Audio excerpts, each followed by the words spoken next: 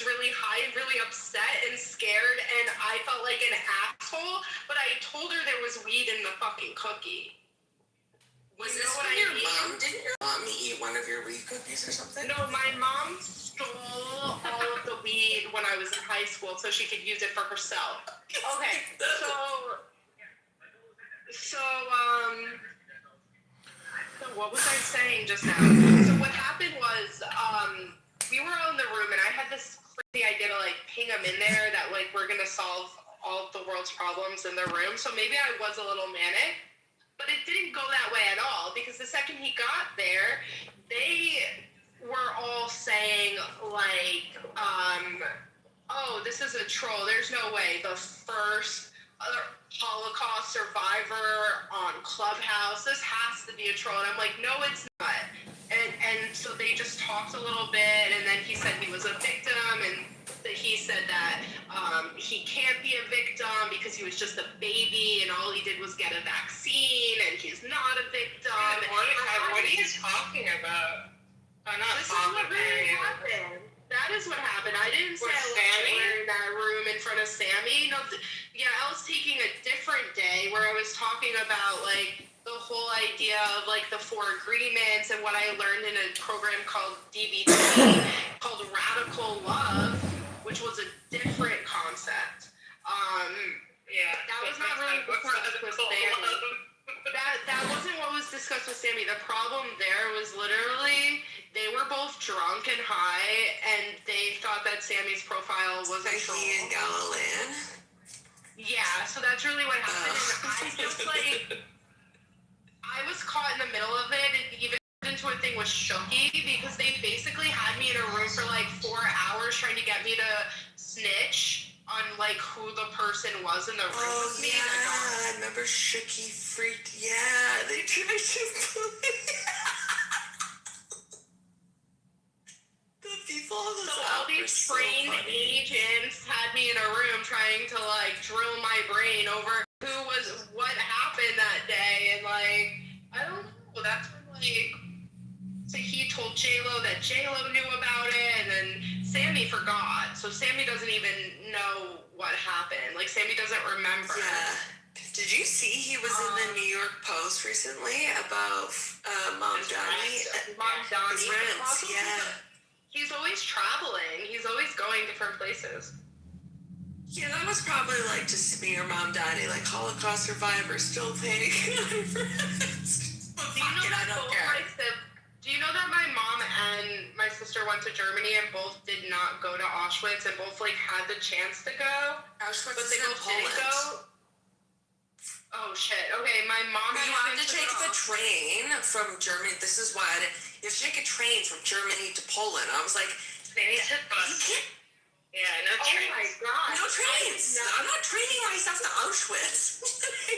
Oh my gosh. I've never been on a train in Europe. It's really like a mindfuck. Okay, good. I'm not going to do it. Yeah, or you could take the Autobahn. But there's a train. But it's just kind of a weird concept. I've been on trains since Germany. It was weird. Weird feeling. It is, right? I'll never go back there again. I hated it. I went to Berlin. Hated it. Yeah, are they the same trains, or are they, like, new ones? It's the same tracks. Oh my god, like, no. They're the same routes and same tracks. Yeah, no. They probably upgraded, but yeah, it's the same tracks and routes. Right across Europe, too. It's a very weird, like, being in Europe is, I mean, the Germans are very nice, but it's just weird as a Jew to be there. Because you really do feel like you're walking around all day. Everywhere you look in Berlin. Beautiful, though. It is. And I'm so blessed that I live where I did feel blessed that I live where I live, because I've seen Europe and it's just stunning. So you're saying you want to live in Europe? I'm saying Europe is a beautiful place. There are many beautiful countries in Europe, yes. So is America, though. I'm not comparing one to the other. Yeah, I was thinking if I would move to Greece, and I don't think I would. I wouldn't want to learn. I would not not want to live in Lesbos. It's very Why not? boring. It is How could you very be bored boring. living there? It's literally only active for half a year. Most of the people move to mainland Greece and don't live on the island all year. It's really only active in the summer. All the people that stay are old and retired. Does Dimitri want to live there? You know, I don't know. And it's weird to share a kid with someone and you don't know if you'll end up in 2 different countries. I thought he's not the father. I mean, he raises the kid pretty much. He helps out. So it would be cruel to separate them at this point. So then go to Lesbos. No. Join us at Lesbos. Yeah, it's perfect. We can do a weekend getaway to Tel Aviv and then jet back over to Lesbos. It's literally an hour away or an hour and a half It's away. less, isn't it? That's Or it's super like a half convenient. hour. Yeah, it's very close. I'm not even going. My son's going for the first time. I don't know what it's going to be like to be without him. Oh, you decided not to go? No, I never was going. I think they went like a few weeks ago, so that wasn't the case. No, I was never going. I never plan on going. Why? Just because you don't like to be in planes or travel? All of it. But I don't have money. Like, I'm literally broke. I don't know why Roya was yelling at me about thinking I spend $50 on food every day. Like, I don't have money for that. How would that even happen? What did that happen? This morning, she kept yelling at me that I don't Yelling cook at you at for eating home. $50 worth of food every day. Yeah, and she accused me of lying and saying that it's 3 people, not 2 people. It was really fucking bizarre. So I don't like all these people on here trying to define my life. It's very bizarre to me. You know?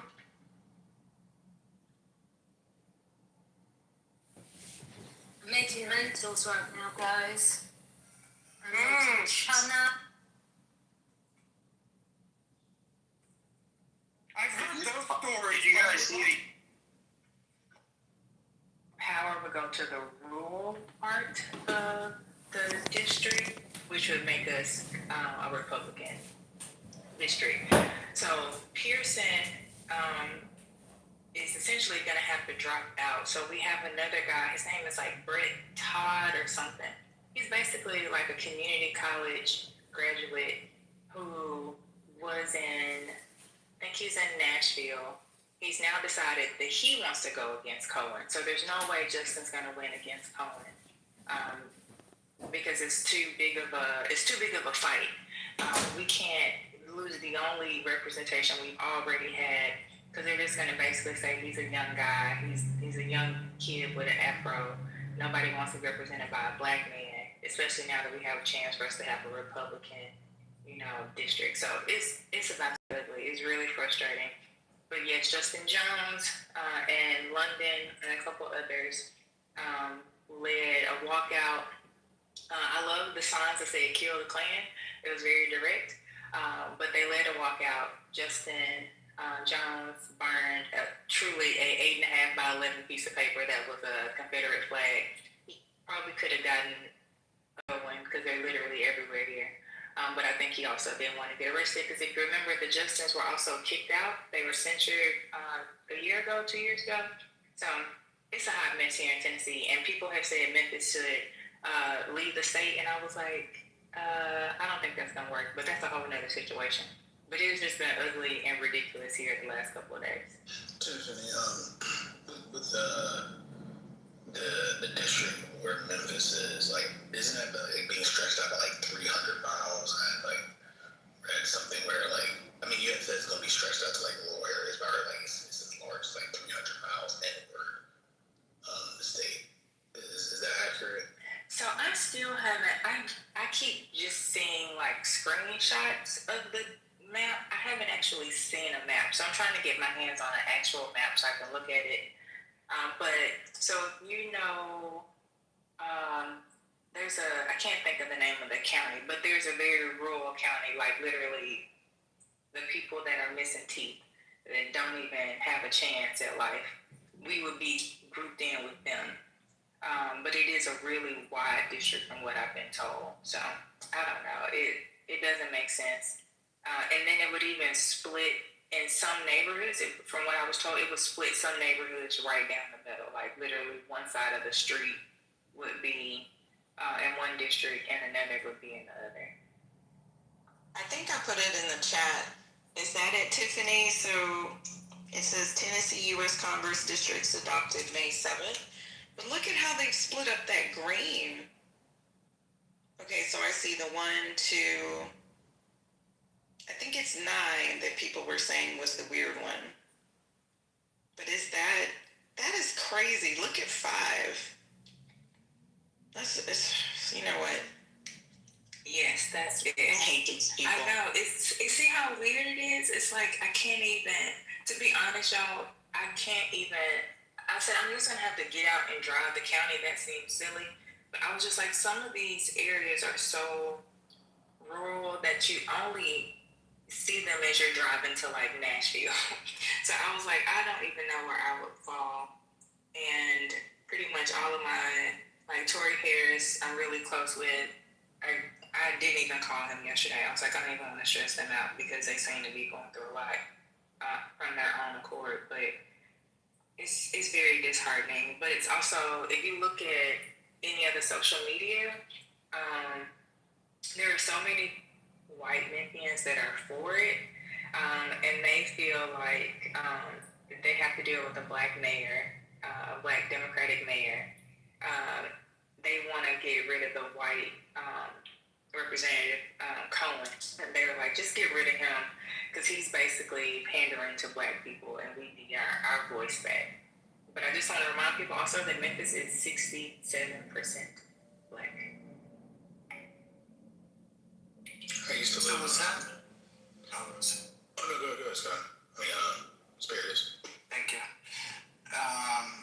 So the reason for getting him out is because he's old, essentially?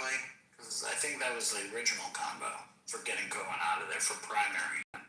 Or did it have to do with like APAC or anything like that?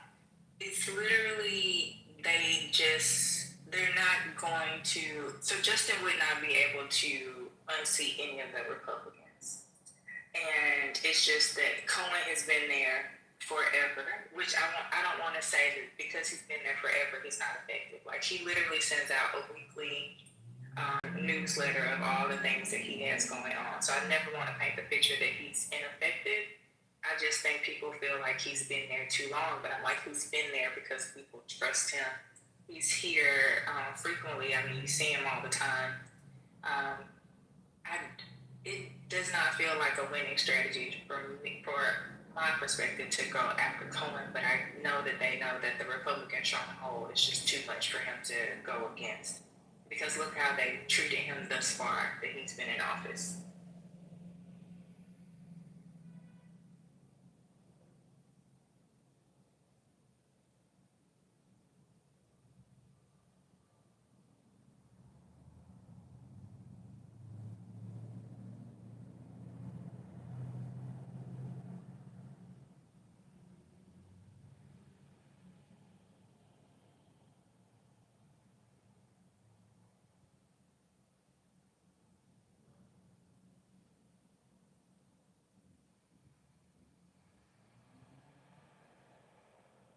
Many moons ago, I used to live literally across the street from a former hospital. Love Memphis. Great city. Black Freedom, you need to come back. So I'm part of the medical district. It is beautiful. When I tell you what the Med is about to do, what Regional 1, Le Bonheur, St. Jude, like, it's a whole, it's like walking into a totally new city. Like, the apartments they are doing everything to attract people to this area again, to live and to work. Like, I drove through yesterday and I almost cried because it is literally, it feels like a different city that I grew up in. That's technically downtown, right? It's right on the cusp. So that's the 3810. It's in that 38104, 38103. If you remember where the health department is, Poplar and Dunlap, that area. Yeah, I was on Washington. And somebody told me it was technically downtown, but it was like between Midtown and downtown. Yeah. Great. I bet I know where you lived. I'm not gonna say it out loud. Yeah, Was it the blue ones? Is it the blue ones? Or did you say in the blue ones? No, I mean it was. I mean, gosh, I don't know what color they are now, but like literally, like it's a stone's throw away from Le Bonheur. Like I could walk from my apartment to Le Bonheur in like what 30 seconds. I bet we stayed in the same place. Mine was gated, but yeah, I used to live over there too, about a decade ago. But it's different. Like I tell people, I know that you hear people say how dangerous Memphis is. Literally, you could come for a weekend, you could have a great time. You would not even notice half the things that people like to share online. Like literally, even if I only took you through the medical district and showed you all the things that they're doing, it will blow your mind. My dad is actually, he had heart bypass surgery, and he's in one of the medical district facilities. And when I tell you how, like, the view in his room is amazing, like how they care for him, like the things that they offer, they're basically trying to establish themselves in a way to where people have to come here for the research and for the care, because there's nowhere else to go because they closed all the rural hospitals, and they're trying to make sure that people have a chance, to survive, even if it's something small. And so there's so many great things happening in Memphis, even festival season. I mean, I don't know if y'all knew, like, we just had a festival here, like, all the old school rappers came and they did a show, and people absolutely loved it because we poured, like, billions of dollars into our riverfront. So if anyone wants to come and let me know, I will treat you to a weekend here in Memphis. Yeah, I was gonna say, it was pretty strong. The medical district and just the medical centers there were pretty strong. I know, at the very least, with St. Jude being there, it was kind of like, that was the place to go. At least from what I remember regionally when it came to medical care. And St. Jude has a, you're right, man, I should not meet up with people from Clubhouse, but I would just for this reason. But to your point, St. Jude, FYI, I don't know if people know this. So St. Jude has a global hub. So there's been a couple of runs where people have talked about, like, oh, there's all this money in cancer, and they get all their money from not actually curing cancer. I don't know if people realize this, but St. Jude literally has a global hub where they take every single medicine that they can get here. They condense the pharmaceutical giants to white label it. They take it to other countries, like third world countries, and they are teaching doctors literally how to save kids who get these cancers. And even if they don't even get cancer, I don't know if people realize leprosy is on the rise. My friend is doing a convening this week about how do you prevent the spread of leprosy in these countries, because now it's back. But everything that happens in St. Jude, they have now pushed it to where they have saved the lives of 120,000 children in just 2 years. And they are expanding that group. There's only 57 people that work in that department. So imagine what it will look like when they continue to expand. And they have a convening of who next week to talk about how they'll do that expansion. Tiffany, I don't know what they're talking about because St. Jude, I work at Sloan Kettering. In St. Jude, there's our sister hospital. We don't really specialize in pediatrics, so a lot of the doctors at Sloan Kettering also go to St. Jude's to be able to train in pediatrics. It's an excellent leading care of cancer. I don't know, that's crazy. But are they having problems as far as financing? Are they okay? So St. Jude's financing is in great standing from what I've been told. My sister actually connected me by accident to the his job. So for those that don't know, St. Jude, no child or family ever pays for anything when they come to St. Jude. It takes about $2 million a day to run St. Jude because of that. And your child, to be a St. Jude patient, it is considered catastrophic, which means there are only 4 possible hospitals that could take your child. And St. Jude is usually either number 1 or number 2. And so if your child is admitted into St. Jude, pretty much it is a guarantee that they have a low survival rate. St. Jude has been able to move survival rate into the 80s and 90s for most pediatric childhood cancers,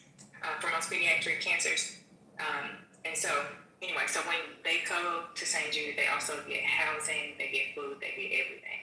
The fundraising arm of it is called ALSAC. If you know anything, I encourage people to research Danny Thomas. He's a former actor. His daughter runs the organization, but he is Lebanese and Syrian, I believe.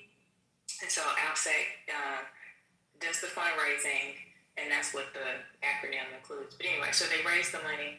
They can raise close to $1 billion a day in some cases on a good day. But literally, they make a daily transfer over to the hospital just to keep it moving. And it is mind-blowing the things that they have. Today is the high school grad, so kids that would normally be in, they have something called Imagine Academy, and that allows kids to continue to their education while they're in active treatment. And so today will be the high school graduation, and then next week will be their kindergarten graduation. Last year's kindergarten graduation was the largest in the organization, and it was about 60 kids. So that was 60 children that had completed kindergarten and that were in good standing in their treatment. So amazing things are happening at St. Jude. I encourage people to send money, even if it's only $20. You will be surprised the things that they can offer people.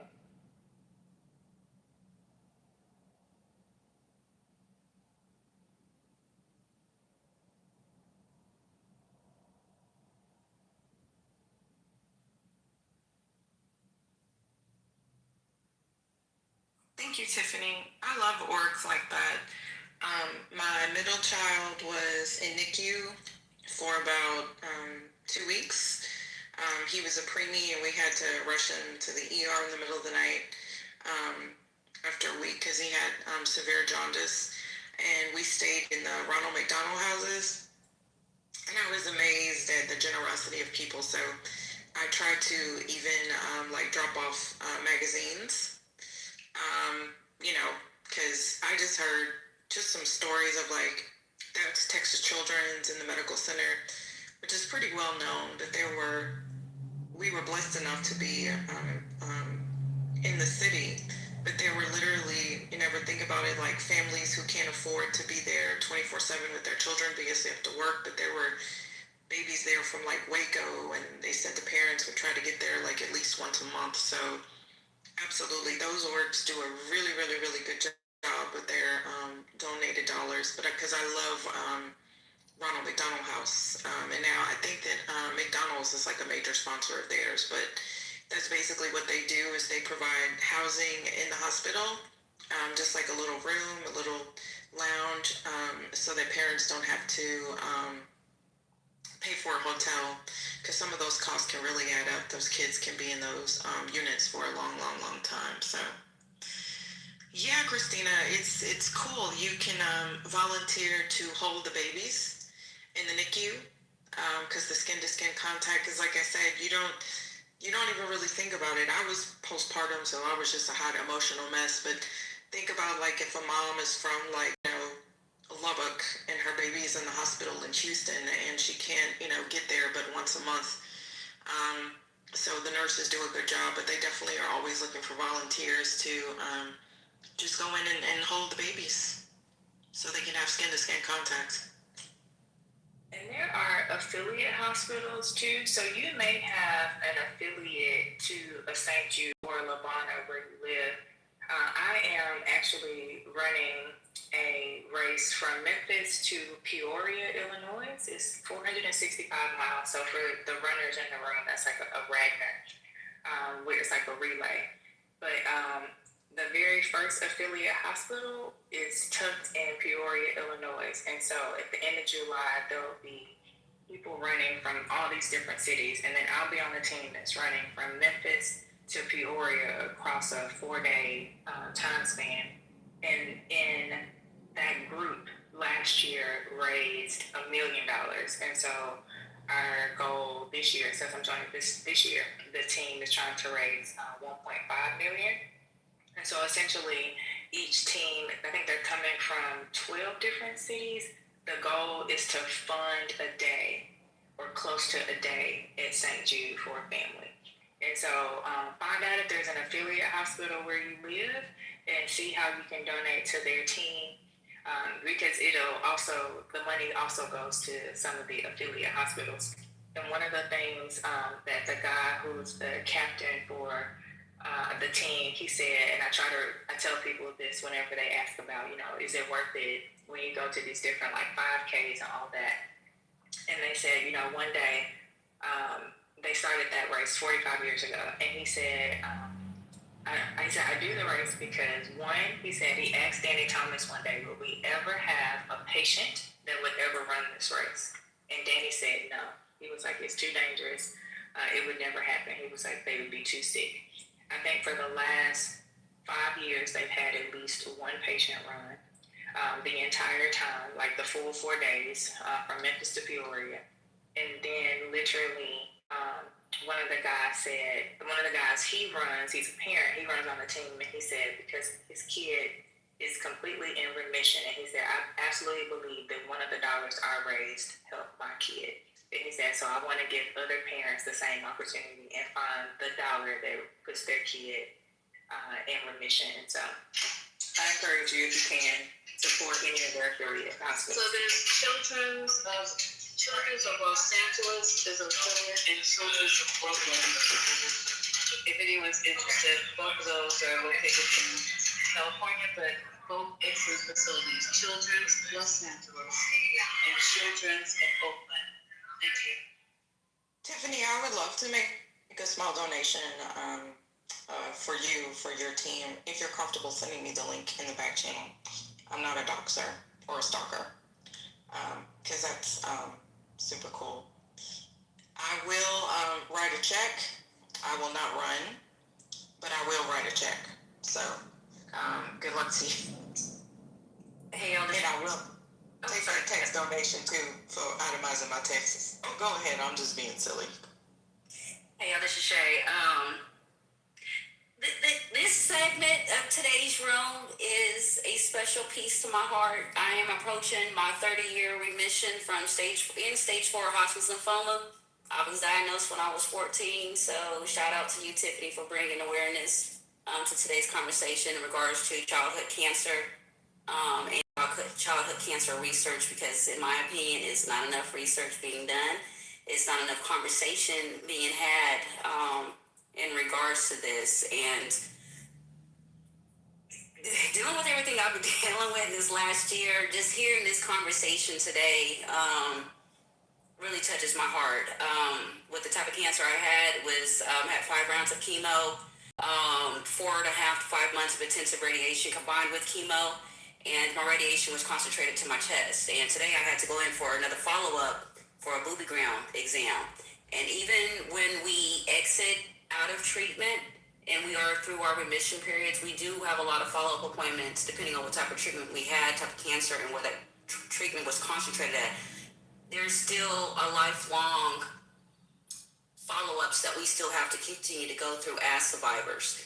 So I just want to say thank you to the space for having this awesome sauce conversation, because it does touch me a little bit too close to home. But yeah, shout out to you, Tiff, and everybody else in the space that is doing your due diligence and your part to making sure that there are more survivors in fighting this ugly thing we call cancer.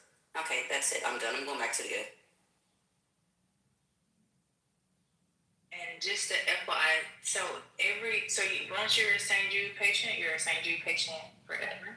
I met someone one day that just randomly, we were just having a conversation, and she was telling me that she was having she was just feeling weird. She couldn't figure out what it was.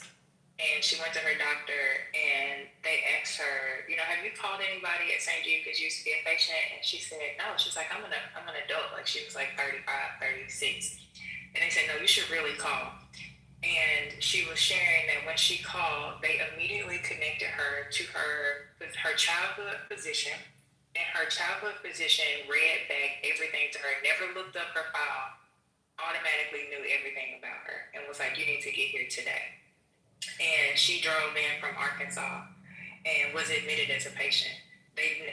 Literally, if you're walking the hall to get a tour, you may see there's certain ways you can identify people. Patients have a very particular, their badge is like vertical. And there would be like an 80-year-old with a badge on walking the halls. And I'm like, are they even old enough? But they may have been like 18 when the hospital was open, and so they were able to get treatment. But they are patients forever. They're never turned away. Everything is free to them. And one of the things, beyond childhood cancer, they also treat children with sickle cell, which are Black children, and local children that have HIV and AIDS. And so their doors are open to a wide variety of children and individuals that would normally not be able to afford the care that they receive. That's awesome, Tiffany. I did not know that. That once you're St. Jude patient, you're a St. Jude patient for life. You're part of the family forever. My family opted to not send me to St. Jude. So I'm from Kansas, and that was a drive. And my dad was like, no, we're not doing it. We're going to do what we can to get her seen here. And they work closely with St. Jude and John Hopkins in terms of my care. So I appreciate that information that you shared, because I didn't know that, and that's just going to continue to encourage me to encourage other people to donate. Because when I'm at the register, I see that little pop-up, I always round up to the nearest dollar. And thank you for sharing with us, Shay. Shay, what an amazing testimony. God bless you. Like, that is just amazing. So thank you for sharing that and everything that you're going through. Sending you hugs.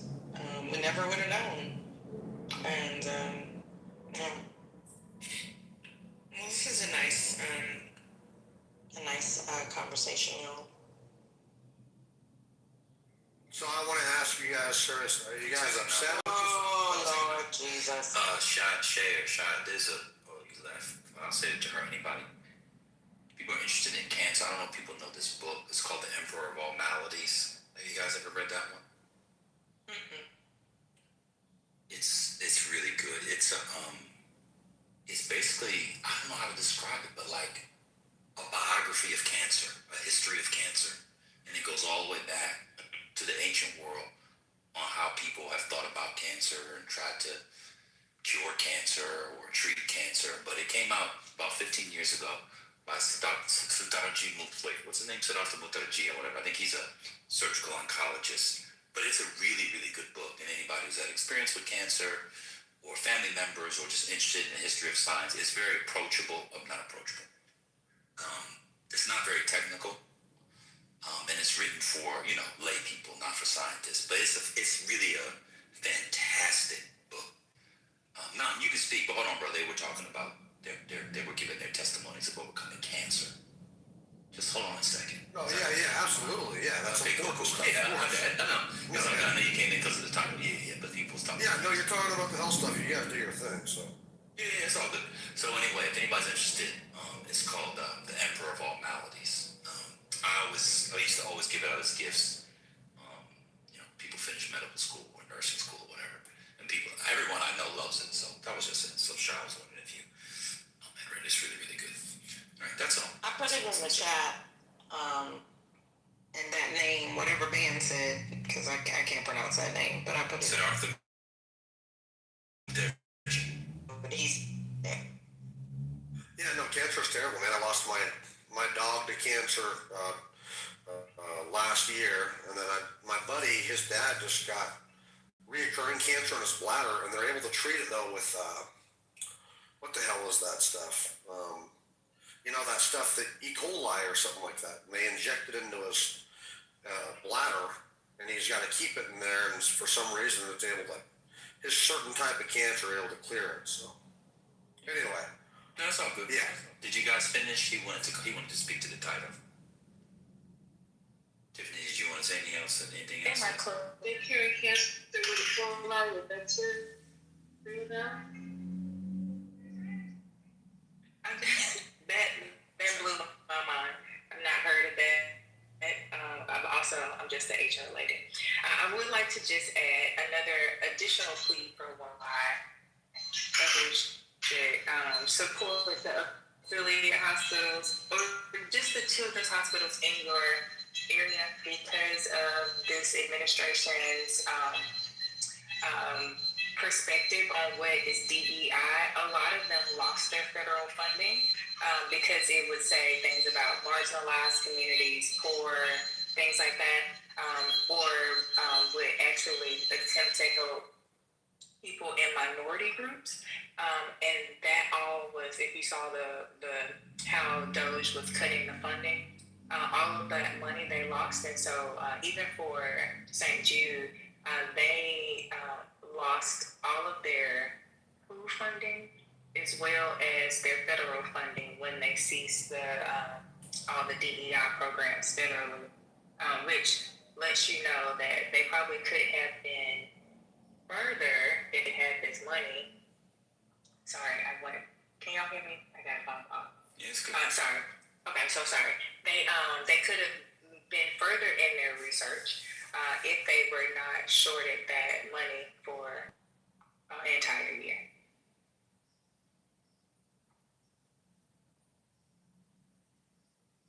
It was tuberculosis, by the way, not E. coli. Tuberculosis. They inject it into your bladder for certain types of bladder cancers.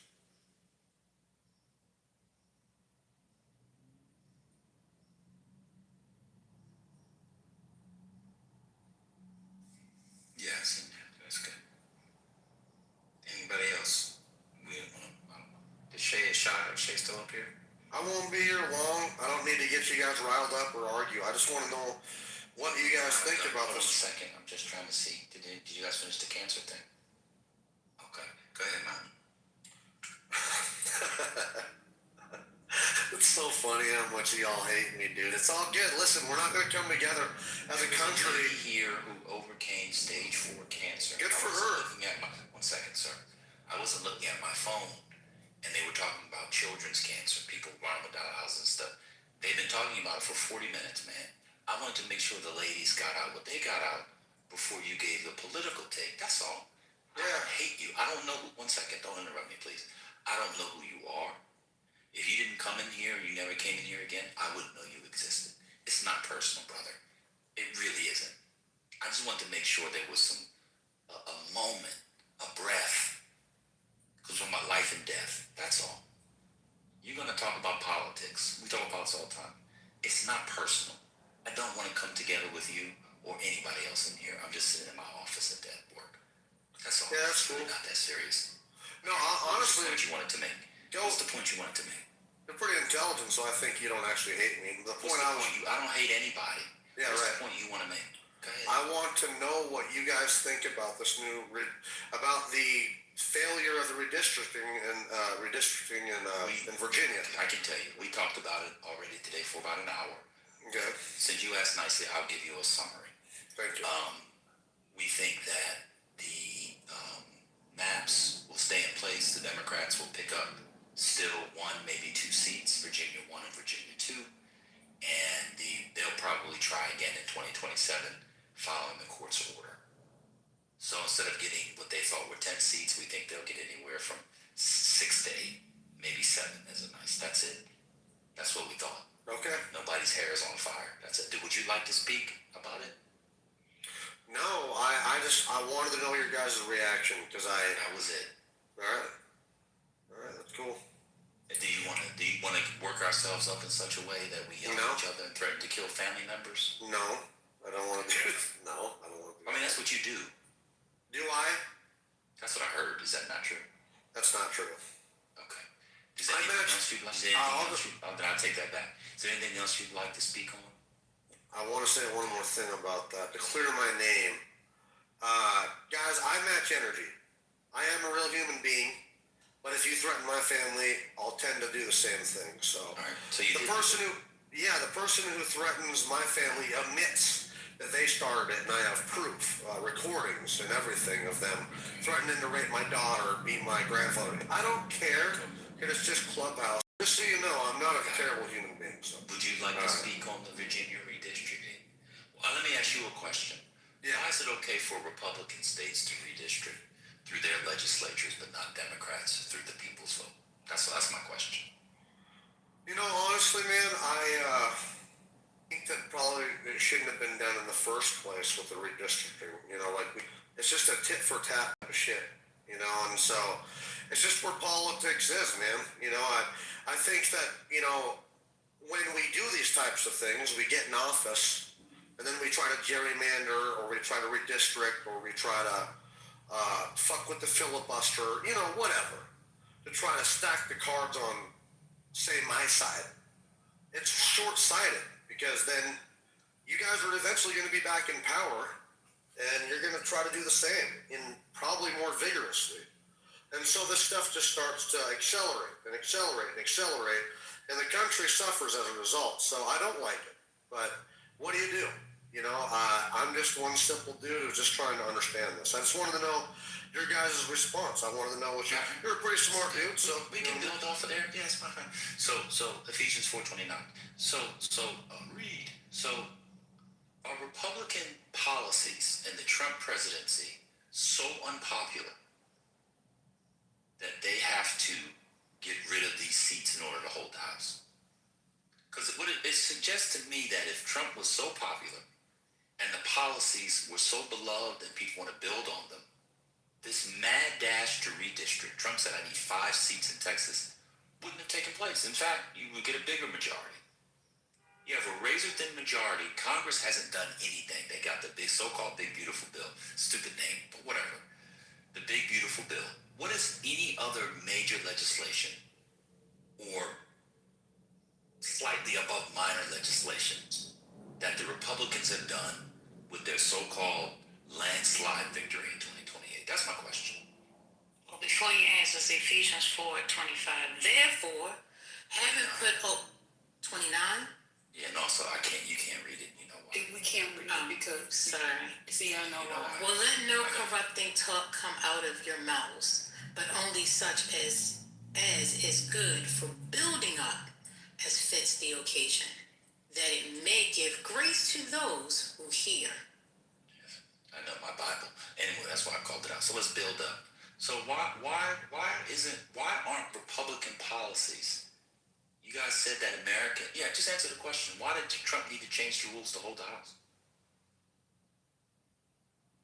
I think it was more of a, like I say, a tit for tat. You know, they change it, redistricting. They change it. You know, the Democrats do. I said Texas. The first one was Texas. I'm talking about the first one. Why did Trump say he needed 5 seats in Texas? If this is so popular, why couldn't they just swing seats from Democrats? I think that the demographics were changing. Texas was turning purple. You know, California at one time was red, and as soon as you know, what's his name, Ronald Reagan gave blanket amnesty to all these people, the state changed from red to blue, and it's been blue ever since. We don't want that to happen to a state like Texas. What does that have to do with my question? I'm asking you, why did he ask for 5 seats mid-cycle? Right? What do you think? What do you think? Well, it's me. The policies are very unpopular, which is why Republicans are getting clobbered in elections. Well, we'll see about So that. my question is, no, we haven't seen them. We've had elections. There was an election on Tuesday. There was a seat on Tuesday. And they got clobbered? Yes, can I give Michigan? you an example? Can I give you an example? Sure. I don't know why you just. What's the point of you speaking while I'm speaking? Because we're talking. It was. I know, but what do you want for lunch? You're like Claude, bro. You're like Claude. If you say one fucking thing, you like you get all mad, bro. You do it on purpose. No, I don't. You're doing it on purpose. Just mute up. So, and you can speak. It was a district that Harris won by 0.9. The Democrat won by 20 points on Tuesday. There have been historic overperformances. The biggest Republican county Senate district, state Senate district in the country is in Texas. It's Tarrant County. It's Texas 9. Democrats flipped it. The Republican outspent the Democrat 10 to 1. They flipped it. Democrats won statewide races in Georgia, which they hadn't won in 20 years. They said that New Jersey was going to be a close race, that in fact Jack Ciattarelli could possibly win. Mikey Sherrill, she won by 15 points. That's every single district, I think except one in Virginia, went to the left. They expanded and got the trifecta in Virginia. In Marjorie Taylor Greene's seat, the most Republican district, I think it's Georgia 14 in the state, she won by 30, 40 points. The Republican only won by 14 points. Historic overperformance. Yes, Republicans are getting clobbered. Yes. Done. You can go now.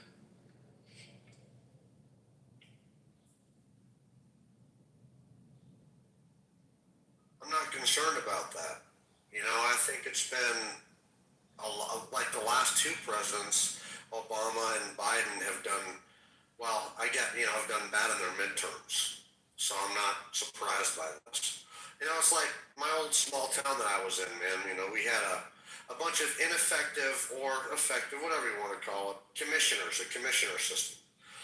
And if you look at the history, most commissioners don't win their reelection.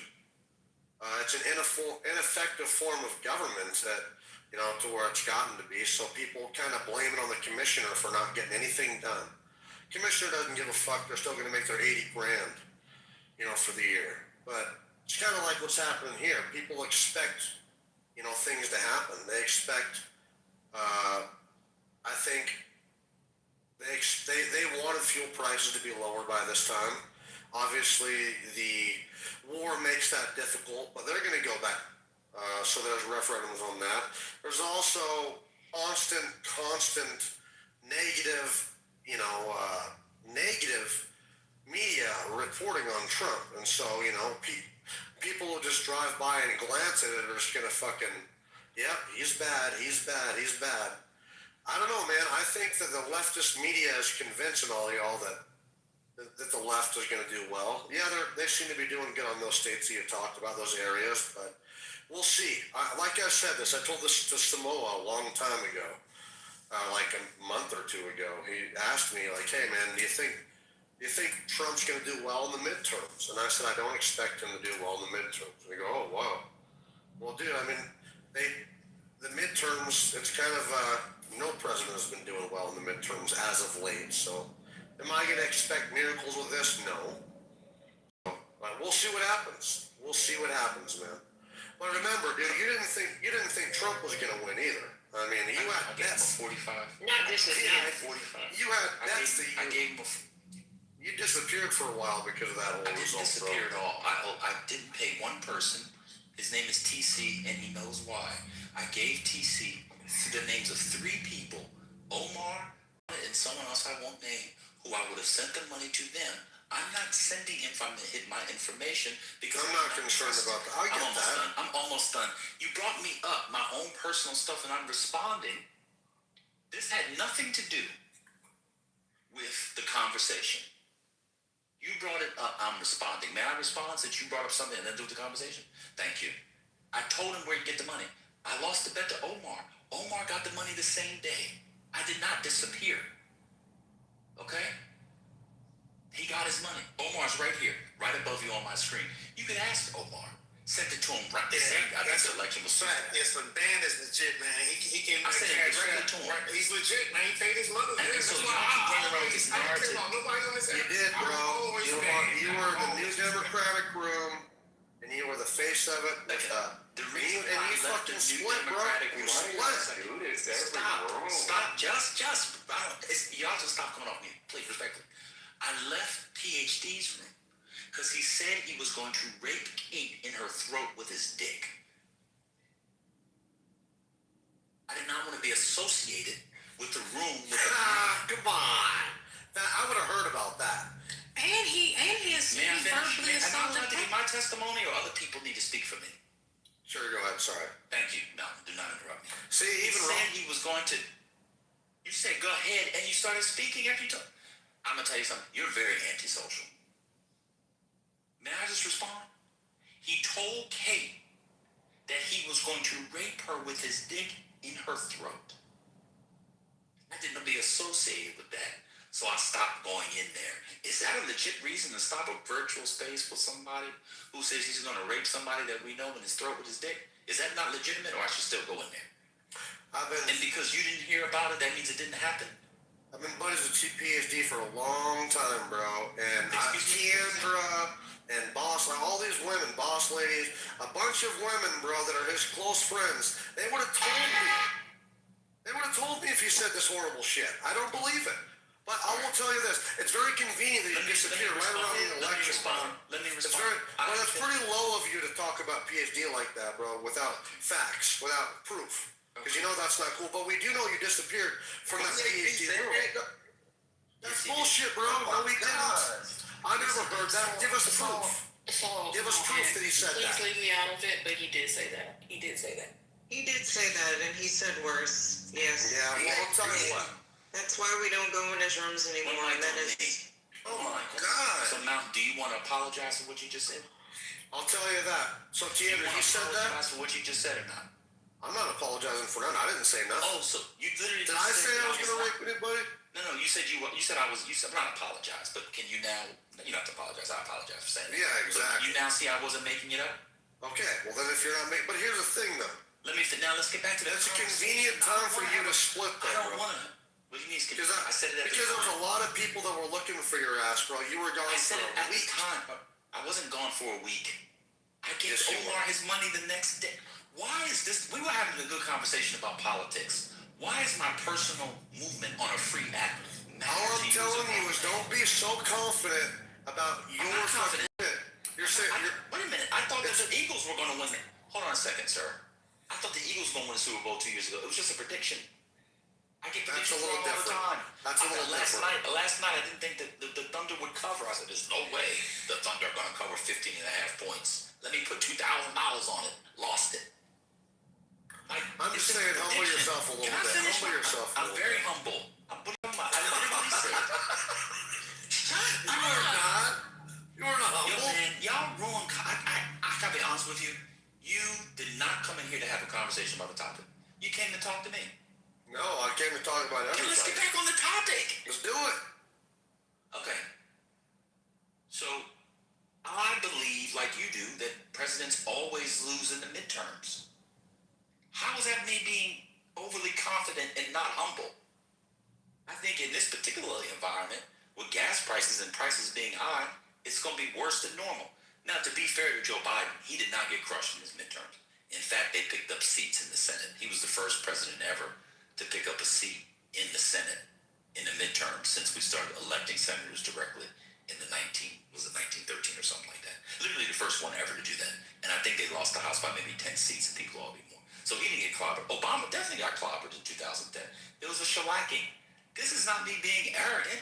This is me and you agreeing. We're agreeing, and you're telling me I'm not humble. I think Donald Trump's going to lose the House. How's that me being, everybody thinks that. How's that me being not humble? I'll further continue. I gave Kamala Harris a 55%, Trump 45%. She lost. Do you get all your predictions right? No, you don't. Come on.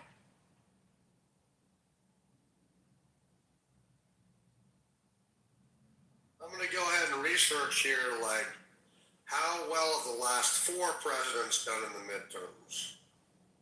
Just, you know, And I assume not very good. I literally said the man picked up the seat in the Yeah, I know. So does that count as the midterms? Or Picking up one seat, you gotta listen. that's doing well. You listen what I'm saying. He's the only president to not lose, is what I'm saying, in the modern era. So that's different than the other. I said, just to be fair to him, it wasn't as bad as like Obama's or Trump's. He lost nine House seats and gained one Senate seat. I know, that's good. That's much better. Oh my God. You're not listening to what I'm saying. I said compared to the others, his was much better and better than anticipated because inflation that year reached 9% and or more.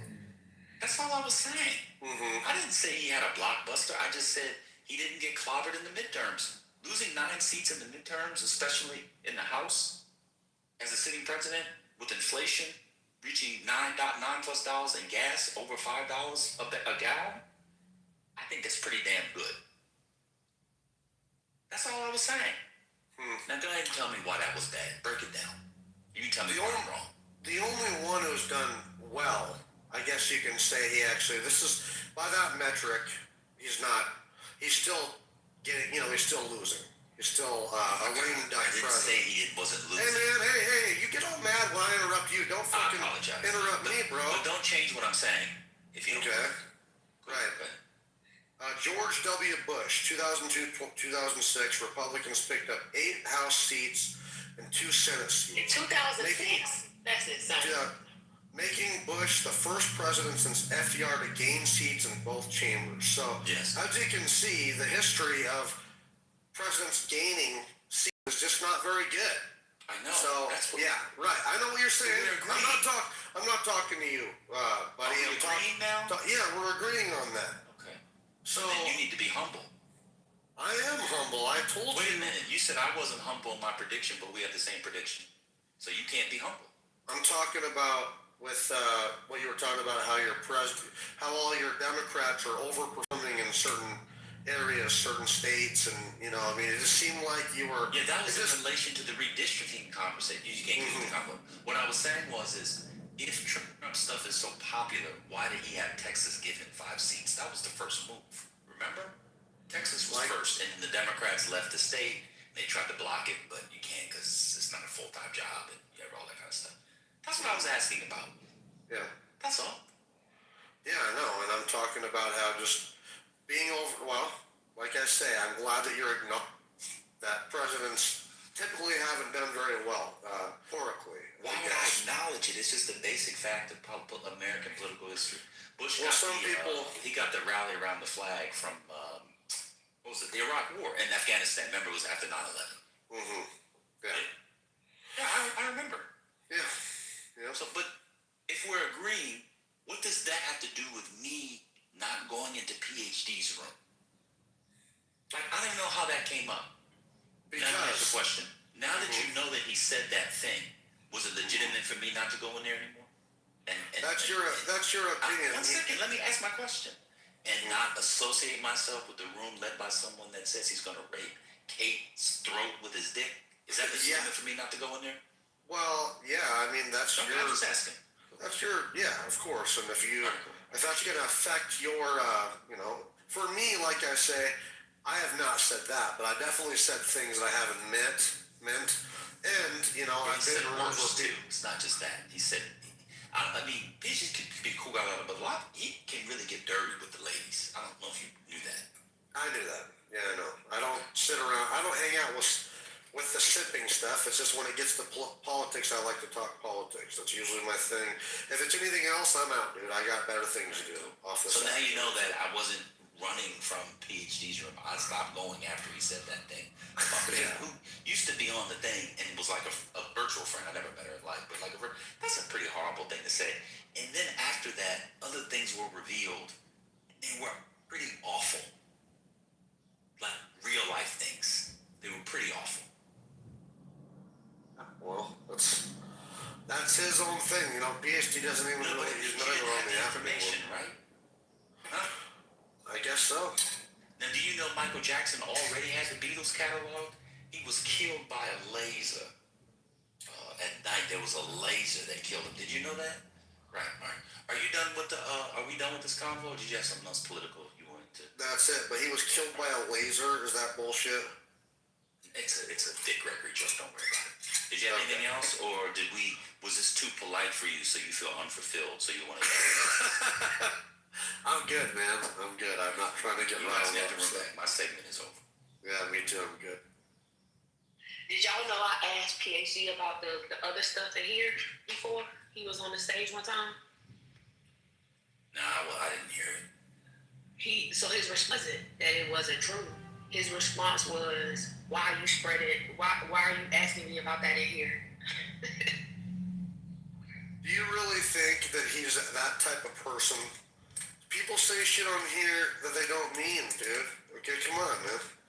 Like I have gotten. Don't nobody care about him. Why are you standing up on his behalf? I'm not, but listen to me. Think the same thing, Jack. No, I don't. Fuck him. Oh, there go Jonathan Martin. Listen, Good afternoon, guys. everyone. I Happy fucking said Friday. some shit I Welcome don't to need. Friday. This says No Crash Out Friday. Happy Friday, everyone. I hope this day finds you well. Please come in with a positive attitude, an open mind, and a kind heart. Have a wonderful day. Thank you. So before this gets to a crash out, I just want to make sure I'm reminding everyone we're not doing that today. Ben, thank you for that wonderful conversation with Mountain. Thank you, Mountain. First Lady. They took us. I wasn't finished. I apologize if I snapped. I wasn't finished. speaking to you. I wasn't speaking to you. I wasn't finished. You got caught up in the cross. I wasn't finished. Did somebody mute my mic? Did somebody mute my mic? What's going on? Tickle his tonsils, First Lady. Go ahead. I would never do that. So I just want to say that took a lot of restraint. I was on the edge of reacting, but I did not. And I thank Mountain for holding it together and finding his center. So I just wanted to recognize the challenges that we overcame in that conversation. We don't have to agree, but having a dialogue and going back and forth, I think, it was pretty productive. So I appreciate it. Thank you. So I want to thank you, First Lady. Can I thank you and send you a flower? Because you just pulled me out of that. I was triggered when he mentioned fat ass Frankie. And I thank you for, thank you. Amen. Let's give a round of applause to one lady. To everyone, not to me. Because it takes... There's no I in team. I'm going to head down to the river. Together. Because at the end of the day, regardless whether what side you're on, we're all human. Amen. Clark Fork, we're all human. We gotta stop this senseless fighting. People can have their views and so on, but we gotta stop the senseless fighting. One lady, I wanna bang. Let's go. I know. So, but see, and I believe in banging. There's a certain way you must bang in order to achieve. Wow. So, First Lady, can I just throw this out here and see what you think? To honor your, ex no crash outs, should we today, maybe today only, give people X's to help remind everyone to not crash out? So instead of giving them hearts or claps, should we do the X's? I don't think that represents the positivity that I was looking for. Oh, okay, I thought we might try and flip it, because at first I thought like the crash outs, like the X marks the spot, like crash outs come here. That's what I thought it meant at first. But I think if we flip it, we reinforce the X as a reminder not to crash out, then maybe. Yeah. Well, I'm glad I'm here to clear it up. I don't think that would head in a positive direction. So we can just continue to steer the boat in the direction that is going. We're not going to fight the current today. We're gonna let it flow. Amen. Thank you. Maya says Ben would care. And not saying we care. Poor brother. Somebody in the chat said, "This is the man that said slavery in Texas ended in 1979." Brother, is that true? Wait, what? Brother is never gonna You be weren't down. here, Dr. Library? Good try, Ben. Dr. Library, he went and took somebody's meat off the grill and turned it down a notch. I heard he didn't even use tongs. He flipped it over with his bare hands. He took that meat and it was warming up. The meat was warming up. It was all marinated. It had been thawed out. And then he just went in there and took the cover off Now, and decided to stick his hands right in the fire. He took his hands right in the fire. Because I'm about to have unlimited free time in a few minutes. I don't think y'all want to do that. I don't think y'all want to do that. Okay. He got his basement back. He got his basement back for the afternoon. I'm about to. The baby is down, and I'm about to head down myself. I know. They took that man's basement. Yeah, so we can do this. Just how y'all want to move forward. Listen to him instigating. He wants to crash out so Yeah, bad. I do. I'm ready. I'll do that. But before the noun segment, y'all, I was really serious. I know people don't read, but it's a really good gift, and that book is really good, and it's absorbing. The Emperor of All Maladies, just to read.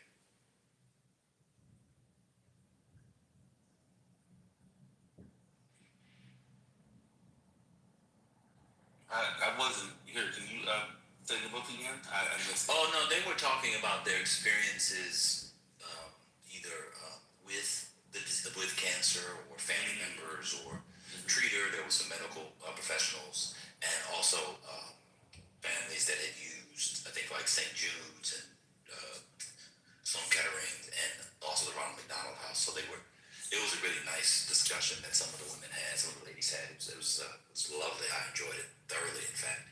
And I was just saying at the end that book by Siddhartha Mukherjee called Emperor of All Maladies, which came out 15 years ago, is really, really good. Oh, okay. It's like a biography of cancer, like a history of cancer from the ancient world to the present. Have you seen it before, brother? No, I haven't. Oh, it's great. It won the Pulitzer Prize, all the awards, and he's a surgical oncologist. So the thing about this guy was he was a staff writer for the New York, but he was an actual surgical oncologist as well. But he can write. He's one of these people. I have a couple of these in my family who are so talented they should be rounded up and studied and then killed, take their brains out. He's one of those kind of people who not only is a brilliant surgeon and oncologist, but also writes better than everybody else. He's one of those people. Yeah. Wow. Well, no, I appreciate that. I'm looking at the book right now. It probably should be that illegal. It probably should be illegal to be that talented. Like y'all was saying about Will Smith and Jamie Foxx, we probably should have taken Jamie Foxx out at some point. But that level of talent is just not fair. You know, speaking of that, there's this college student who just proved a few years ago that choke cherry yogurt, Indian choke cherry yogurt with the crushed up, you want to eat the choke cherries with the seeds. They grow all over Montana, and it actually fights cancer. So pretty wild. So shrinks cancer tumors. How is it speaking to that? Speaking of that, how is that speaking of that? Give a smart. Oh, just the cancer piece. The cancer piece. Yeah, see, that's the kind of stuff he covers in the book. Like indigenous communities or old communities, they might not have had the word cancer, had a word for cancer, but they would have like these kind of natural things. They would chew a thing or drink a thing, and that's how they thought they were solving. Yeah, it's kind of like that. Yeah, somebody with sour sop, that kind of thing. Yeah, it's a really good book. Y'all should check it out. My segment's done. I'm going to get checked.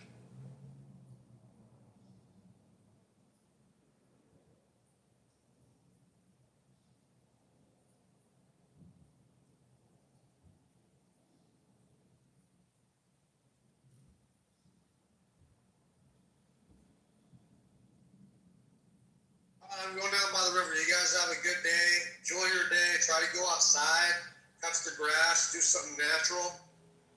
All right, we're all Americans at the end of the day, so, we gotta love each other. See y'all later. Thank you, man.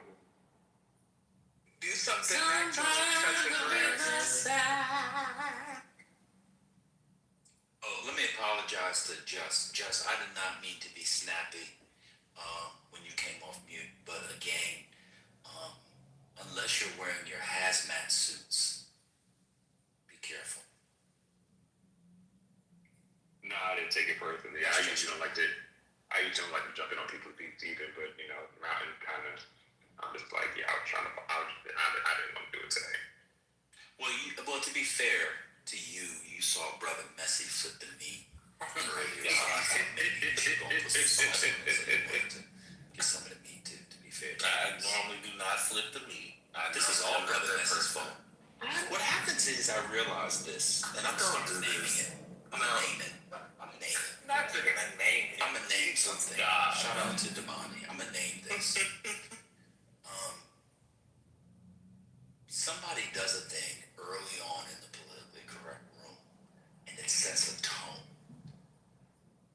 for how the whole room later on goes off track. And Brother did that today when he did that. It was like, was it yesterday when Spiritus came in and said good morning to the mods or whatever, and then asked Concrete about the bond market, and then when Concrete was done, he said that there's nothing worse than a conversation about the bond market, even though he asked for the conversation about the bond market.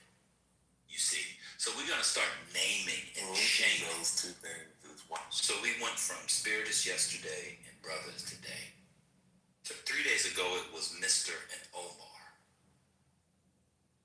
Anybody notice the pattern? No count niggas. Let's see. No what? No count.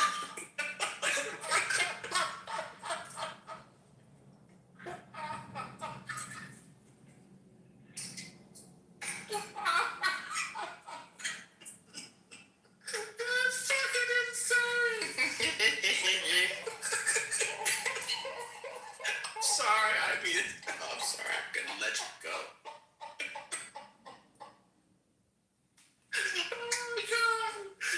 Oh, that was good. Oh, shit, I can't.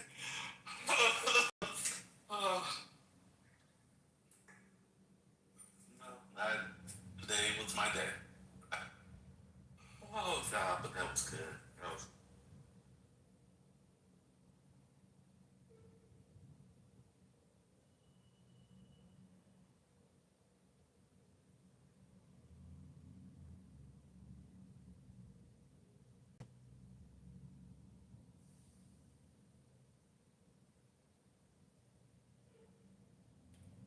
I'm still recovering.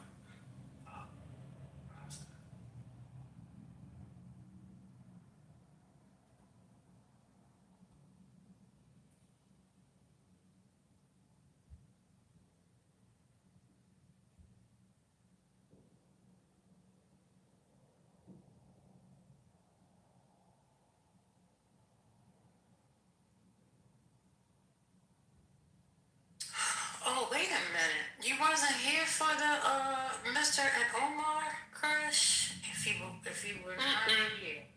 Oh my goodness. That thing went on for about a good 5 hours. I don't even know if that counts as a crime. I just put that in the chat.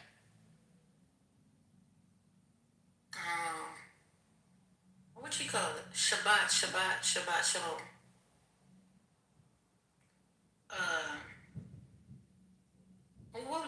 What would you rate that? A thrashing? If it wasn't a crashing, gotta think about it.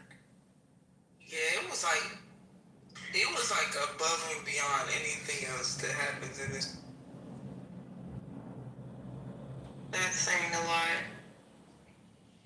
Like at one point, it was a merry-go-round going at like 100 miles per hour, and then you got vertigo, and then you started throwing up, but yet it wouldn't stop spinning, and then every time you thought it was gonna stop, it just continued on and on and on, and then new people got involved, and it just shook you every way. But no, sometimes the merry-go-round did stop. That's the thing. So then you expected it to be over, but then it just started back.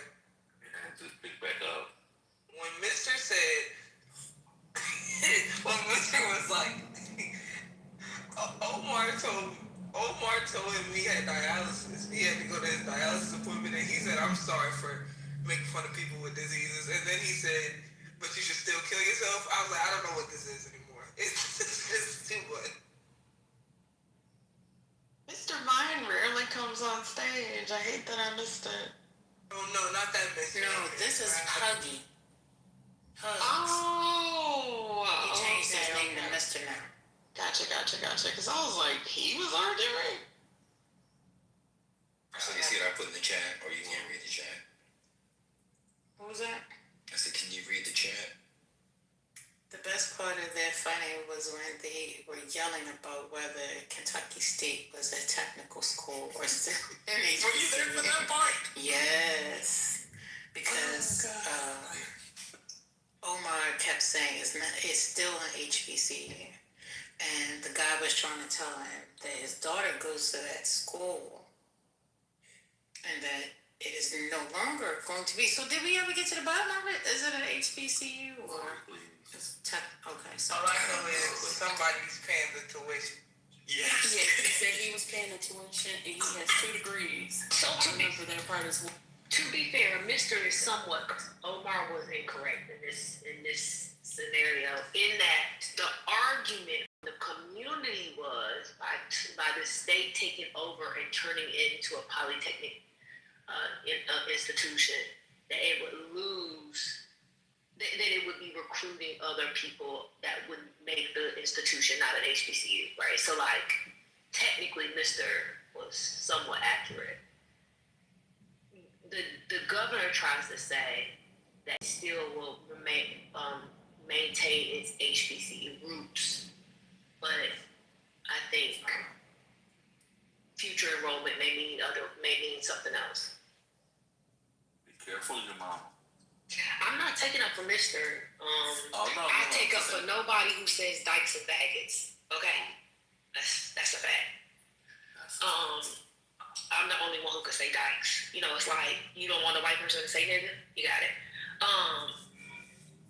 But anyway, so that's all. I think they were both kind of inaccurate in their framing, but I think Mr. is hearing what the community is saying, which is like, we don't want this because this is going to remove it from being an HBCU. That's what the community was saying in the rhetoric around the government. I mean, the state government taking over the school. So let me just point a clarification real quick. So a person who is not the D word should not use that word? Correct. Or who is not a part of the community? Yes, I mean, Is it derogatory? It is derogatory. It's like calling somebody the hard ER. Right, that's what I heard you say. I just wanted to clarify. Okay. Mama, I don't like the word, but somebody who is older than me but younger than you told me I just don't like it because I'm young, and they use it as a powerful tool. Yeah, it's like people who say queer now, right? Like, you know, back in the day, queer was a derogatory word. Same thing. Yeah.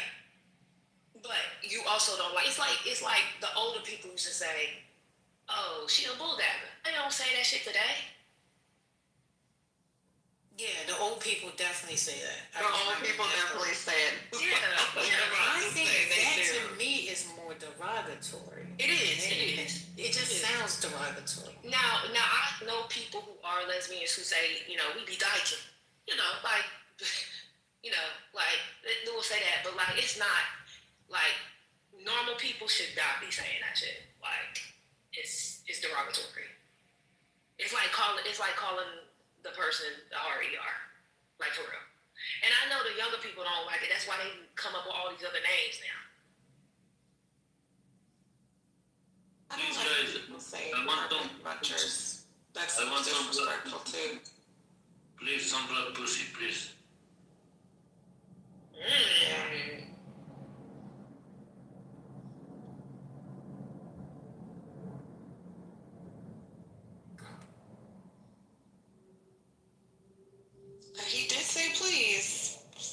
absolutely. He did say please. What actually is black P? What is that? Is it black in color? That's what I'm asking. What does that Black mean? in identity. Oh, okay. I don't know. Have y'all ever had black P? Because I had never had that. Black pussy, black pussy, black pussy. And back up on But stage. Mister, what is that? What is black pussy? That is between your legs. Oh, now I did not bring this creature back up on stage. Yeah, if you got some black pussy, y'all need to get checked out. I'm sorry. I love it. I love black pussy. Really. All right. Well, shout out to Black Can you use the word vagina Coochie. in a sentence, mister? Not black pussy, black cutie. Black what? You should probably look in the chat as opposed to coming up on stage. You have more options. People with a lot of time on their hands and. What the problem? I want some black pussy. What is the problem? I'm just directing you to the chat, sir. You have plenty of options. Do you have a problem with that? I don't have a problem. I think you would be well aligned with some individuals in the chat with a lot of time on their hands. Good luck to you, sir. Thank you. You are very welcome. You are very welcome. I will still looking for it. All right. Any takers? Hit those back channels. Looking in the chat like, who got the time? That's black. Very black. Very black. Right. There will always be a response when someone is looking for coochie, apparently.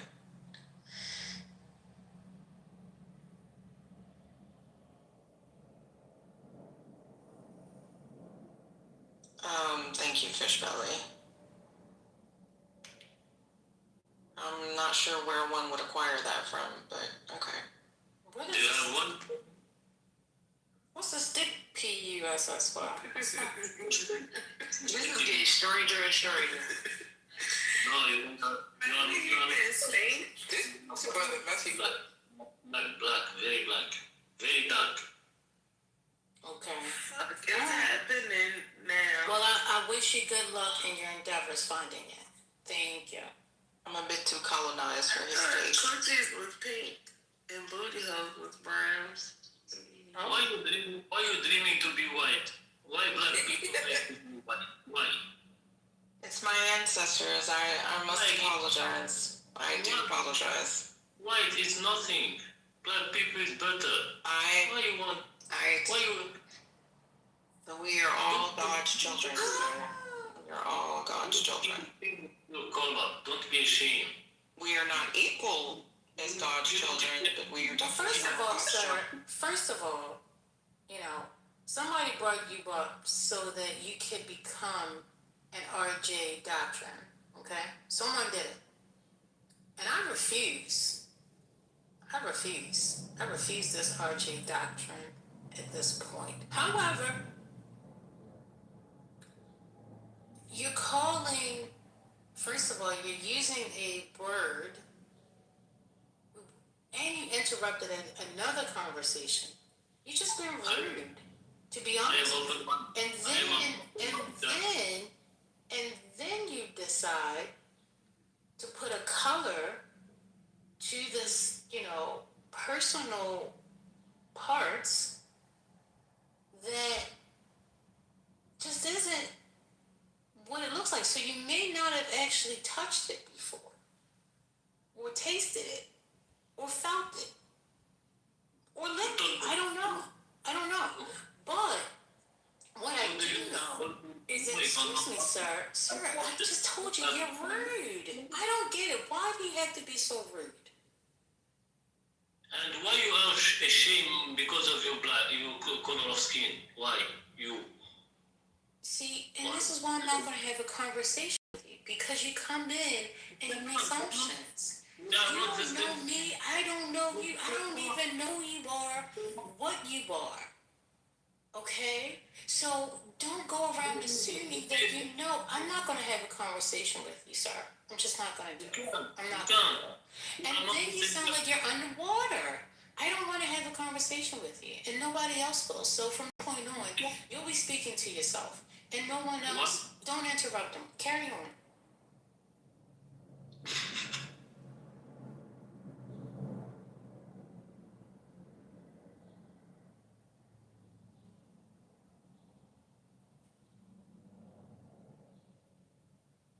No problem, but I will find it one day.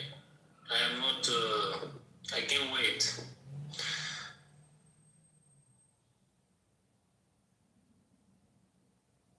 All of you are black as a fact, and you are angry because I asked for some black pussy. What is the problem? What's your problem? Really, Sandata?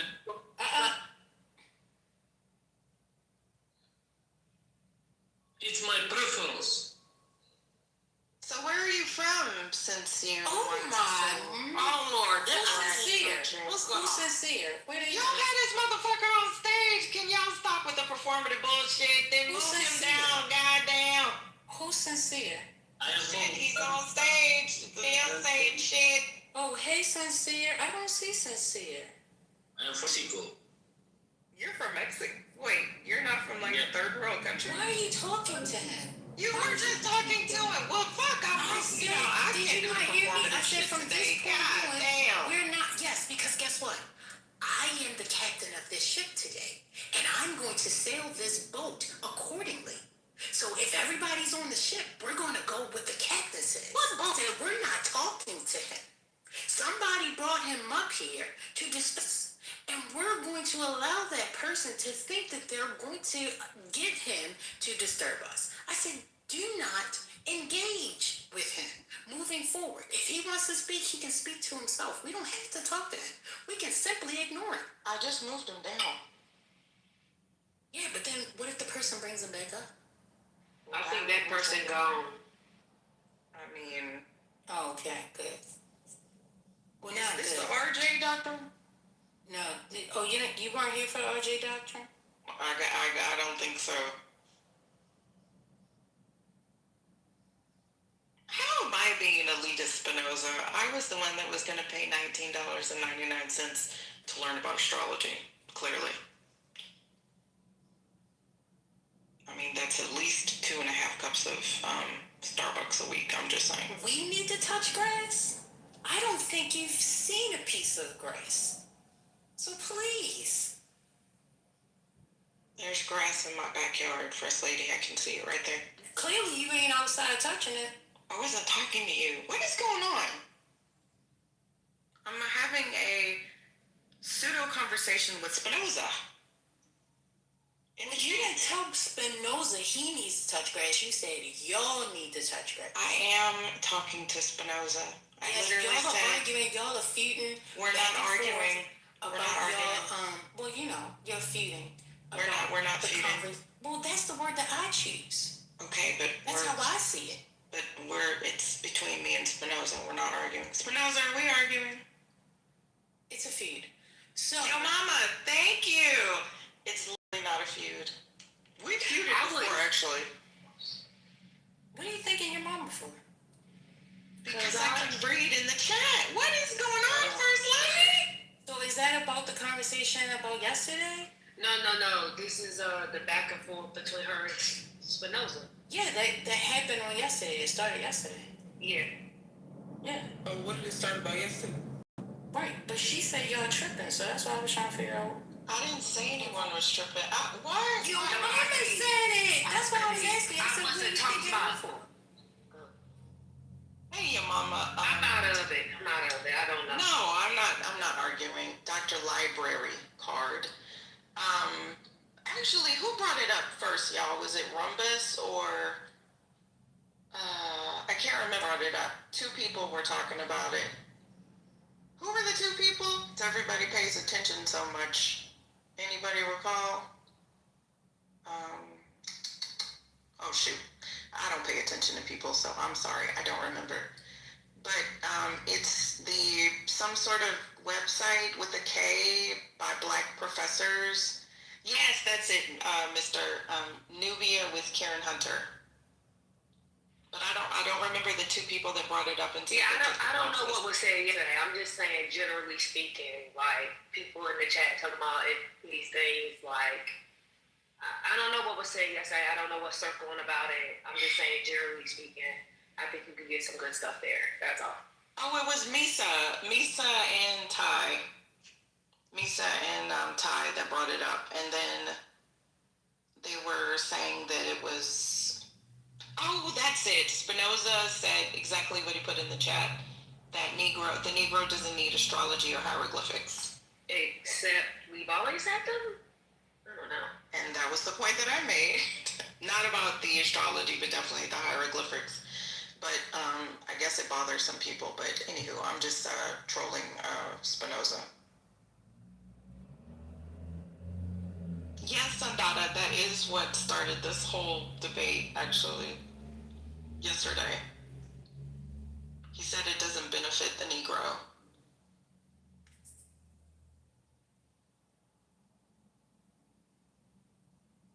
No, I don't like being centered on this stage. Y'all know that. Please engage in conversation.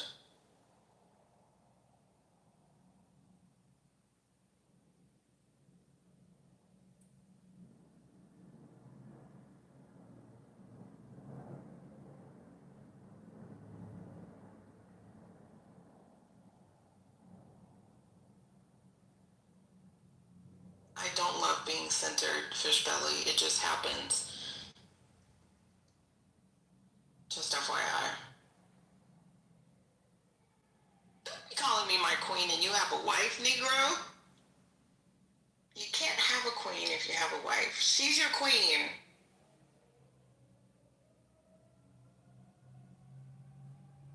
Wanna remember with the B, huh?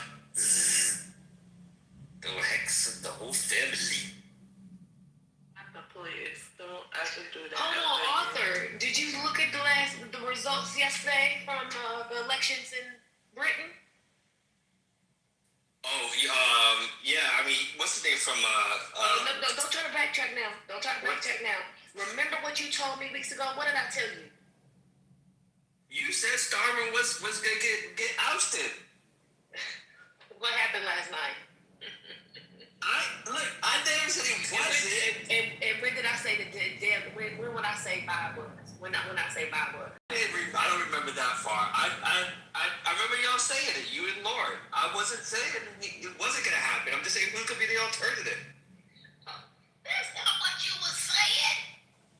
I don't believe that Starmer wasn't gonna get ousted. Okay.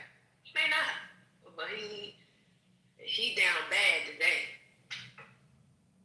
Well, the guy just got $5 million from some Thailand crypto dude. Personal money.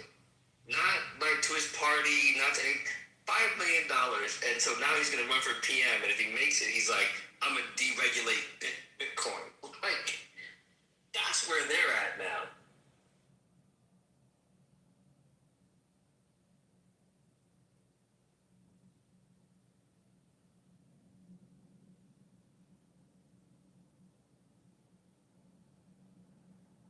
Well, we're halfway through the hour. We're approaching the 2 o'clock. Earlier today, we talked about Stephen A. Smith. He said, women, if you're not in the kitchen, get the cooking. You don't want to smell pine salt. You want to smell that ham, that roast, that good old fried chicken, and a good old fryer.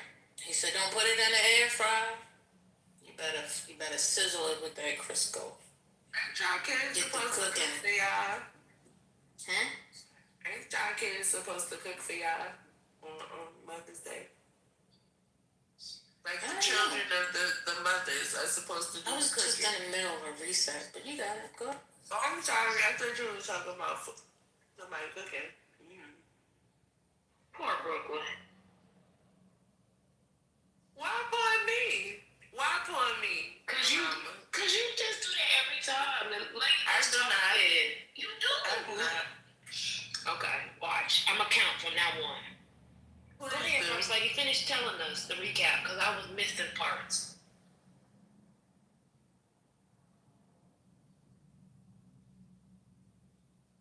Oh my God, fish belly. Yes, I definitely do not have the joy of cooking for my man. You are absolutely right. My father grew up as the main cook in the house, so unfortunately for Stephen Smith. And I hate this Valentine song.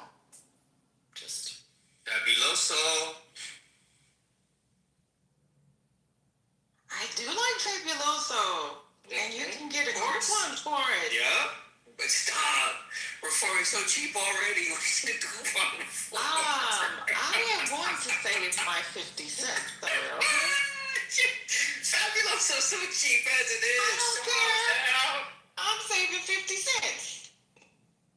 That's why I get it at the dollar store. Because they got coupons. $5 off $25. I don't like that smell. They have different ones. I don't like none of it. I don't like smells from stuff like that. How was Fabuloso terrible? Remember that damn comment that they used to have? What do black people use to clean their house? White vinegar? Well, when you mean cleaning, do you mean disinfectant? Because Fabuloso is not a disinfectant. Let me ask the cleaning lady. I don't even know. I just give her a credit card and she bought it. Wait, the Target stuff. I'm excited. I remember the Target stuff. That's organic. No. Wait, it's not organic. Shit. I don't know.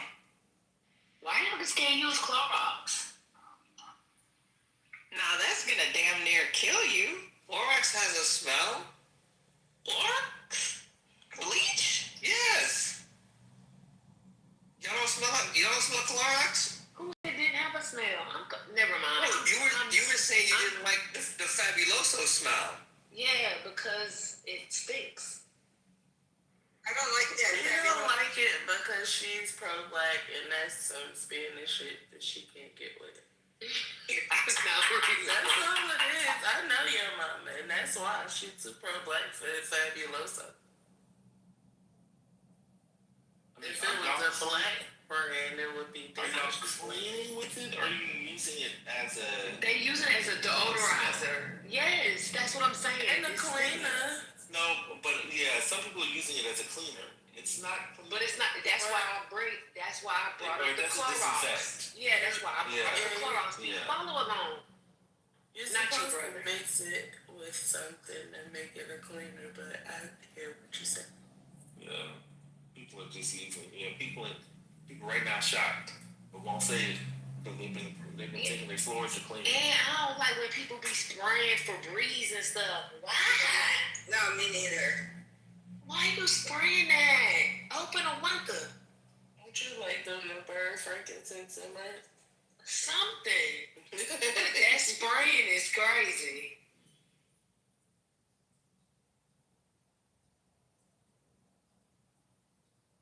I mean, can Spinoza come up here and tell me more about this Nubian place? Because I only caught the last half, when I thought y'all was talking about like a class course.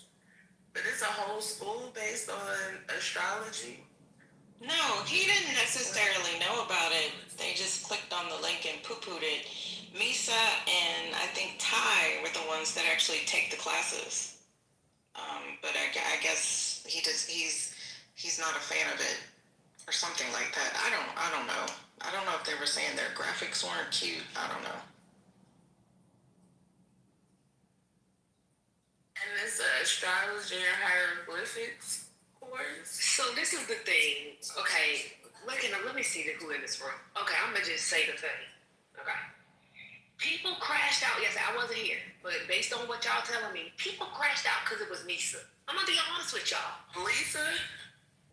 What's her name? I thought her name was Misa. It is Misa, But and Lisa though, right, ain't it? That's why they got, because Sherry will tell Sherry, and now I'm not putting Sherry in this. I don't want to, Sherry. So don't even come off mute. Don't defend this. But if somebody like Sherry told y'all about Nubia, you wouldn't have crashed. Just admit it.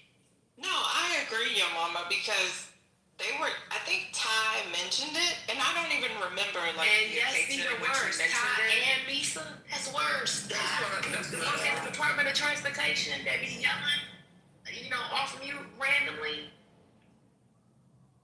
But Ty got a wife. He's a black man. He take care of his kids. He got a pension and a 403b. Like I'm like, hey. That's why I said when I saw y'all talking about narrative in Nubia, Ty is like the typical target audience for that. So I said they just been swiping them Gen X cards. There's nothing wrong with it. That's just ain't nothing wrong with a government job. He gonna retire with full benefits on $100,000 a year. I wasn't saying.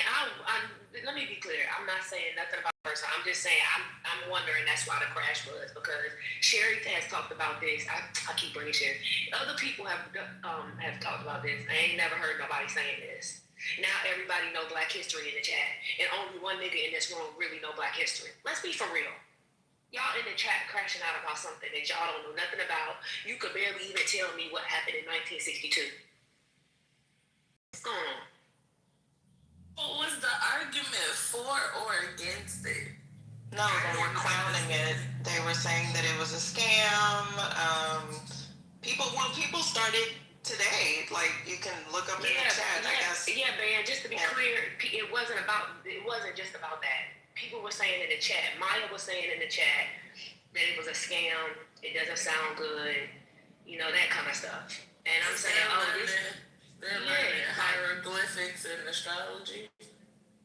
That's not all, Brooklyn. That's all. It's whatever. I'm not just. I wasn't here yesterday. I don't know, but I'm not talking about yesterday. I'm talking about in the chat. Yeah, no, you like the head. I'm trying to figure out what they were talking about yesterday, your mama. What did? No, mine got triggered because Ty said it was a non-profit. Oh yeah, that's what my. Oh, I don't think. Oh, okay. Do they say that? Do Greg Carr say that? No. I ain't never heard him say that. So. I ain't never heard Karen say it either. No, she wouldn't say it, Dr. Library, because she's a Republican and all she think about is making money. So where did that come from? She wouldn't be speaking with nothing non-profit. Somebody brought up that she was a Republican too, and I did. I had never heard of it. I'm trying to remember how it came up. She's not no more though. She's not no more. Oh, I think it was the T-shirt in his PTR or something like that. I was gonna say, if they were on stage, that's easy why it came up. I was talking about a serious radio. I mean, when it came up. But he was like, it's Black professors from HBCUs, and I was like, okay, cool, I'll support. And then Misa was like, they have like money conversations, they talk about this, they talk about that. So I was like, I thought about my sister, your mama, right? Because she's very pro-Black. I was like, oh my God, she's going to freaking love this, right? And they were like, yeah, they have different courses. They're taught by professors. And I was like, okay, cool. And then people were like, no, it's a scam and it's this and it's that. And why would the Negro need to learn about hieroglyphic? But I agree with you. So thank you. I wasn't paying attention to people that were just poo-pooing it. But yeah, Misa said she listens or she has a subscription. Ty did, and I was like, thank y'all. I've literally never heard of this. So I don't know about all that. I'm gonna just say that it was a thing that happened it kind of took off during the pandemic because everybody was home. I don't know what it is now. I know a number of people on the app had subscriptions and would do the readings with Carr on the week during the week. I mean, with his thing. I don't know what it's doing now, but some of y'all. Oh, your mama. I'm trying to say because it was contention. Never mind. Well, that's what. I don't know what happened yesterday. Reform just told you. What else do you need to know? Yeah, and they started it again in the chat. I think that Maya did with Spinoza, like making a joke about it, and so I'm just engaging with Spinoza because that's what Spinoza and I do. You're framing it though. Yesterday, y'all seemed to have an exchange of words. Y'all was kind of like beating up on Spinoza a little bit because he didn't. Wait, so Brooklyn, you was here yesterday? I was here towards the end. I don't. Oh, okay. She trying to bang again. I'm not trying to bang, yo, mom. I'm trying to get what's going on. You telling me about your perspective and you wasn't here, and I'm just trying to understand what happened. I'm telling you my perspective on Nubia and narrative right. more broadly, and I even say it over and over. I wasn't here yesterday. How many more times? Let me say it. Hold on, let me say it again. I wasn't here yesterday. I can't speak to what they said yesterday. I'm talking about what I know generally. Does that make sense? Clear? That's what I know. Okay, Temple. That's why Roger I understand why you doing it. Doing what?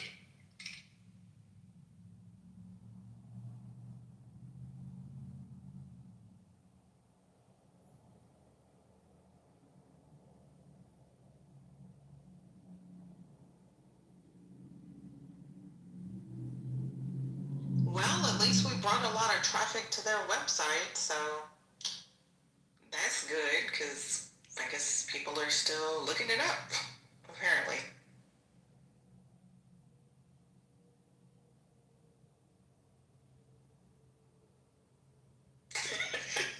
There's definitely some weird energy, Dr. Smarty Pants. I'm a very logical creature, so hey, who am I to never mind.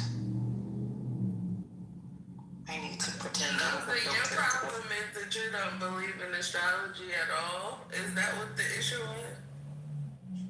I understand the hieroglyphics part because I don't get how nobody's practicing hieroglyphics, but astrology is your problem, Spinoza?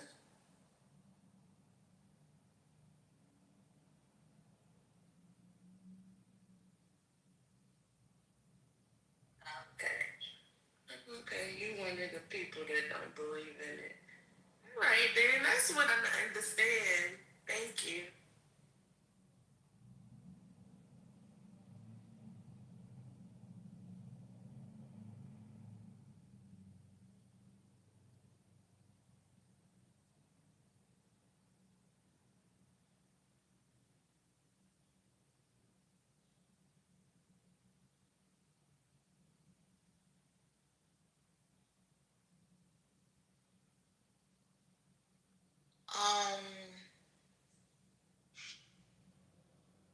But a lot of people have donation links. I don't understand. They also have merchandise with Black Power and stuff like that. Is that like a bad thing? Like what? So donating to entities is a bad thing? But are these people like known scammers? Are they like the I don't understand. Is it just because it's black that we're taking it apart or what? So there's another a white similar platform that they have modeled off of. I'm gonna put the link in the chat, and I'm pretty sure some of y'all have tested this place. But hold on 1 second.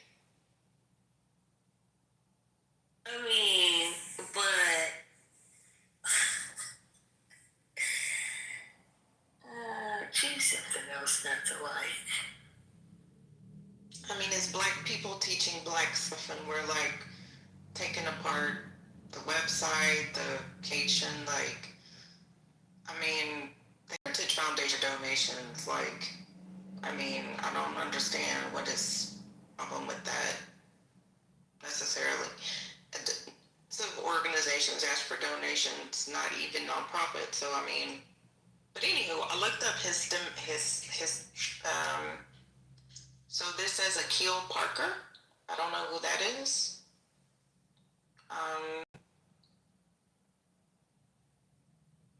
He attended Morgan State for undergrad. I guess he coined that term. And he said, I realize the community needs better and more math resources. I would agree. Rebranding mathematics as a subject to run to as opposed. This actually sounds pretty enlightening. So I guess he coined the term hystematics as a link between, oh, here it is,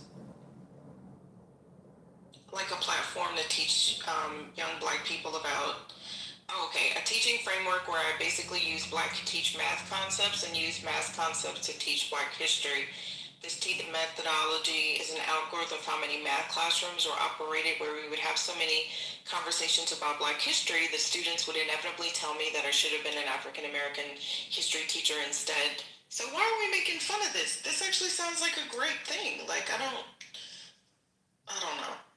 I guess people just don't like things that are Black or different. Like, I don't understand. But anywho, thank you, Yo Mama. You're a third thumbs up. I do plan to just contribute the $19.99 a month and listen to some of the classes.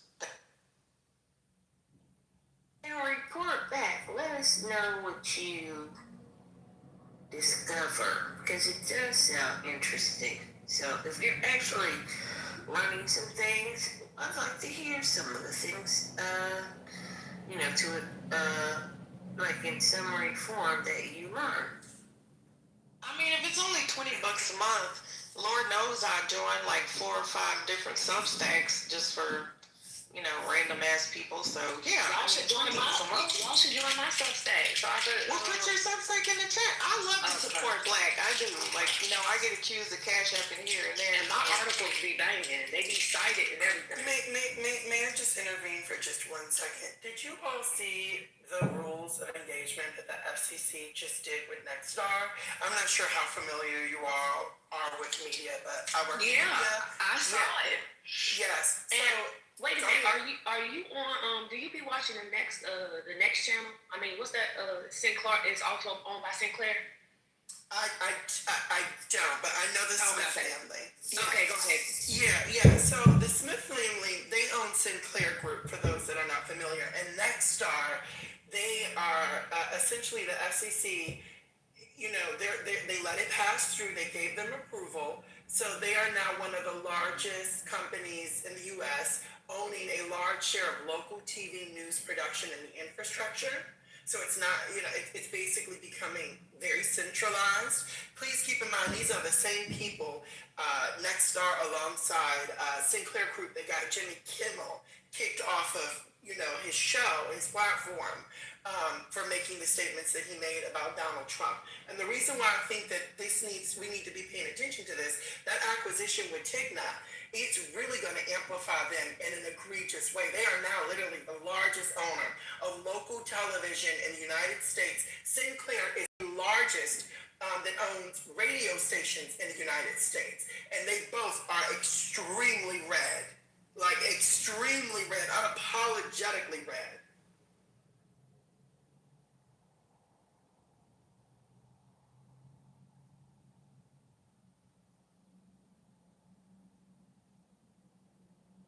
Yeah, and then ABC going after the administration because they're going after them. I think I get your point for sure.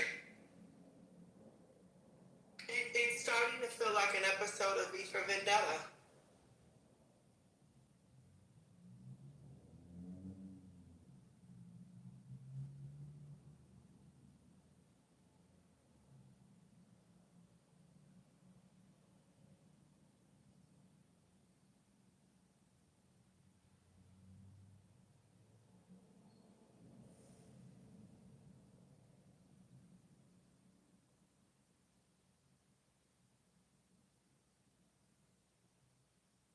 But McLean, why I was asking you about that channel is because the anchors, the Black women anchors, are extremely gorgeous. Like they must like recruit a type because they all look like just amazing. Well, they do have a type. If you ever follow Who Visits Mar-a-Lago, I unfortunately work for a Mar-a-Lago princess, but if you look at the archetype of even the Black women that are there, yeah, they're all gorgeous. They're all affiliated in pageant programs, and it's wild work. So yes, like that would never be missed upon me. First of all, I think that to be a news anchor in general, you have a level of attractiveness. But yeah, you ain't lying.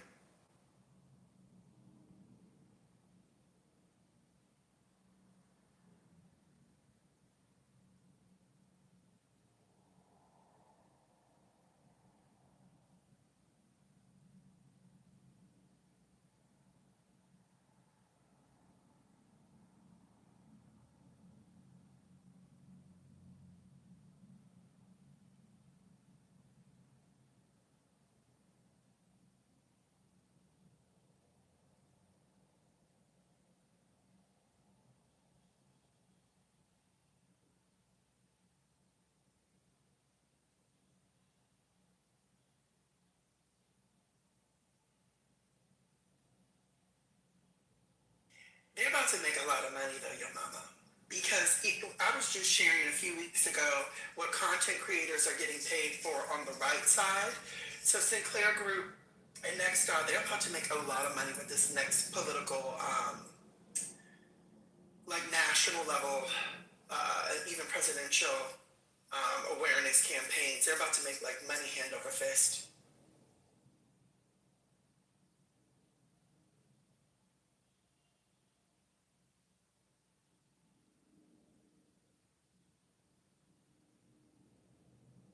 Mr. Resilience, you seem like a kind soul. I think that people are just trolling in the chat. It's okay. It's a slow day. I don't think anyone is serious. A lot of times when we have these discussions, some of us really don't like each other. So we just kind of, joke about it, but we just take things like to the 100th degree and then we kind of joke about it. It's just something that we all do because we're extremely bored, and apparently at this moment we don't have shit else to do. So I wouldn't take us too seriously, just FYI. Well, if they're not trolling, I can assure you do some people take this seriously? Absolutely. This is their entire identity.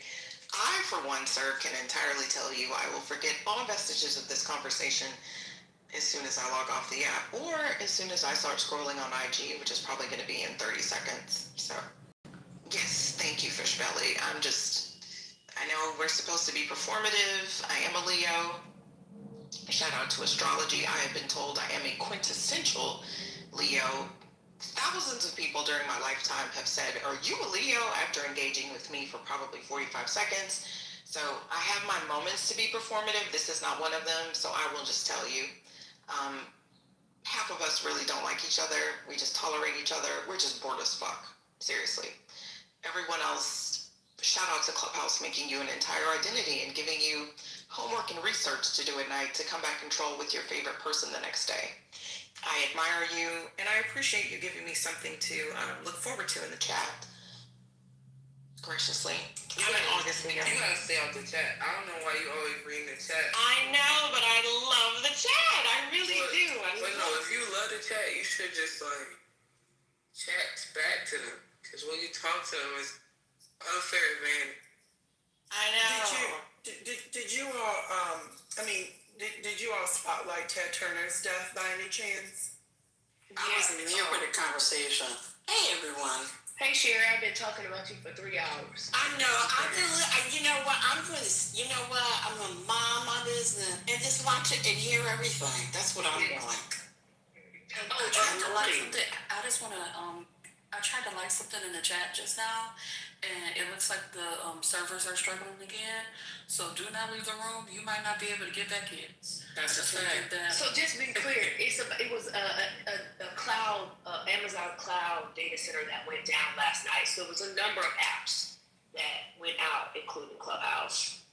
But they have the latest reports I saw this morning was that they had restored the issue.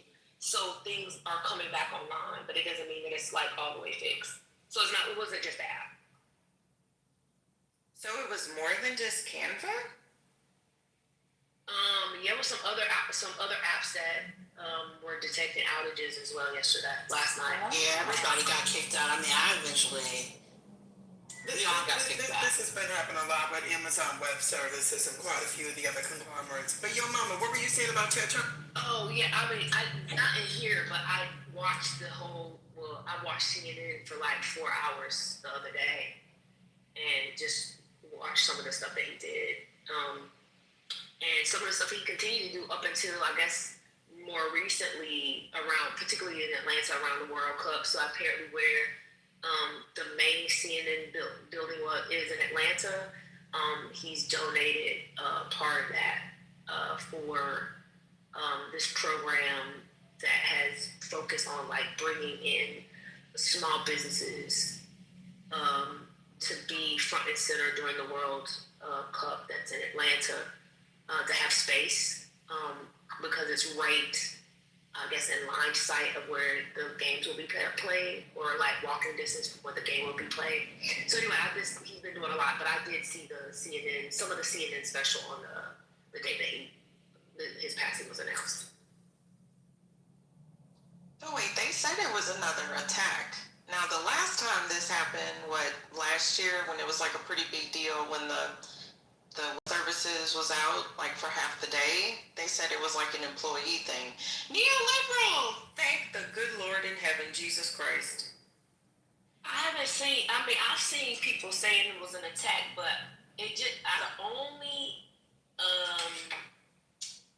the only stuff that I did was they reported that there was a terminal issue, Virginia V, and that a number of apps were affected. Coinbase was one of them that was listed. And they had restored and recovered everything, but it could take up a few hours before everything came back. Until some of the apps started being fully functional again. Thank you, your mama. You're a real person. Not really. You know what? Let me stop. I'm sorry.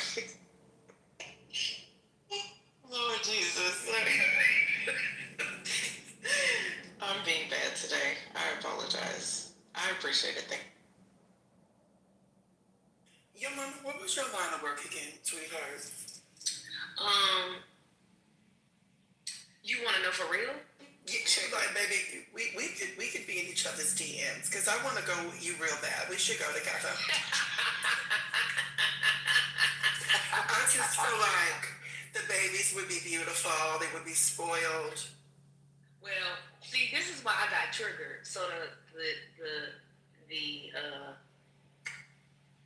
where's First Lady? Okay, she gonna laugh.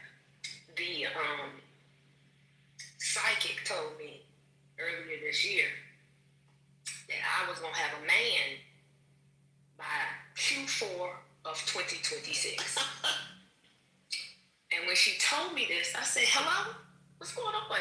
I said, "You getting confused?" I said, "Who was here before me?" Because whoever here is before me, that you still getting their spirits. Because my spirits is not telling you that. But apparently, reclaimed, this might be true. Well, I mean, I definitely just shot my shot, now shoot my shot again. She did say reform first. I definitely think that Wait, it was reformed? I mean, my apologies. I said reclaimed. That was a Freudian slip. I definitely think that your mama would not expect me to cook and clean, and I could definitely go shopping. I'm just saying. I'll throw my head in there. Absolutely. I'll probably drive her crazy. I think I need to leave the room for the day. We're showing you some love. But just to recenter you, your mama, what line of industry do you work in again? Because we went down a whole different path. We did.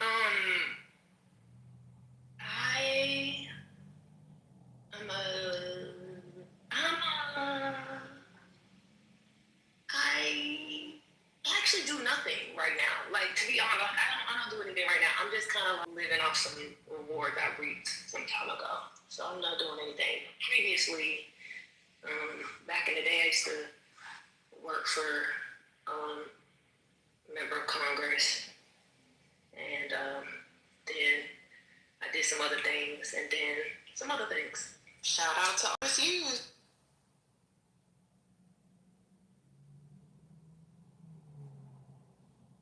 I'm sliding in your DM, your mama, because you just played in my face.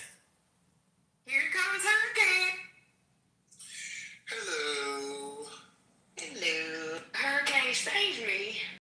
So I just came up because your mama already shared more than she usually does, so she's about to go on mute. But I just wanted to shout out your mama for reminding us how churchy she is, because she quoted Paul without knowing she was quoting Paul.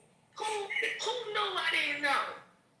Okay. Your mom knew what she was doing. Your mama quoted Paul and I died. But anyway, it was nice to hear. It was nice to hear. Yeah. And Hurricane Otis has had the pleasure of meeting me more than once, your mama. They know I'm not insane. She's not, but you're right. Reclaim is not insane, but your mama likes to keep a low profile. And no, and I love that, and I respect that, which is why I just slid in their DMs. You might run into her in Japan one day. Who knows? I love your voice too, Reclaims. Honestly, it's just like I like voices. You're welcome. I'm just telling you. I think Xerxes, Reclaimed, and I can't remember who the third person is because they rarely come in rooms. Of course, Hurricane Otis, that diction, but yeah, you and Xerxes are my two favorite voices. So I was working on Obama's first presidential campaign, and I had a phone call, and the gentleman called, and I was organizing things for this gentleman named Kevin, and then ultimately the man on the other side of the phone, he just kept flirting with me, and I was just like, this isn't really what you want to do, sir. And he leaned in even harder. And anyway, I say all this to say, he worked for Cornell West, so when he pulled up and he was like, hey, I'm looking at this, and then I opened my mouth, I said, hi, we've been looking. He was like, you were on the phone. I said, yes. It was awkward for a few seconds, but he low-key, I think he lived for it, whether he says it or not. I think he lived for it, because then he every time we cross paths, he's always been very sweet and very kind, but I think he lived for it. Because I was like, how do I correct you? Like, I keep telling you my name on the phone, but I don't think, it was just going, I don't know what was going on. But this, I wish this was like a one-off occurrence, but it happens quite often, even on business teams, like if it's a massive teams call with a couple different teams through agency and IATs, I'll get misgendered on the call, and then when I get on camera, it's like, oh shit. And then when they meet me in person, they're even more gagged because I'm tall. That sounds coolious. Yes, I'm tall, but I'm not as, muscular and fit and as divine as Hurricane, okay? That man is something. Y'all ain't saying anything till y'all seen Hurricane. Hey, Hurricane, the other day somebody told me you was Gen Z.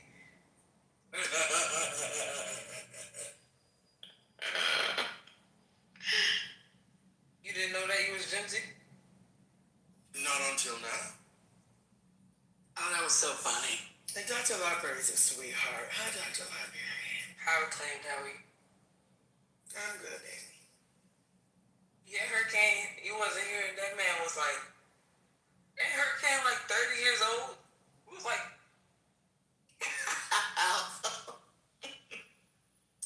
it's a person that is no longer welcomed into space. Well, I mean, to be he got banned official?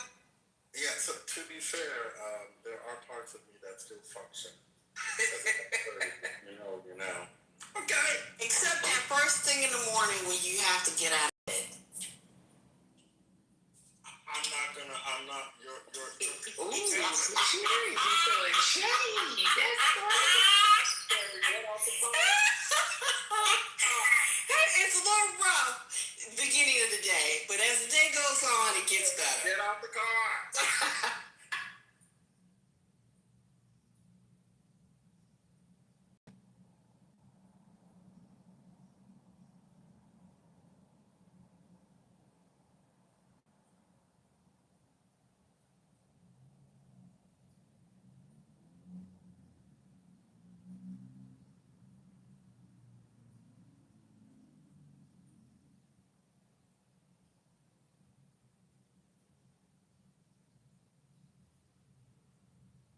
I'm sorry, y'all. There's a bit of pouting going on, and I believe the mods have run off, so.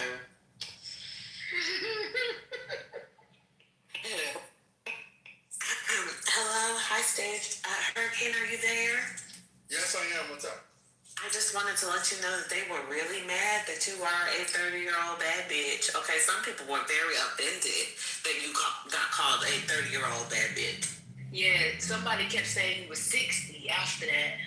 Yeah, I don't know who that was. I was like, dang. Oh my God. Yeah. They said that picture of you back when you put your face card up gave 30-year-old. Everything about you gave young, spry, handsome 30-year-old bad bitch. I said, I know that's right. I know that's right. People know a bad bitch when they see one, but you know, your haters on the stage were like, no, that's the crypt keeper. It was bad. It was a very, very bad moment.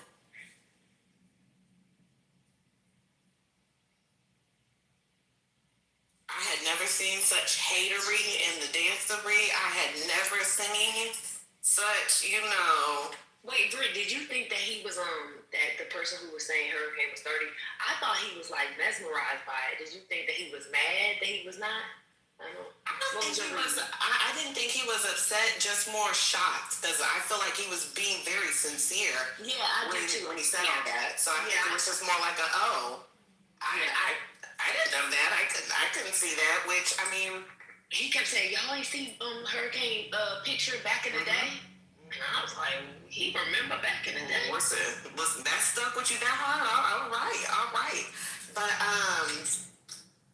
But yeah, it was very much just, you know, I had to be, you know, I'm only coming up here to say this because the streets are dead now. I don't have to watch my head anymore because, you know, a few weeks ago they did me dirty. I got snuck in these streets, but I had went crazy for you. Yeah, I know you did, and I love you dearly for that, your mama. You had my back 100%. I know.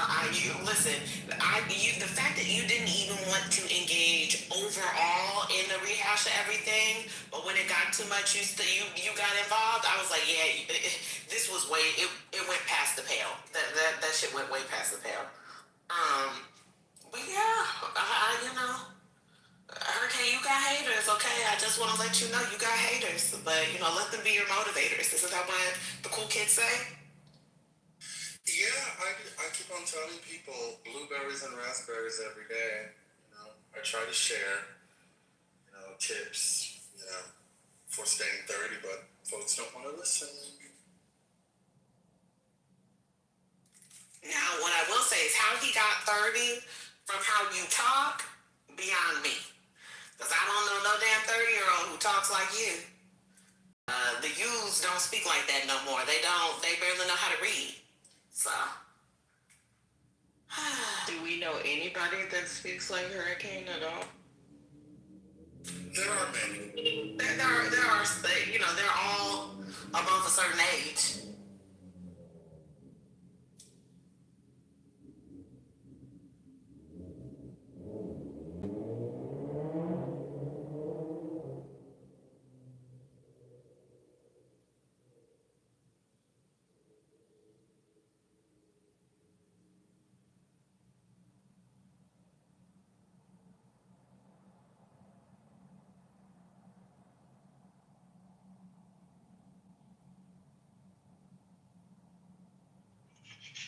Is someone speaking? No, but we've been waiting for you to talk, so thank you. Oh, fantastic. One second.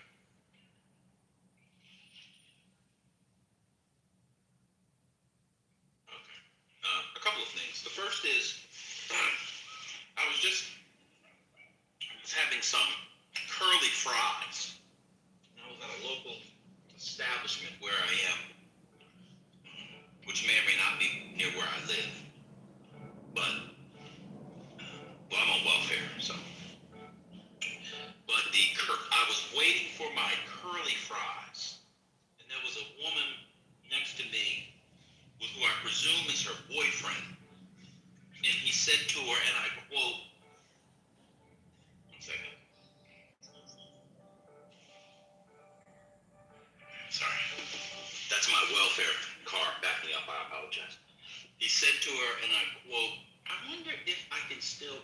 Mercedes Benzes on food stamps. I wonder if can you use food stamps for Mercedes? But some opinion, Marion. I do like that.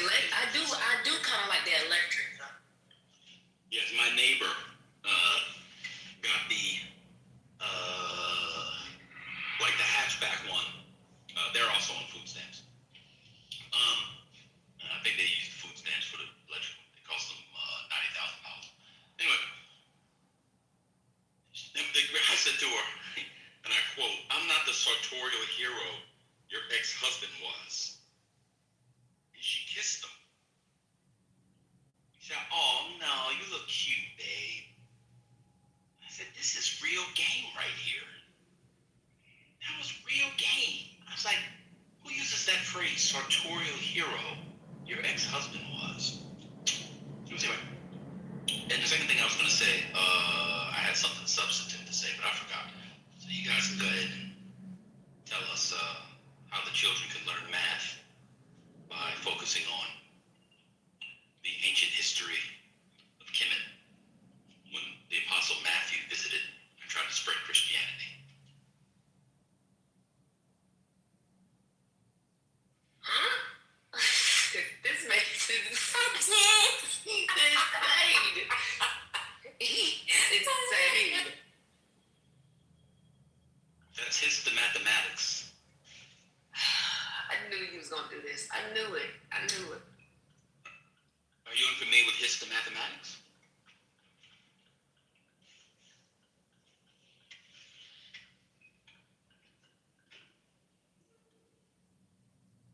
Did you all know that the young black boy and young black girl, the thing they need to learn,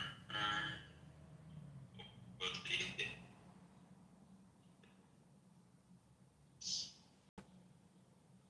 go straight. Huh? You were kind of in the Matrix, or was that just me? I'm sorry, TT, what'd you say? You were kind of in the Matrix. Oh, I apologize. Can you hear me? Yes. Oh, no, I apologize if I went in the Matrix.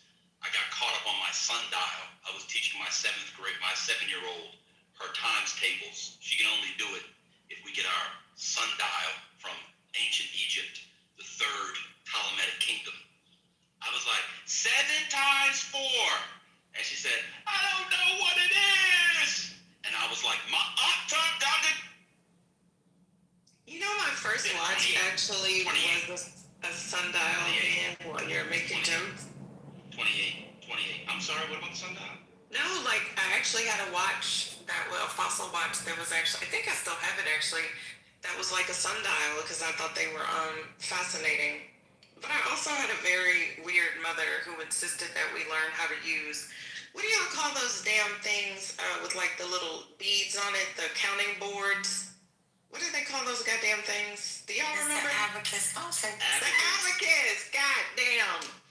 You know what? I need to call my mama and ask her why the fuck was she being so extra when I was 4 years old. Seriously. An abacus. So man, this is the thing though. This is why I put Udemy in the chat, right? As like it's like the concepts thing. It's because they let not you, but like say I wanted to teach a class on like how to be a private eye, a black private eye. They let me do a class. Like it's literally that. Yeah. A friend of mine. Well. And let me just address one thing in the chat.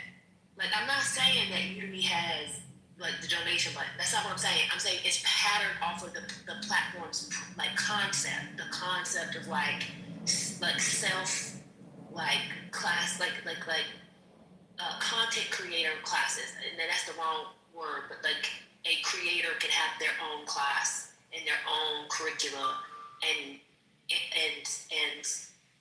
market it on that website. That's what I mean. That's it.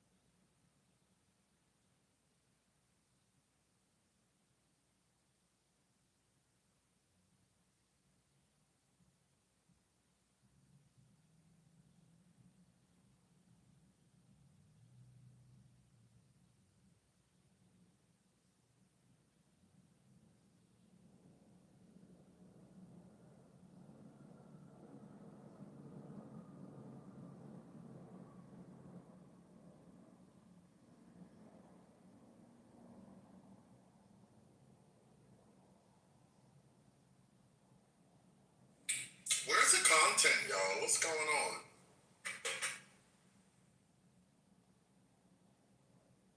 Hello?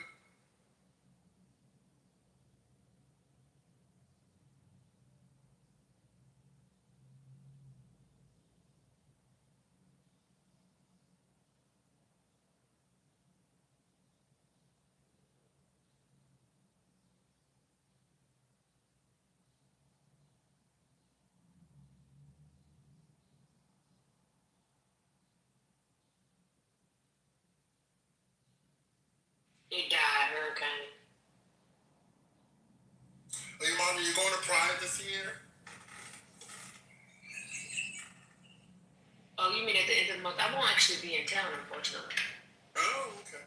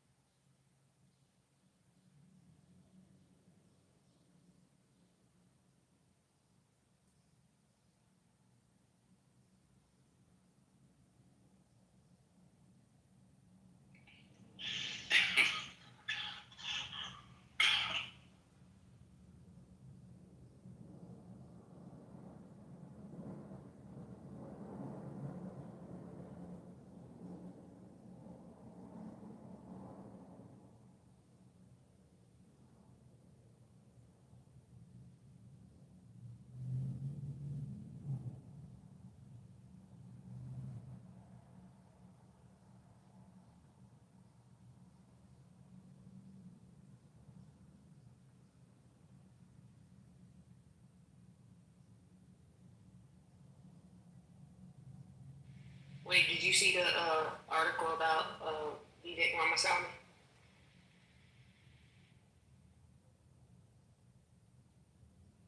Are you asking me or somebody else? Anybody? No, I haven't seen it. That he won the nomination? I think somebody brought that up a few days ago. Oh no, this one is about how he. It's in the Washington Post. It's like the title of something like "Anti-Woke Vivek Confronts Racism in His Run for Ohio Governor." Hey, your mom, a quick question. Should I resubscribe to WAPO? Mm-mm. Okay.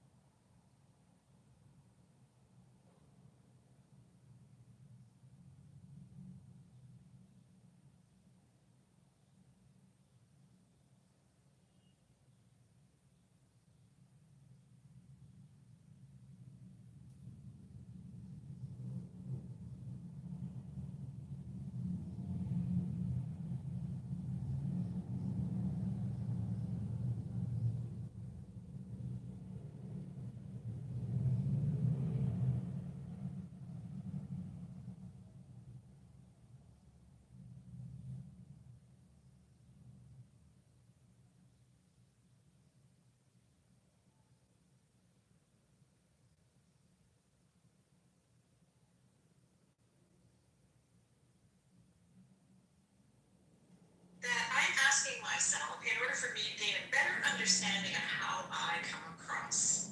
Give me a moment to read those.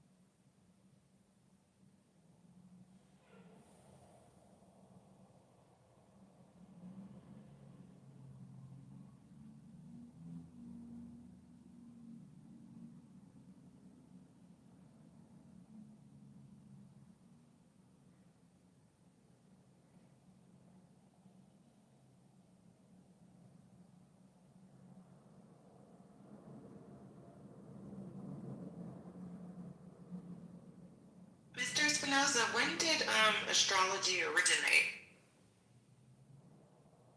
Is it like something new?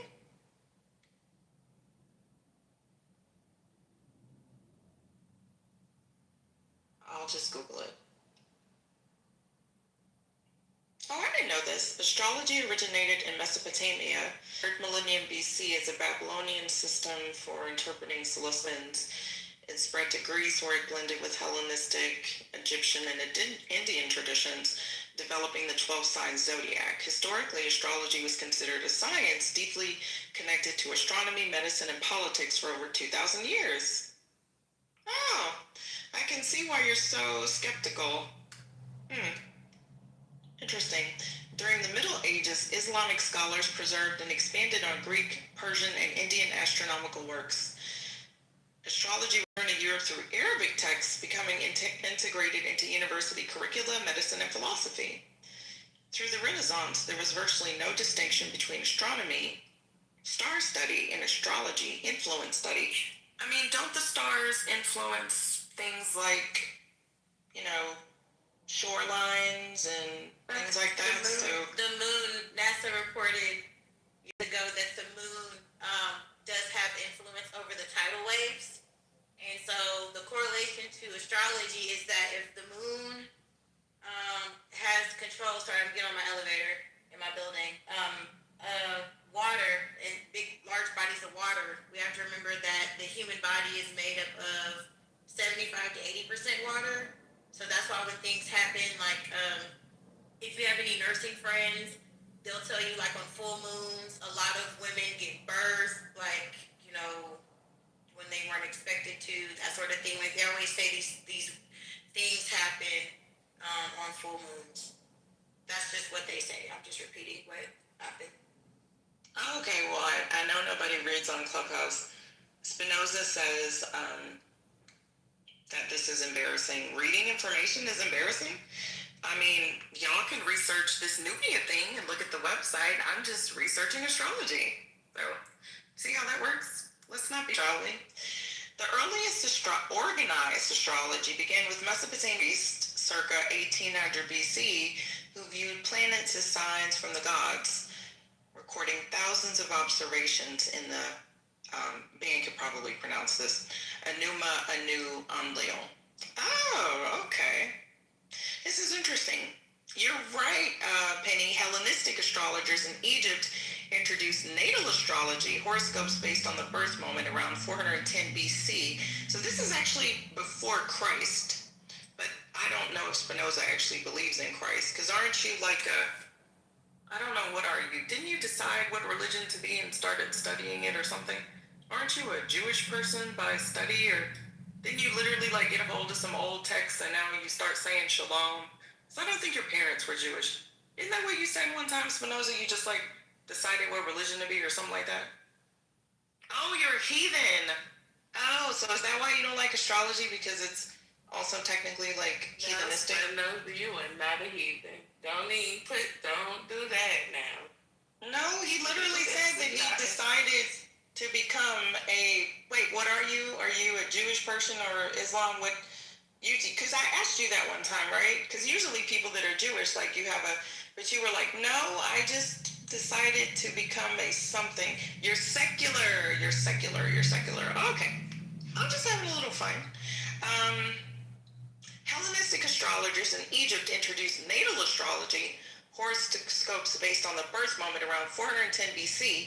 By 280 BC, again, I apologize for my pronunciation, Berosus of Babylon, what a name is that, introduced these practices to the Greeks, influencing the Roman world.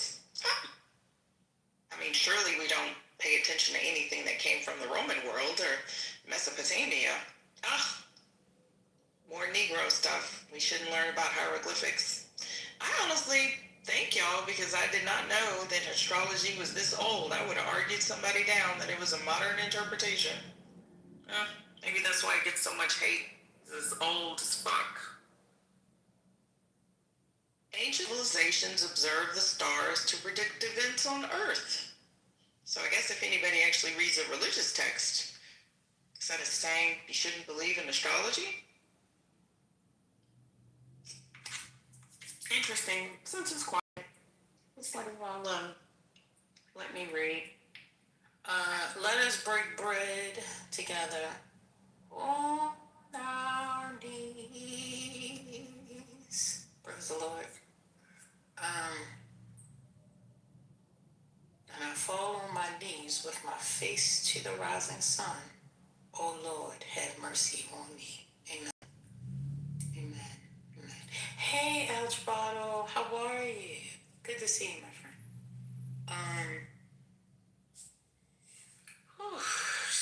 So, any updates in the world today? Did we have any? Oh, Jeffries, he blasts Virginia courts after the 4-3 ruling voice voter approved redistricting map. Some people have come in here, I guess because of their dog, and expect us to be boo-hooing and crying. I'm so glad that has not been the case, because we are victorious, even when it seems like the road has come to an end. We are still victorious. We are not victimhoods. We're not victims. We shall be victorious. Okay? Might look dim and right now. You know, the lights might be out, but they're not all the way out. There is light at the end of the tunnel. Just gotta keep believing. So, we're not defeated. Everybody say blessed. Say blessed. I'm sorry. Blessed. Yes, it is. We're blessed in the city. Yes. We're blessed in the field. We're blessed when we come and when we go. We cast out every power, victory, poverty, musty. For the devil is defeated. We are blessed. Everybody say blessed. Blessed. Blessed. Blessed. Don't get me turned up in here. Don't get me turned up in here. Not you having that old gospel church voice, Penny. Go on ahead. Okay, Nikki, I've told y'all several times. Like, y'all think y'all are my siblings, not my parents. My parents are boomers, okay? All right, I'm talking Clark sisters, okay? I'm talking, shucks, don't get, there's a leak in this old building, and my soul has got to move. Has got to move. Yeah, like what? Hello? I'm talking, my daddy a deacon of finance. We at the church 5 days a week, huh? Youth meeting, okay? Choir rehearsal, usher board meeting, huh? Vacation Bible school, Bible study, Sunday school, then church, then after church it's another meeting. Girl, the clubhouse singing the songs is enough. Not you actually went to church. No, nobody actually talk about church. You just sing songs. That's enough for the clubhouse heathens. You're doing too much now. You're doing too much. That's great. Hey, Ursula. Stayed in the church. Penny. Wait a minute. Come on, let's do that again. There's a leak in this old building, in my soul. Hey! To move. It's gotta move. See, we gotta get back to that kind of music that touches your soul, that touches your spirit. Y'all gotta stop. Y'all keep letting these people. I almost threw a $20 bill at you. Oh, there you go. She be singing. Do you hear me? First lady gonna sing. No, I can't. She gonna sing. I cannot. I'm very glad First Lady rested her voice earlier this week. You sound good, sister. Oh, thank you. You know what? Let me say how grateful I am that my voice has been restored. Can I be grateful for a moment? You're so churchy. Talk about restored. Oh, okay. All right. It's through and through. Hold on. Who know about LaShawn when she said, how can a brown cow eat green grass and give you white milk? One can think that's something. God's chemical laboratory of addiction took my black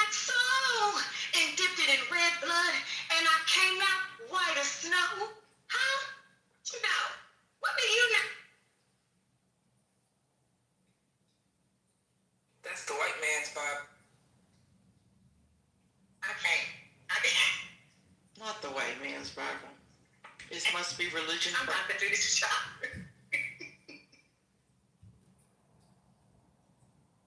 I know I've been changed.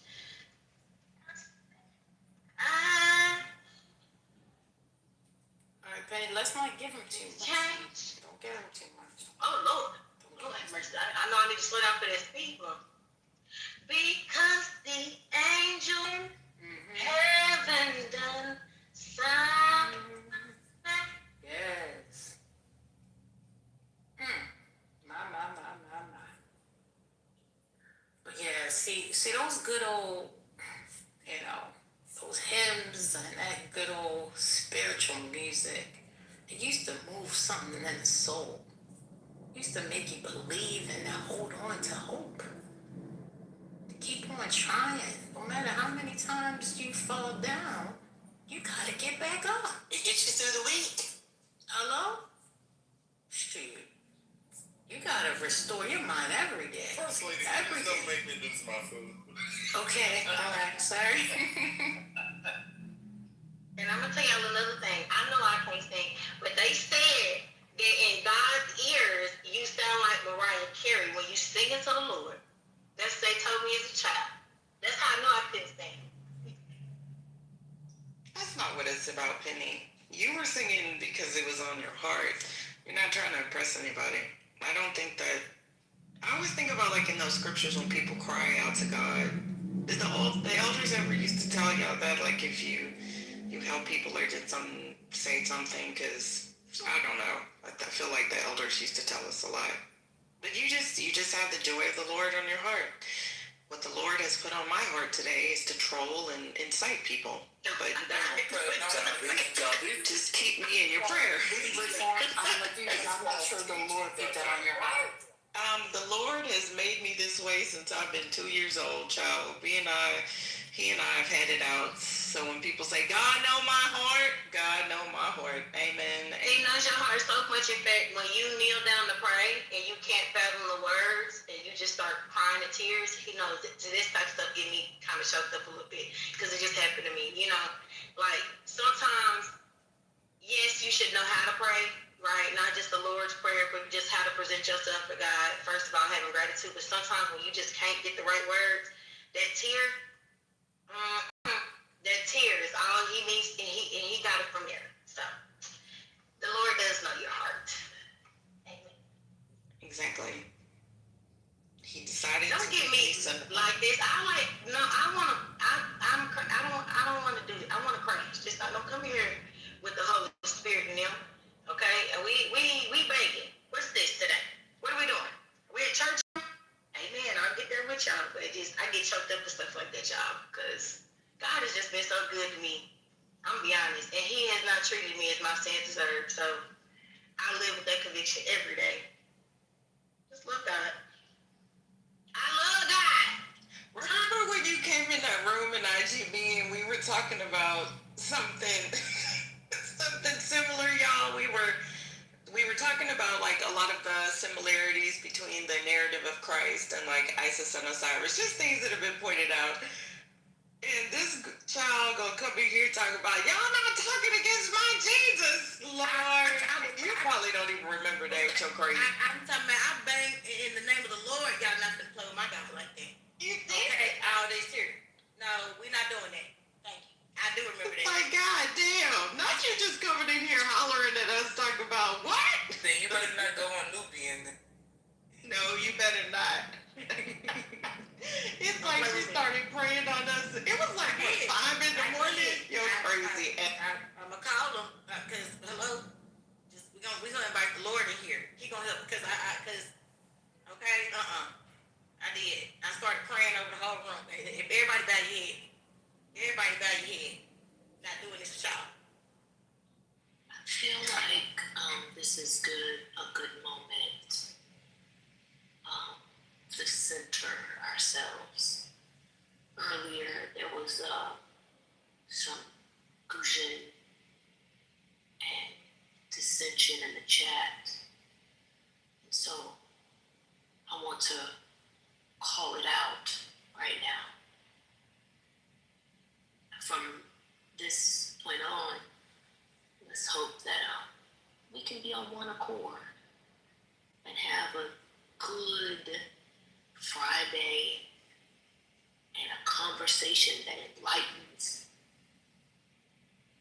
motivates, and inspires.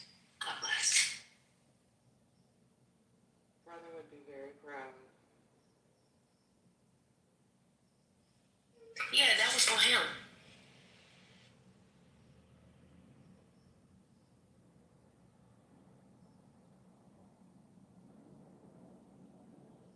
Some of y'all baseboards not clean because you ain't listening to no gospel music while you cleaning.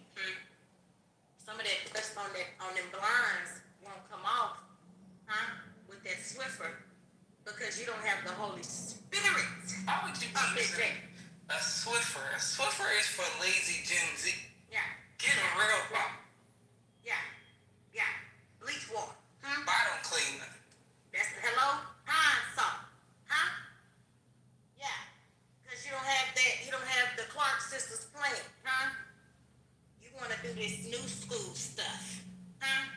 Come on, Fabulosa. You need that pencil. Tell them. Yeah. That's our problem now. Yeah. You need some lye soap. Okay? Oh my God.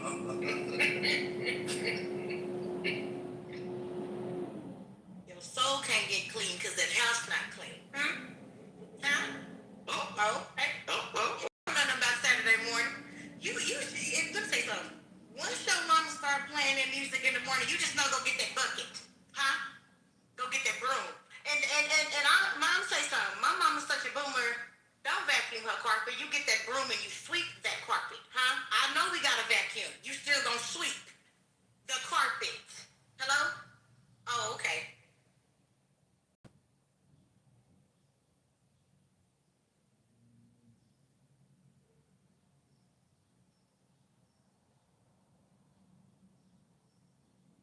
Did anyone see Mike Tyson on Jimmy Kimmel the other night?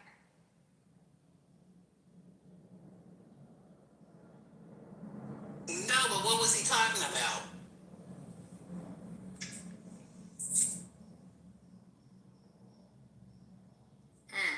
He was so the title says Jimmy Kimmel interrogates Mike Tyson on his ties with Donald Trump. Jimmy Kimmel had questions from Mike Tyson about his relationship with Donald Trump. The controversial former boxer 59 was a guest on Jimmy Kimmel Live on Wednesday, May 6th, while on the ABC late night show. The conversation pivoted into Michael's ties with President Trump. Jimmy began the conversation by asking Mike if he's ever been to Trump's resort Mar-a-Lago, Florida. Mike replied that he has, and all the time. Jimmy, 58. Jimmy's 58 years old? No, man. Is he 58? I think so. Yeah. Wow. Isn't that something? I'm like, ooh, where did the time go? Well, he looks good to be 58. Yeah, Botox. Yeah, hello? That's why I was pausing. I was trying not to say it. You said it. I further questioned him by inquiring, why are you going there? What goes on there? What could possibly be fun about it? The comedian noted he's only been there once and he's never seen older people in my life. Mike wanted to know when he went, and Jimmy said, believe me, I'm not allowed there anymore. Jimmy is referring to his feud with Trump as his vocal critic of the president and recently called him a hypocrite following Trump's continuous calls for ABC to fire him. Following Jimmy's remark, the heavyweight boxing champion continued to gush about the venue, saying Mar-a-Lago is one of the best places in the world to be and hang out. Jimmy then goes straight to the point, asking Mike, so now you're kind of part of the Trump administration? Is that right? To which he responded, you believe that? Hey, I've got too many felonies. That can't be me. I have a feeling, wow, he's got more than you do Jimmy said, causing Mike to burst out into laughter. Mike said, I never thought about it that way. Jimmy went on to say that Mike has known Trump since 1980s when he would have his boxing matches at the 79-year-old casino. He brought up that Mike is working with U.S. Secretary of Health and Human Services Robert Kennedy on one of the few not crazy projects to encourage people to eat healthy. What? Mike Tyson is working with RFK? Did y'all know that? Ain't nobody told me that. Yeah. Controversial. Huh? Yeah, I was going to say you didn't see the Super Bowl commercial? No. Wow. Tyson, former athlete, collaborated with RFK Jr. in a Super Bowl. Oh, there it is. Ad against processed food. The ad that featured Mike saw him talking about a sister who died from obesity. Huh? And his own experience with health issues. Hey, listen, responded Tyson. I lost my sister at 25 from obesity. That's a trigger for me. When I see somebody that may be obese, it's just a bad experience. Wow. The relationship appeared to begin in 1988 when Trump hosted Mike Tyson's world title fight against Mike Spinks in Atlantic City. From there, where Mike won, Trump promoted Mike's fights in a resort city in the late 80s and early 90s. During their long friendship, Trump defended Mike when he was convicted of rape in 1992 and proposed that money from Mike's fight go to rape victims instead of him serving jail time. Mike has endorsed Trump during his presidency and has thanked him for his support. So, I guess it wasn't nothing. It was a nothing burger, Sherry. But Mike Tyson is 10 feet down, 10 toes down, feet down, 10 toes down for Donald Trump. I mean, rightfully, I guess Trump was in his pocket, so now he's gonna be in Trump's pocket. They've had a relationship for years. Mm-hmm. For decades, so yeah. Yeah.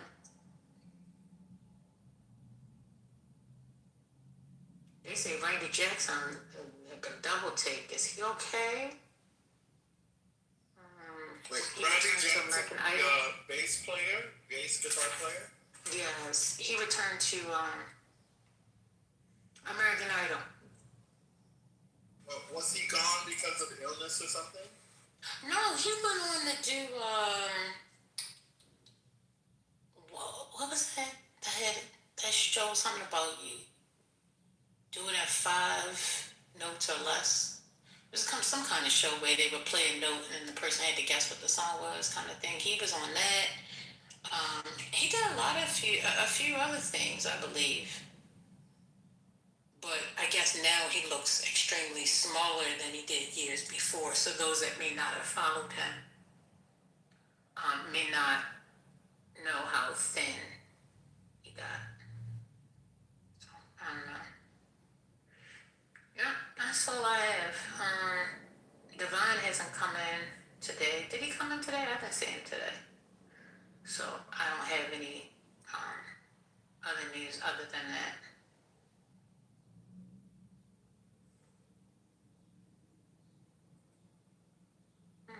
Trump said y'all need to drink whole milk. Well, you need to gather more news, First Lady, or give us some content. Well, content has led us down a path this week that we are trying not to get into again, at least on this wonderful Friday. Well, I will tell you what. I was happy to hear you in your correct register, okay? Because when you said there's a leak in this old building, you were up there, First Lady. But I can see outside antenna. Thank you. I appreciate that. Wait, are you just telling us that you live in all 3 of the ranges? That's what you told us, First Lady? Yeah. Oh God. And what you doing with the town? Because I remember somebody yesterday trying to tell me about living in my own truth and hiding my gifts and not living out my and not exercising the gifts that God gave me. Mm-hmm. But I see now that you were preaching to yourself. Well, let's be honest here. It's not like I don't, share my gift with the people. However, I think I heard you maybe once. I think that was probably by mistake. So, but you don't often. As a matter of fact, ever since then, I've never heard you utter a sound of a tune. But yeah, so I do use my gifts. I was just, wanting you to share your gifts. I speak in tongues regularly.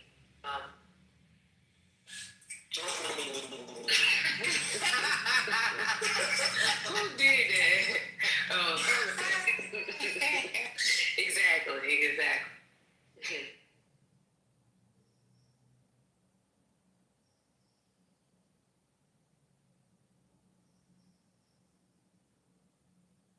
Well, your mama, I know you could do it. You could probably do a community choir. You'd be like an No, I can't sing. I can hum, and that's about it. And then you shouldn't even allow your gifts like that.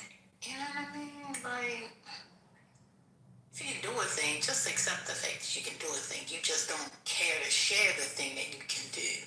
But I don't think you should, downplay your gifts. What do you think?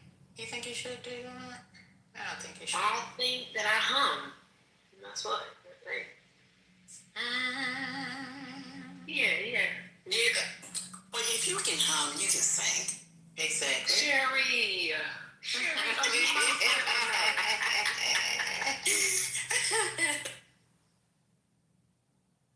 No, but y'all need to pick it up. What else is out there? So we talked about Stephen A. Smith today. We talked Mayor of Charlotte stepping down. Anybody familiar with Jaya Paul, the Congress lady Jaya Paul? Congress Jaya Paul, anybody know who she is? The watermelloner. Yeah, she thick. I just saw her. She thick. I'm gonna speak. Oh my. So where is she thick at? Wait a minute, hold on. Excuse me, I got this. So where is she thick at? Is she thick in the tongue, in the hips, and the thighs? She got the whole package of bodying. I'm done. I guess I want to become a staffer for the Congressional Progressive Caucus. My God. There you go. Not an unpaid staffer. Well, I'll pay. Oh, since I guess it's a break here, there is something I would like to revisit from yesterday. There was a mentioning of a vacation, and we did not have clarity on the vacation. And since there's a lull in this conversation, I was just wondering, was the person that was in the back channel, were they suggesting that they were going to pay for you to go on vacation with them? Or were they asked for money to go on vacation? Or, lastly, C, were they asking for the two of you to go on vacation with you? Are you referring to me? Yes, that is correct. Yes.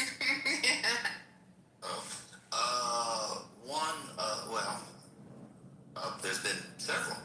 I'll give you the story of one. What? Yeah, many people know the other one for sure. You probably know the story. Yeah, it was a. No, you're an angel in my eyes. I don't know anything about any stories. I didn't do it. It wasn't me. It was somebody else. It was the fly-out situation to go to Puerto Rico or Dominica. One of the some island in the Caribbean. Everybody remembers her. I dated a chick from Dominica. My God. Y'all remember who that one was? The one I'm talking about. People think I've been making these stories up. Y'all remember who she was? She was number. I'm done speaking. No, I don't know of that. You weren't around yet. She was number one goat herder. Everybody remembers who she is. Oh my. Oh my. Okay, so she offered to fly you out? Yeah, it was free. To get flued out? Yeah, it was straight. Wow. She was crazy though. I She mean, was cuckoo. I forgot about these days. What was this saying?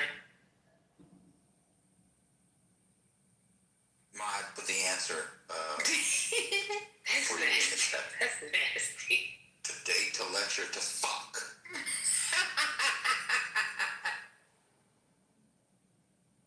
But why you You can remember say who it was? You remember her? I do. She was cuckoo. She was fine. I don't know if she was cuckoo. I mean, she was fine, but she was crazy too. I mean, she's a black woman. That's to be expected. That was nasty. I was uncalled for. Oh, God. I mean, and to be fair to me, this is pretty basic. I mean, people on here, I think our little circle, little political side, and I mean us, I don't mean the whole political side, I mean us. I think we're the only people, unless you knew the people or you're in the same city and same business, people on this app who are still on the app, they meet up all the time. People getting bailed out for DUIs, shoe money. We got a whole court case. I mean, y'all know the court case that's going on? yeah, I'm not saying I'm special. I'm not like some hot commodity. I'm basic, average Negro. These people on here are getting it in. We're the only ones that's not doing it. I'm telling y'all. It's really only us. Because the conservatives, they be meeting up and getting the crack-a-lack on. They do crack and do crackbacks. Yeah, we're literally the only ones. Wait, Spinoza, y'all don't know about the case I'm talking about? Y'all know about the case? I mean, on mute. the multiple cases, not one. Cases, yeah. $20 for titty pics. Oh, that was Jeez, nasty. Monet, come That on, was come nasty. on. What's going on? Cake. Yes. Shout out to DC Republican. Oh my God. Take me to another place. I'm telling y'all, I've asked First Lady this before. I've asked some of y'all as well. It's a lot of people who do it. It was nothing special about it. Some people just want to jump off. You know, nothing's gonna come of it. You want to have 2 days of a jump off. Y'all never had jump offs? What's going on? But man, you sure that this side ain't doing it? Maybe you not, but I think some people in the room have been. Now let me check. Let's see. Oh yeah, well, Rambo was in here earlier, and I see Sherry, so I know there's two. They You can go to hell. That is insane. Sherry would never say that to you. You gotta apologize. Sherry said, I don't care if I'm in the middle of lunch. I'm cussing his ass out. I was eating though. No, I'm joking. Let's see. Are you going on? Well, you know I'm joking too. That was funny, Sherry. I don't think you got to go in the audience. What's going on? Are you on stage? What's going on? I don't know about anybody on stage. Yeah, me neither. What's going on? What's happening? Okay. Yeah, okay. Oh boy. I also want to come up. I know Dr. And my uncle had a little thing going on. Dr. AG, that bastard not. Not too much. Now don't make that accusation. Oh, Dr. AG is so sweet. Oh, then y'all missed the room. I didn't hear the room when he picked her up. Oh, God. I was there. Man. This is maybe like 3 or 4 months ago. Oh, it might have been a little longer than that. It might have been longer. Yeah, it might have been 6 to 8 months. Yeah, it might have been longer. Yeah. I know she was pretty. It was like that one. No, she wasn't. She was pink, honey. She was, yeah. I hate y'all. I hate y'all. I ain't lying. I promise She's you. probably in here.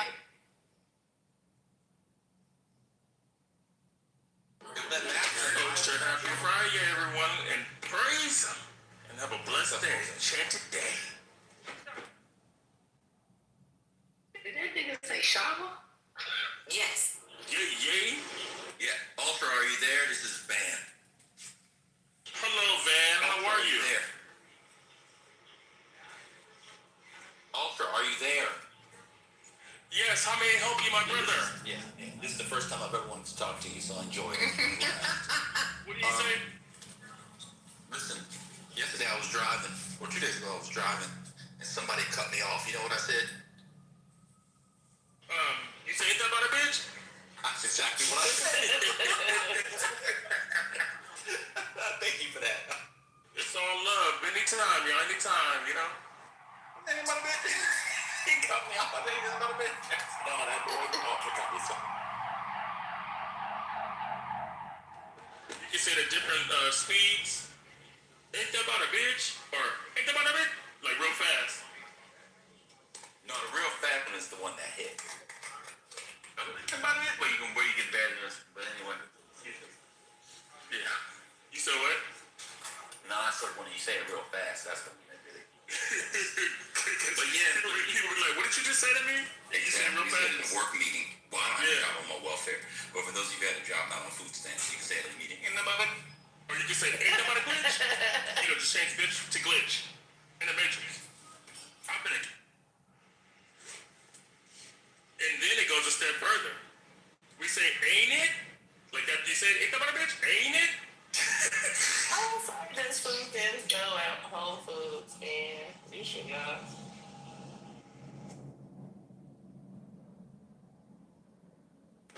$20 for a small little chicken leg. Ain't that about a bitch? Ain't it?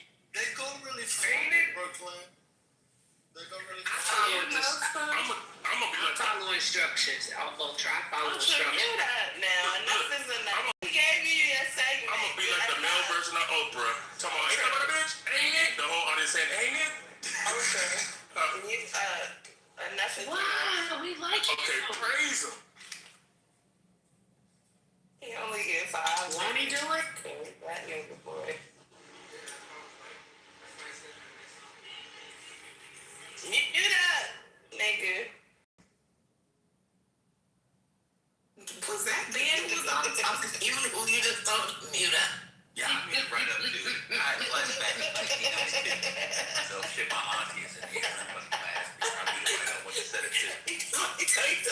Looking at the stage when Brooklyn said mute up and immediately Ben went on. I was crazy. I heard that tone before. I want to get popped in my mouth. So maybe. But yeah, I was saying.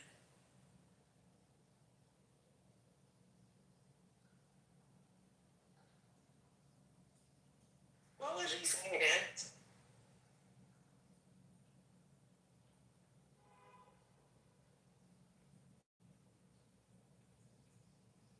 Okay. We got some new information. Happy Friday. It's 3:11 where I am. Quinn said, everyone stream my new song. Where is it? How can we get it? It's on TikTok. Take us to I it. heard it. It sounds good. So. Oh shit, run it back. Come on, help me. Well, play it for us. Play it for us, Brooklyn. I can't. I don't know how to do that. Yes, you can. You can do all things through Christ Jesus that strengthens you. I'm a heathen. I'm a heathen. Don't matter. You can do it. You can do it. You can do it. Come on, play the song. Quinn, come up and play for us. Yeah, Quinn, just come and play it for us. That's it. That's all. And then come on up, Quinn. Come on up, Quinn. Y'all tell me what I'm looking for. Oh, I don't have TikTok. Never mind. I would do it, but I don't have TikTok. It must be on Instagram. I don't have Instagram. Uh-oh. Mr. On. Who's Mr. On? Oh, no. Did y'all know that if you have TikTok, people could pull y'all right on that? Because that's how I be just finding everybody on TikTok. I done found everybody. Oh, I can hear it. Y'all be finding me. Wait, why are you looking for everybody, Brooklyn? I don't be looking for them. They just come across my shit. Like, out of nowhere. Just, everybody be popping up. I know I done popped up on y'all TikToks. I know it. Who's Lou left? What you mean, Maya?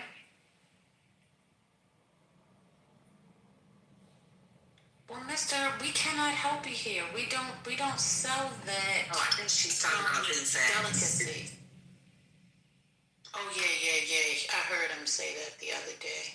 Why on TikTok? He said because he got canceled or they clipped him. I was gonna say more than likely he got banned. Like He got clipped. a lot of Clubhouse people be over there doing them lives and Clubhouse. TikTok doesn't play the same games Clubhouse plays with those lives. Oh wait a minute, somebody playing something. Yeah, that's me. Hold on. I can't tell because it was this man on there Wait a minute, hold up, Brooklyn. Your mama trying to play something. Oh wait, hold on a second. I gotta get to a new space. One second. Okay, take your time. But he said, wait a minute, let me just explain the story real quick.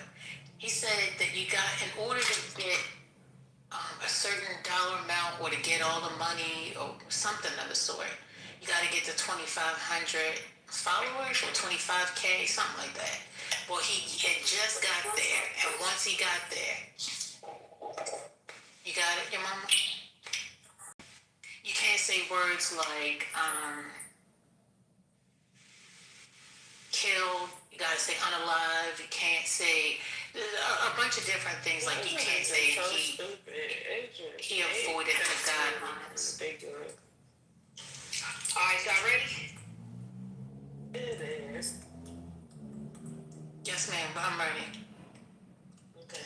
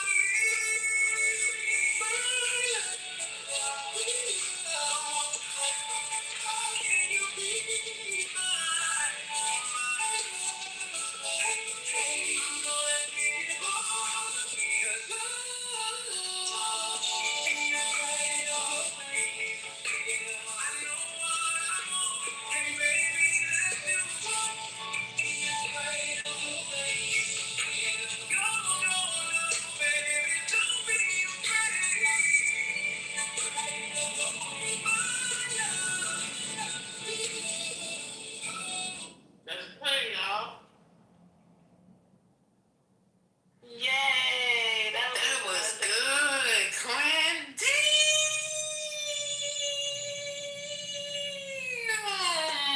I sense a Grammy. Yes. I sense a Grammy. I sense Grammy in the air. Yes. That'll make it go deeper. Good job. Let me get That's my some baby making music in the 90s. That was good. Quinn, so how do we get a copy of this? I mean, I know you put it on TikTok. So is that what you want us to support, the TikTok?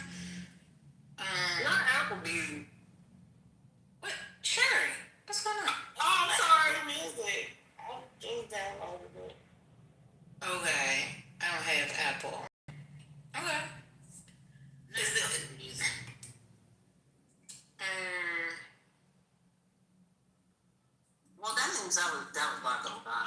song was called "My Love" by Quinn. The album releases in September. Okay. Okay. So we can get You got the single from the Apple Store now. Yeah. Okay, that's right. ain't no hopefully you won't have to be. I done said it. I done spoke it into your life. It shall be done. The song is a social media release. Okay, iTunes. Okay. All right. So if you haven't already, go up at the top. Let me see if I can find it. Where is it? Quinn. You was called settling, Quinn. We heard you. You can click the link right here and go ahead. Like it up, share it with your friends, support one another in their endeavors. We Not Miriam get overheated. Where Miriam at?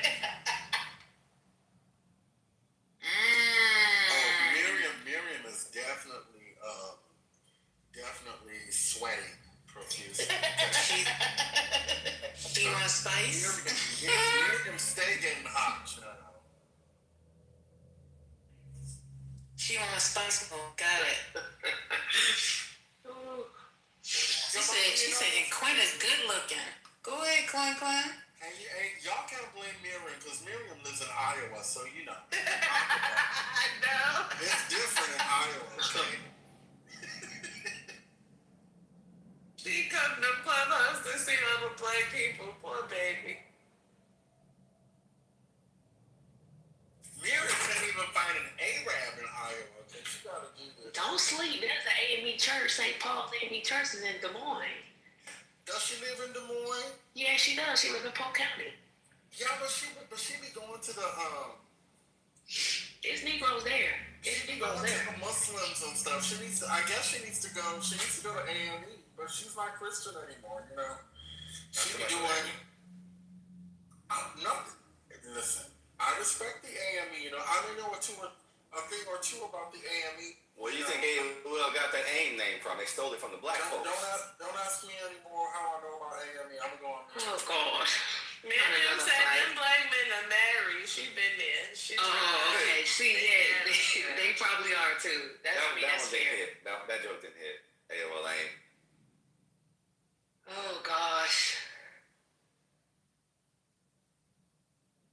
Hey, did you guys watch that Kevin Hart Funny AF? Pray tell. I've seen the, I don't want, what do you call it? It's not a commercial, but it's a preview of it. Yeah. It's a comedy competition, ain't it? Yeah, you know what, man? Okay, all right. Maybe it's the millennial in me, but I watched it all the way through. I thought it was amazing. I thought it was a great concept, and they nailed it really well. I liked the little, I like the voting feature. I thought I was gonna have to call in or whatever and vote for it, but nah, like you just like voted right on your like a little thing popped up, on your screen, and you can just interactively vote while watching Netflix at the same time. I thought that was pretty cool. I thought that was cool, and I like the winner too. The winner was actually a really good comedian. Y'all should check that out. He had what's that guy's name? Chris Rock on there. The worst guest he had on there, though. Chris Rock. Every week he had he had like a celebrity comedian guest with him, to help him critique the comedians as they were coming through. You know what I mean? And one week he had a horrible job on the stage. He looked surly the whole time, like he looked like a hater. Like, this should have been my show. I should have had this shit. He gave that whole vibe off the whole fucking time. So I haven't been able to bounce back since that smack. You can't bounce back, man. Nigga smack you on the stage, you do shit, then it is what it is. We'd have been Source Award in that bitch, dog. That was me. I ain't even lying. Shit. Fuck that shit. I said the same thing. I don't give a fuck what y'all say about me either. I don't give a fuck, man. I'm ghetto. I'm that shit. Whatever. Fuck it. You ain't gonna just slap me on live TV and then I'm not gonna do shit else. You better get security out this bitch. We fighting now. Respectfully, if he didn't think that he could win, I think he did the right thing by standing down. Because I think Will Smith would have whooped his ass. Hey, First Lady, I feel you, and I feel you. One second, Gina. First Lady, somebody needs to remove Mister because now he's verbally sexually harassing Brit. Like that. Yeah. There's no room for that in the chat on stage. Get him out of here. Where is he? He's in the chat. He's in the chat. It's not okay. It's disgusting.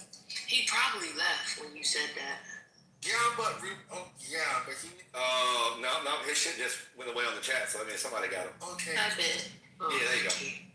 Yeah, good call.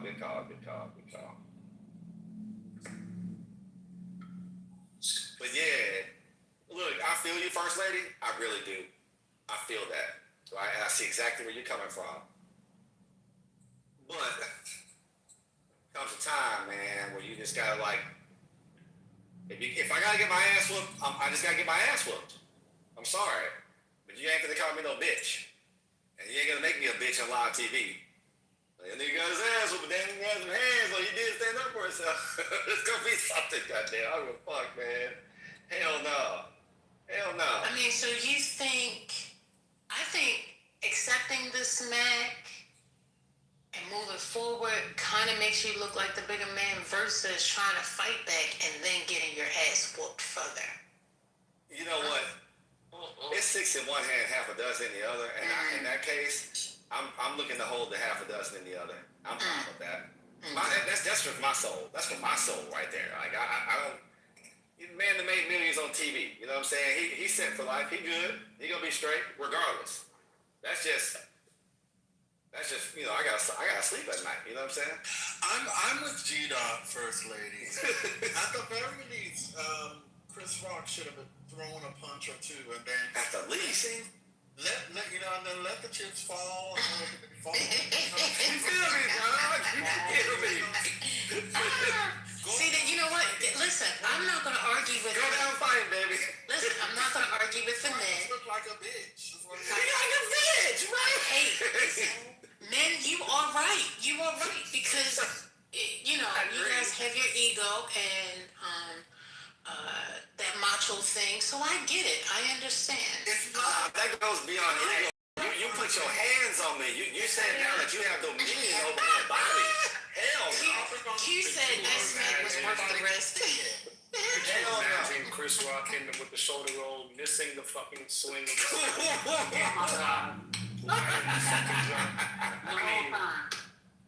Listen, that would have been classic. That would have been classic. We would have respected him for doing it. We would have respected him for doing it, though. Come on, man. You think Will Smith can fight like that? No. Hey, yeah, I think he got like in a blow for blow fight. I give him at least 3 blows. He got you for the first 3 blows. Like it's gonna be tough in the first 3 blows. Well, the way he smacked him looked like a way you like a bitch smacking another bitch. Yeah, smacking like a bitch. Yeah, like a pimp slap, dog. He could have fought him. That would have worked. That's one of them old school Watt Stacks pimp movie slaps. But there would have been some intervention. People would have gotten on stage to break them. You're gonna have to bring them. Yeah, I G-Dot would have. Wait, so somebody said they watched it recently. I don't know. I think You're gonna have to bring goddamn security in that door. You better go to commercial.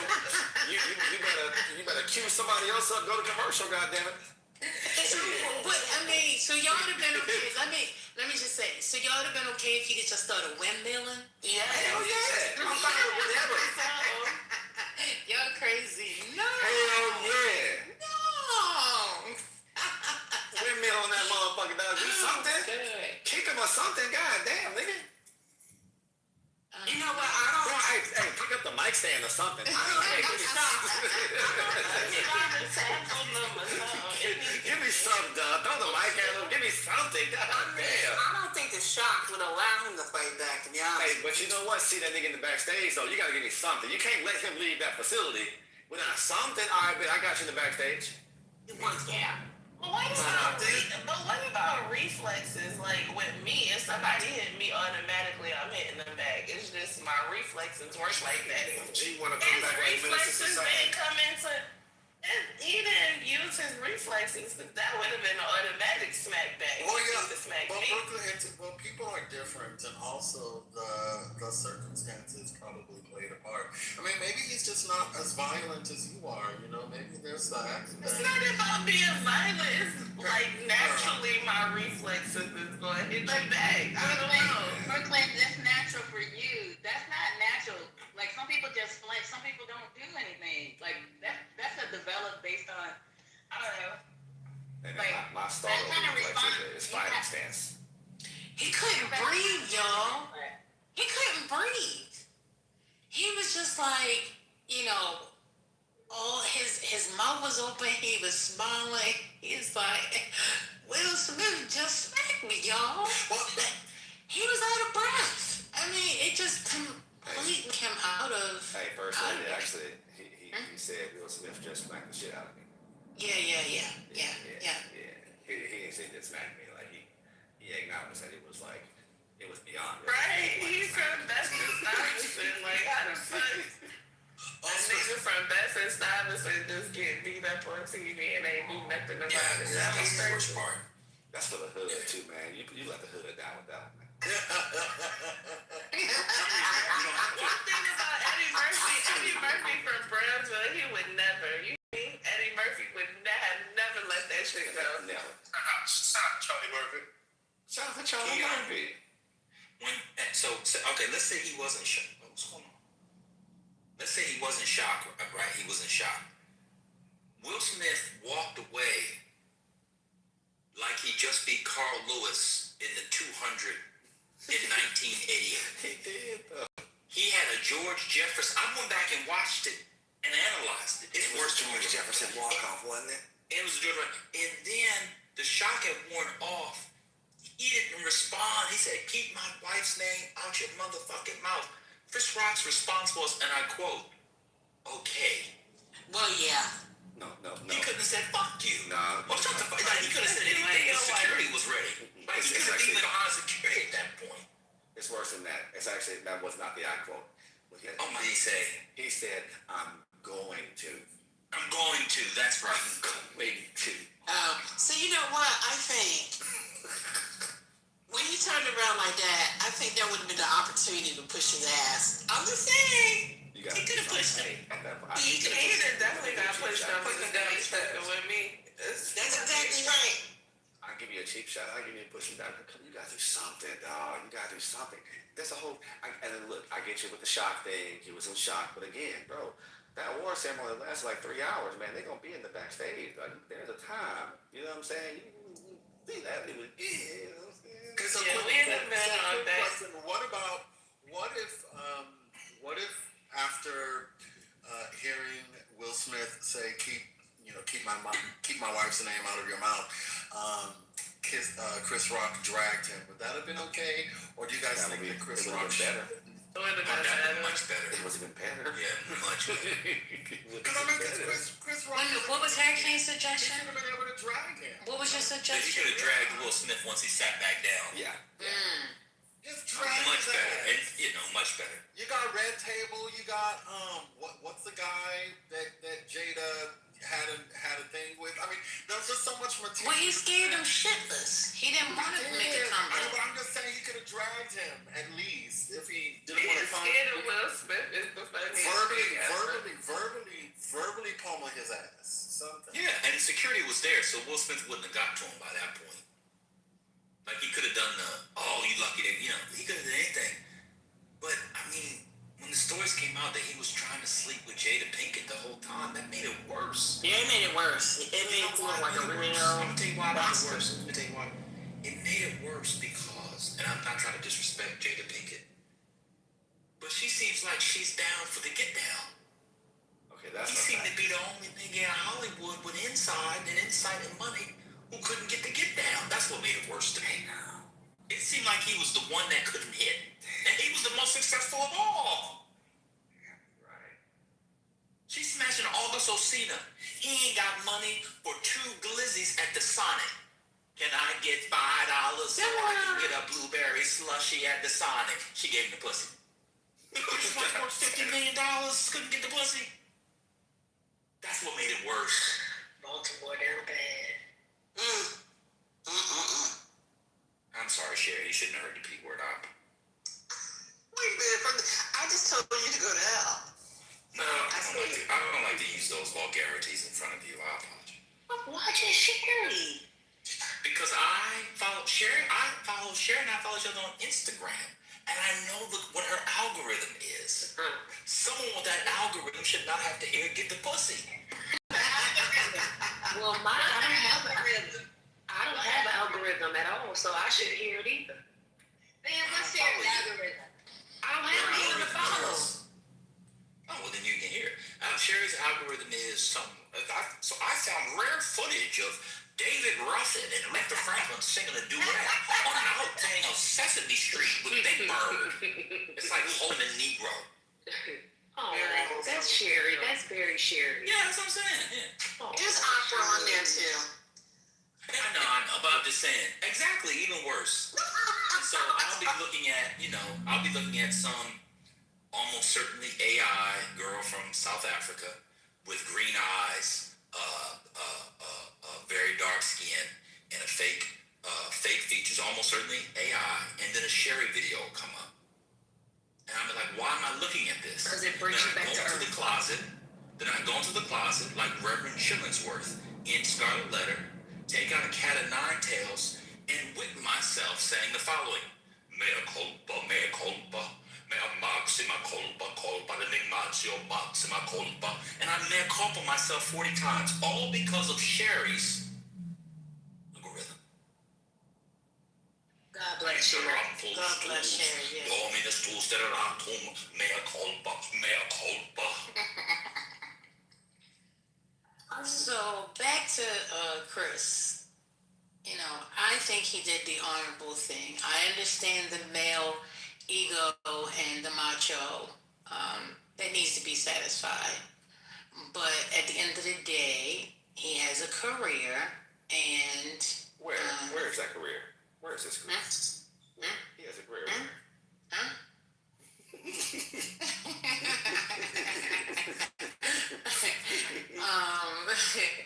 It's still, I just think that he did the right thing for his persona. So wait a minute, First Lady. You the First Lady and Amen. At the church. Now, if one of them heathenists hoes that's fucking your husband come up to you in church and smack the shit out of you, you not gonna hit her back? What's going on? I need to know. Well, depends on if it was recorded or not. See, the difference is it was live TV, right? But if there are no tapes, then there are no receipts. You can't prove that I whooped her ass. But again, I just think that Chris, Rock did the right thing because he didn't want to get his ass whooped. He was about to get his ass whooped. If he would have flinched like he was about to do something, I believe Will would have knocked him out. To have that much balls and gall to walk up on stage and to smack a man and then fix your coat and walk off the way that he did lets you know that he came for business. So, First Lady, quick question. So, First Lady, I think you're just doing this for content because perhaps you would not have just stood still and waited for the salvation of the Lord. You would. Praise the Lord. Yes, I would have. I do it a lot of time on this app. Because really... We saw how you... No. I use restraint. A lot. Most of the time. Majority of the time. Until restraint no longer works. Like you did with Infinity. We don't have to talk about the past, sir. We don't have to focus on the past. We're talking about What happened in the past should stay there. You know, we're moving forward. Praise the Lord. Would have punched Smith in the mouth after getting slapped. She knows that. She does it for content. You know you're playing. She does this sometimes. Y'all just gotta let her do it. It's her way to get through work. Everybody does it. On national TV, with your makeup on, and your hair did, and your outfit. She done tore his ass up. Shit up. You would definitely tear him on that. Her little ass, she'd have been clawing and scraping and scrounging. She ain't even big. She'd have tore his ass up. I don't know why she. Yeah, everybody does what they need to do to get through work. I have to do a monologue to empower myself. She needs to pretend like she wouldn't fight. And Haitian goes and fucks people at lunch. Everybody knows what they need to do to get through the workday. That's just how we do. Spiritist is not paying attention to us. Shit's on the stage that bounces. Everybody does what they need to do to get through work, and that's what First Lady does. Norm comes in, lets him spit out of his gums, you know, and then whatever you need to do to get through the day. First Lady, you would have tore Will Smith's ass up. You'd have jumped on his back and clawed his eyes out. I don't have that in me. I don't have that in me, sir. If the man came up and smacked you for no reason, the way he smacked him. If a man smacked me, I am not fighting back. Okay. No, we don't mean man to man. You gendered it. We're not. Well, you just said it. You said if a man come up and smack you, I'm just saying. A person. No. Don't gender. I'm saying as a human, as an entity to entity. Take the gender piece out of it. If you take your personality, you a man or a woman did that to you. He smacked Chris Rock into a perfect 2-point stance to run the slot for the Clemson Tigers. I said, go look at it. His back leg goes back. Bop, boom. 319. He could have got a 2-yard. He could have got the 2-yard wiggle route. Waggle. Go watch the slap. And then he walked back like George Jefferson, just cleaners on the Upper West Side. See, you know, had it been me, I would have pushed his ass. That's what I would do. And let him fall on TV. And everyone was still, and people still would have been, right, people still would have been on my side. To be fair, Will Smith is the biggest loser.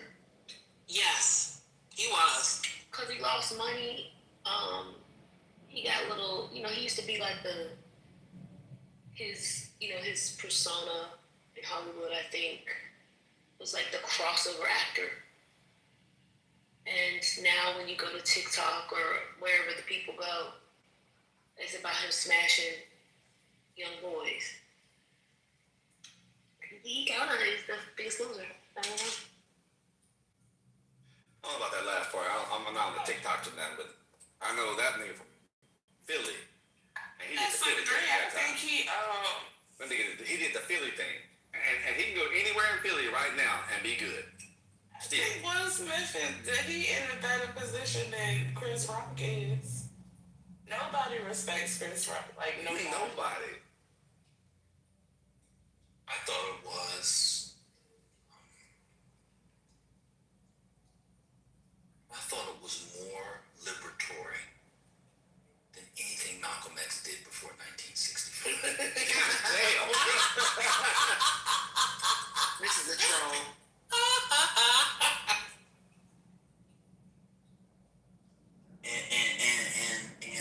And for the black women that talk about that's what the black man will do for the black.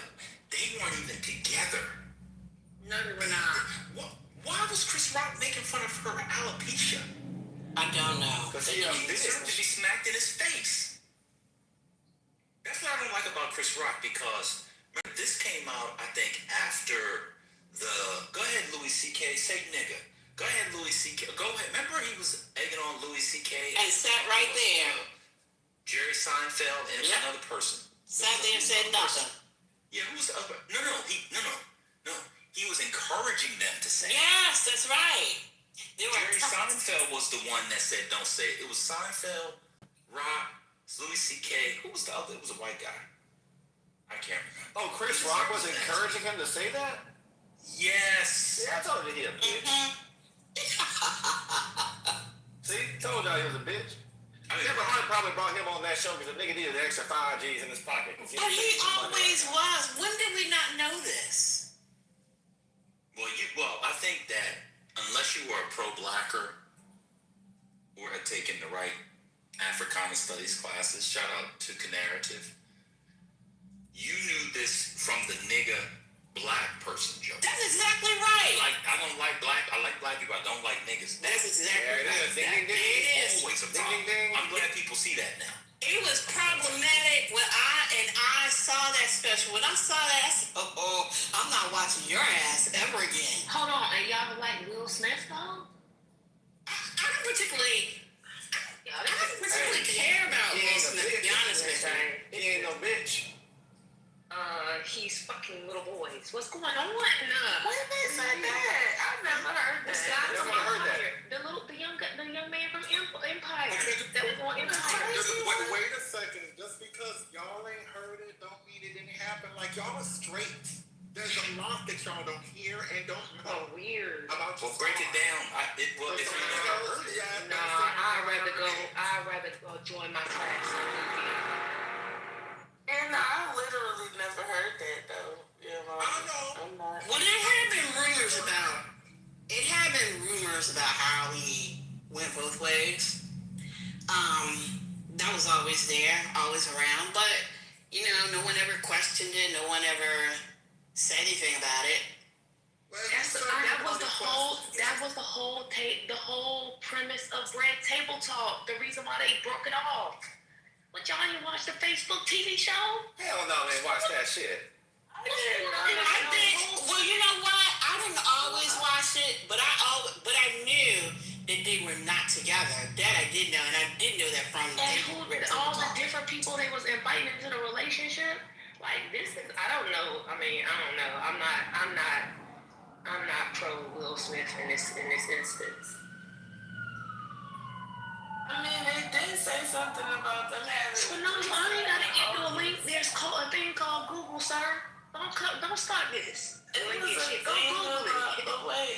thing about him and him giving August Alsina permission to fuck Jada, but I never heard about him fucking little boy. Now I heard about what's his name?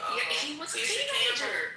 I heard about Tisha Campbell's old ex-husband and Will Smith having a thing, but never Will Smith and I did it, Spinoza. So fuck what?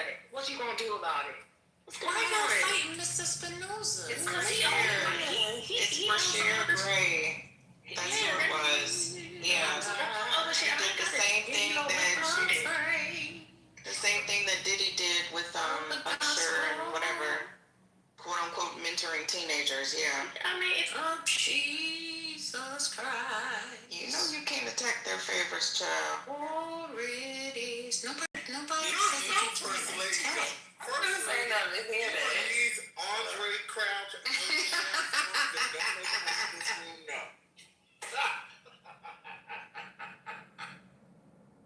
They don't know that.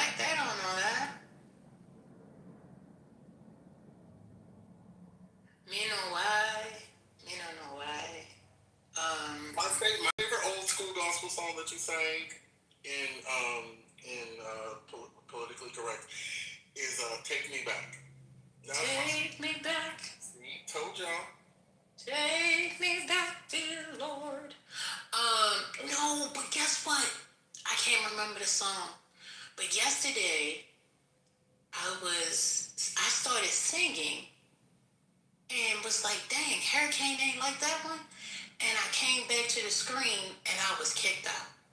How did it end for y'all? Did I leave y'all or did it end for everybody? Well, it was one at a time. It was one at a time. When you left, First Lady, whenever you left, I couldn't. It kept saying I was still in the room, but I couldn't hear anything, and it just said that the banner was at the top, and then the whole screen went blank. So I couldn't. I was in the app, but there was no pictures of y'all or nothing, no noise, nothing. Me and Britt was alive, and Britt ended up being a mod. Okay, so it went to Britt. Okay. Right, and then it went to Meg, and then I just I just closed the room. I said, because this is not happening. Like, as soon as First Lady left, I'm like, I didn't leave. They took me out. If I left, They took me out. from how it looked on my end, you were talking, then you were removed from the room, and then the stage shifted, and I held it down long enough to be the only person as a mod on the stage. It was like a handful of people in the room. Sherry came back. We were talking, and I was like, I'll just hold the room until to see if other people are gonna come, because I didn't know if the issue would be resolved quick enough. Child, in the middle of talking to Sherry, I was yeeted off the app, and then so on my end of things did not get back to being like somewhat functional where I could get on and see anything until about like 12 or so Eastern. And that's if I took my Wi-Fi off. So So let me tell you, I went to down detector to see if the app had been reported.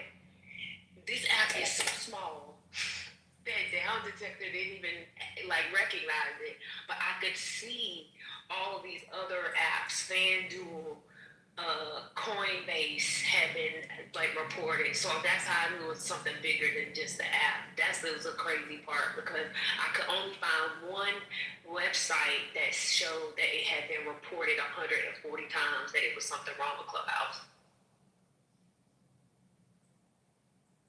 And it's for the best that Clubhouse has a very small imprint. You know, too many people do not need to be here anymore. It's not even that it's a dead or dying app. It's just that, like, those who are in the cesspool should stay here, and we don't need any new introductees, because I don't even think new people will be able to get the flow of the layout here. It's too treacherous. Y'all need to read that article Mel put in the chat. I saw it earlier, and I was wondering, like, what the hell is going on with the men? Well, what is it, Mel? Come up here and talk about the. Come on up here, Mel. What's going on? It's like y'all supposed to get the speak. Speak your mind. That's what this is about. I'm gonna turn the chat off. I'm gonna start doing like how that other space do, Critical Minds or something. They turn the chat off. Your asses gotta get on the stage and talk if y'all want to be in the room. That's what I'm gonna start doing.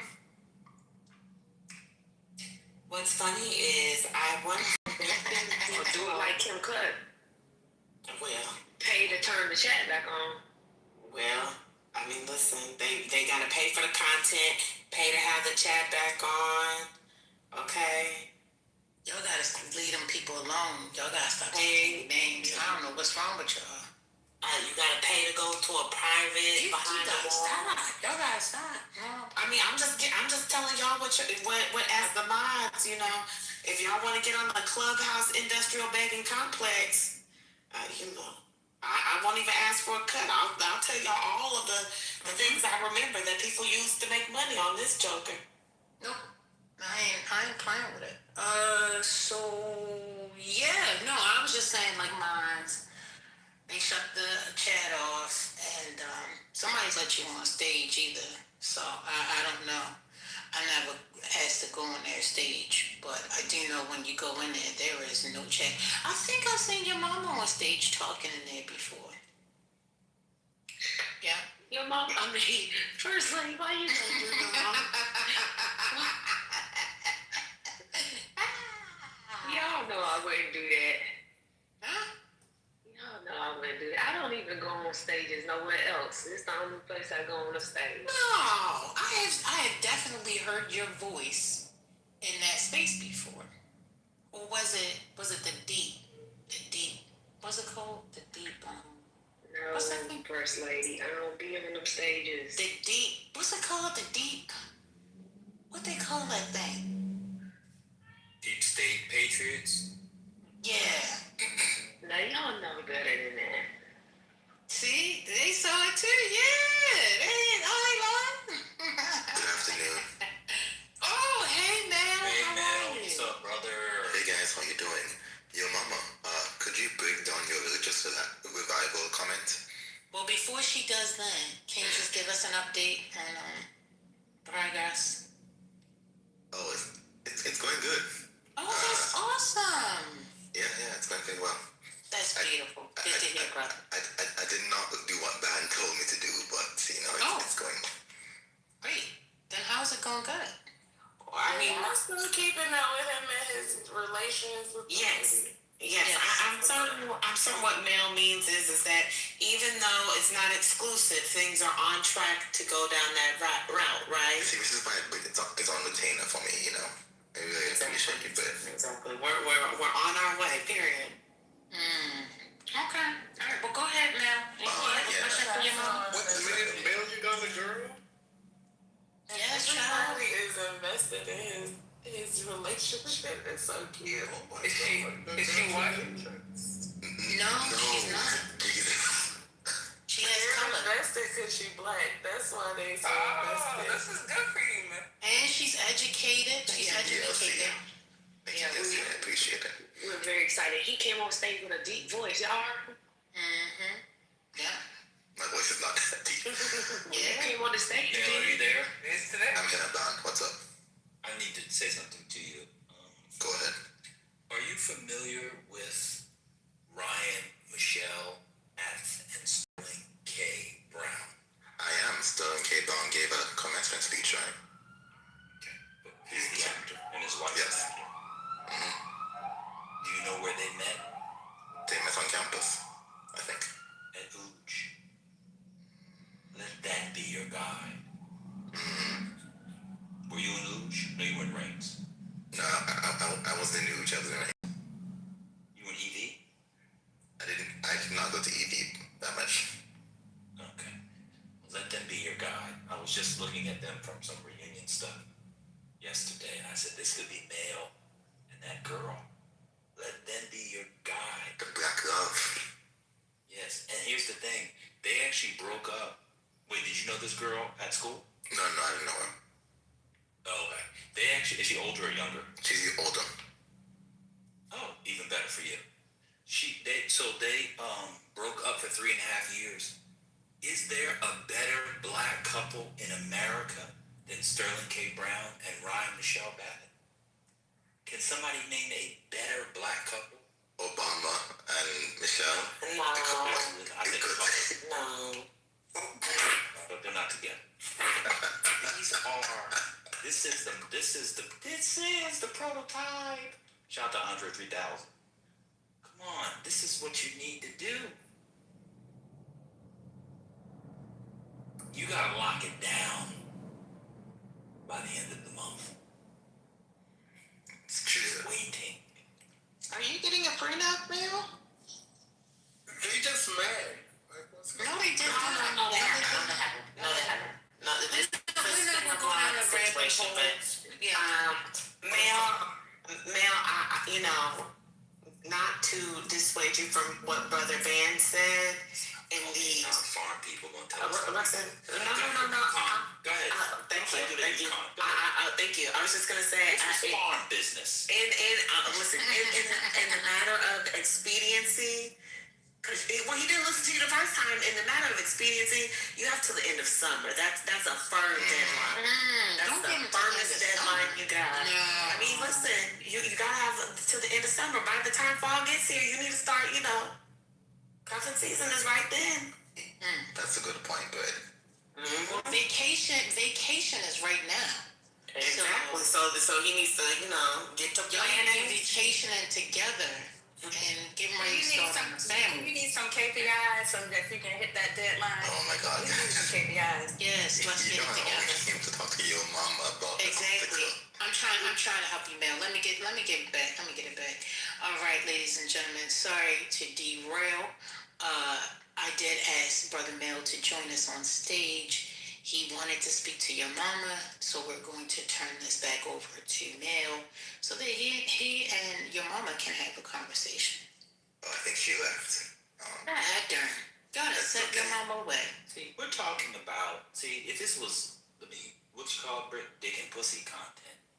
And If this balls. was about dick balls, no, that's different. If this was about dick balls and vagina, then people would be fine. We're talking about a young man who has sold his royal oath. Shout out to King Joffrey of Zamunda. and another who met, and a girl went to the farm. Do you know the legacy bump your child will get? Do you know that? Do you know you have similar values? You don't need to be roaming the streets of Franklin Avenue. You don't need to be at the bar. Listen, Bed-Stuy summer parties are coming back, you know. Okay, I'm sorry. You do not need to be at the bar at Mayfield's having one of the best branzinos in Brooklyn or the roasted quail.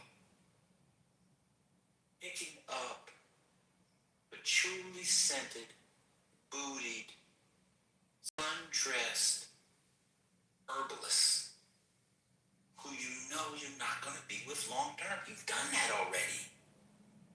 It's time to make little trees. Huh? It's time to say, this is Ariaga. You get him a little onesie, a little red, little cardinal onesie. Put an S on their chest, oh yes, because they're a super baby. Don't listen to these people. These are miserable niggas. Listen to your heart. That's right. You know that this girl is who you like. Take the lunch. And now I'm going to say something which is a little personal. And I don't mean so due respect. Your brothers all got snow bunnies. Wait, how do you know this? You told us. If you don't lock it down with this girl by the end of the year, I'm going to kill you myself. So your parents don't have to go to jail. We look at your family photo and we see 4 tall, strapping, educated, handsome Jamaican men who will actually take care of their children because it's Jamaica, so you're only going to get 1 out of 10 and take care of their children. Not too much. And you all got snow bunnies? We're blowing up the compound. Just ask the girl, tell the girl you want to make her your girlfriend. Say like Reclaim said to your mama, we go together. Let me give you an old trick, and I get this trick for people who just want to get pussy too.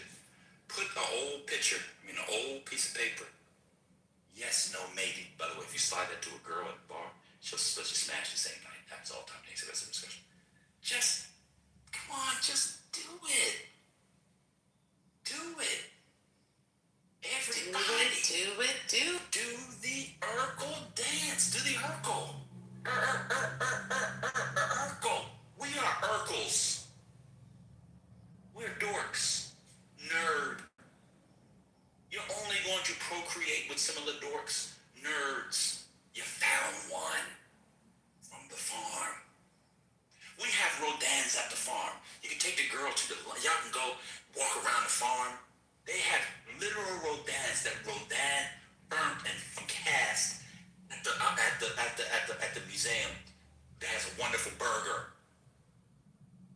Go walk your little nigglets. See, this is Rodin. We're not supposed to be here. Over in the quad, over in the first part of the quad, not in the geology part, but in the first part of the quad where the humanities are. We got an original casting of the Burgers of Calais. You walk through there, what do you see right up there? The chapel. You look around, you weren't supposed to be there. There's always gonna be ass in New York City. It's very easy to get. Come on, brother. You gotta do it. Do the Urkel.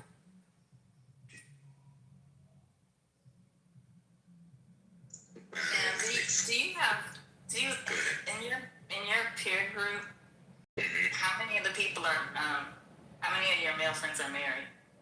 So I have a close couple friends from Jamaica with 7 of us. 5 of them are married. Okay. And they live near you? No, they live in Jamaica. From my American friends. Yeah. I'd say maybe like a quarter of them.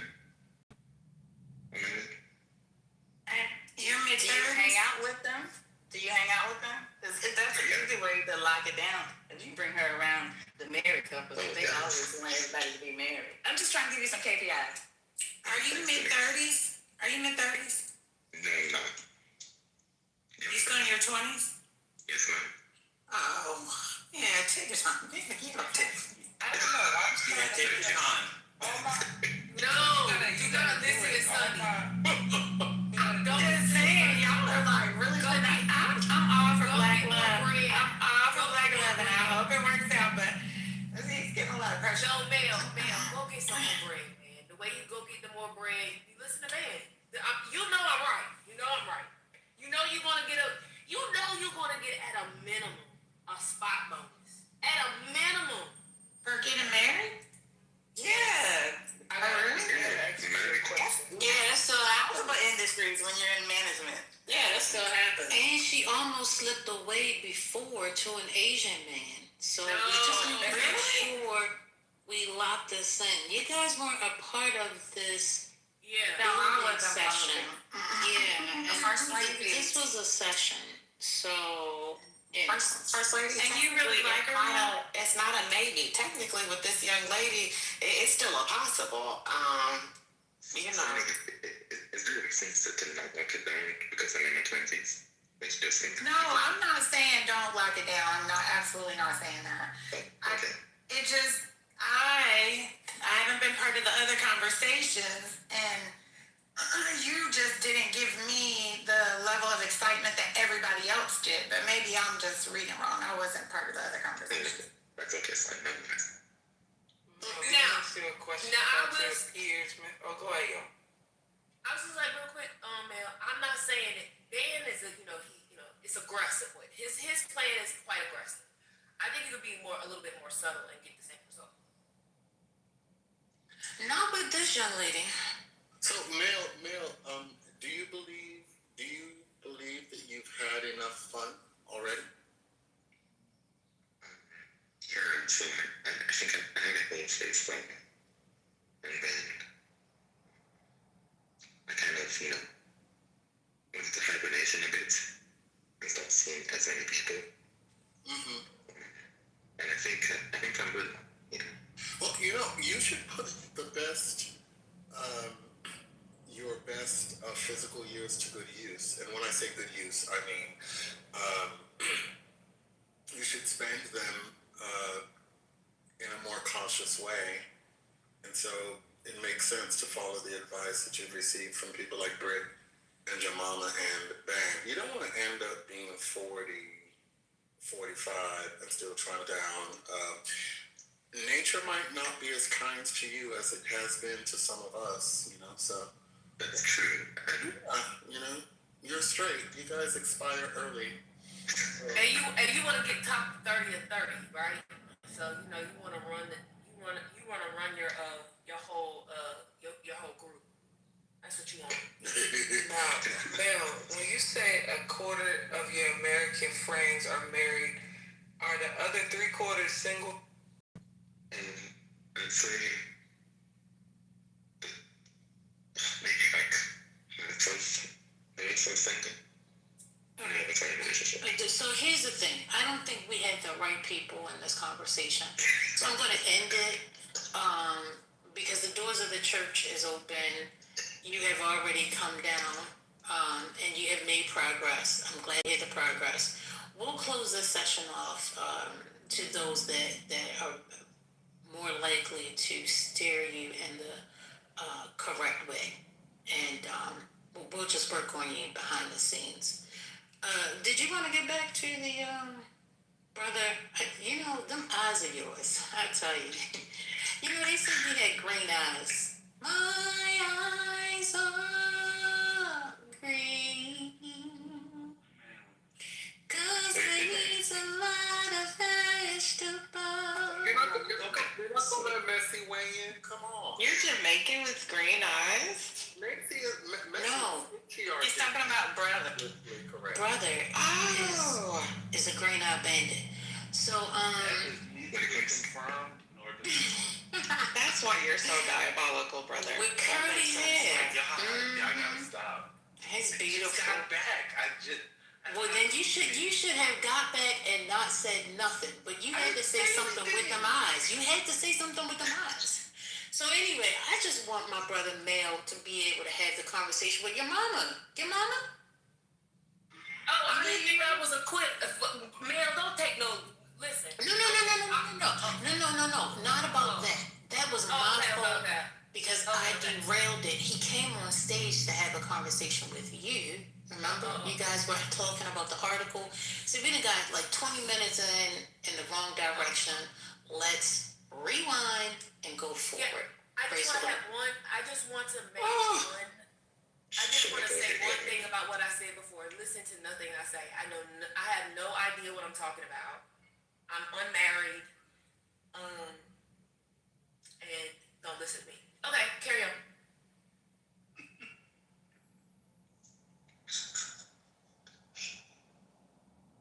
Wait, Mel, I hope you at least care for this young lady. Well, people are mentioning that you may be expiring soon, but good luck to you in any regards. Thank you, Miss Lynn. I appreciate it.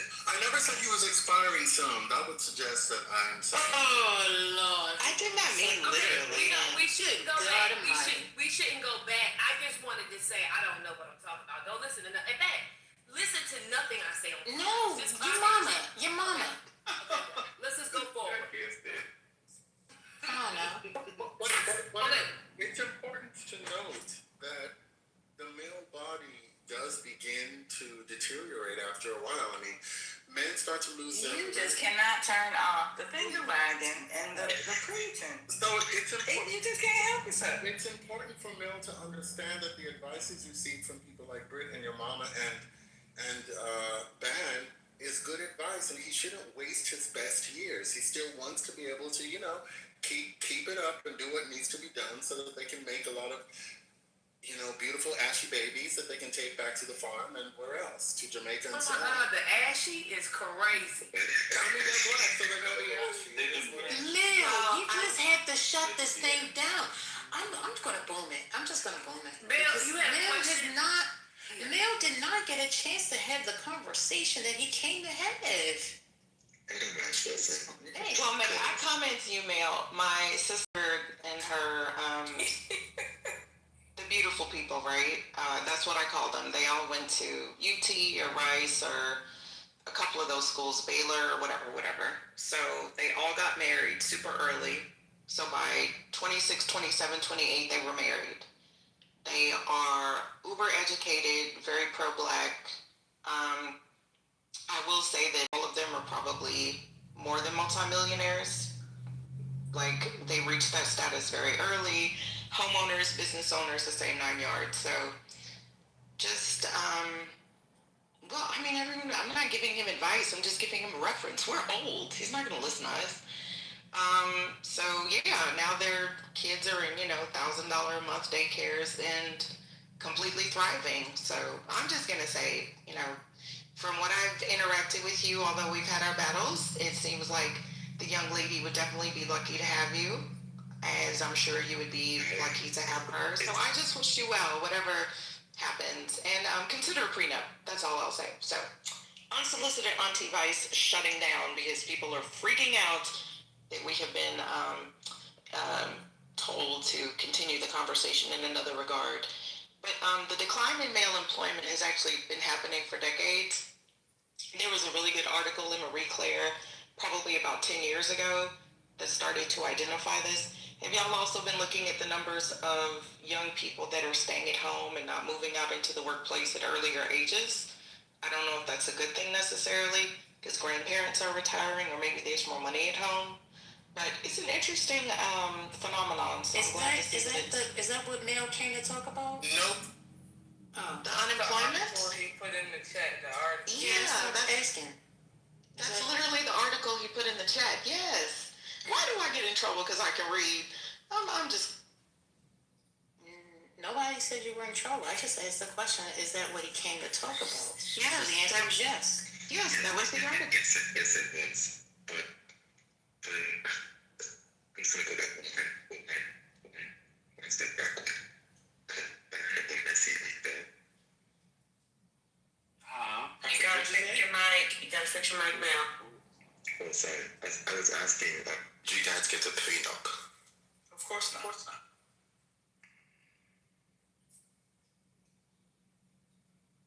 I kind of have the same opinion. It's... You don't need a prenup. You're marrying someone. Do you have a whole bunch of family? No, hold on. Business? Hold on. You should listen. Ma'am, don't. First of all, I was already talking, your mama. I'm not sure why you interrupted me again a second time.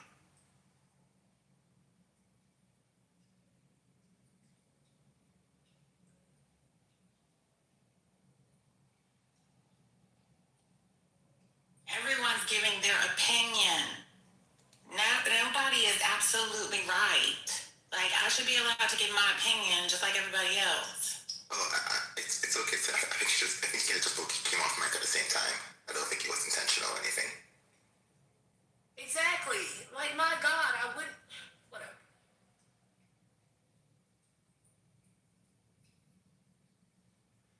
Let me get in there real fast. First of all, the last time you interrupted me, you specifically said, don't listen to what she's saying. So please don't.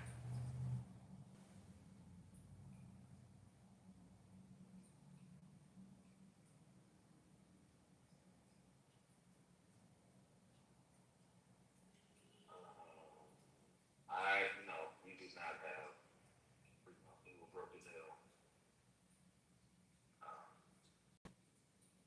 And I told my mama, well, if I'm gonna be broke for the rest of my life, I will be broke with the love of my life.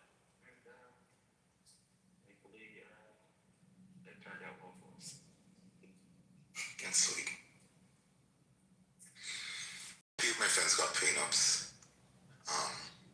Everyone else does, but you know how black people are about money conversations. If they didn't do it, they don't want it. But I'm already being bad today, Mel.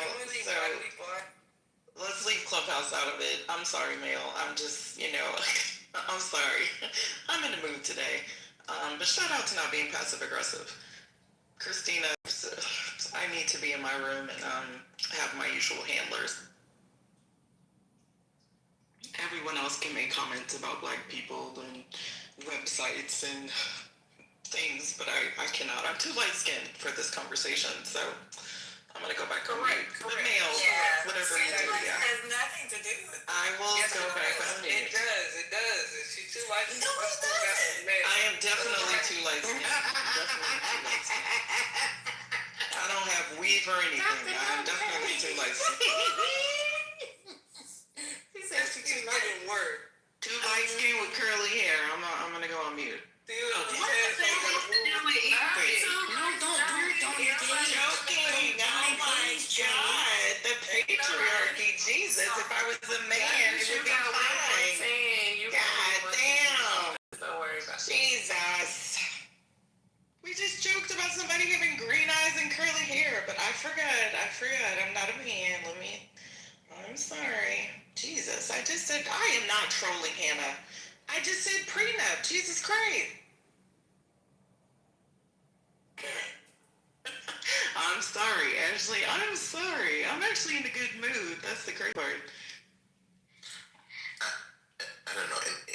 In my mind, at least, we're both pretty young, and the only fair thing in a divorce is to split things 50-50. Based on what we've accumulated during the marriage, right?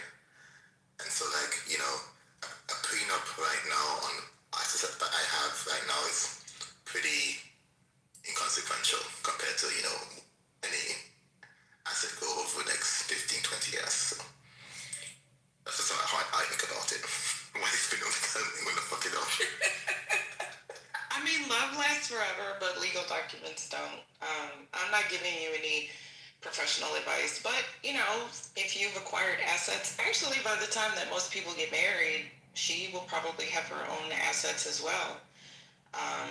It could even be something as simply as your own trusts that you can create right now, right? I mean, I get it. We don't, a lot of people, we as Americans don't have this conversation, but if you said that your friends have gotten it, it's actually pretty commonplace in a lot of circles. So that's all. But I don't think that, to me, if you're considering being serious with someone, this also goes part and parcel of that, right? Financial responsibility and financial accountability. And what does that look like? Because you would also change your beneficiaries and everything else. I'm just glad that y'all research things from what I say. And I'm glad that y'all also pay attention to me because, like I said, I wish my children gave as much credence and thought to you guys. So thank you for making an old lady feel just a little bit special. I just have to acknowledge my fans, right? Anyway, so yeah, Mel, if you know, just if it's standard, I would speak to those friends who've engaged in such. Because remember, she would also have similar documents as well. So, but if you just met this young lady, I don't know the extent of your relationship. I've known her for a while. First lady, I tried. Well, he's asking questions, we're answering them. God, We was just trying to move on. But oh, we could stay here on mail, and he could tell us about the last date that they went on. So. Black love. Yeah. Never mind. Go ahead, y'all. What else? Oh, you want to ask another question, Brooklyn? No, I'm trying to figure out how the fuck we get the free nuts, but that's another story for another day. Oh, it was because Mel asked the question in the chat. But do we want to get back to the article that Mel posted and asking your mama the question about religion? Yes. Oh, so it wasn't the So article. It came from the article. I asked him about the article, and I said, this reminds me about what's also happening because it's the men who are doing these religious revivals. That's. So you weren't wrong, First Lady.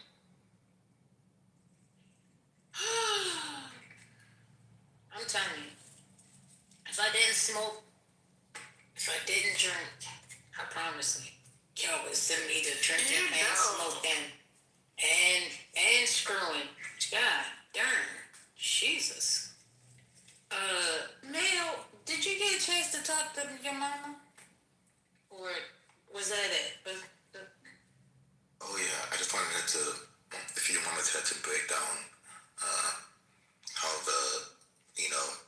how she thinks that the revival in religious curiosity among men ties in with the little participation falling off a cliff right now, and we're going to continue to accelerate.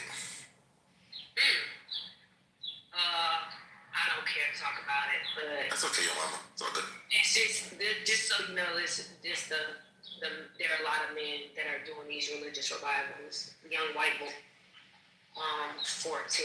13, 14, 15 years old. And then the people who are like leading the revivals are like 20 somethings. So I just find that, and they're also going to church with their boomer grandparents. So Is this the whole like Catholicism is cool now kind of thing? it's not Catholicism. Actually, it's just like a non-denominational evangelical, kind of like the feel I get from it is it's kind of like Rick Warren meets Billy Graham.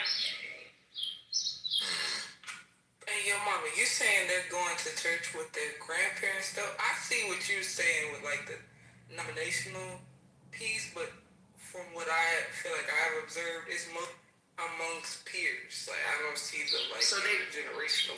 They're getting to church because of their grandparents. So their parents don't go to church, and they're going to church with their grandparents. I wonder, your mama, if that's because if they're at home, then, the grandparents make that a condition of, like, financing their lifestyles if they're not working. Now, that would actually make a lot of sense. Well, the problem is some of these are, like, young teenagers. These are not, not everybody's a young adult or everybody's not a young adult. These are, like, again, it's like the 13 and 16. And it's kind of, you guys have seen or remember the just camps that happened in like the early 2000s. late 90s.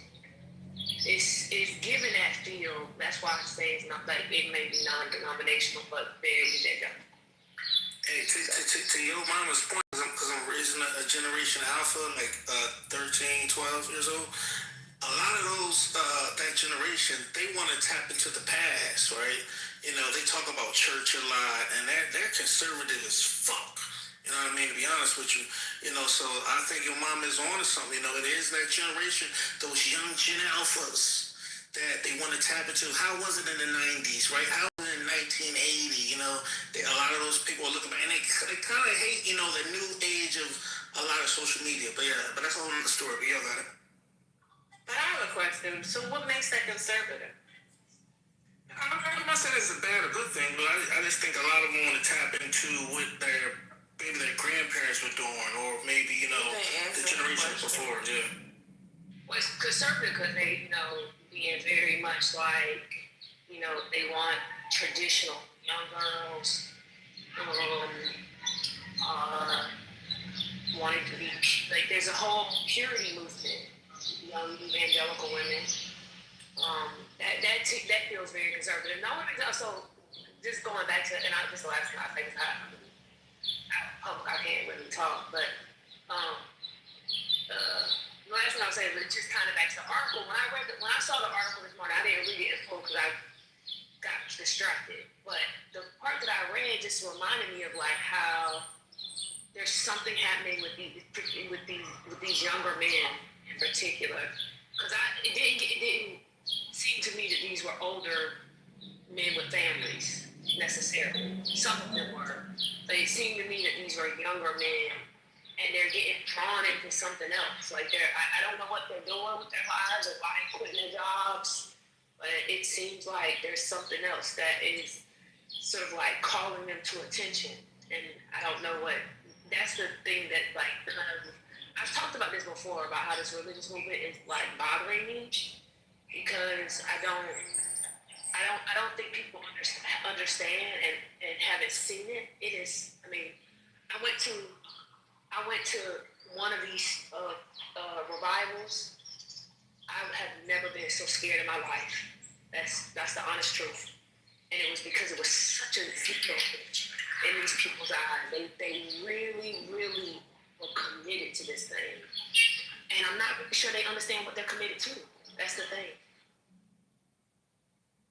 And I was in a conversation with somebody recently about how I feel like not that it's not right that younger people are interested in religion, but from what I've been seeing, it doesn't seem right that they're this interested that young. Like, I feel like typically people graduate into a more, like, I guess, religious state where they're more strict and attending church and everything's about, you know, their relationship with God. But it's happening, like, very young. Like, I have a lot of people that I've grown up with, and they've been, I don't even know what happened to them. It's like one day when they turned 21, they like turned their life over and then now they're a Christian influencer and now they're doing all this other stuff. And I'm like, what happened? I don't. A horrible economy with little to no prospects of the American dream. Or some of it. You know, so in the past, people talk about sort of religious socialization, and you know, there's a distancing from one's parents, and you know, or there's like youth and young people and young adults are grappling with how they were raised, and you know, oftentimes, not always, but research will talk about how people veer from how they grew up. This is different because the parents aren't necessarily religious, but they didn't necessarily always grow up in a religious home, and so the sort of socialization part is sort of skipping a generation, right? It's sort of they're going. That's why they're going back to the grandparents, right? Who grew up with religion. But I think one of the reasons why it's happening is because prospects are shitty. And so, there's a lot of, social theory that talks about what happens when there's like rapid disconnect from, what was expected or what people expected they were supposed to get out of society and then what is happening. And those sort of the expectations and the roles and the shifts are happening at different speeds. And so people are sort of confronted, right? So they'll talk about, a nomic strain or something like that. Like, there's strain, right? And so people are trying to map out what it means. What does it look like for their future? In ways that, that American dream or that sort of dream, that sort of expectation of what we grew up with or what I grew up with isn't necessarily their case, isn't the case for them. So there's a lot of things that are going on socially, economically, religiously. All of that is sort of coming together at this particular time.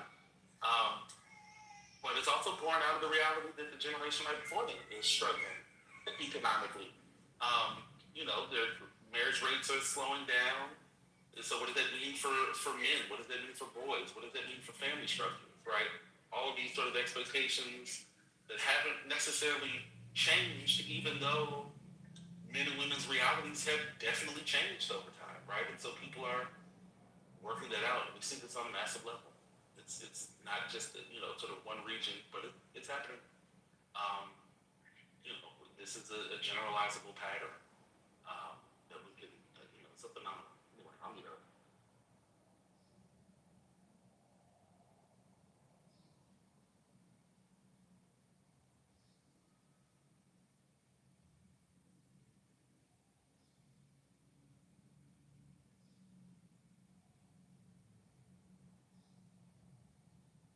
Yeah, a lot of that generation, let's say my generation, having a baby mama wasn't weird, right?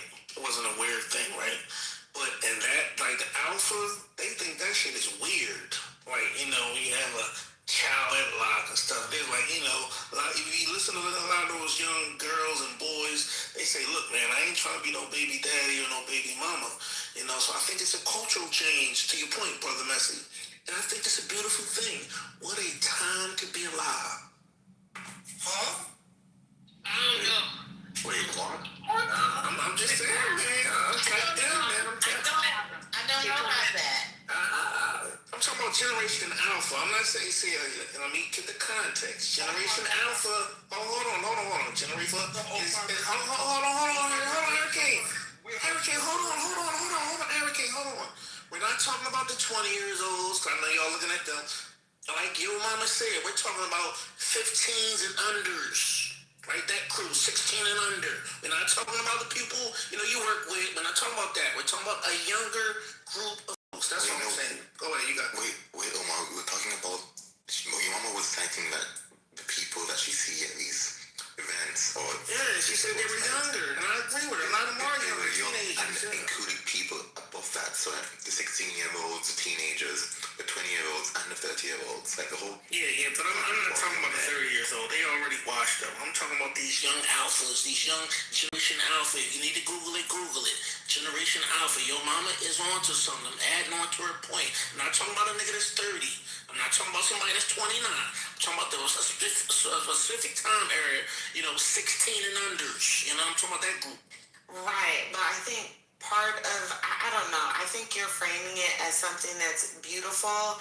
It is quite troubling, if only because while I can appreciate the children not wanting to replicate particular family structures, for whatever reason, I do think that some of this, it just gives very conservative. It just gives, our parents left us with the iPad and we were on the YouTube, and then we got a hold of particular persons on the internet, and now we're just regurgitating what we heard, and then old men on the internet are going to say that that's a very beautiful thing that we're regurgitating the things that old men on Clubhouse say and berate women with that they don't know every third Wednesday in a relationship room.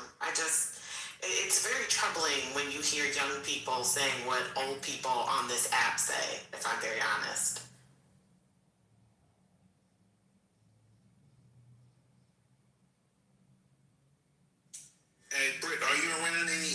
Generation Alphas?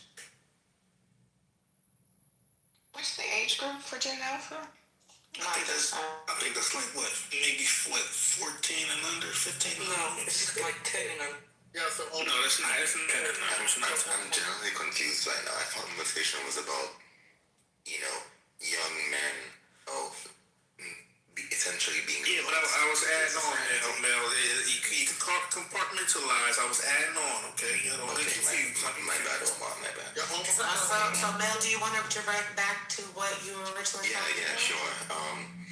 So in the article, the article starts off by saying that the share of American men in the labor force reached a record low in March, fueled by baby boomer retirees and young men who are dropping out to study, or because they are disabled or sick. When I read the article, at least, it was a little bit concerning how, there are a bunch of conflicting views about this. Some people believe that this is just the natural way how things are, and that people are retiring. Others are talking about how the economy is really crappy, and they don't really they don't know what to do next in their life essentially, and because they end up leaving a job and then staying around for a while, they kind of feel skillless. To me, at least, I think it's a cause of concern because I don't want, in my mind, having so many men, not gainfully employed and doing work in service of others and themselves, to me, creates a petri dish for weird shit to grow and foster. And so I think that the religion and this space that has been created with these aimless men has allowed for this whole thing about Christianity and religion revival to take place. As I feel in that way, but I think it's going to compound and compound, and we're going to get real signs of disruption going forward. That's my opinion, at least. I mean, I did put in the chat that this has been declining for decades. So, pseudoscience that people argue that it may be. Sorry, I was have to troll a little bit. I actually think that's why they're pushing forward with AI. Part of it, pushing forward with AI and the robots, is because we know that not only the labor force, but, we're in decline. People are not having babies as much. The college gap for attendance between men and women is widening. So all of them are not in school. I mean, I don't know. Are they content creators? Are they just being nurtured at home? I have no idea. To Dr. Library Card point, they do blame the male mental health crisis. I think it also coincides with the rise in incels, because I talk about this quite a bit because the data is actually quite fascinating that single women own more homes than single men. It seems like women are entering the workforce, but since we're a service industry versus being agrarian and then the industrial industry, which hasn't been for quite some time. I guess, when did we formally enter the service industry? Would we say the 70s, the 80s, somewhere around there?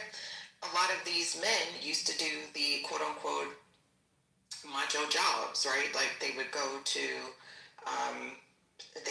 work in the plants, right? They would go to work at the unions, and now we outsource a lot of that, or even kind of look at how people look down. I hate to use Clubhouse as a reference, but I will. Look at how people look down on people just working actually average jobs. I will call us into to hating on that, even in this space. We're all bougie and got money, but we make fun of people. We do. We make fun of people that are working in government. We make fun of people that are working, that are not in academia or not in corporate. And I think that this has taken a toll on a lot of people. And I mean, I'm certainly too old to be making fun of how somebody makes their money. But you know what? I'm just a bitch sometimes. But I definitely think this all contributes, right? The last thing I'll say is, being from a small town in Louisiana, every time I go back home, where you used to have a lot of offshore jobs that would keep people, they're having to move further and further out. So I have my little cousins that are in Baton Rouge. They're in New Orleans. They're even going further than like where they used to go, which is like Lake Charles or Lafayette. So they're traveling like hours away to find work, if that makes sense.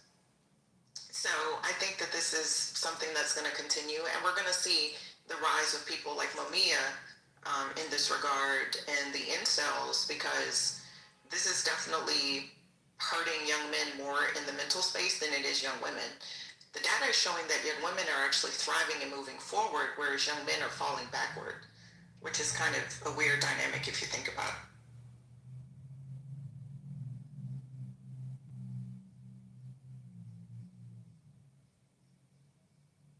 It depends what, I think that's dangerous too, saying that too, reform, because it depends what women are you talking about, you know.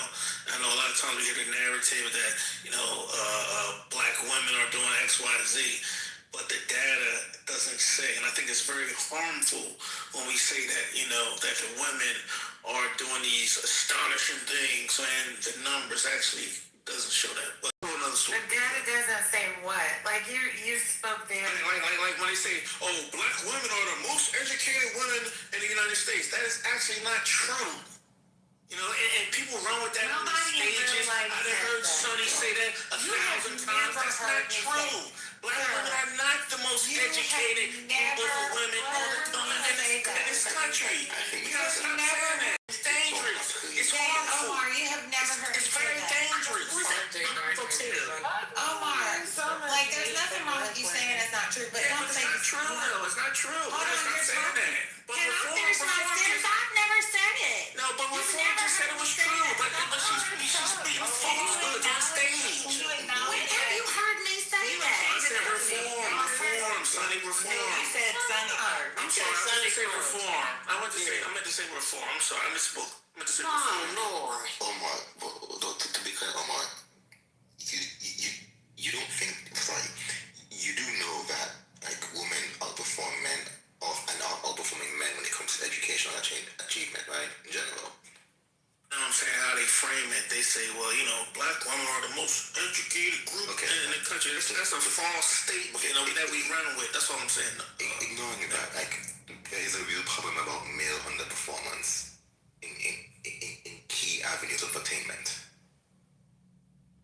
We agree to that, right, Omar? Yeah, but income does show that, though. That's all I'm saying. Go ahead, you got it, though. Go ahead.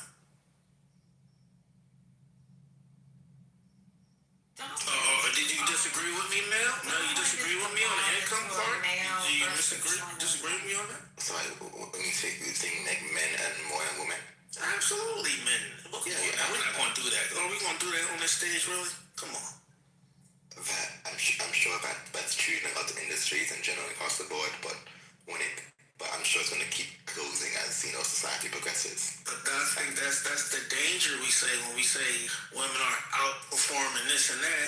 That's what white supremacists want you to say that, because it's not true. No, we go on these stages and we say that stuff, and it's not true. But stop saying that. How are we in this room outperforming you?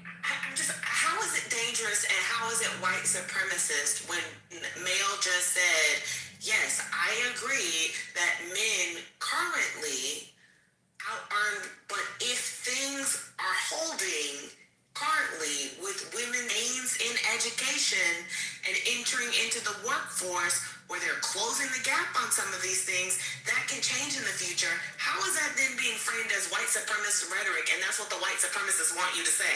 And it's harmful. I say when we say that black women. That's not what Mel said. No, We're not going to what reform said. We are talking about what Mel literally just said to you, and then you pivoted from what Mel said to it's white supremacist rhetoric and it's dangerous. No, stick to what Mel said. Don't go back to what reform said.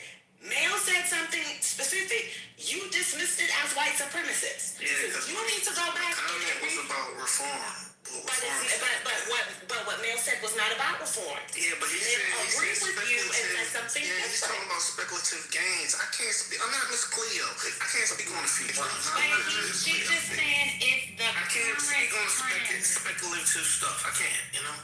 Okay, Omar, listen to the question. Saying, if the current trends, if it stays at that level, then these lines are gonna pass. They're gonna cross. That's a fact. And they're asking you what you think. No, it's not a fact because it didn't happen yet. So it's not a fact. Stop it. That's listen to how she. It's not a fact. Never mind. She used specific verbs that. Yeah, but that's not a fact though. She said it's a fact. Just saying She said it it's a hasn't fact. happened. No, she said it's a fact.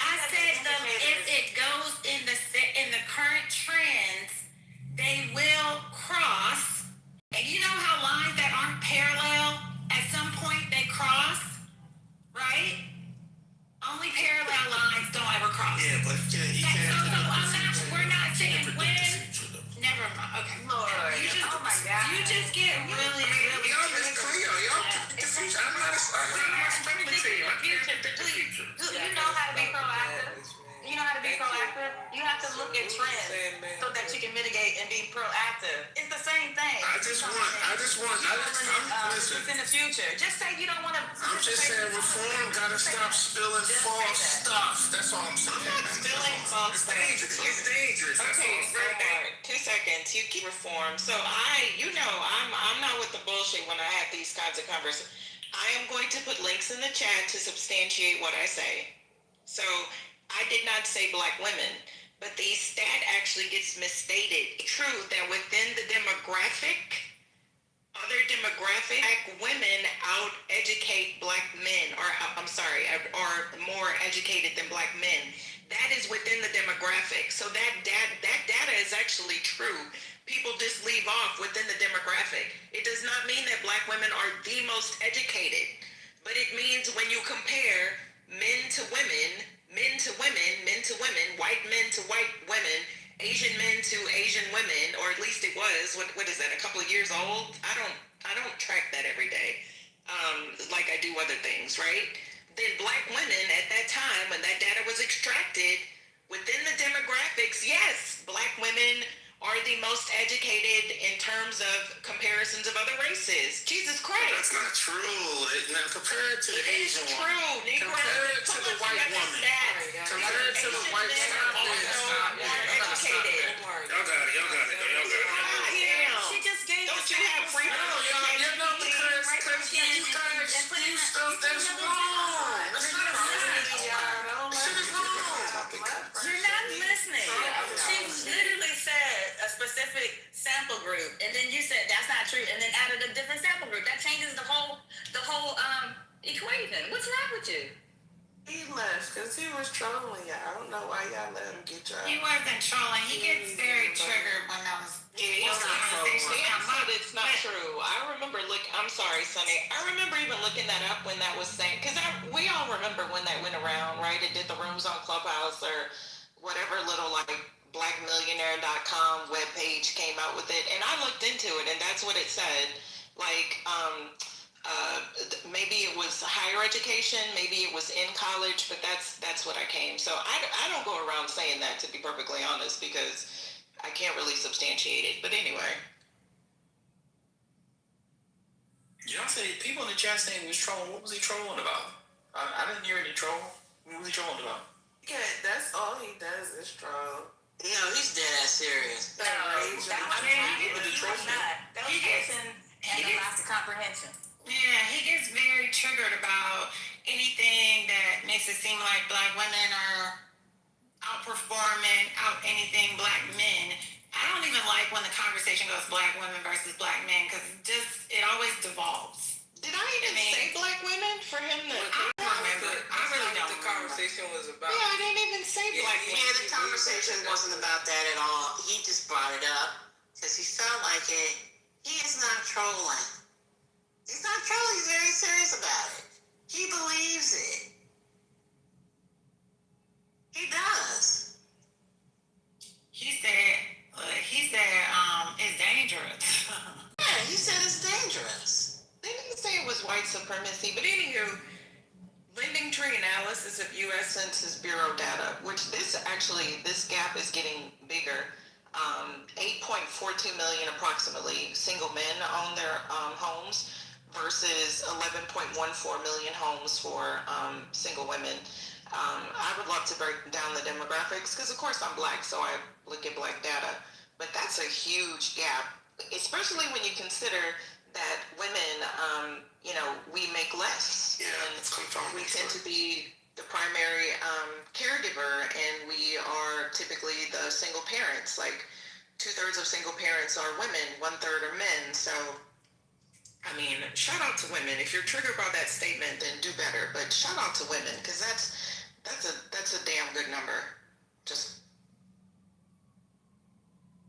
number. So about this Gen Alpha and religiosity, I'm curious about that. I haven't read about that anywhere. Is there a rise in religiosity among Gen Alpha? I mean, Omar started making it about Gen Alpha specifically. I really think it's more Gen Z because they're all babies, really. But there definitely is a rise. And when your mom was talking about, it's also why I was talking about this maybe a couple years ago on the app, how black Gen Z people who are religious are more likely to go to a multiracial, non-denominational church than all the other demographics.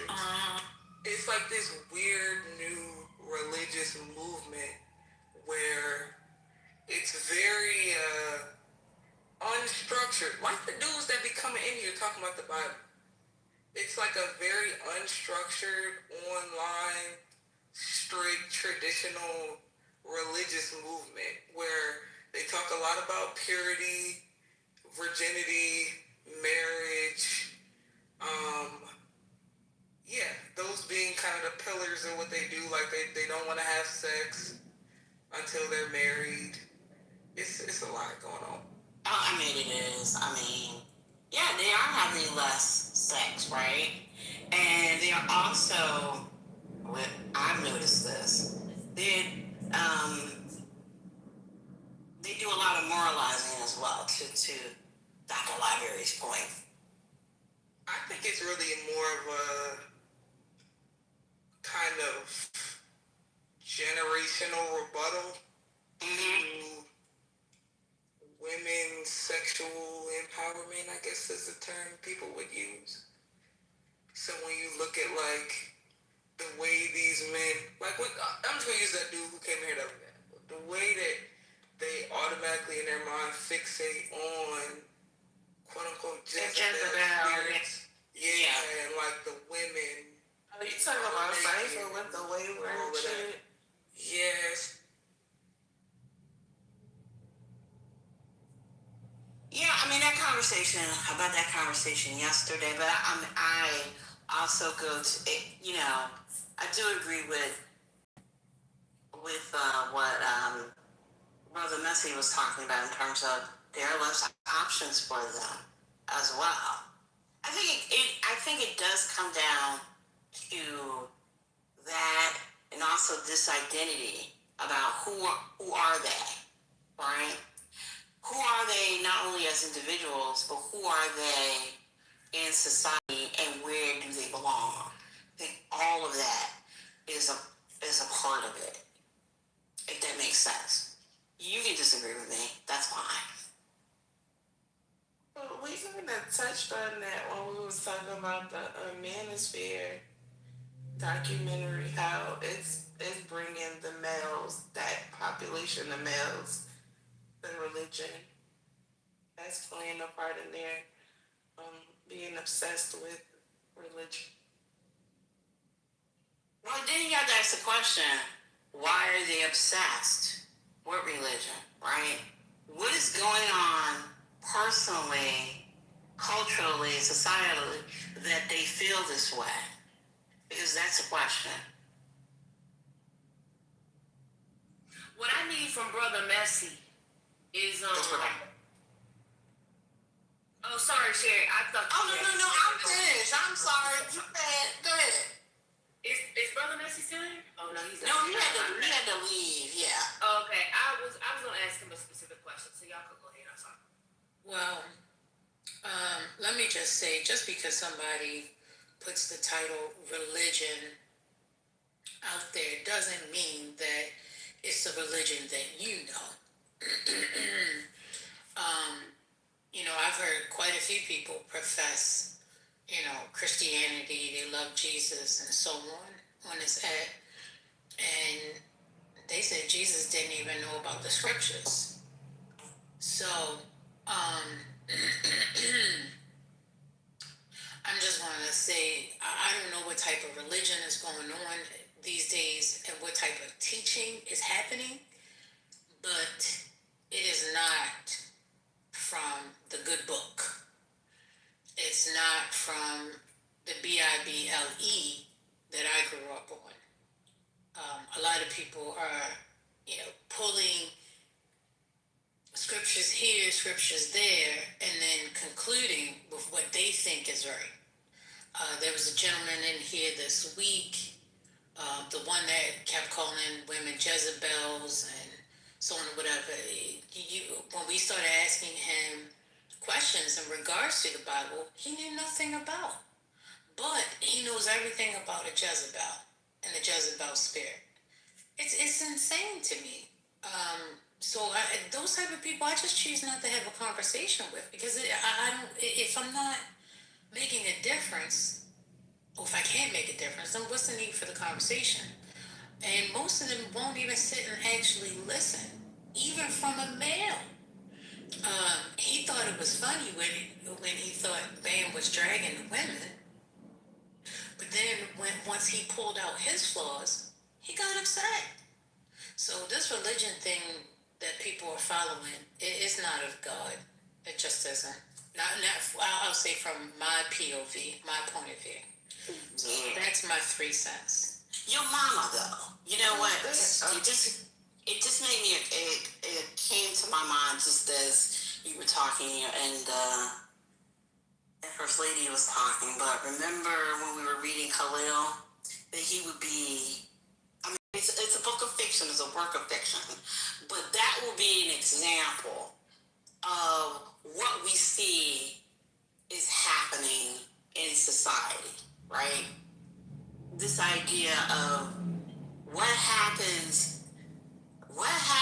when you have someone, a teenager or a young man, that doesn't feel connected to anything, and then what the material conditions that are completely awful for him, and then how does that turn out? And how does that work? How is it going to play out? And I think your mama, to her earlier point, she has every right to be concerned about how dangerous that could be.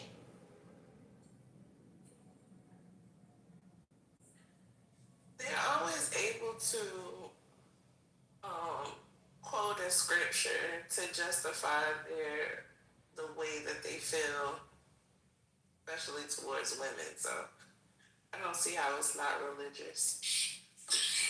But it's not just the religious. It's not just the religious. The religious is the conduit, if that makes sense.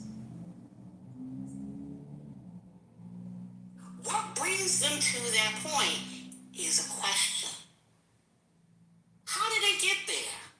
Why did they turn to that particular, whatever the belief that they believe in the first place? That's the thing that's missing. When we don't pay attention to their needs, their mental health, their material condition, all of the family structure that is completely broken. It is an oversimplification to talk about its religion to that extent when there are a lot of moving parts to it.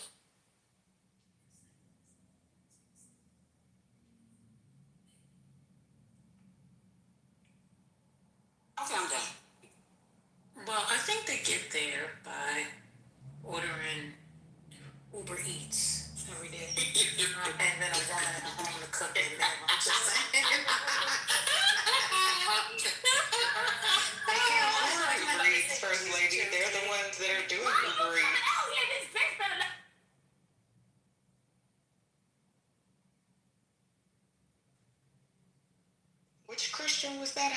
people? That was me calling this lady who thinks if she touched this car, y'all. Yo, mama, I'm joking. That's me. That's why I don't carry my gun, because I would be Brandishing that bitch, motherfucker. Like, You know what? I wish y'all could see. It's nowhere for this lady to go. Nowhere. Right. Everybody is stuck. Everybody's stuck. Right. And she's still itching her beat up piece of car. See. I just want to say to that comment, a lot of people think that Christians aren't without sin. And what is sin? Right? So, if I call somebody a bitch, that doesn't mean that I don't love Jesus. It just means I may have fallen short. For a moment. You're having a moment. Exactly. There you go. But that don't mean that I'm not a follower of Christ. First lady, you should know better than to take any of my comments seriously. Oh, no. I know you was trolling your mama. I'm just saying, but there is this stigma because I grew up in it. If you did one little thing wrong, then you were cast into the lake of fire. And the God I serve, his son said, no condemnation. Huh? So, these earthly people with their meat suits go around judging people. And I think that is part of the reason why so many people got away from this church thing. Notice I said church. And kind of put religion on the back burner. And now we have this new uprising, which I think is good if they're going to be teaching right. But if they still ain't got the teaching right, and you still not teaching people correctly, I think it's all a waste. Because then you really think, you got these people who think that they're self-righteous, and then they can go around pointing the finger at everybody else and trying to hold them accountable for the stuff that they doing to damn selves. So, that's where we are. And I think it just causes a lot of, why is this computer keep doing this? It's causing the confusion that we have in today's society.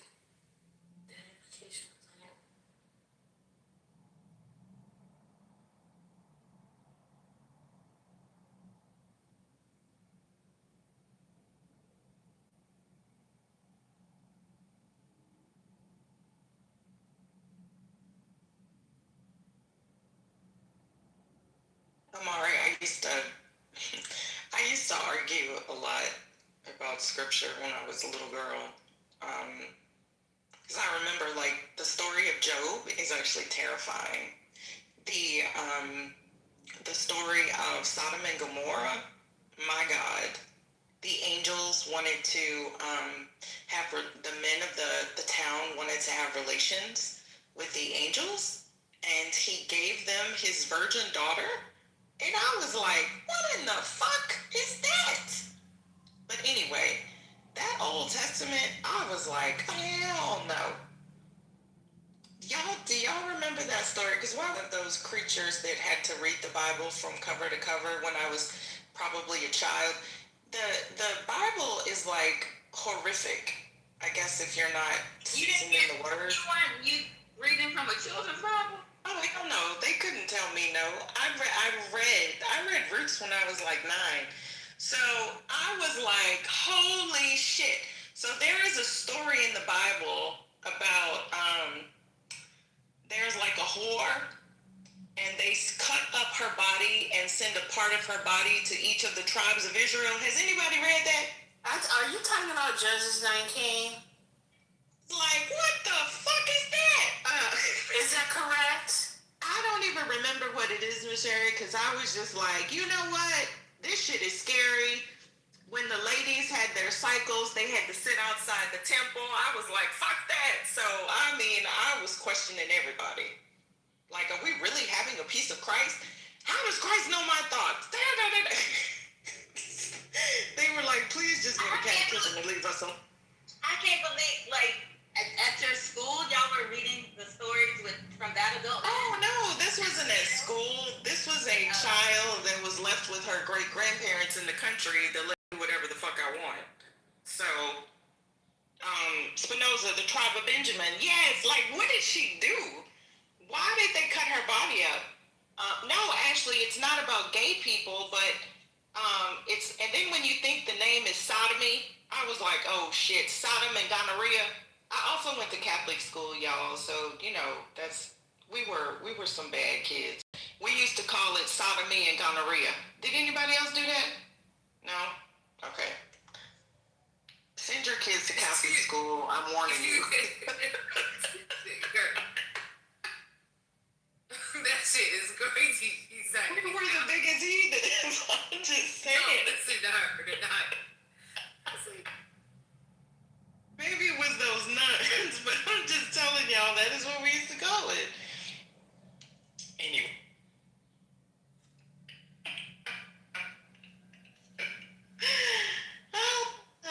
This is what happens when you force your kids to be. I do know Sorry. that you were really scarred by Job because you mentioned this. I heard you talk about this before, and I was like, yes, because I'm like, how the fuck you kill all his kids and shit? You know what I'm saying? I'm the oldest child. I'm like, what? So God just gonna take me away because some fucked up shit you did, mama? And she was like, get away from me. Get away from me. And I was like, God damn, mama, like, did you ask for forgiveness today? Because Jesus might come and be like, fuck Mickey, you gonna have another baby. Yeah, that shit traumatized me. I'm just realizing what a menace I was as a child. You know what? I must have really been loved, y'all. I mean, but that's the thing, Miss Sherry. No one actually reads the Bible. They quote scriptures. And as a child who loves to read, like your mama, you probably, Dr. Library Card, right? You guys are avid readers. I read the Bible because it killed me. It's like somebody referencing a paragraph, you know what I'm saying, like out of a play. Where's the fuck is the context? So yeah, I read the Bible. You know how many few people actually read the Bible? They just quote scriptures. And then you know how the Bible like literally, and I'll hush, because this is like seriously my rabbit hole. I have conversations with the Lord all the time about this. He doesn't respond, but still. I'm like, do y'all know how many times in the Bible that it contradicts his damn self? It's maddening. In some places it says, if you desire something, you know, you just ask the Lord and it shall be granted to you. Then it says you have to pray without ceasing for that. Then it says the Lord, and I'm like, you know what, Jesus, I'm confused. Old Testament, New Testament, you know what, just, anyway. But, hallelujah and all that. Plus, I grew up Catholic, so I think that's my excuse for everything. I grew up Catholic.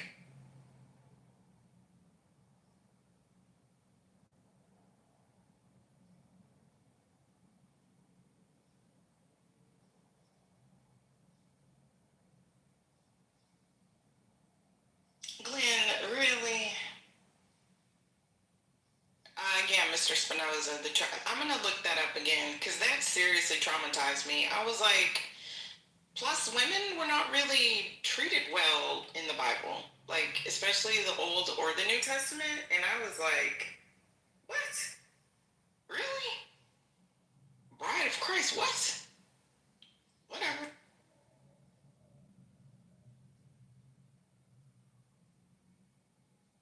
And yes, I did the whole thing when I was a freshman. Like, am I really an atheist? Am I an agnostic? Am I agnostic? No, I'm not either. I'm just highly skeptical of old stories that can't be corroborated. That's all. But I do agree with First Lady. I don't think that the hellfire and brimstone version of God that we have been told as children, you know, was the one, right? I don't think that I don't think that that view is, now that I am older and developed my own relationship with Christ, different than what I was taught and indoctrinated to as a good Southern, you know, Southern young lady. Yeah, I reject all of that shit. And why the fuck did they traumatize us like that? Like, seriously, for no good goddamn reason. Anyway. listening to my They didn't traumatize you enough because you will let GD slide out your mouth once every 3 minutes. Well, I put in the chat, Sunny, so my great-grandparents were very genteel. I never heard them curse. I never even heard her raise her voice. That was both of my great-grandparents. But my grandmother, my mother's grandmother, oh Lord, she would cuss you out in multiple languages. And a lot of my aunts. It was like a age demographic. Same. Over 60. Grandmothers. Yes. Oh, go ahead, Butter. Yeah. Same. I'm just saying. I experienced the same thing. My mom. She had to be. I can count on one hand the number of times I've heard her say "damn." My father. I don't think I've ever heard him. I don't remember ever hearing him say a bad word. But my mother's mother, she had words for you. I never met my great grandmother, but my grandmother on my father's side was a socialite, so she never really came out of character too much. I can't remember. She may have cussed maybe one time that I recall. But no, my grandmother on my mother's side, her mouth was something. I mean, it wasn't like she wasn't a potty mouth, but if she was angry, she did not miss her words. And she did, she would cuss you out. And she was 4'10". So I can relate to what you're saying. I wasn't allowed to cuss as a child, though. I mean, this is probably hard to believe, but I really believed in the covenant, and I was hella religious. I mean, I was this, like, goofy little, I don't know shit conservative. I was on the pro-life committee. I was the chaplain for my dorm. I didn't believe in sex before marriage. I prayed every day. I went to church. I was, I took religion very seriously until you kind of grow up and, put away childish things. In my family, you're pretty much indoctrinated until you're about 25. I'm just saying. You're on autopilot for the most part. So. Yes, Hurricane. I cuss now a lot. Can I just say one thing? Is Sunny there? Yeah, go ahead. Is Sunny there? Yeah. Sonny, you know I wouldn't interrupt you to try to hush you. Don't do that. But if you think I did, I apologize, okay? Aww. Thank you. I'm so happy.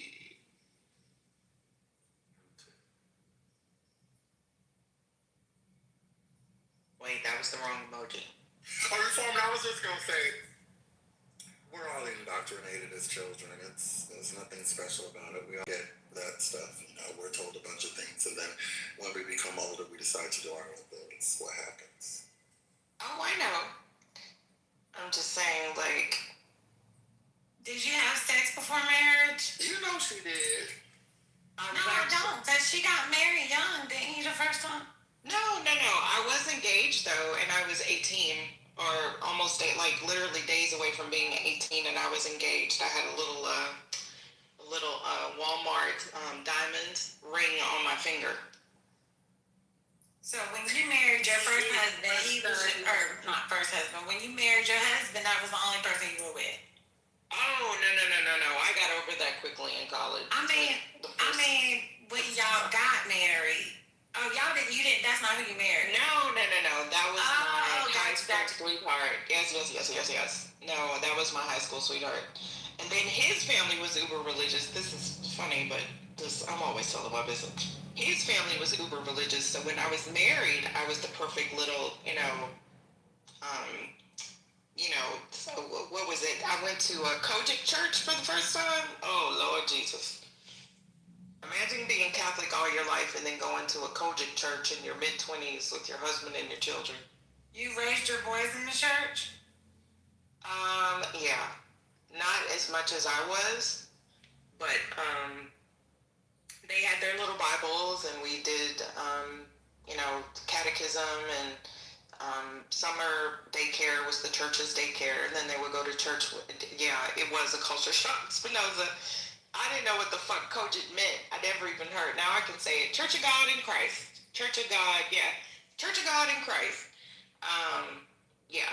So the boys did like all the activities, and they're still pretty religious, I would say, to this day. But they'll go to church with their dad or my mom or their grandfather. I have not been as good of a church Christian, Sunny. I do listen on Facebook, do tithe via Cash App. I'm just saying.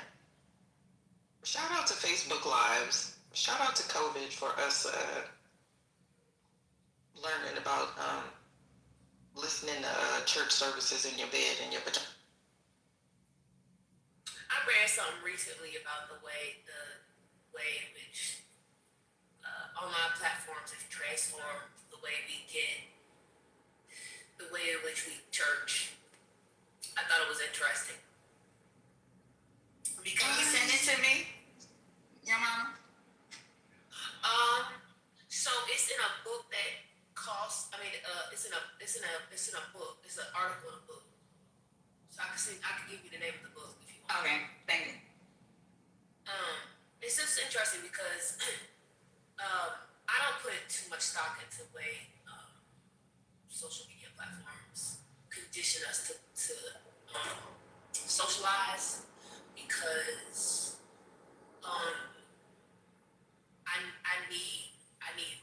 I need some, I say this all the time, so don't take it the wrong way, but I need to press the flesh a little bit sometimes.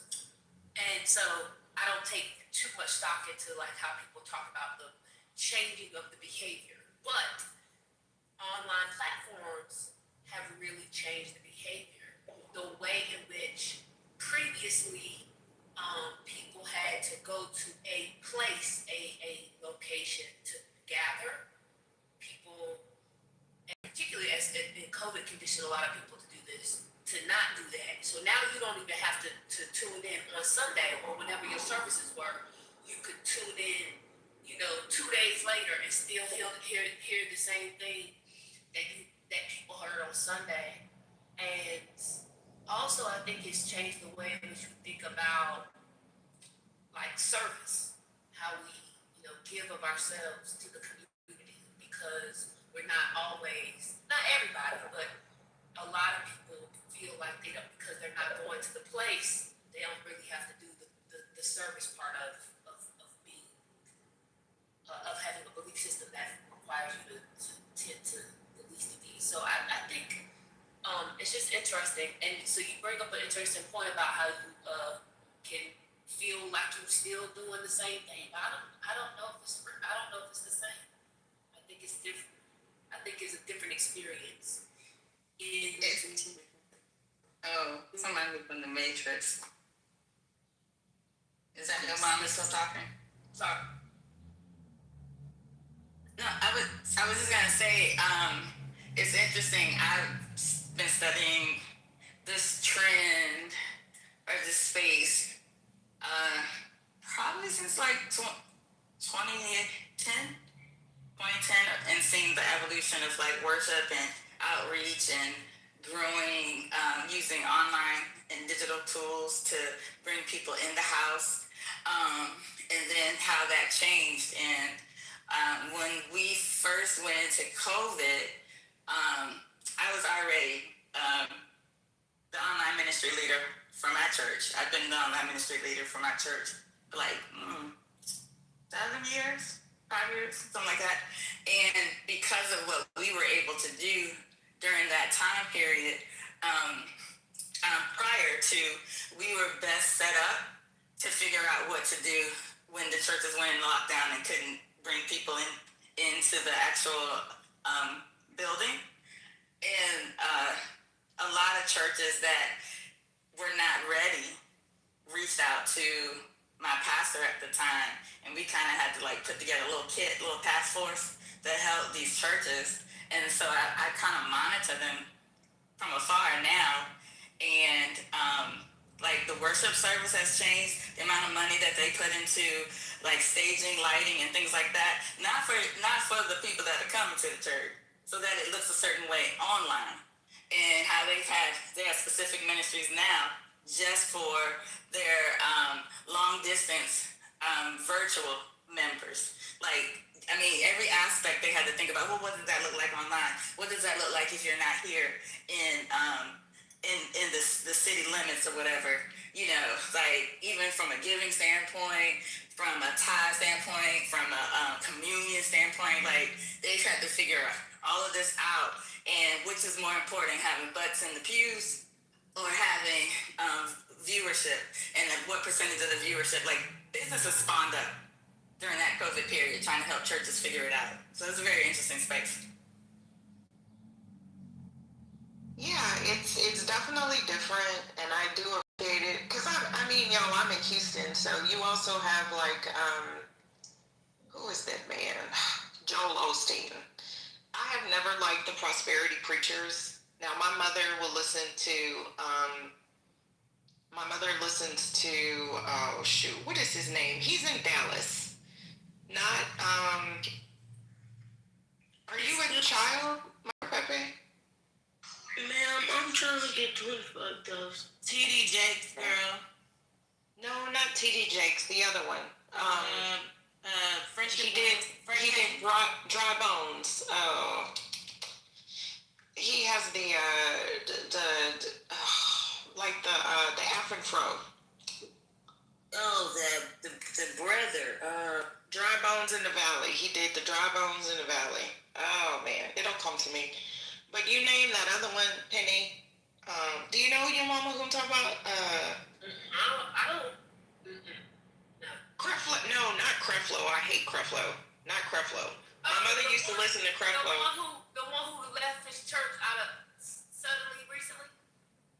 I can't remember. Not Jasper Wood. God damn, I didn't realize how many of these pastors were in Atlanta and Dallas. I'll think about it. I can't stand Creflo Dollar. My mother listens to Hagee. I don't know if anybody listens to John Williams. John Hagee. No. I thought he died. I thought he died. Girl, I just Googled it, so I just was, because I don't know what she's talking about. No, I'm talking about John Hagee. I'm sorry, Penny. I'm talking. Is he finally dead? Because they went to. I thought so.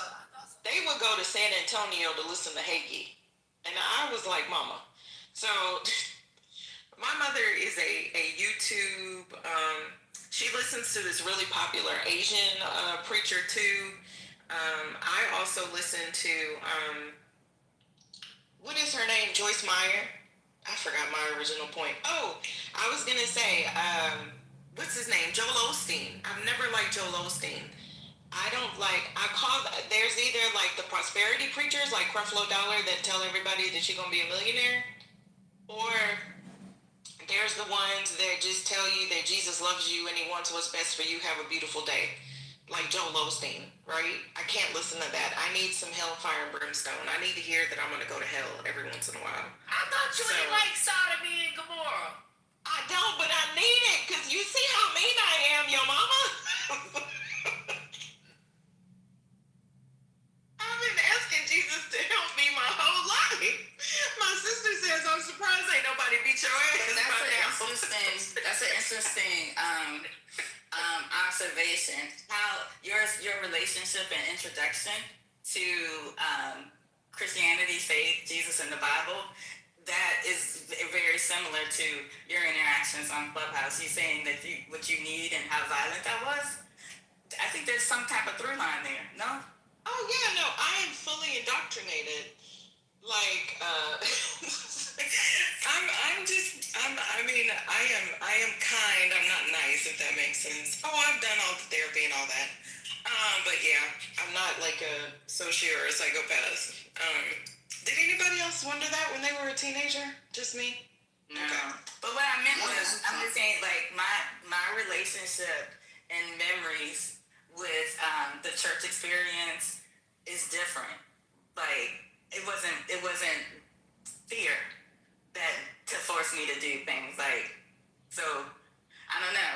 I feel like and you say you need that in your service for you to feel like you are full when you go to church. No, not that I'm full. It's just that when you really, so we can have this conversation. When you really get into scripture, the most blessed people that I know, I mean, like, just like, my God, like, just tears will come to your eyes. They just lay hands on you and pray for you. They are not the wealthiest. They are not the people that have, they're the people that have made, like, extreme sacrifices. So I don't like things that are not what scripture says. I also need somebody that actually does like a Bible-based teaching. You know what I'm saying? Almost like, and I prefer the lecture style of a pastor, if that makes sense. I don't like the, and Jesus, and he said, I don't know, you're going to miss me. I like more of a lecture style, like break it down. I have my concordance, I have my Bible, right? You know what I'm saying? It's almost like a history lesson, because, like, read the scripture and do the interpretation and then have the discussion. That's what I like. Almost like like I said, it's almost like a college class or something. So that's what appeals to me. So just reading the scriptures that, have a beautiful day, I know that that's not necessarily the core of the Bible, right? The point is to get to heaven, and we are going to have trials and tribulations along the way. The Bible never says that anybody just had a wonderful, happy life for the rest of their days, and that you're, what is it? We fight against principalities, like. So yeah, I need to hear some hellfire and brimstone. I know that Jesus is real, but I know that Satan is real too. So you can't just tell somebody like me, just go out and have a good day and bless you, my child. That shit ain't gonna work. Yeah, I guess for me, it's like it's like the glass half empty, glass half full. Like, give me the keys to the kingdom. Show me that hack. Show me that path. Don't tell me what to do if I want to go to hell. You know what I mean? Like that's how I look at it when I'm looking for preachers and sermons. Like, give me the guide to where I need to go. Don't tell me about the guide if I don't go that way. You know what I'm saying? Oh, I understand, but that's also why I don't like Joel Osteen. Plus, when his mother used to shop at the same place that I was, I think they called her Dodie. She was very, very sweet. But the stories I heard about that other one, and then when he didn't open his church to during that hurricane, I just really lost all respect for Joel Osteen, to be perfectly honest. And I mean, his church is hugely popular. It's where the summit was. I worked in Plaza, so I literally could have walked there.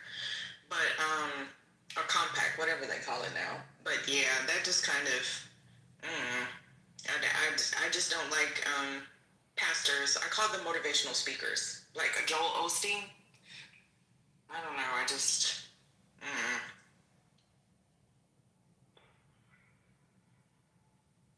like to make a contribution if I could. Get in there, Michael. Thanks, I appreciate that. So, to reform, so the thing is, and this is, we all have our interpretations, right? But so the way that, like, that I kind of perceive it with the New Testament, so you don't necessarily need, well, I mean, you can need what you need, but I'm saying, but the brimstone and hellfire, like you going to hell, like the stuff they used to preach, like to make scare people in revival and all that, the New Testament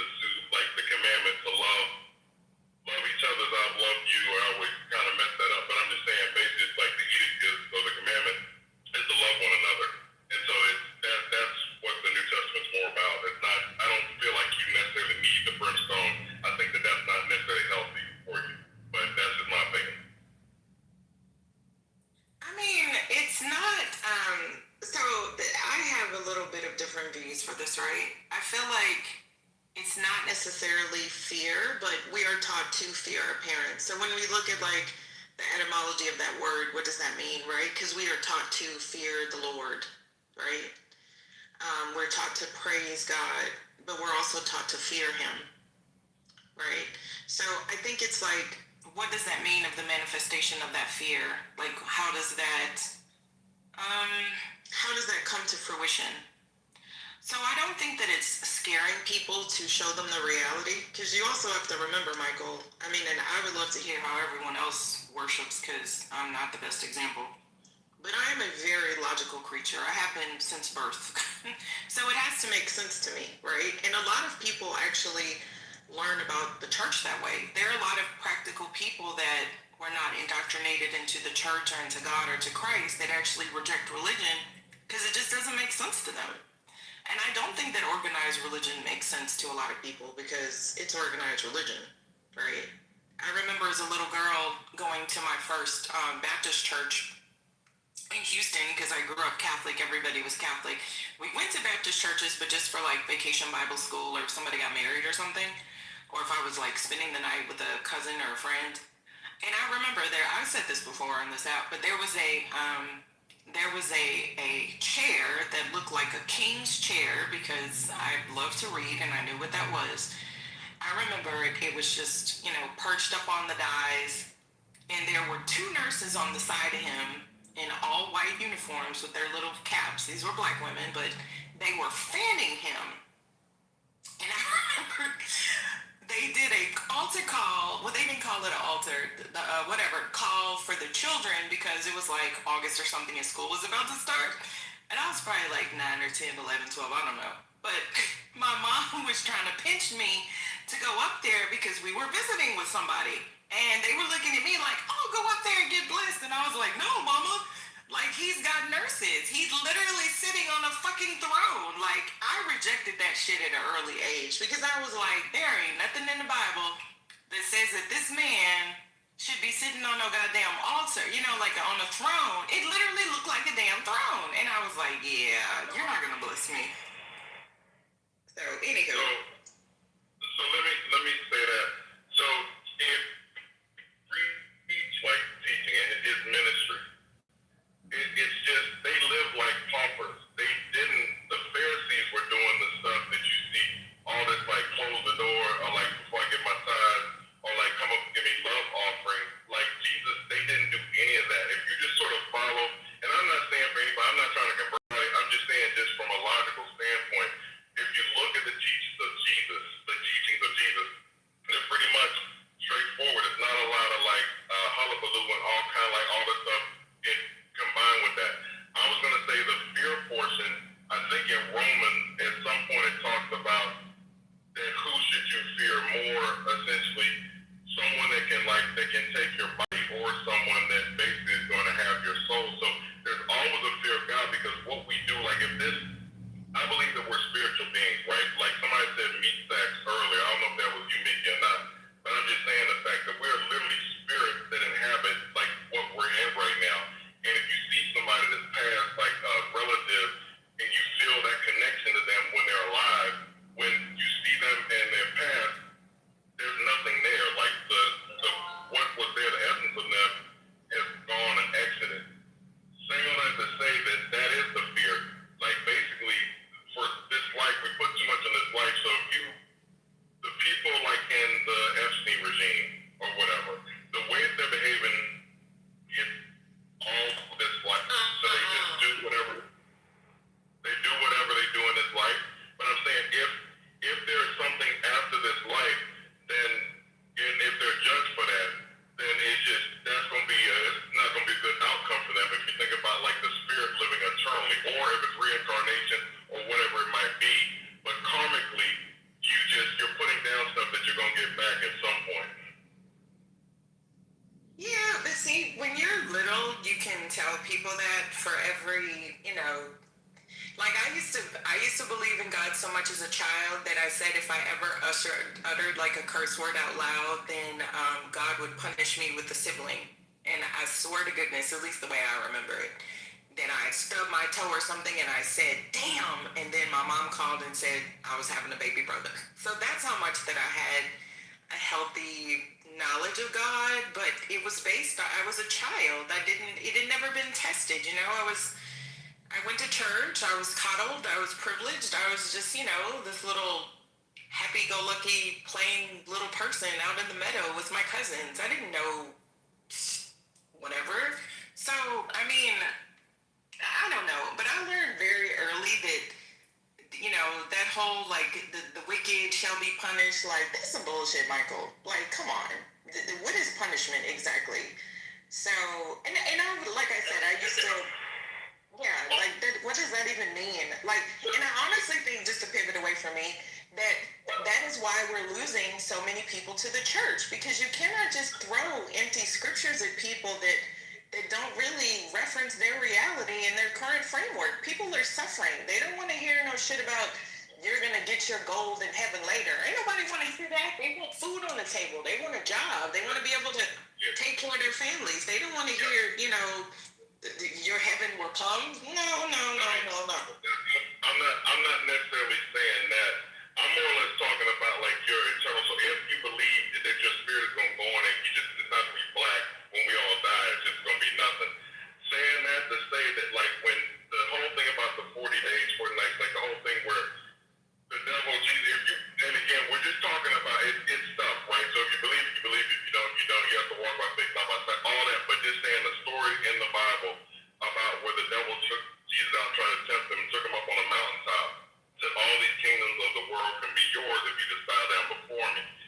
Saying that to say that this world, if you look at like a Roman like Caligula, if you look at like what the Spartans did, what all this stuff throughout the world, this world is an evil place. Like this world might be hell or whatever. I'm just saying that to say that with the way the world has always been like that, and it's always going to be like that.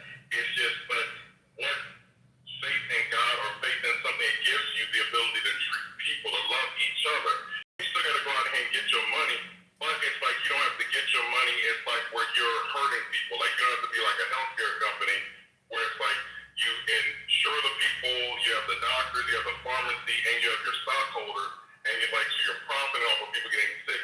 Like that's demonic shit. You can go out here and like have your business, help people, do what you do, and still make your money and live and thrive in this society, but you don't have to do demonic and evil shit while you're here. To me, it's just all about like this life. We put too much on this. We literally get like, if you like, you get 100 years. Some people live more than 100. Like you get your 80 to 100 years on this planet, and then you're off planet. If you think about like, if you believe that that's all you get, then it's like, then go for it. Like, just go all out. Like, do like treat people like shit. Like, just get your money, do what you gotta do, backstab, kill, lie, cheat, whatever you gotta do. If you believe that, if you believe there's something more after this, then you might want to watch how you like move. And I'm saying this for anybody, not just the way you treat people. If you believe in the universe, if you believe in reciprocity and karma, like the reincarnation, if you believe you're gonna come back to something, like it's best to like try to basically make sure that you're spiritually doing good while you have this time, you know, in this body. Anybody else's comments? I mean, What y'all talking about? I don't know. I'll comment. What you talking about? I need to know. Brother Messi, what should I comment on?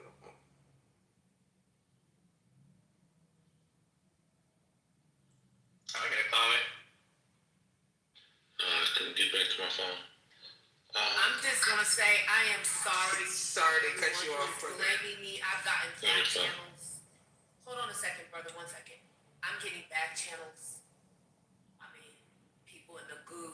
I am sorry that I brought religion up. I am sorry. She ain't getting no back channel. I did. You want me to read it to you? I got 2 back channels. No, please read it, because this concept of back channeling about a Clubhouse app that we're on because we know we have other shit to do. They blaming me that we are down the Christian rabbit hole. The people in the group blaming me that we are down Christian, and I'm sorry. I'm sorry for that. You know, I am unsuccessful. I'm an unsuccessful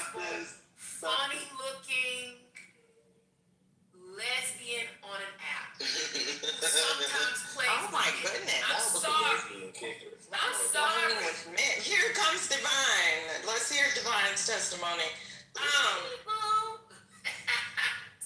Sometimes I play with men. Sometimes. I mean, we never have these conversations, honestly. I wish, remember like in the old social rooms where we just had conversations and nobody was really like being a butthead and we weren't being passive aggressive because we pretty much didn't integrate with people we didn't like for the most part. I kind of miss those conversations, y'all. We literally have a Bible conversation every day. Was it Brooklyn that DM'd you? I mean, back then? It wasn't me. See, this is the thing, Brooklyn. I never talked about the Bible. I actually wasn't even talking about you in particular. I'm just saying every day. She talking about church. Can you let me just clear my conscience, Brooklyn? Can you just let me? I promise y'all, I rarely even talk about. I don't even know what's in that thing. I'm gonna be honest with y'all. I don't. I'm not. Hurricane understands. He reads. He knows. I did not mean to do this. I'm sorry. Okay, Brooklyn, I'm sorry. Go ahead. I'm just saying, I'm used to it at this point. Y'all always take me to church, and I'm still not convinced, but whatever. Was it a guy that said, was that Paco? Yeah, was it you, your mama, that brought up the point earlier about this new generation being more religious? Yes, that's all I said earlier. I never brought up a Bible. I never brought up a Bible verse. Yes, Paco, I said that. Yeah, I was gonna comment earlier, but I was busy. But I'm free now. I went on a date a couple weeks ago with this woman, and she would nag me like, I don't know, a lot to go to church with her. So I did. Okay, I finally did. I was really religious when I was younger, but I left church in my mid-20s. So I went with her to her church. Well, it's not a church. They don't call it a church anymore. It's a community. It's not a church. But I go there, Life House or Life Point. I can't remember what the name of the church is. But whenever I was little, I remember church being something sacred, something like a reverence, something that you respect. Something that, you go and there's discipline, there's like structure.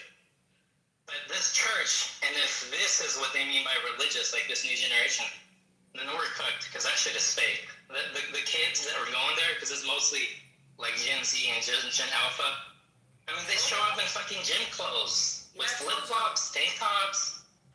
If I showed up that way to church, my mom would probably beat my ass. And there's really no structure. Like, there's no in-book.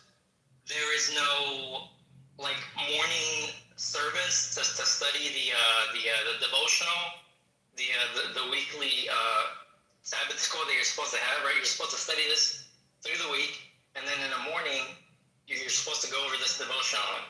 And then there's, like, the intermission, and then there's the evening service, right? Or the 11 to noon service.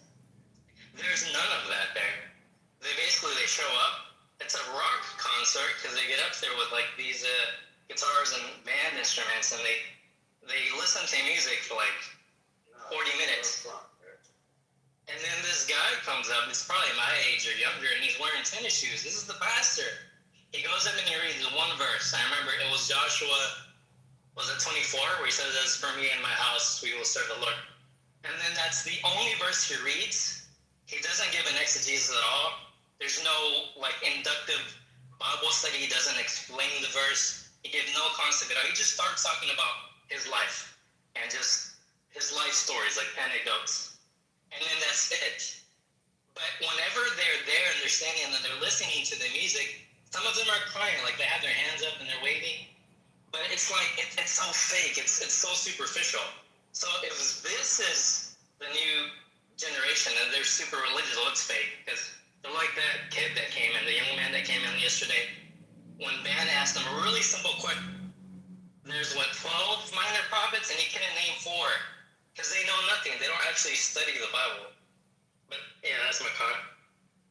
See, y'all stop what y'all saying about Jesus in the chat. Because even as a Hebrew, I would never go that far. That's just leave the chat in the chat. Leave the chat in there. No, I respect other people's religions because, you know. So I'm gonna shut up. I'm gonna shut up. I just want to say this one thing real quick, and I will shut up about this. It's just what the guy was just saying about like coming to church and like the reverence and dressing up. So it goes back and it's like we're the New Testament. Believe it or not, but I'm just saying it's not like they said, and then the people came and they were dressed up and they were in their suit and ties and dresses and stockings and they came to like sit and watch Jesus preach. I'm just saying that like when you do that, some of that stuff can be off-putting. What if somebody doesn't have money to like to have the clothes that they need for like church clothes, or they feel like, wait, To be fair, I'm just saying, go ahead. no. To be fair though, to the taco, what he's talking about a specific thing, and it's what I was referencing her. And I also mentioned that I went to a revival. And what your response is to this is actually not really what, like, it's kind of off because it doesn't get. It's not about what you're talking about, Michael. It's about the zeal that is within these people's eyes, the leaders that are leading them, the way in which they're talking about purity among young girls, the way that they are committed to a thing that I don't know what they're committed to. That's what we were talking about earlier. And I don't want people to get caught up in that we're saying that you got to dress a certain way to go to a church. That is not what we're talking about. I think that's what Paco was feeling like that something was fundamentally wrong with the church's theology. That's what he's talking about. The sort of theological underpinnings that guide and sort of give you a sense of where you are, a sense of belonging. That's what he's talking about. We're not talking about what's in Scripture. Nobody brought up Scripture until they started talking about their own personal beliefs. This movement that we're talking about, you guys can go find out for yourself. There are plenty. In fact, Fox News has done several segments on it. You can go find out for yourself. You don't have to listen to what I'm saying. But what we're talking about is we're not disparaging people going to church. It's a specific worldview that is happening among young people. And I'm not talking about 25-year-olds or 30-year-olds. I'm talking about 13, 14, 15, 16, 17, 18, 19-year-olds. And they're being led by white men who have faith, who wear Jordans. And I'm not saying that to pick out any specific thing, but it's like a cultural piece that I'm talking about. I'm not talking about you can't wear Jordans to church. That's not what I'm saying. I'm talking about sort of the sort of feel of what they're doing. That's it. If you're Michael, if you're a visitor and you're going to the church first time and you're wearing gym clothes or whatever, I would understand. But if you're an active member of the church, or at least this is how I was raised, if you're an active member of the church and you're a Christian, you've decided to be a Christian, you're not dressing up nice to please everyone around you. It's because you're going to supposedly a sacred place. You're going to be in the presence of God, and so you have to give God your best. The clothes that I would wear to church cost more than the clothes I wear to school or anywhere else. So your mama to your I'm gonna leave it alone since I was off. But I can't. Oh, go ahead. To your point, that's why when you mentioned it earlier, I said, and I know y'all probably gonna hate me for saying it, but mention the documentary that we watched about the manosphere. A lot of those things are being pushed to the religious aspect of it because there's a clear hate for feminism and the freedoms that women have experienced in the past couple of years. And because of that, they're able to get the young boys in and preach certain things to them so they can that hate towards the lady population. Yeah, I don't necessarily disagree with you, Brooklyn, about that. I do think there is some. This is what scares me. There is some overlap, and the reason why it scares me is because I don't know their politics. Why do I say that? Because technically, what we say all the time is younger people are more liberal. That's what we say. But in this new sort of like movement, cultural shift, whatever, it seems like there's a lot of overlap. Like, one of the things I heard when I was visiting this revival was the older guys that were sort of like coaching these young kids. I would call them sort of like ministers, right? They were very much talking about the P word. And I ain't talking about pussy. I'm talking about pornography. And sort of like this, sort of chastising these young boys about being obsessed with pornography. And I didn't even know it was an obsession. I mean, I didn't know.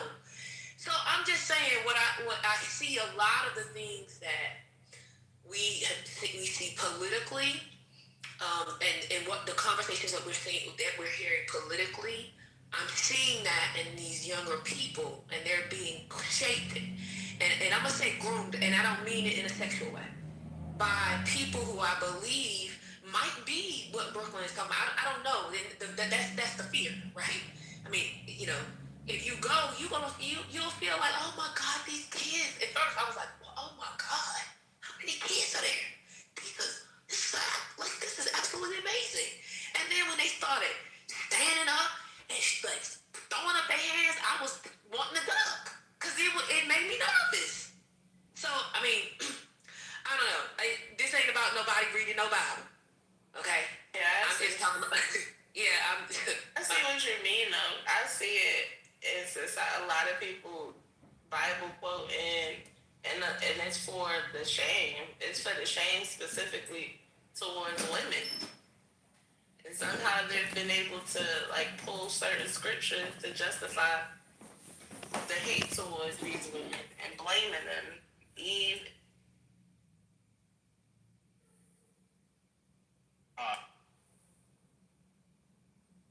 No, it's because you remember.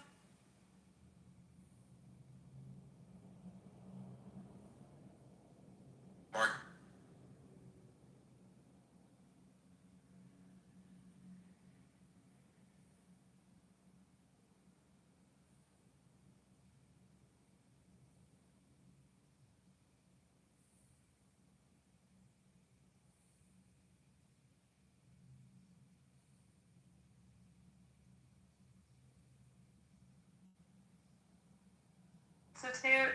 Yeah, that's good. Oh, I didn't even know that was in London. Do you know that I thought that was in Germany? I said it. Okay, how are you going?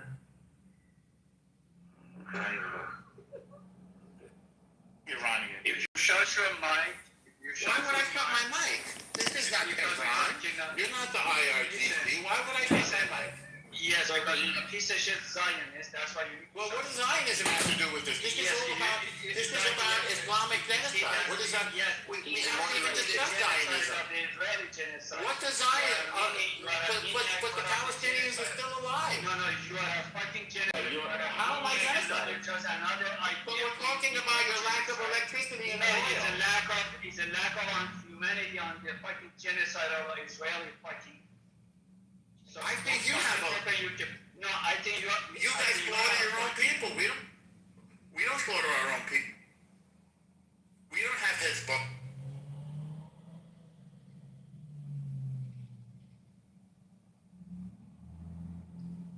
You don't waste your time with this moron.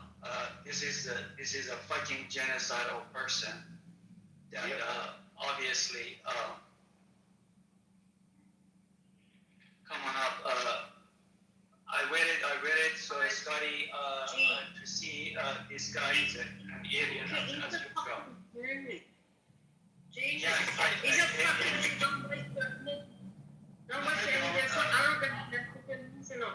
I don't. It's a Scottish room. I have to respect it, but after it's getting too much. Sometimes it's good to other people to see it.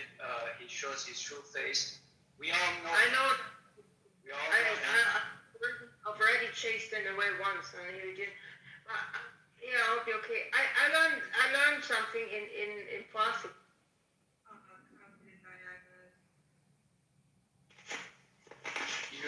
You learn something in Farsi. Yeah, my work colleague, one of my colleagues, he's from hero. I see. And then as a teach me something. It's actually I find it easier. I find it easier to pronounce the Arabic. Arabic I struggle. The pronunciation of Arabic, oh my God, Jesus help me. I need God on myself. But Farsi is not too bad. It's actually manageable.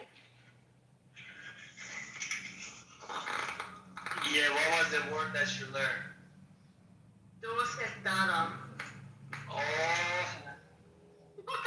You understand? That's so cute, Julia. Yes, that's a good one.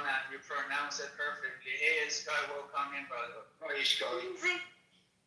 Hi. Hello, Michelle. Hello. Scott, where the hell have you been? Have you hiding in Scotland or? I've been working. Just working hard. Yeah. I know. You need to open more rooms, more time. Scott, you need to open, come up when you get chance, of course, when you get chance.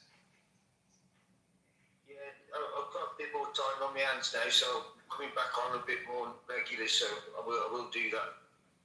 Have you been, Scott? Yeah, okay, yeah. Did you just have El Normo in this room? Yeah, that fucking idiot. Yeah, what a Nazi. What a Nazi. I don't even put Nazi. I don't think Nazi was that bad. I think Jews are poverty and break every generational curse off your life. That's what the church is doing. Okay, shout with holy hands, and that's what it is. Just look up Pastor Miles Monroe. I promise you. Well, just like my pastor says, let's put a pin right there and wrangle out the rest of the conversation. Okay, thank you, your mama. So I'm sorry, I know who that is. I had the Purpose-Driven Life in the leather-bound journal, too. So I see what you're explaining. But haven't the evangelicals always been a little cuckoo? Aren't these the same people that substantiated slavery? Like, do we really think they've changed that much? Haven't they always also used it, like, to kind of affirm the racial divide? Like, I don't know. They've just always given me the heebie-jeebies. You know, like, very cultish, very...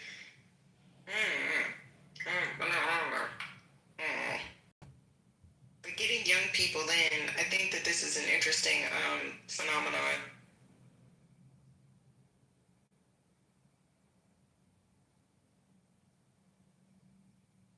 I was just going to say to your mama's point about it being political, if anybody hasn't been paying attention to Peter Thiel has been, that is the primary, like his primary like mission, and he is talking heavily about the Antichrist and Armageddon and how it ties into politics and some of the decisions that are being made. And so if there's anybody that I would consider pulling the strings, that like in the evangelical space and its convergence, like, you know, where it converges with politics, Peter Thiel is the puppet master.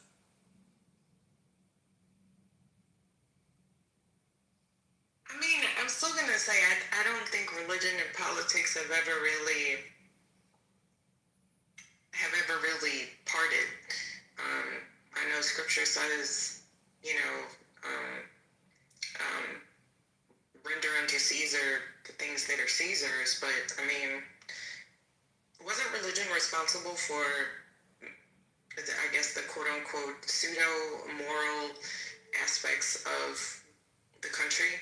Like, in putting in God we trust on currency, which is kind of like an assault, right? Like, that's actually kind of hypocritical when you think about it. But I don't want to take the conversation a different way. Yeah, I just think the reason that, I'll speak for myself, the reason that I was responding that it's not about these things people are saying, like it's just what religion is and the church is and Christianity is. These people are not using those things as a tool. Like, they're not studying the Bible and using that to make claims. When y'all are saying, like, the Bible is evil and it's talking about this and that. Like, your mom finally put, like, a clip in the chat from Fox News. These people are literally just, like, I mean, it is, I would say, cult-like, but not in the way that they have, like, a doctrine that they believe fiercely in.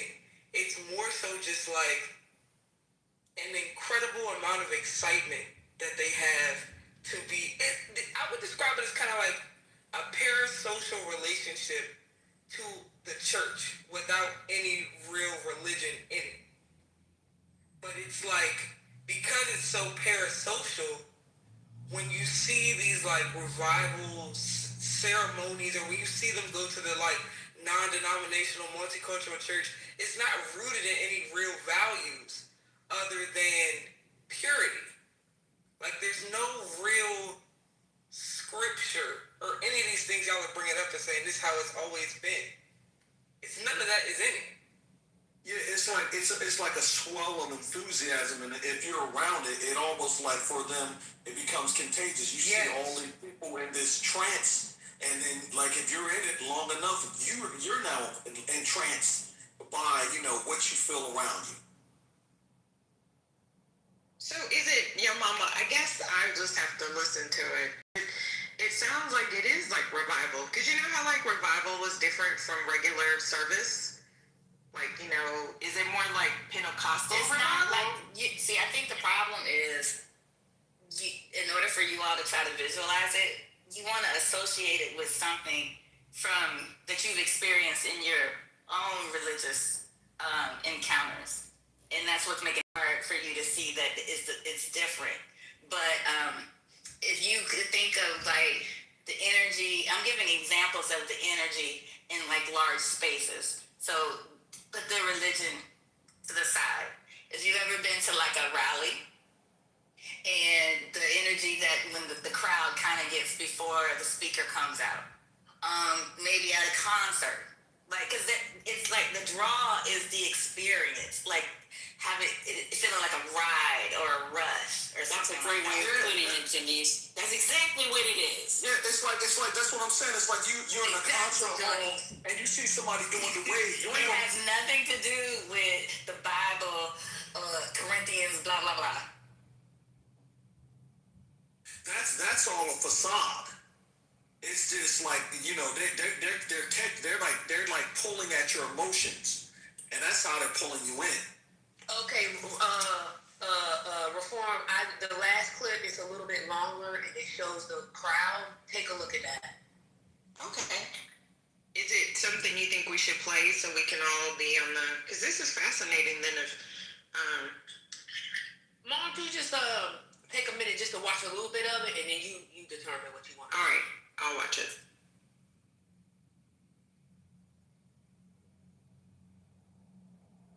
There's also, I wish Kimberly Foster was here because I think she's read some of this stuff too. But there's also there's this white woman theologian who wrote a book on purity. It's basically like a purity cult among the evangelical Christians. Let me just tell y'all, it's the same thing Erica Kirk is saying. It's just, yes, and that's it's really a really sad thing. I mean, I don't know. It's a really sad thing. This is the thing about religion. I'm gonna just say this and then I'll turn it over to Sherry. But religion is a scary thing in some ways because the ways in which we're as humans, we want to be with other people. We are conditioned to want to be around other people, and when you have sort of a set amount of beliefs, no matter how loose they are or how strict they are, they bind the people as a community. And so what I'm fearful of, because I don't know what these people are bound to, what the belief systems that they have, is that they can make them do things as a group. They can talk to them politically as a group in ways that I think might be harmful for more people because they're bound by their belief system. And this is what the right has done so well for so many years. Y'all, so many of y'all are so fixated on the Heritage Foundation because you just found out who they were in 2024. But before the Heritage Foundation, there was an organization that was sort of the thought project before Heritage, and one of its leaders left the Republican Party to build a religious movement. Many of us know it as the moral majority. Yes, Jerry Falwell. Mm-hmm. Yeah. But what they did was they decided along the way that they wanted to own everything about human life. They wanted to own the home life. They wanted to own the entertainment. They wanted to own the education. And they wanted to own the political life. And what they did was started to invest in all four of those areas. And while a lot of people were studying those things, what ended up happening, the fruit only bared more recently. It was more than a 30-year movement. They wanted to build a movement of Christians who voted a particular way. And they voted as blocks. In fact, some of your churches may be embedded with their technology. They know who you are. They know the type of preaching you hear. They then know how to galvanize you around elections. This is what I'm talking about. The fact that there is a new generation of people that are being called to something that we don't understand what they're called to, that could be transformed into political voters when they're old enough. So that's all I'm calling out. Yeah, I talk about it all the time. Oh, I'm sorry.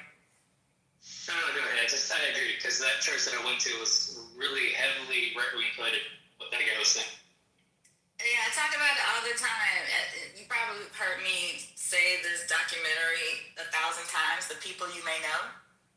It talks about the evangelical movement and its connection to politics. But at the root of it, one of the layers of how they got, how they were able to form the movement was through the technology and social media.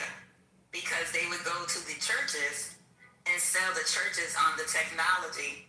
And they would also use that technology to spy through social media on not just the church members, but the friends of the church members. This was like back when they still had like the social graph on like Facebook and across all of the other platforms. But that's how they used the data, and then they were able to start targeting those people on those media channels with and totally change their algorithm and get them ignited, radicalized, however you want to talk about it. But in that documentary, they put up a screen and that shows the different logos of the companies that are doing that and working with these churches. And then some of them, they're real sophisticated. They're not just working with a church. They pitch the software to like a convention, like I'm using an example, like the National Baptist Convention. And these people are so hungry, especially during COVID, when they went in lockdown, these churches are so hungry to figure out how to still connect with people when they were in lockdown, that they bought the technology because it was sold like this will help you stay connected and it'll help you grow your church or your tribe or whatever.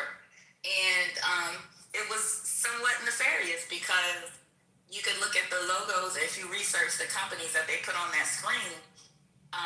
One by one, they all had a connection to Cambridge Analytica. They just split off into different groups and rebranded, changed the name of the company or whatever, but it was they all had the same through line. I think that's right. And I think, I don't know, you can agree with me and not agree with me, your mom, on this. I think that lawsuit that Peter Thiel helped fund with, he's now dead, Hulk Hogan against that online, I think that was Gawker. People don't realize how important that all was. It is connected. The thing about also when we talk about cultural production, because your mama is right, you know, you have the moral majority, and you're also using media, all forms of media, book publishing, TV, movies, music. Remember that whole, you know, and I remember this in the late 90s, early aughts, you know, the trend heavy metal rock was a thing.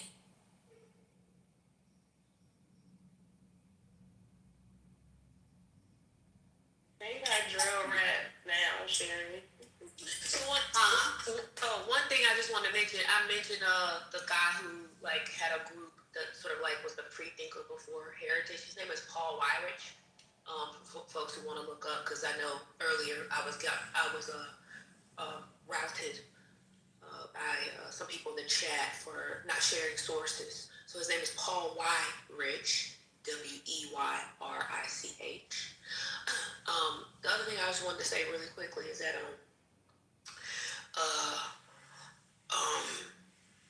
I think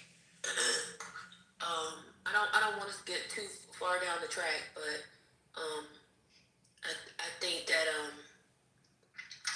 a lot of this is, I think a lot of people are drawn to these types of things because there is something sort of missing emotionally, mentally, structurally, whatever in society that is drawing people to these things. And that's the thing I hope that once people recognize what this thing is, that they start thinking about what is it that's drawing these people. I actually don't think it's about the love of God. I really am convinced that I don't think people are drawn to it because of that.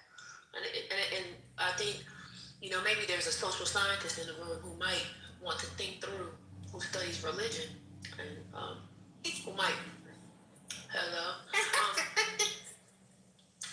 want to, think through, like, what is it that is causing people, particularly younger people, younger boys, to be attracted to this thing. What are they missing? What is society? I want to actually say what is lacking in their lives that they feel like this fulfills them. That's a good question. That's a good community and connection. Because honestly, your mama, maybe it's because I did grow up like in part of, a lot of us did in that Bible Belt. That doesn't actually look too bad to me. It's a lot of young people. Like my church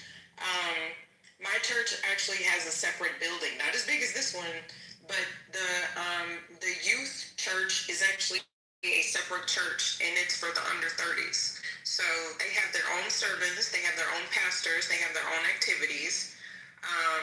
It's just for the under 30s. They have the children's choir, the young adults, that's what they call them. There's the children's choir, the young adult choir. They have their own everything. Like, they have different services. They don't even have the same services as us. They have a school, they have dances, they have... So, I mean, I guess I'm like, unless they're telling them something nefarious, but we know that a lot of men have always traditionally gone where women go. Like, church was routinely a place where you would find a boo. Because I looked at a lot of the comments from the YouTube that you sent. I've seen at least 3 or 4 people that have said, I met my wife at the porch. Hello? I met my wife at the porch. Hello? But isn't that always why men kind of gravitate to something? Because the women are there, so I guess they get the girls and then they get the guys. But at least the porch thing, I mean, y'all, I don't see them saying, die, Negro, die. I see a bunch of I see some black people in there, I mean, I'm just saying, unless their message is like, it looks like happy liberal white people. I'm not gonna lie to y'all, the happy liberal white people singing, hallelujah, Jesus is the man. I mean, I'm sorry, y'all. That's just... I mean, when we talk about, when we talk about, this is why I'm thinking about this.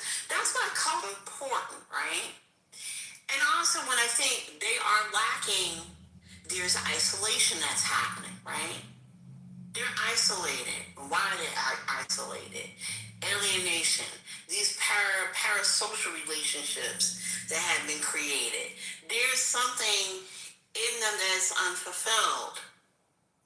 And we can talk about that, the idea of material and immaterial. We talk about the material a lot, and that is important. But we don't talk about the immaterial, which is just as important. Where do they have to go? Where do they have to go? I just want to say one more thing. Sorry, go ahead. No, I'm done.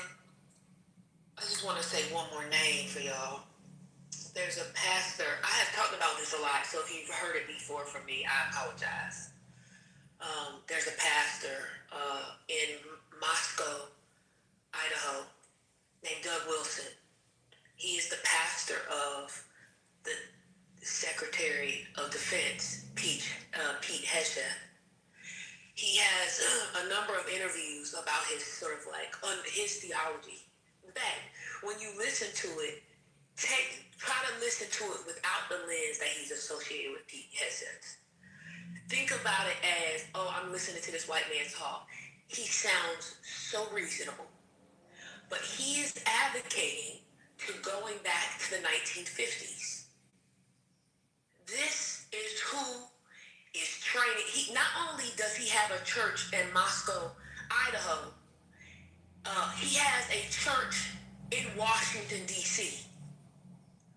He owns an entire book publishing company to the point that Sherry made earlier. He has a Substack, a whole YouTube page. I believe he has a YouTube. And he is talking about, y'all know the bill that everybody was talking about what's the name of the bill? The registering to vote? The bill, what's the name of it? I'm blanking on it. Anyway. Save that? Are you talking about Doug Wilson? Save it. That's what yes, the Save Act. Yes, that's right. First lady. He advocates for a household vote. So if I'm married to a man, this is why I keep advocating for a man to come in my life and be the head. If I marry a man, I don't vote as a woman. My man votes for the household. That's what he's advocating for. Now, I know it's slightly different from the 13, 14, the year-olds, but these are two ends of the same pole in my mind.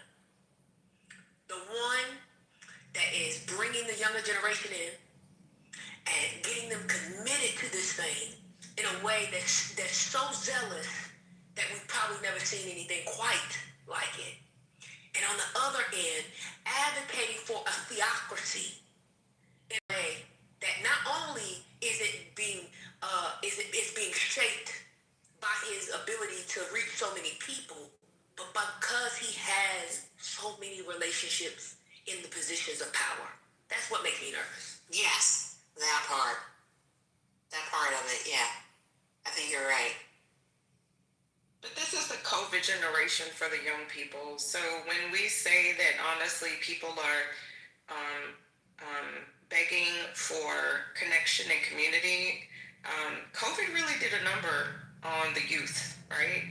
I remember my two, like kind of 16, 15, one of them was very social. It was hell because we couldn't go anywhere. And then I think that things kind of changed because things slowly opened up. So, like I said, the narratives are always going to be there because people are icky and manipulative. So I'm honestly, even churches have, goals or whatever. So churches are businesses, and I tell people that all the time. People get a paycheck. I don't look at it with rose-colored glasses. If these are people that are creating community because your mama get everything as if it's like from the economic aspect. You see kind of this yearning for the 50s. Because I have to defend the boomers all the time. Because what do we see? Well, you used to be able to get a job for such and such. You used to be able to get a house for such and such.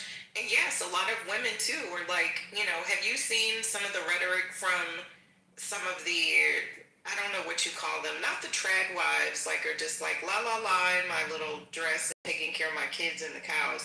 But the women that are more like, we deserve the soft life, we want the soft life kind of thing, to me, they're just the same as the incels, but I know that's a bad thing to say on Clubhouse.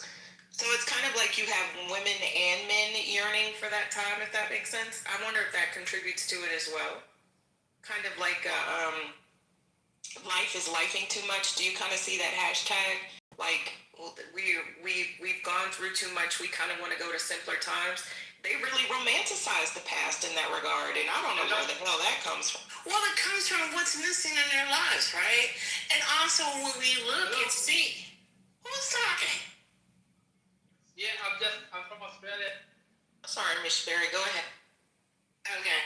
I mean, but you see what's happening, right? You look at the current conditions and see what's going on, right? I was watching a video today where I think part of it was, I think there were a couple of artists that had to cancel the rest of their shows because they weren't getting enough ticket sales. A lot. And they had to cancel them, right? And then there's this one young kid said, well, you know why that's happening? It's happening because people like me can't afford to buy a ticket to go, right? I think that is a part of it. Yes, that economic part, that economic condition is going to. So when you don't have the money to go to these things, you don't have the money to go out and socialize.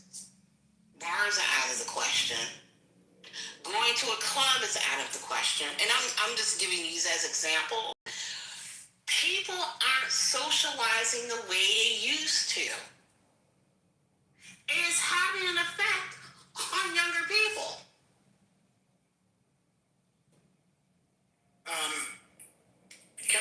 Let me also just throw in the current state of where we are in terms of, it may be harder to get a job. People don't have health care. Housing is too much. All these things become a burden where we don't feel like we can get ahead just doing the things that people used to do. Going to college, the traditional path, getting a job, having money, being able to provide. So then they will turn to some other community where that community often will blame other people, other communities, liberals, feminists, gays, whatever it is, as those that are contributing to the problem, holding them back. This is just one part of it. It's not the whole thing, obviously. And that leads to a little bit of their desperation and then leaning on things like the manosphere, things like communities that can blame these other, other communities for the pain that they're going through. And then you throw in, big tech. You throw in the elimination of jobs, the elimination of, normal paths, how expensive education is, and all that. And it's a despair that some people have, where some people do want to pull out and maybe like, you know what, I'm going to have somebody else provide for me. That could be one part of it. But I think there's so many things that go into this mix of where we are now. Yes, and you know what I love about just the build-up of all of what you all are saying, you're really just highlighting how the trap wife, the incel, they intersect, and it's all rooted around economic instability, and so therefore people want rigid gender roles during uncertain times. Both parties for an easier life, but also I know that we mentioned big tech in regards to jobs and stability and AI, but I actually think that there's something to be said about the trad wife and the incel manosphere and how it kind of rewarded the actual participants. It's not that the participants themselves, what I'm highlighting is there's 1,001 different ways people show up on YouTube and on Instagram and on all these different platforms. The reality of it is the content that performed well built itself up to become the trad wife, the aesthetics, the routine, the luxury, the nostalgia, simplicity, soft feminine, right? The algorithm rewarded that specifically for female audiences to be aspirational, to give them an opportunity during economic instability, and also giving them the opportunity to kind of like monetize femininity and routine on the platform. And so I think that people went into it one way, and then there are some people that realized that the algorithm was rewarding them, so they leaned in harder to trad wife. And the same could absolutely be said to incel and manosphere culture. The outrage, the fear, the social anxiety, and all of that around their identity during the economic, undertone. I believe that what I'm really trying to get to the root of is here, these billionaire, trillionaire populists, they're the reason. They are literally, we are just pawns on their board, and they are literally moving us across the chessboard. Look, like even these conversations we're having, believe me when I tell you, they knew this. They outcome of this?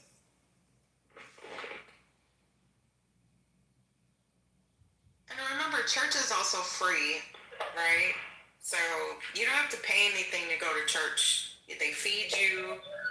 And I will say, and this is, just acknowledging, but I kind of get some of the frustration. Like, if people just want to have a boo and not Stephen Smith and his $40 million and like just get married and have kids because that's what we've all been conditioned to do, well, honestly, I can say, yeah, that was pretty heavy-handed. Like, I mean, I kind of get it. A lot of men or young men are not conditioned anymore because of social media, and they've kind of studied these trends, and they show how damaging these effects are. And I put this in the chat. I should not have my happy black ass on Clubhouse this much. I could be outside. I could not be outside. I could be engaging with my family. I could be doing anything but sitting on the goddamn phone on social audio all day. So I'm going to include myself in this. Like, it is detrimental, and we've done all the studies, but I don't think it's going to change. To what Ms. Sherry said, we don't have community anymore, and it's harmful, and we know that it's harmful, so we can expect for more groups like this to arise, because it's not going to take much to get these young people to corral around them. If they're just basically offering, like, quote unquote, a safe space, they're going to believe whatever they communicate for them to believe. And we've seen this before throughout history, but now, I mean, imagine if you have a safe space to go that's welcoming and warm without condemnation with similar-minded people. We condemn each other, and we're still here. Imagine if, there was no condemnation, and it's hundreds and hundreds of thousands of people that have similar beliefs or similar desires, right? Because they don't have to believe in the same thing. Maybe they just want the same outcomes. And I'm like, damn, it's working. I don't blame them. So what your mama was saying earlier, I watched that clip. The danger, like I agree. So I'm on board with that portion. That if you get like the fact that the Republican policies are always so popular. Like they talk about, if they didn't have the Electoral College, then it would just be a Democratic president like every election cycle. If you do what she's saying, like this attack on the youth and like making these environments like they're making us, and then this whole thing with like the Charlie Kirk situation and these Club Americas, like there's this mandate to put like all these Club Americas in the high schools around the nation. Saying that to say that basically getting the youth now, 20 to 25 years from now, what was making the conservative or what they're trying to get across the popular, so that in popular elections they'll win. Like this whole thing about like the household vote, all this stuff with Tradwise, all this stuff we're talking about. If they can catch the youth what they're doing, then you know what I'm saying, they're gonna make it to where it'll flip the way that people see the world now.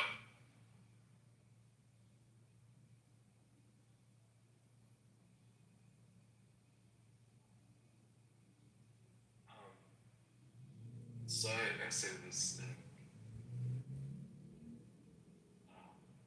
seriously. There's a lot of good work, publicly available work on some of these issues. Research is a good place that's talked about some of the declining shifts. And I was reading the chat, and Maya had talked about sort of why men are dropping out of the workforce. This has actually been a thing that's been going on for a while. I looked it up, but they were talking about this in 2013, or they have an article about it through research called "The Disappearing Male Worker." I'm on my computer, so I can't switch over to my phone.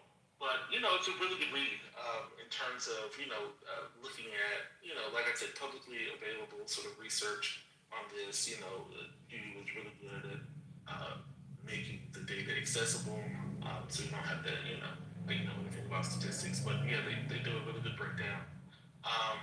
And then they also did I was more familiar about this one, but they did a research. It's actually a full report. It's pretty extensive. But they looked at, what was it? Sorry, give me 1 second. I can find the article. This was in January 16th of 2025, so last year. It talks about men, women, and social connections. And they talked about the byline, roughly equal shares of U.S. men and women say they're often lonely. Women are more likely to reach out to a wider network for emotional support. So, I mean, this is not surprising, but one of the things they found was that among people who said that they were, so there wasn't a difference necessarily by gender, but when you look at age, you see that there's a significant difference. And they were saying that people under the age of 40 were more likely to say that they were lonely than people over the age of 40. And they have an interesting breakdown. And you know, when you look at it, I think it's on page 2 of the document. And you know, so it's like 18 to 29, that age range. 24% said that they were lonely, compared to 11% and 6% people 50 to 64 was 11, and 65 plus was 6%. And I think that's interesting because, you know, I remember a time when we were talking about sort of the loneliness of older people, right, and getting them connected and getting them sort of with you know, peers and things like that. But you know, there's a growing number of, I won't say growing, but there's a significant number of younger people who are feeling more lonely. Now, you know, when they talk about, you know, anyway, you can look at it. It's deeper than that. But I think that's interesting, and I think that speaks to some of the things that help explain what's going on now. I'll just say that, you know, religious belief is funny because there's a way that we talk about religion as in sort of the formal way, and that's appropriate, right, for this conversation. But I think there are also other beliefs that we hold as sort of sacred, and we hold those ideals as we may question them, but we still sort of hold on to them in terms of how we motivate our, you know, how we sort of go about our everyday life. And I think what we have seen recently is that some of those beliefs that we hold on to, right, those beliefs are fracturing at a rate that we can no longer afford to hold on to them and hope that something is going to, like, hope they're going to pan out, right? So, for instance, everybody will talk shit about the American dream, but at the same time, then you'll hear people talk about how somehow, you know, like, they can make it, right? They're the ones who are going to be able to make it. We hear this all the time on the app, right? Oh, I'm not going to let other people dictate how I move and navigate my life. Yeah, that's the American dream, right? But we're seeing, generationally, right, that younger people aren't receiving the opportunities that previous generations have. We've talked about how, and we see that sort of manifest in the way that they're looking at homes, right? The way that they're looking at relationships and marriage, the way that they're looking at, you know, children, the types of jobs that they're getting, right? The fact that they're not going to school, right? Or going, you know, higher education, right? They're dropping out of the workplace at rapid rates. Like, there's a lot of things that people hold on to that is not about the big man upstairs, but those beliefs are not transferring over to younger people. Younger people are not constructing the world in similar ways. And in moments of crisis, in moments of disruption, over and over, right? The cycles of economic disruption that we continue to have over and over and over, right? People are looking for, not everyone, but there are people who are looking for other ways, you know, who didn't grow up with religion, who don't have the same sort of relationship with religion. They are looking for something that sounds or feels like there's some structure, in a disruptive, seemingly normless world. And it's not completely, this cycle is not new, which is one of the reasons why, people often laugh when they say, oh, religion is going to die off now, right? God is dead. The world is, the world is moving on. We're much more modern and much more sophisticated. And a lot of people laugh because these cycles are not necessarily.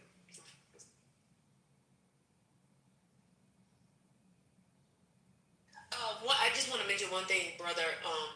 Mel put in the chat earlier, like a long time ago. I don't know if you saw it, but it was an actual article from the Washington Post on the decline in male jobs more recently.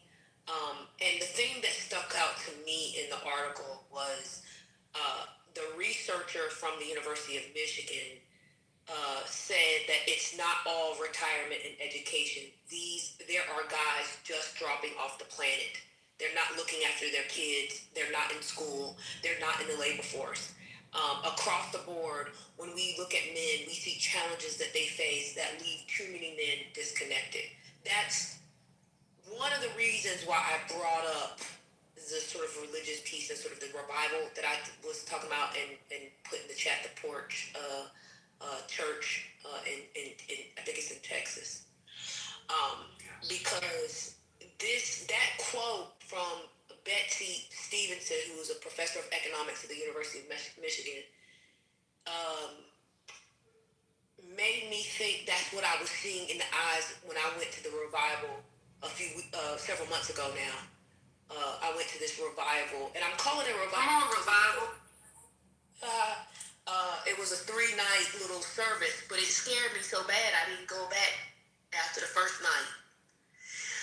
But it reminded me of the look I saw in those young men, the young men's eyes. I understand this has been happening. In fact, it showed the trend line from like 2008 and the men in the workforce up until the present. And it does speak to some of the things you were saying, but that quote really, really stuck out to me because of the way in which I, kind of saw the sort of those young men at that revival a few months ago.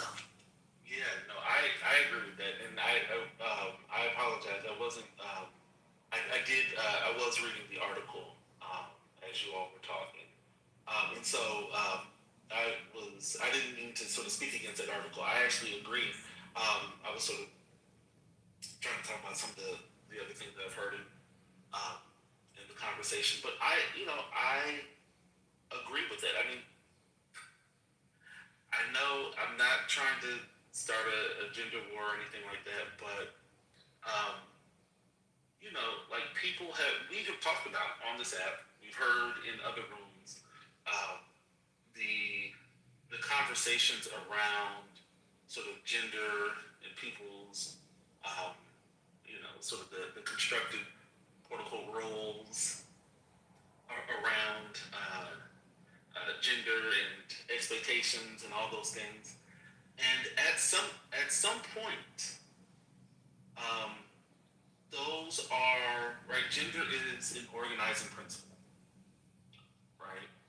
And there are... Brother Mikey, can you expound on that? What do you mean? Gender is an organizing principle?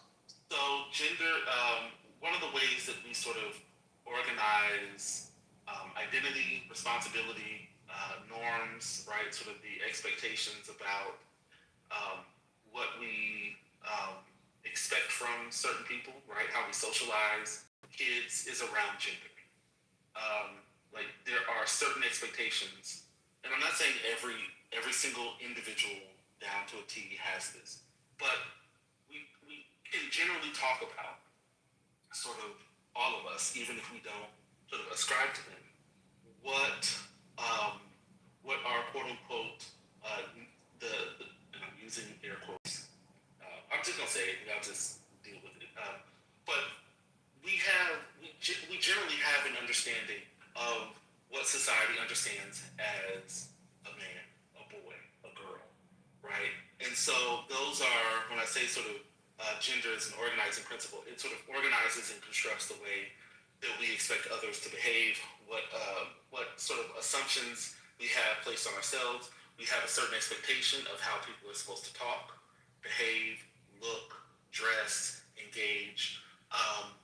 When we assign them a particular, or we assume a particular gender identity about them. Okay, thank you. Does that make sense? And so, as such, right, in the same way that women are, often confronted with, marriage, children, the expectations around parenting, chores, the penalty for having a child and coming back to the workplace. There are similar, not equally, but there are similar expectations around men. And as individuals, we often take on those identities, right? So one of the issues around toxic masculinity that people talk about are, one of the reasons why it's toxic or pervasive is because people internalize those. And so what happens when you are not able to fulfill the expectations that your parents have of you, the way that you've been socialized, the way that other people expect of you, the way that society constructs what it means to be a heterosexual man? How do you sort of wrestle with those things, right? Now, you can say, well, I don't care about those things. Yeah, okay, fine. At an individual level, there are people who don't conform to those things. But that doesn't mean that everyone does. And it doesn't mean that you are free from every sort of pressure. And so people are being confronted. Young men, boys, are being confronted with realities that men behave in particular ways, but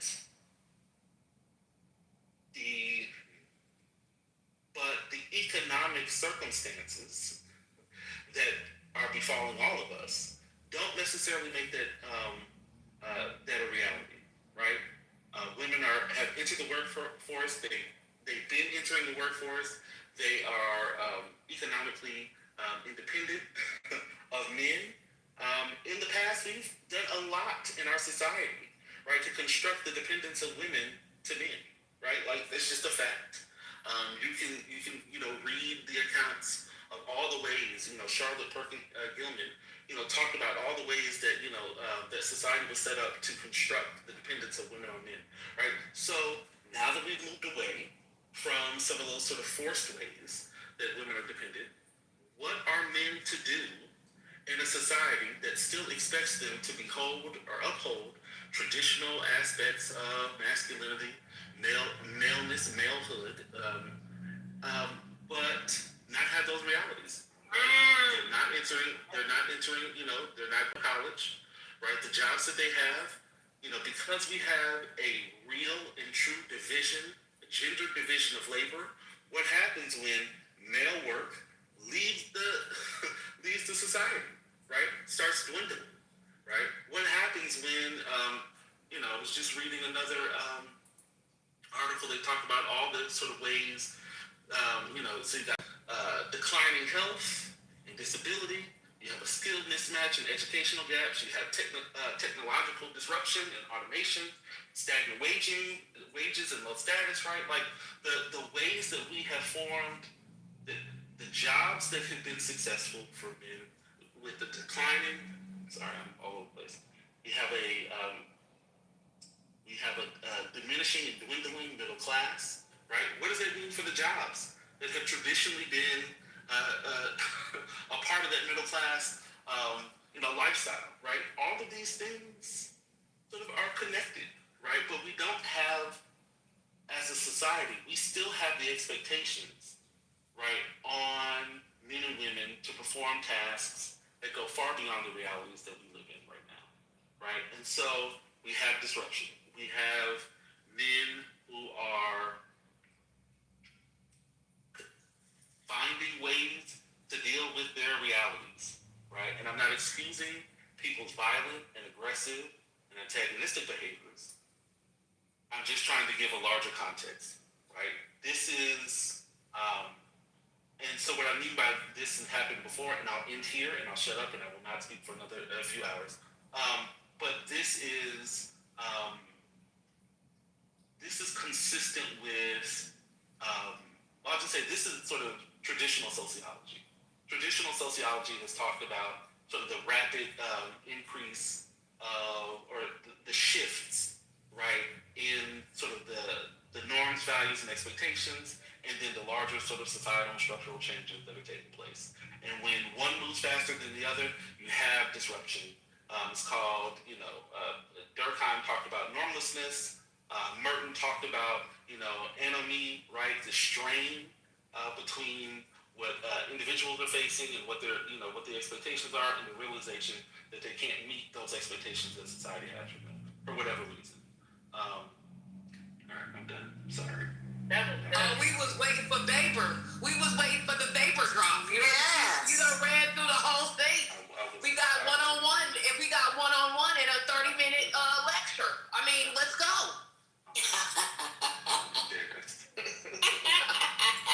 Your mama, that was less than 30 minutes, but that was good, brother. Thank you. Hey, brother, I need you to sign so I basically get my 3 credits, by the way. Oh, trust me, it's even more painful. This is the largest intro to sociology on all of the internet, in all of the world, in fact. Shout out to Nubia. Shout out to Karen Hunter and Greg Carr. Well done, brother. I'm just playing. But thank you, brother, for substantiating what the data actually says, right? Men are losing their minds because that traditional concept, which, by the way, was not very favorable to men. And I would be curious one day just to hear you speak on those things and expound on them. Men had higher rates of death than women because they typically work to death. Men were not, especially black men, were not allowed to really, be human, in a sense, right? Like, you're gay if you do this, you're gay if you do that. I think we should really have those conversations without the trolling, because it's become so normalized. Like, I kind of get it why men are just,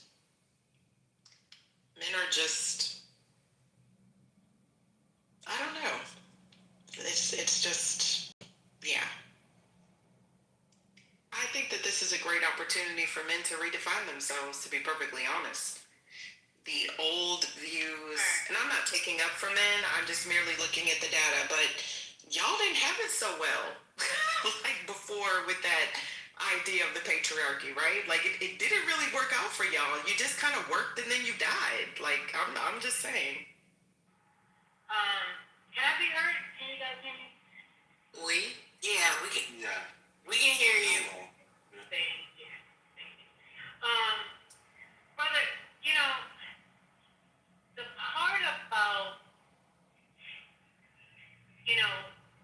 women on the rise, taking, some of these positions, and then the men feeling like, well, what am I supposed to do? And then holding on to some of these old traditional ideas versus adapting to the, place of where you are today. I thank you so much. I mean, I really wish, you would, allow yourself to present this, on a recorded conversation. Yes! Because I think the message, a lot of times in the midst of the conversation, I don't think some people can receive it because it's like they might feel like it's tearing them down and they want to obviously fight. And that's rightfully so. But perhaps maybe just, somebody glazing over a recording and they hear such, it might just be able to plant the seed. A lot of times the seed can't be planted in here because the soil is too thick. And it's thick with the ego and all kinds of other different things, especially being on an act. But I really appreciate how you articulated it in such a way. I think it was gentle enough to be able to pierce somebody.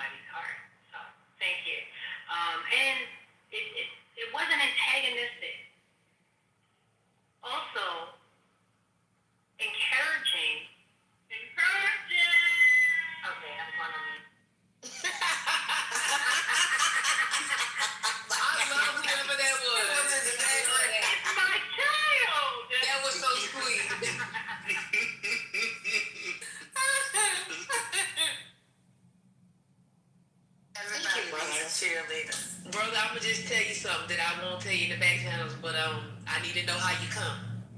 That's, you know, see, we holding each other accountable. We holding each other accountable.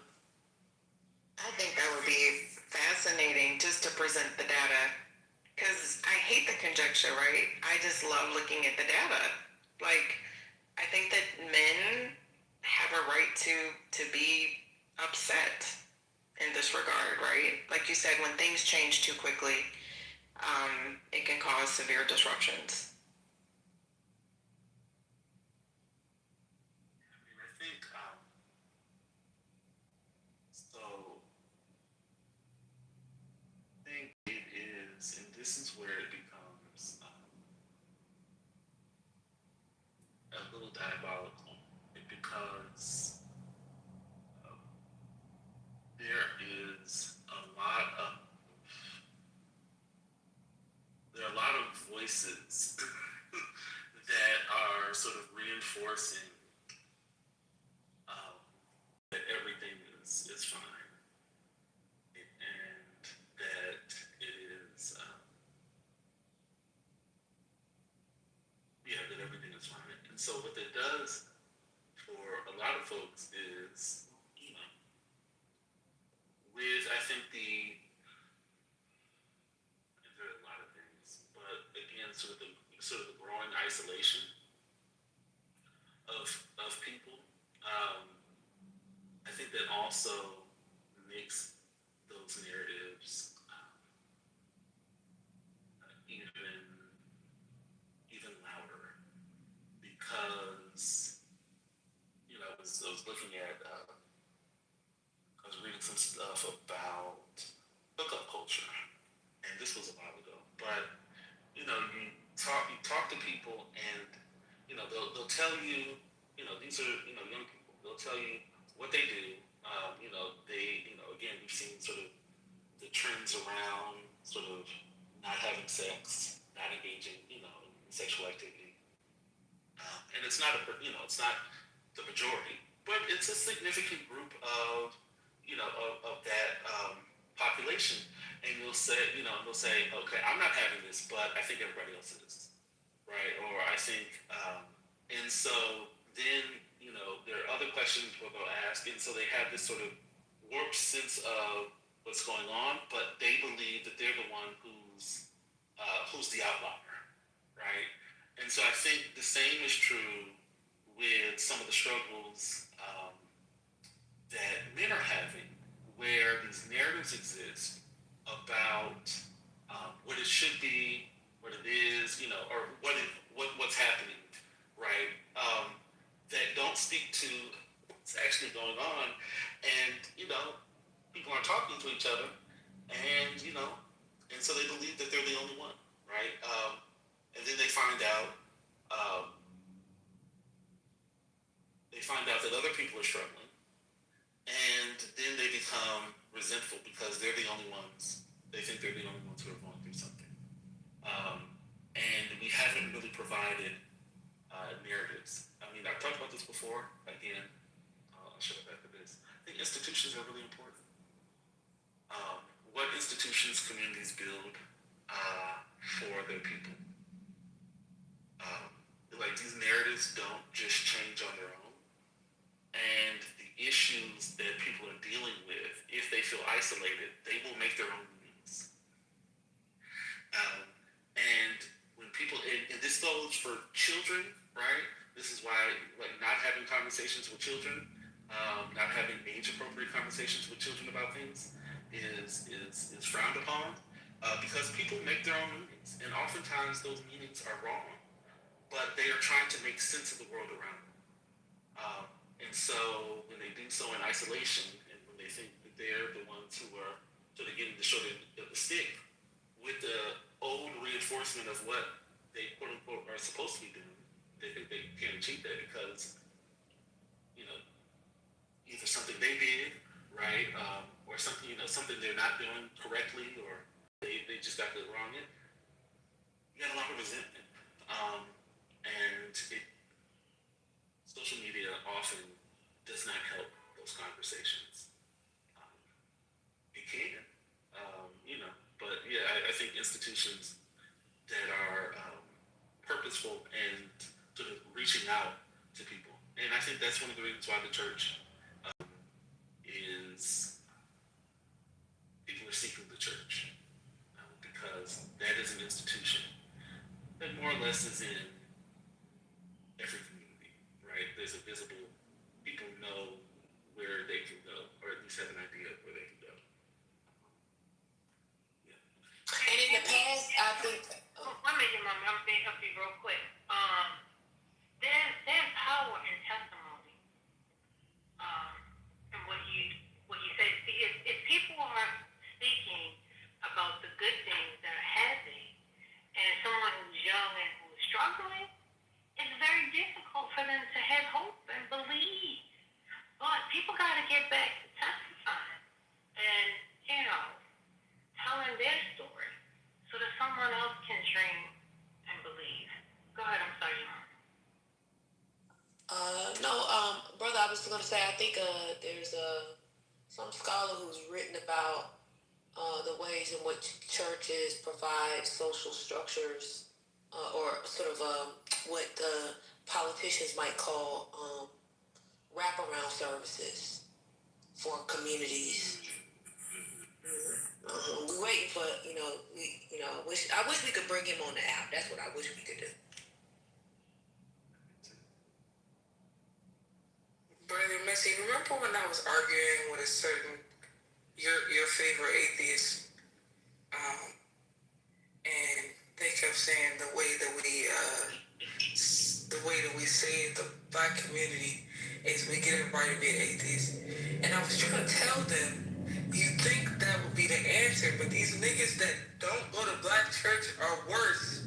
They kept telling me, the black church is the problem, and I was trying to tell these niggas, like, no, it's not the problem.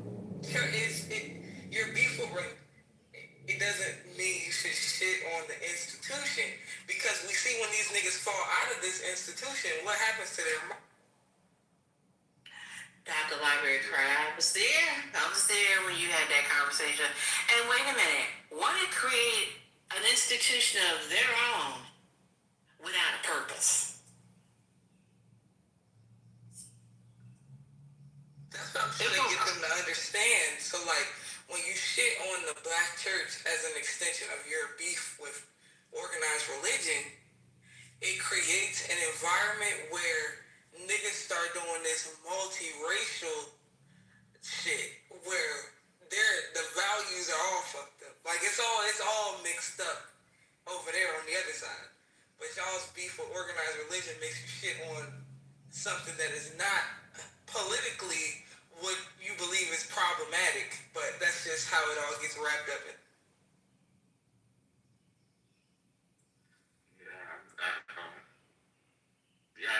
That's good, Doctor. I'm not even gonna get into the black church in this space because I know you don't know nothing about that. It's a rough topic. I mean, I'll just say that having spaces to gather in person are important. Not saying social media, social connection, like any form of social connection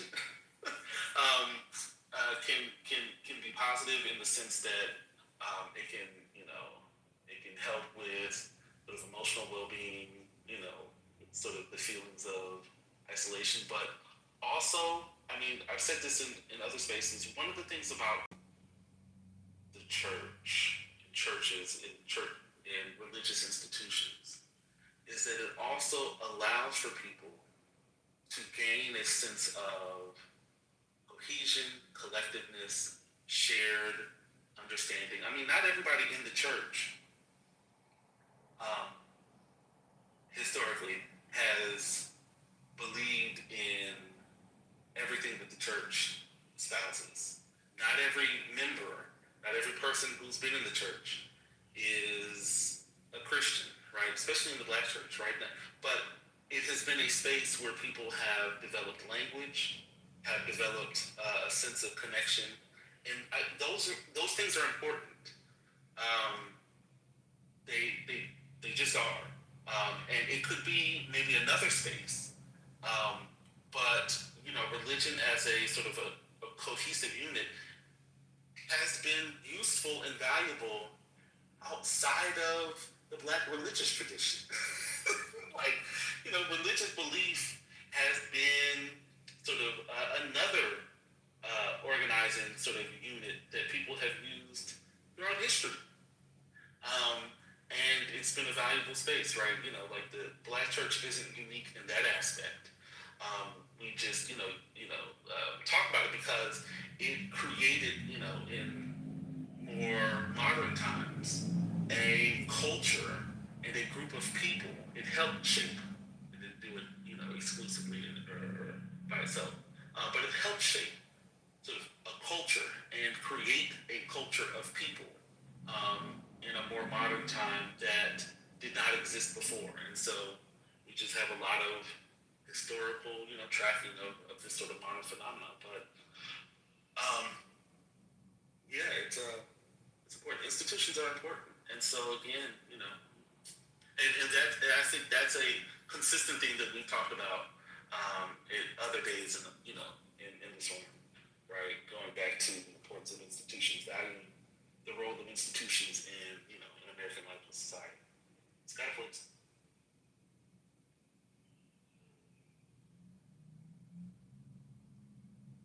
I've said this before, and it's just my own conjecture that the church also like helped to enact shame.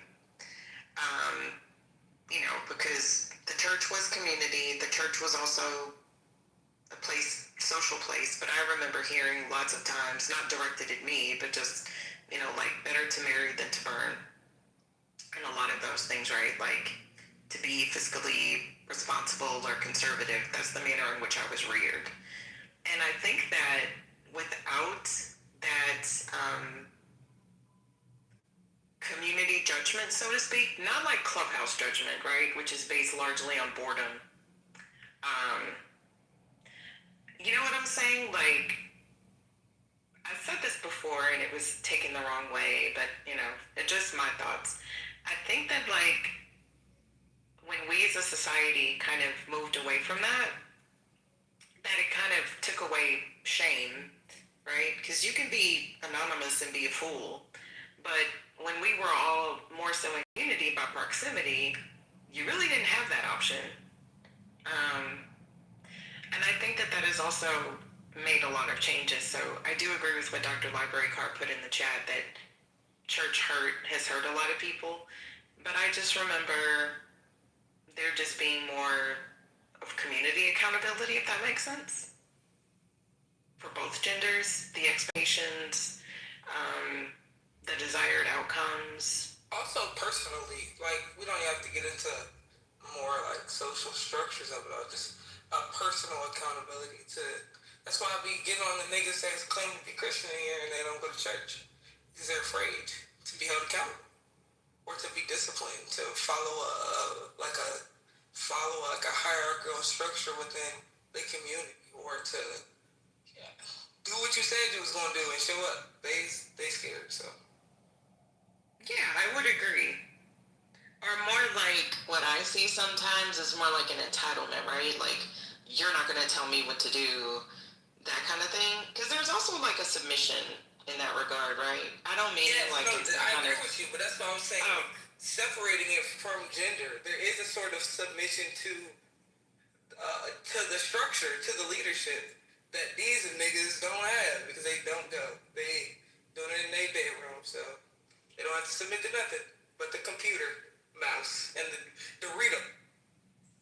That's a nasty word. I was gonna say Cheetos because that's messy. Right, Cheetos. Hot Cheetos is hot Cheetos. The Doritos are good because the breath is stinking. Or Takis. They love them goddamn Takis. But you know what? I mean, I'm thankful that y'all got yourselves together because y'all was going crazy. But I just want to say something that I didn't say earlier, and I'm thankful that Brother Messi stopped his trolling. He put down the sword of trolling to give us an opening into his brilliance, and I'm grateful, and we're better for it. That's number one. Number two, this is why I often come here, and y'all think I'm playing, but I'm dead ass. Black men need order. They want to be the head, but don't want to lead. They got to get it together. They really do. I mean, there's a thing, so y'all hear me talk about this sometimes as well, which is this idea of ordos amores, the order of love. Y'all got to get it together. Can you say that louder for the people in the back? I'm done speaking, Sherry. I know y'all trying to tempt me into a gender war. No. We actually want you to just stay on mute. We've been having a wonderful circle. This is what we call a circle. I've been moderating from the goop. They've been going for hours with very fruitful conversations. It was great conversation. No one Am I allowed to speak? May I speak, please? No. We would prefer if you go. I'm gonna be honest. That's the problem right there. No. See, this is the thing. You come in.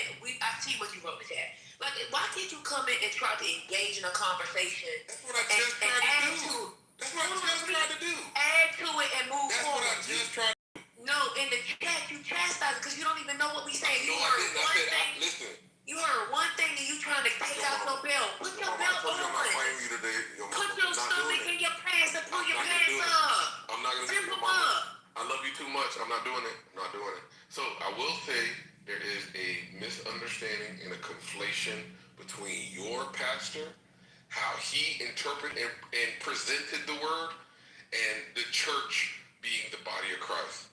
That should be distinguished, and you should understand that there are some men who don't know what they're doing, but have the ambition, and I would even say the desire, and they would say that they have the calling, but yet they don't know what they're doing. And then I would say that there are certain denominations at certain time periods that don't know what they're doing.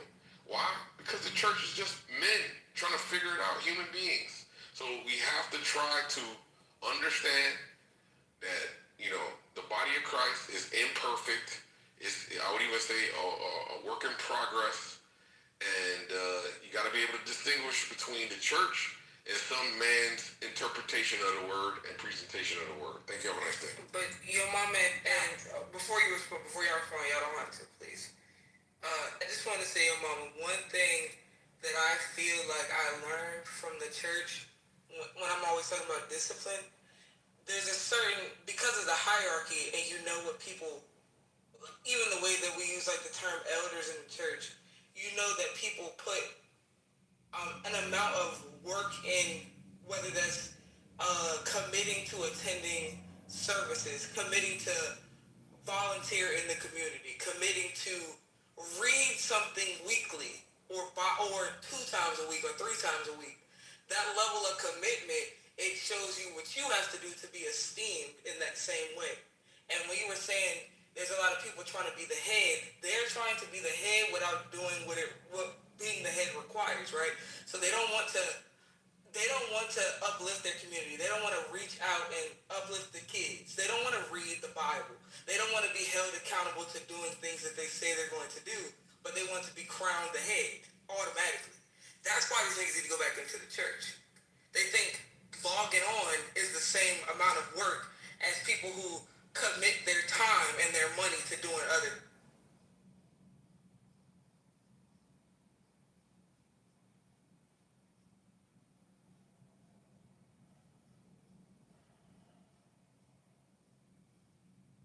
And also the church took care of the community. I remember when my kids were little, this is anecdotal, but I didn't want to take them to a daycare just yet. So where did I find an elder who, was needed a little cash and or just watch the kids out of the love of her heart, the church. When you needed a babysitter, when the church took care of the local neighborhoods, the churches have food pantries. My church has black dentists. We do free all kind of stuff. There's a food pantry. There's like a Tide pantry. They, all kinds of things, right? So I think that that's also important. And I love what Brother said earlier. I think I caught him saying that not all members of the church were Christians. And I think we need to kind of get back to that, right? But anywho. I think that's right. I mean, when you think about, you know what, and I saw that video of those kids trying to read a few sentences. Oh, Lord, wasn't that bad, Michelle? That was terrible. And then you think about, yes, you could talk about things about church you don't, the church that you don't like. It's not perfect or whatever. But you had Sunday school teachers that were actual teachers that taught children how to read. The importance of reading texts like the Bible so they can first become better readers. And if they recite it out loud, they become better speakers. Their speech is much better. I mean, there is a cultural component to black churches that we seem to also not want to appreciate enough. Yeah, Sherry, I put it in the chat. Every fifth Sunday, for you Sunday, having to get up there and read the announcements, having to get up there and do whatever it was my grandmother told me I was supposed to do that Sunday. Having to do your Easter pageants, your Christmas pageants, your Mother's Day pageants. Hey, pause for 1 second. Brett, Reform, there's another politically correct room open with John Kitover streaming this conversation. It's in the chat, just so FYI. Go ahead, Brett. Okay.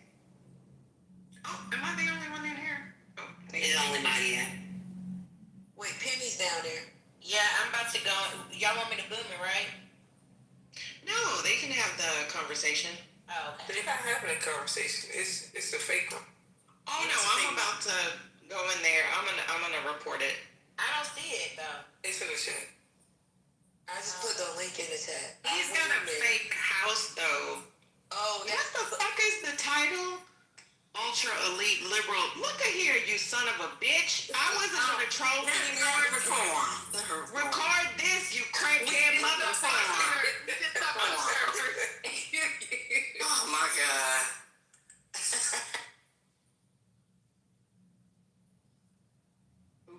I went in there and I was like, why is Harry talking? Okay, if he has a whole fake house, y'all please report this house, because he is a whole fake house. But y'all please continue. I thought he opened a room. No. Politically correct. He got a whole fake ass politically correct house. Weirdo. Because he's not a mod. He can't, an admin. But y'all please continue the conversation. Sorry, Britt, I didn't mean to interrupt, but Oh no, you're fine. Dr. Said we should play music, I guess, in an effort to stall him out or whatever. But yes. But yeah, I was just saying that, like, having to do that, from the time I could read up until when I left for college, like, if you are a very shy person, all of a sudden, it's not saying that you're not shy. It's not to say that you don't have nerves. It's just to say that as you get older, having to build that skill, by the time you go off to college and you have to give your presentations, it's no different than having to give those Easter speeches. The things that I had to do in effort to get through an Easter speech, as far as learning where to focus, having to enunciate, having to make sure I, can pronounce the words properly, all of these things, you know, you're able to do it once you get to college. You're able to do it once you matriculate on through life, and you might have to do presentations for things and for people. It's just, there's skills that are taught there. And even though, you know, as a kid, hate doing it, as an adult, I can be very quick to accept the fact and admit the fact that, like, yeah, part of the reason why I'm able to speak the way that I am and do the things that I do is because I had to do all of that in church as a kid. You can keep talking. I'm just playing this so over it. Uh-oh, you good? We have a little background.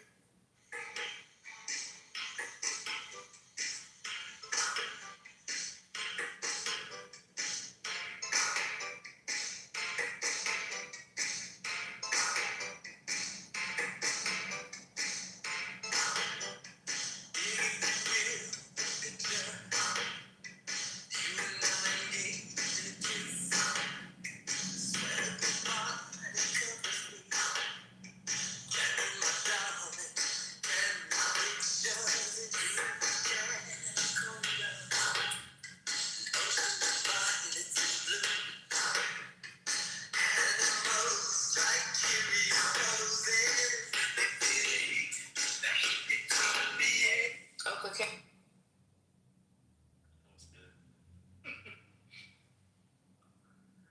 Yeah, you know, institutions provide. Well, I'll say this. I mean, I think, you know, there's a, rites of passage, I think, are important, right? Celebrations and moments of highlighting sort of moments in the life course, I think are really important. I know that people have talked about, you know, the excess of like the celebrations of, you know, preschool and high school and all that stuff. And, you know, I don't need to mention those to go down a rabbit hole. I think, and I'm not saying those specific ways of engaging are, you know, great. You know, you got to spend, you know, $1,000 and all that stuff. But I do think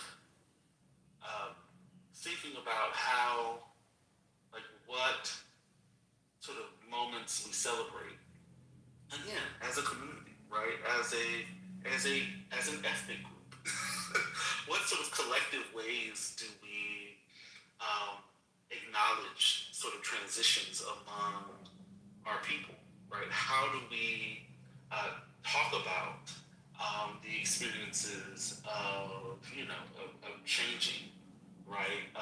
Is it just that we have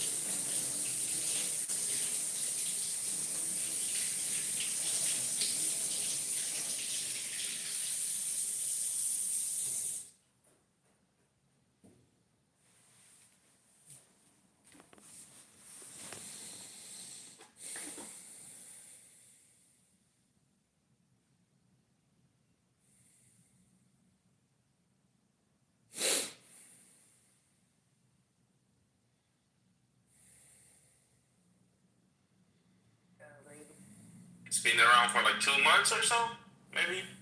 Yeah, I don't know. But like I just started. Well, I mean, I've only really the last couple of weeks, I guess, is maybe 3 weeks, maybe even a month. Like I really started using the app again.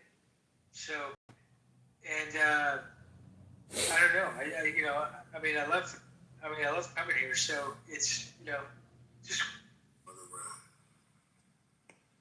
Representative Martha Griffiths. Do y'all know who Representative Martha Griffiths is? Room? Inform. There go the video. Somebody pick. Damn, I thought it was gonna be YouTube. I'll put it on my TV.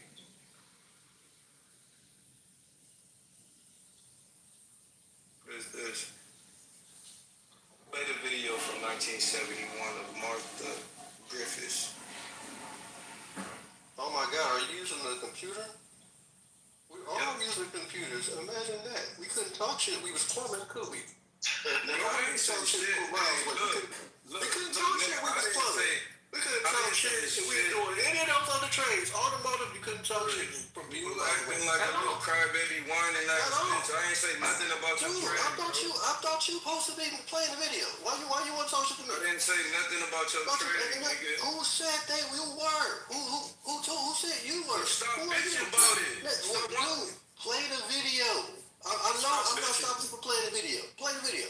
Stop bitching. That's crazy. You can say this dumb shit from miles away. Why? Can you say this shit from miles away? Not because of plumbing. Not because of carpentry. Shut the fuck up. Not because of video. Let me shut up. How long is this video? Is this the video right here? Well, I think that there certainly are. I think that they should turn it back to Martha Griffiths. But I would like to add one footnote to what she said about the 1964 Civil Rights Act, because the or sex provision was added really as a joke. It was put in by Southern legislators to keep it from being added. It was not added as a joke. The man who originally offered it thought it was really going to hurt the bill. But I made the argument, and I wasn't joking. I understood exactly what he was doing. It was exactly not as a joke, because the people who sat there agreed with my argument that he would have given black women rights that white women never had. Now, I didn't make the further statement, which I think was quite true, that no one who brought that bill to the floor had ever considered giving any black woman any rights. And the truth is that black women and white women got those rights together. But no one who voted that day voted as a joke. I'm sure that they didn't vote as a joke, but there was a great deal of levity in the debate that and a great deal of guffaw. The levity stopped when I started speaking. Well, I think to you like that. It really didn't work out that way at all. But this has been one of the things that is a myth that has been put out to this whole country, that it was a joke. And every woman who says it again and again really aids the Supreme Court in making a very erroneous decision. You're just talking about just what the civil rights says women rights before and after. Well, of course, women don't really have any rights. The 14th Amendment has never been applied to give women equal rights, equal protection under the law. She doesn't have any rights. Only the right to vote and the right to hold public office. Those are the only two rights that the Constitution of the United States guarantees her. And everything else she is protected by the law of the Middle Ages, the common law of England. She has no rights. And this is the first right. Now, in one case, it got to the Supreme Court under Title VII. And on that case, the Supreme Court made a very poor decision. Could you elaborate on the case? Well, the case was a woman who applied to Martin Marietta, and I believe she's in Florida. She has 5 children. They told her that they would not take a woman who had children under the age of 6. It was a $3 an hour job. But they admitted in court that way they, of course, didn't think of asking a man that question, that the man that got here did have children under 6. Now, this was a clear case of discrimination. And the Supreme Court in its decision sent the decision back to the lower court for further information as to whether or not women with children under 6 were good employees. What kind of nonsense is that?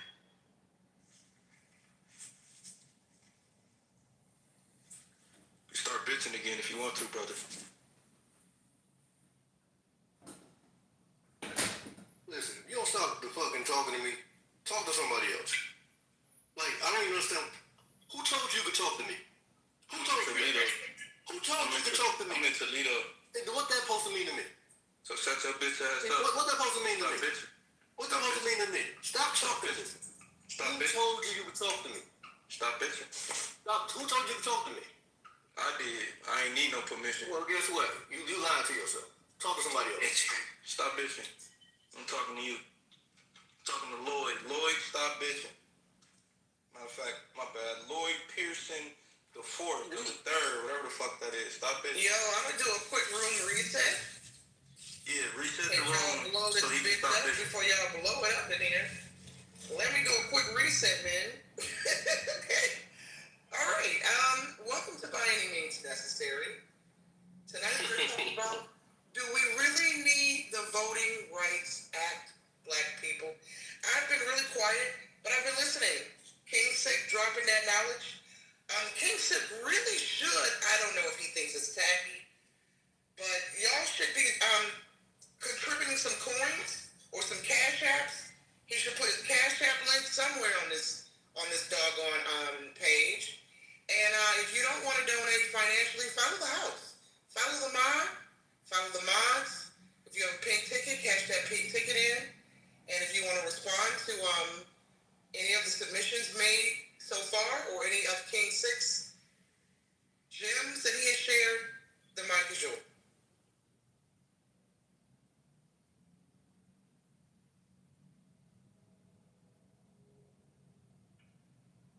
Shout out to Toledo, Ohio. You gonna bite me, bro? Who the fuck goes to Toledo, Ohio? Same people that like you that fail in Cleveland. Has anyone here been to Cleveland?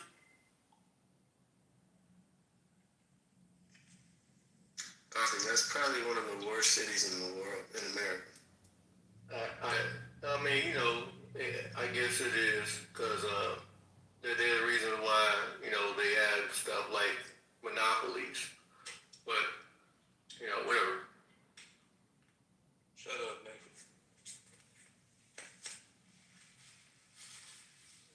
Well, you know, what's Toledo supposed to be good for, though? Whatever his father got me living better than you, brother. I'm your benchmark. I like that. No, you little bro. Like that. Ain't possibly be little bro. Little bro. Can't possibly be little bro. You little bro. And I ain't the tallest cotton pig in the world, but you little bro. Oh, my stomach hurts. I need some food. That sounds like...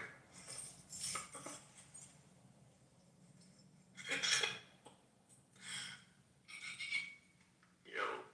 Yeah, but black people got finessed by the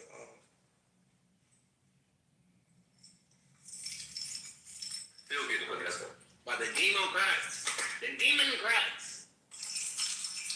No, it wasn't even the Democrats that. It wasn't. It was them at the time, because they, you know, the LBJ did his thingy thing, you know?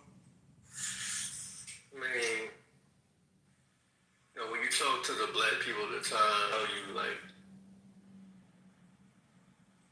you know, they didn't know what to do, but they knew they had to do something. So they did what they thought they should do at the time. They didn't know black people told you, right? That's what they told me. That's the people that was alive at that time. Because I asked questions. You know, I got grandparents and shit. You know,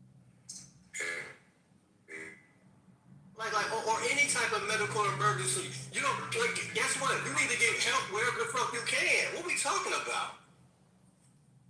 That's what I'm saying. Like, because people were trapped and they need to go to the hospital. What?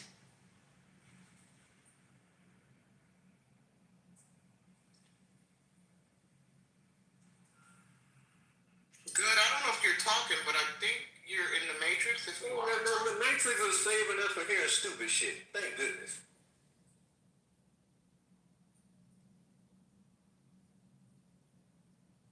Nigga, who's about crazy? Who's that nigga? Fucking Good, you're in the Matrix. Is it just me or is he in the Matrix? No, the Matrix is saving us from dumb shit. It's cool. So did we ever discuss, I came in, I guess, late, here about 45 minutes. Do we really need voting rights acts? What was the, What's your take, Ms. Florence? I think the opinions were varied. What's your take? I don't think we need them. If we have to go out and fight for them and, at the heat and the atmosphere of the political Democrats and telling us that we're going to lose and it's going to affect black people more than anybody, and to me, it's like they want us to go out and fight for this. When everybody come here and vote, who's not even a citizen, not even legal, and they'll fight for them to vote and want us to go out and fight for that. That's what I feel. That's my take on it. So I don't think we need to fight them. I think we done all the fighting we need to do. We didn't benefit from any of it, and it's kind of embarrassing when you really look at the whole situation. I listened to what I think it was King talking about how these people, when they turn their business over to somebody, people come in and they see what needs to be done. Where's the best industry to work in? And then they have politicians that find out what's going on, and they come back and have a meeting, and they spread it out all to the rest of them, and they all get together and know what to do. And we'll send like individuals. Our politicians don't come and find out nothing, come and tell us, and we're not organized anymore. When we integrated, that took away our organizational, really where we could really lift each other up and put plans together to help each other.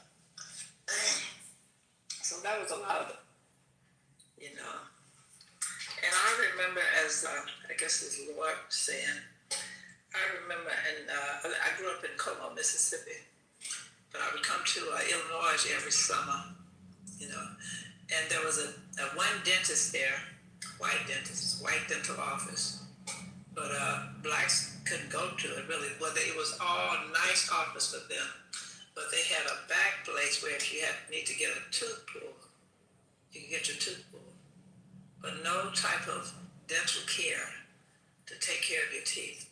I had to get to Illinois in the summertime. I went there with the oldest sisters, and I could get them to work done. It was so horrible how things was there at that time. How they did. No good medical care. The hospital, it was a good thing too, because black people took care of themselves, because they know that they didn't have a doctor to go to. They didn't have a hospital to go to. So we used herbs, and took care of ourselves. Didn't get sick. We knew what to do.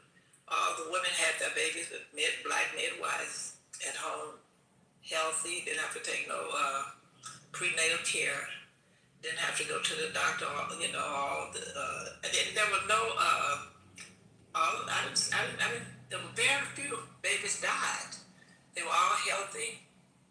There was no Down syndrome. There was no, sickness and all this that we have today. Even with going to the doctor, when I got pregnant and I had my children, there were plenty of black doctors.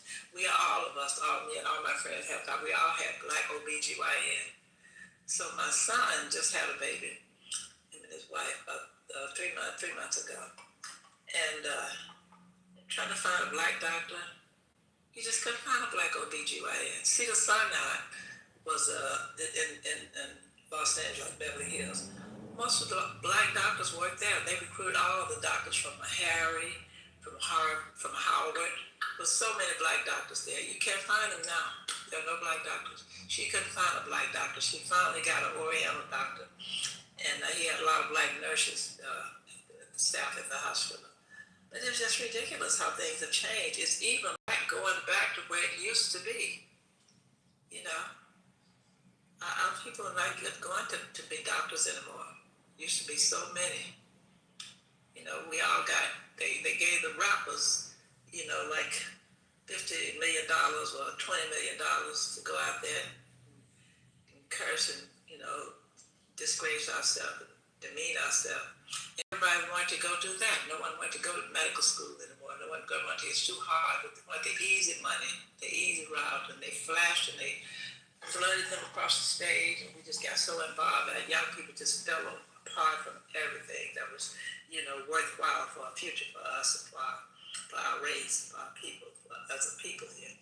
But I think we woke up, and it's late, but we really did wake up, because I hear some of these young people out there that are really saying positive things. You're really on the right track. Your eyes are opening, and you're really seeing beyond all this racism that we've been told that we had to experience, and all this, you know, what we got to do. We got to, you know, save everybody, but we're looking back and seeing that we saved everybody and forgot to save ourselves.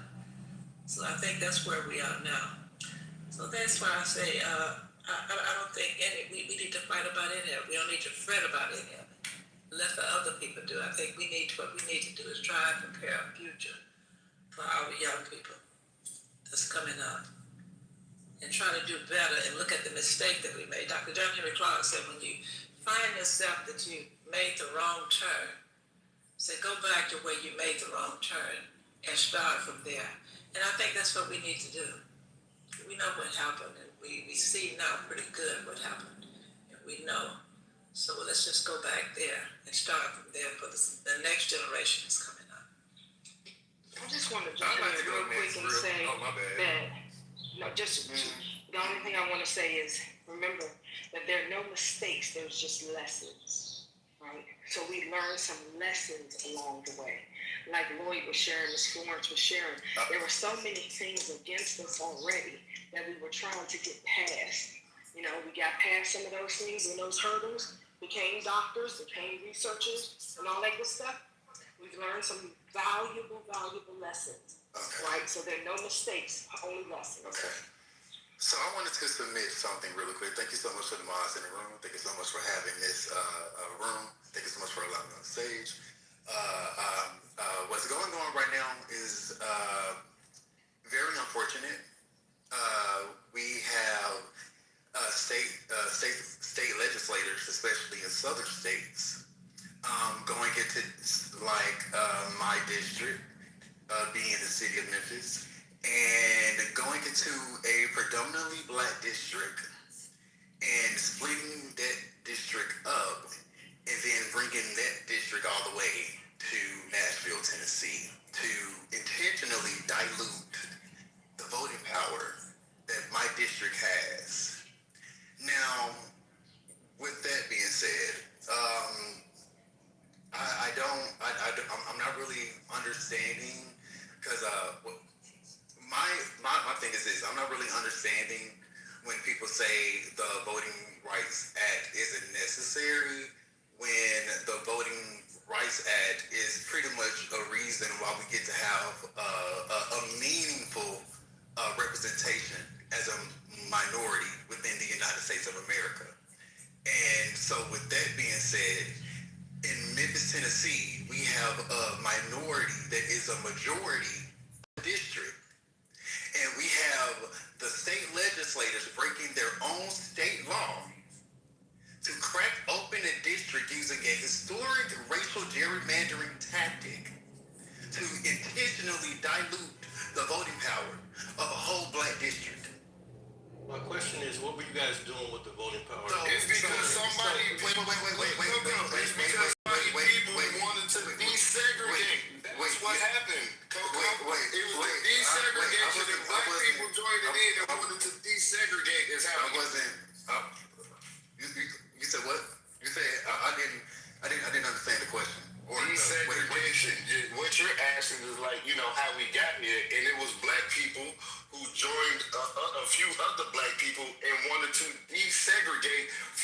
other. Now it moves us into white people being able to control and have ownership in the places from which we did everything we did, whether shopping, living, making babies, whatever the fuck it may be. We lost ownership when some niggas wanted to desegregate when we were segregated, when we were amongst each other the most, like Miss Florence said, when we had actual doctors, and then present day we don't have. Wait,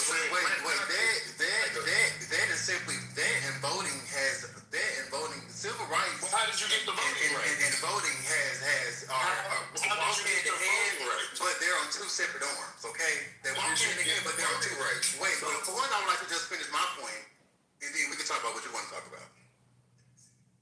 So with that being said, there is a historic when people don't pay attention to historical context, they tend to not think that certain acts aren't needed. They tend to think that racism was so long ago and that it's not being done or enacted like Tennessee legislators just literally showcase to us. Legislators are still racist, y'all. The Civil Rights Act was less than 80 years ago. People are supposed to act like just racism just was supposed to vanish off the face of the earth because the Civil Rights Act happened, and it was less than 80 years ago. Do you not realize we went through 200 plus years of oppression? 200 plus. 200 plus, 300 plus. This is all including slavery. This is all including Reconstruction. When Reconstruction was sabotaged, this is all during Jim Crow, even to now. Okay. So wait. I'm trying to figure out. I'm just trying to figure out. I'm a new speaker here, so like I'm not really sure how y'all do the format. So like, do y'all put it to where like if you have any questions, you can put it on your bulletin board and then like ask me when I get done with my point, or like do y'all just like what's the format? Be gracious and have limit the points. If you're making 10 of them, then people are probably going to. Well, if I make 10 of them, there's a such thing as a pen. You can write your point down, and then I can definitely answer the point when I'm done with making my points. I only made,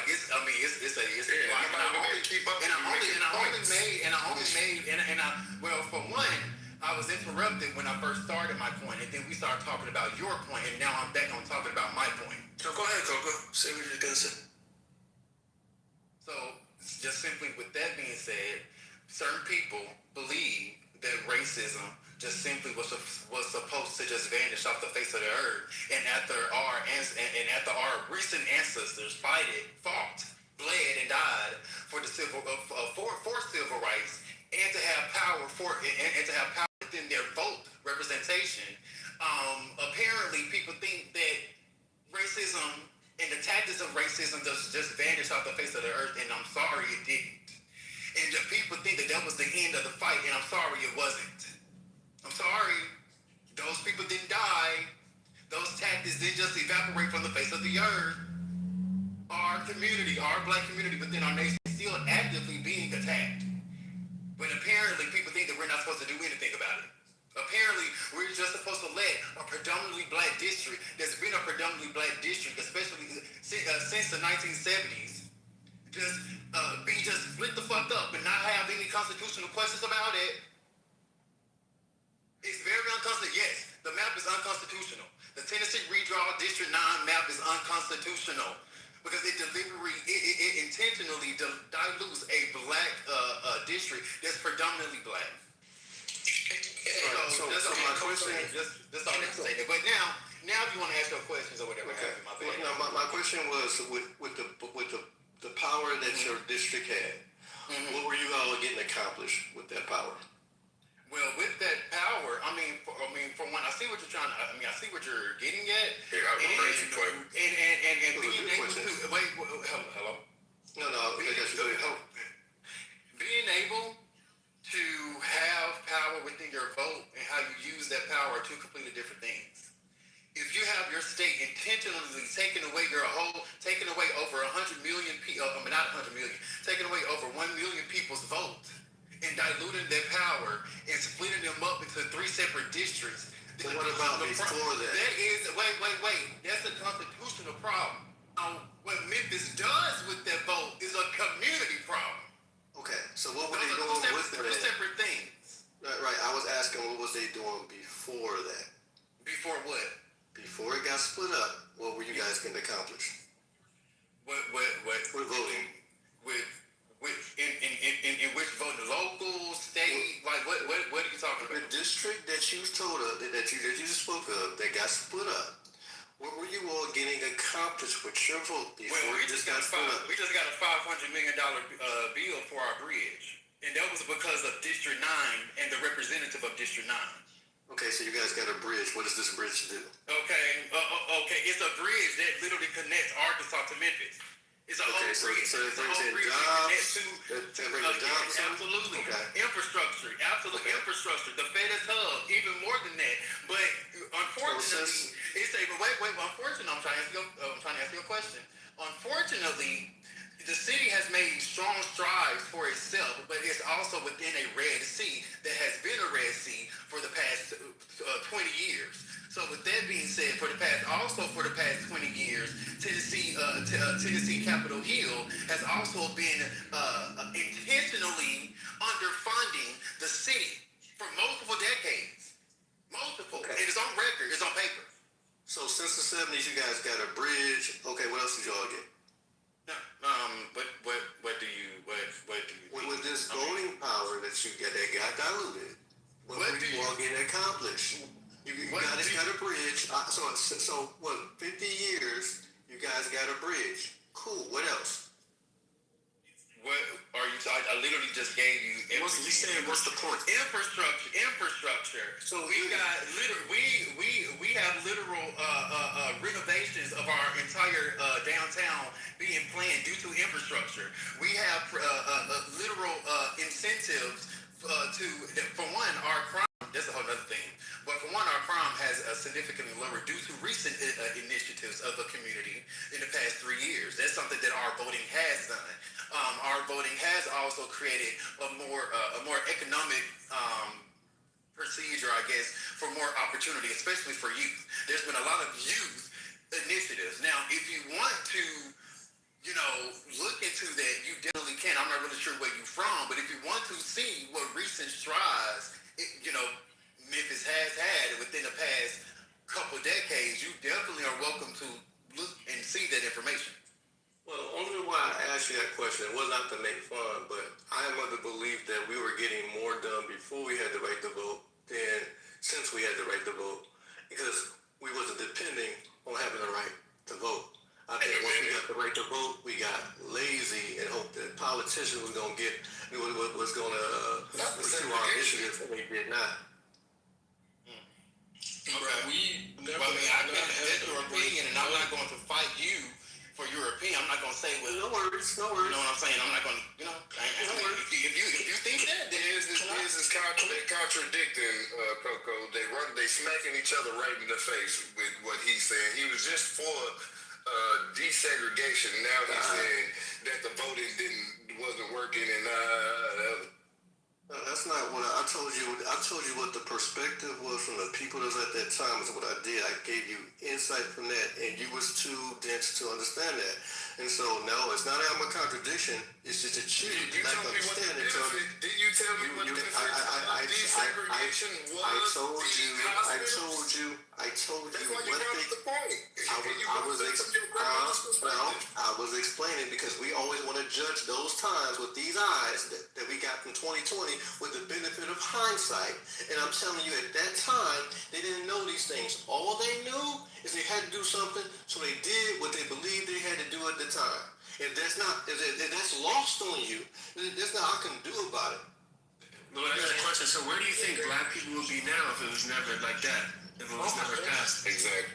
I'm not sure, because, like, you know what I'm saying, we talk about the glory of us having black businesses, and having a black ecosystem, and and that part is dope.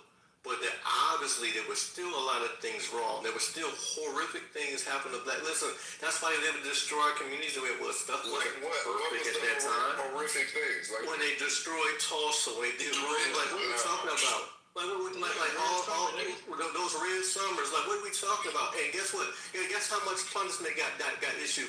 Guess how much reparations we got from those situations? Nothing. And so that's the reason why it was able to be destroyed, right? And so things wasn't that great then either. But if you want reparations, you have to get it legislatively, and the only way the only way that you can get it legislatively is if you are able to select your own representation. No. In order for us to get reparations, the country would have to actually be sorry for what they did. They gave reparations to everybody else. They didn't have to go and get represented legislatively. They got it because they did it and it's showing good faith. The representation is everybody else got reparations with everybody else got reparations. Is them having their own. Everybody else got reparations without all this shit you're talking about. Everybody else ain't Black Americans. Everybody else ain't Black.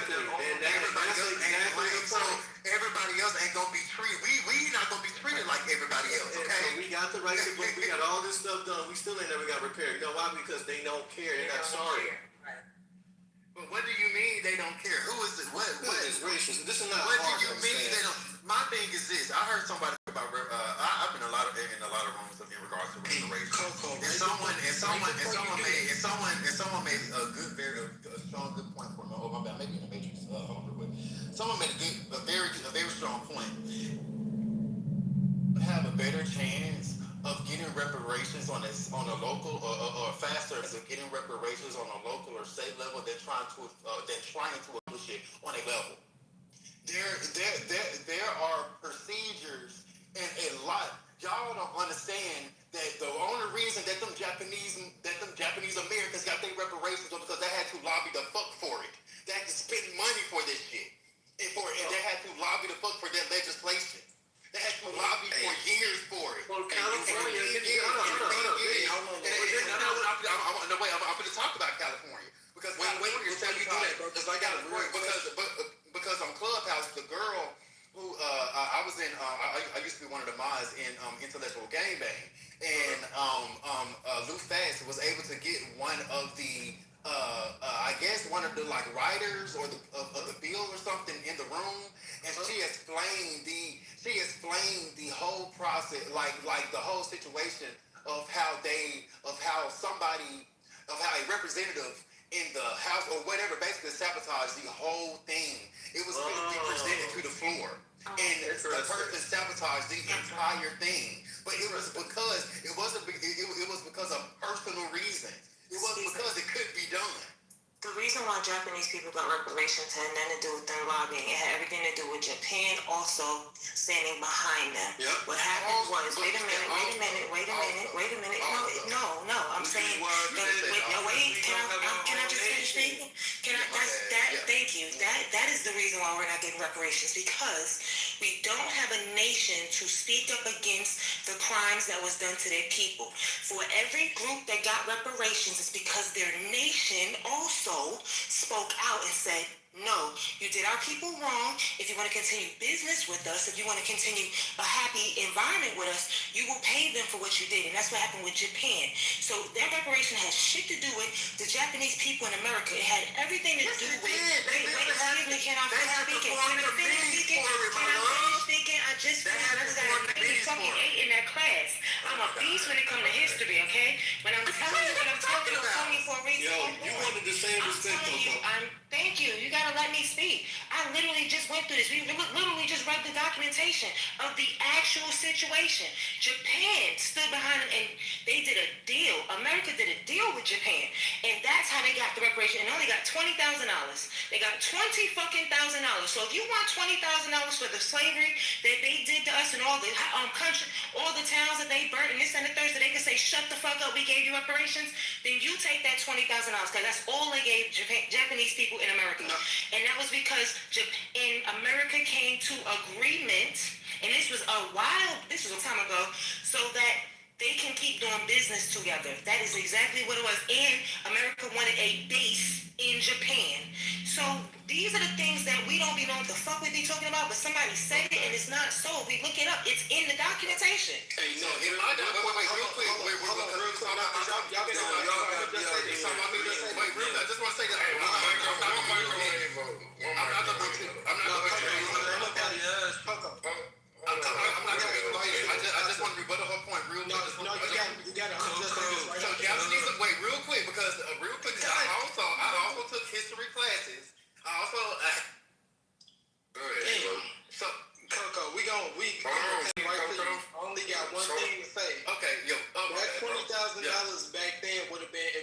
to like 100, 200,000 in today's time. So we can't say that that's not nothing. But what I wanted to ask before y'all even got into all of this shit about fucking We talking about 1988 because that's when they got reparations, honey. 1988, not even that long. Yeah, it's not even that long ago. Okay, but it's still $20 would have been kind of even something from 1988. But the thing with this is about the gerrymandering. Now, the redrawing of the fucking voter lines, whatever the case may be, what damage is that doing? I just want to know that. I can definitely answer that question, but real quick to hers. So real quick, I just want to say something to it. So Japanese Americans received reparations through a long domestic, political, and legal campaign inside the United States of America, not through a deal with Japan. Honey, I stated Japan supported and backed that. So what I just stated was Americans been fighting, Black Americans been fighting reparations for years. There's no nation to support us. That is why they don't do nothing to help Black Americans. I can't interrupt you, but you can interrupt me. Okay, so with that, I'm just talking to your point because you said we struck a deal with Japan. It didn't have anything to do with them legislating for it. Okay, that's what you just said. You just said the only way that they got the only way that they got reparations was because we struck a deal with Japan. It didn't have nothing with them lobbying and trying to pass legislation. Okay, that's what you said. So I'm just gonna read you fast. Hey, I'm not putting this out my butt. So after the attack on the Pearl Harbor, President Roosevelt signed an executive order in 1942 that basically put the Japanese Americans in all them camps and stuff like that. So for decades after that, their survivors, the Japanese American survivors and civil rights organizations pushed for acknowledgement and compensation of it. And a major turning point came in the 1970s and 80s when activists gathered testimony from survivors and pressured Congress to formally investigate what happened. So Congress created the Commission of Wartime Relocation and Internment of Civilians. Okay. So they didn't put on the ballot, right? So basically, listen, go ahead. Are you gonna read us all the history? Go ahead. Okay. I'm almost done. Okay, so eventually led to the Civil Liberties Act of 1988, which was signed by President Ronald Reagan. So the whole thing of how they even got money and reparations in the first place is that $20,000 each. That $20,000 was because of a bill that was signed by a United States president. It didn't have nothing to do with a deal that we struck with Japan. Listen, okay, so now, listen, and I'm gonna explain to you what I said. So you said you're gonna be finished. Are you finished now? Were paid by the U.S. government to U.S. citizens and residents harmed by the U.S. government's action, driven by civil rights activism and congressional actions, and not connected to negotiations with the Japanese government. Okay, so like I was explaining to you, that the Japanese people have been complaining since they was in the concentration camps. They have pictures, videos, they have newspaper articles, they have everything showing how fucked up America did them in them camps. And guess what? Nothing changed. America said, fuck you, we don't care. Japanese people are been complaining since before, when they started mistreating them, before they put them in the camp, because they was fucking them over first. They was doing all kind of shit. Took all their land, did not do shit. The United States government said, fuck you, whatever. They did not hear them. So what I'm trying to say to you is, the fact that you had a group of Japanese people screaming did not do anything. Just the same way we have a group, we have many Black people screaming about our reparations. It's not doing anything. They don't care. They did not care then. They do not care now. We can prove all of slavery. We can show you the videos, the postcards, they don't care. What backed Japanese people was Japan.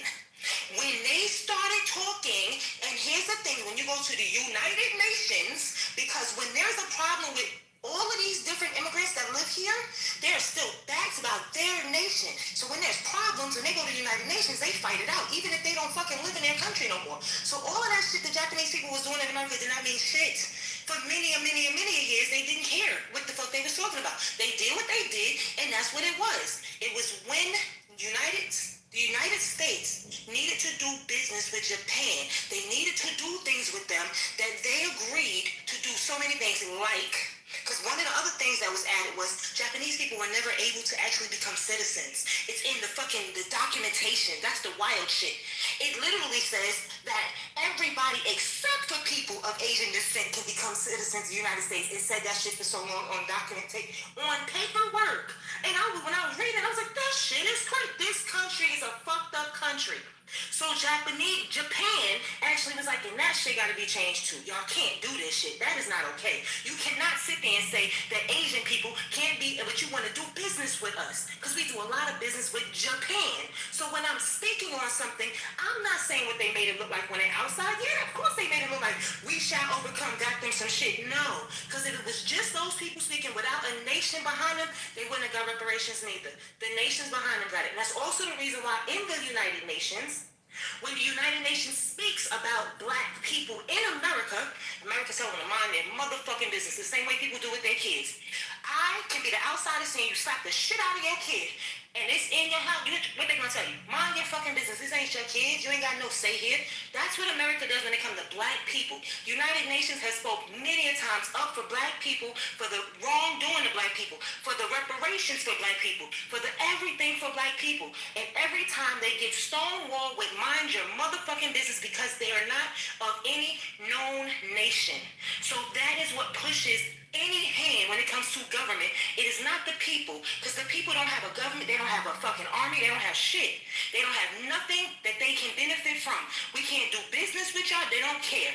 It is the nation that strong arm them and go, okay, well, I'm going to take my business, we're going to take this, that, and the third, if you don't play the right way.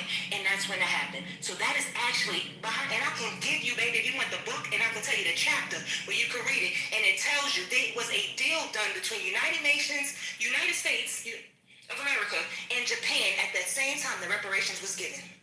It's some shady shit, but I mean, most people wouldn't know it. It damn sure ain't in a lot of y'all history books. It's not. Because then that would make us look like shady motherfuckers, but we are. And that's the reason why black people, no matter how many people you put in office, this and the other, it won't get moved because they've tried to do shit for black people forever. And they always stonewall it because there's nobody to back them, to support them. It's nobody to push their hand. It's nobody. It's literally, we're the bastard kids in the United States. And now I'm going to go on mute because that's what I said. And you niggas think y'all can vote y'all way out of oppression, which is crazy to me, which is why I even asked this question concerning the gerrymandering and the redrawing of the voting map.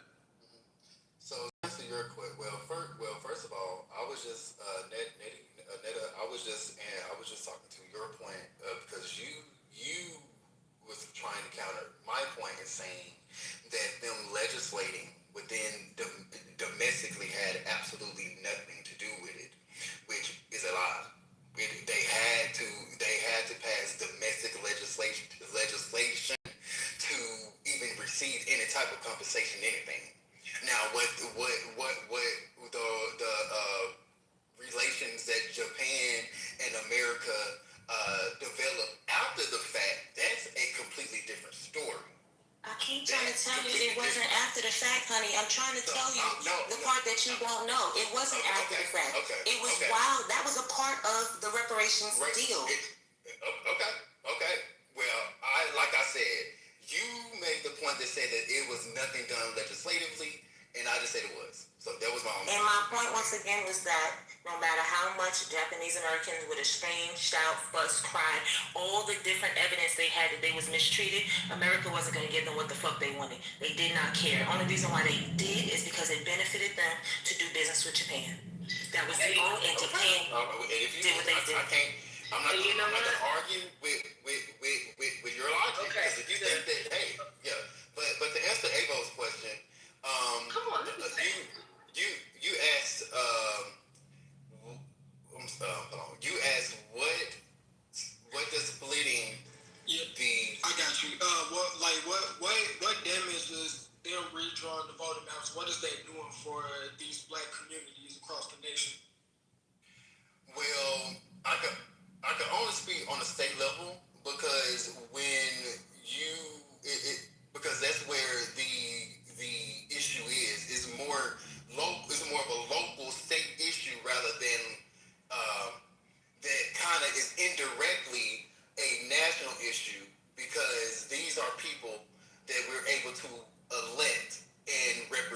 us in Congress, right? So if District 9 being Miss Shelby Congressional District, a lot of people think that the Louisiana case and the Memphis case is the same, and they're not. With the Supreme Court Louisiana ruling, they didn't completely, disregard the Voting Rights Act. They just basically said that can't be the sole purpose of a new district being drawn up. They didn't say that race couldn't be, couldn't be part of the solution. They just said it can't be the sole, it can't be the sole reason, right? So, but and to create a district. But in Memphis's case, they are taking an established district that by every merit is its own congressional district, literally on paper. You can't just go mid-decade. Mind you, they wrote their own state law to do it. You can't just go mid-decade. Basically, the damage that it's doing is a constitutional civil rights damage and violation, and the city will not have enough power to vote for someone of choosing. Mind you, we're talking about a demographic of like 1.1 million. So 1.1. So on paper, legally, 1.1 million can be its own and is its own congressional district.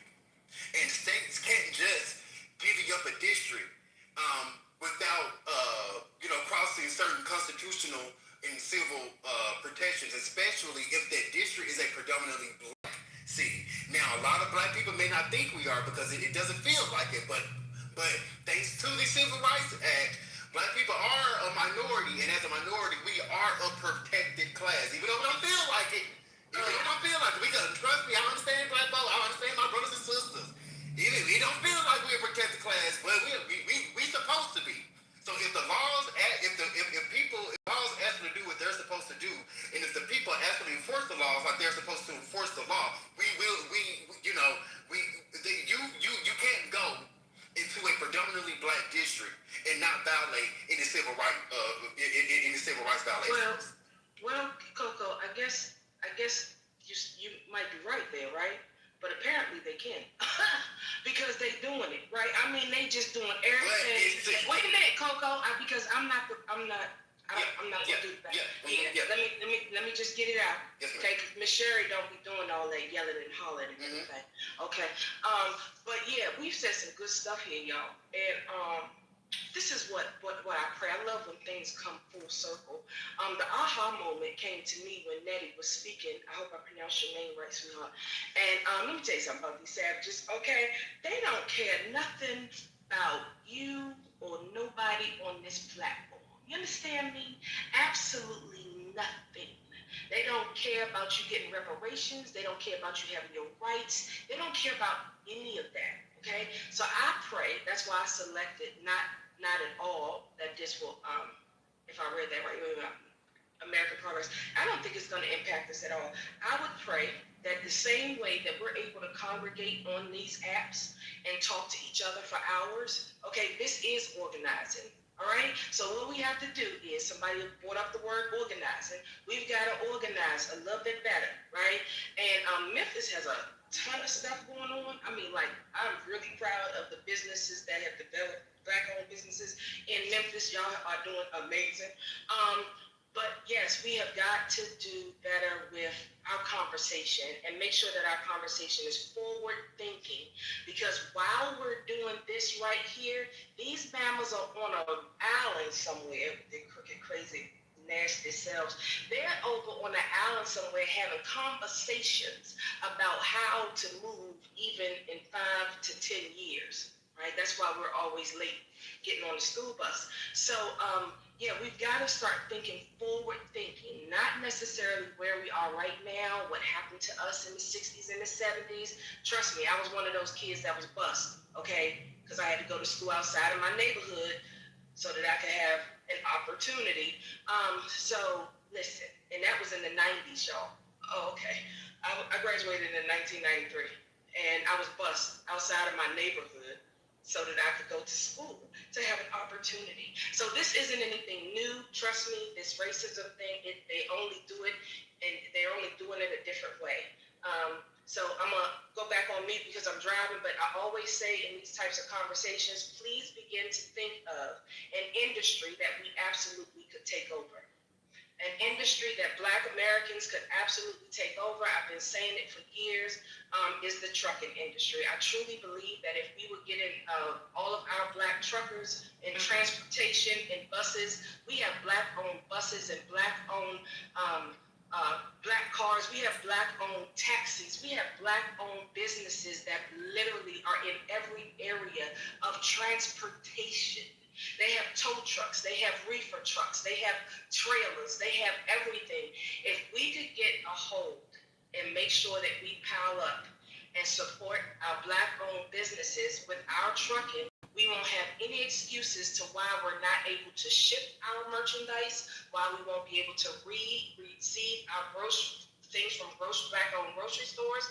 There are Black-owned pharmaceutical companies, and if we would pile up together and literally take over that industry, literally, we wouldn't have to ride their buses, right? I got a friend right now, got 30 buses, 30 charter school buses right now. There's so many Black-owned people in the South that own, well, no, I take that back because I don't know if they actually, but there are plenty of people with CDLs, right?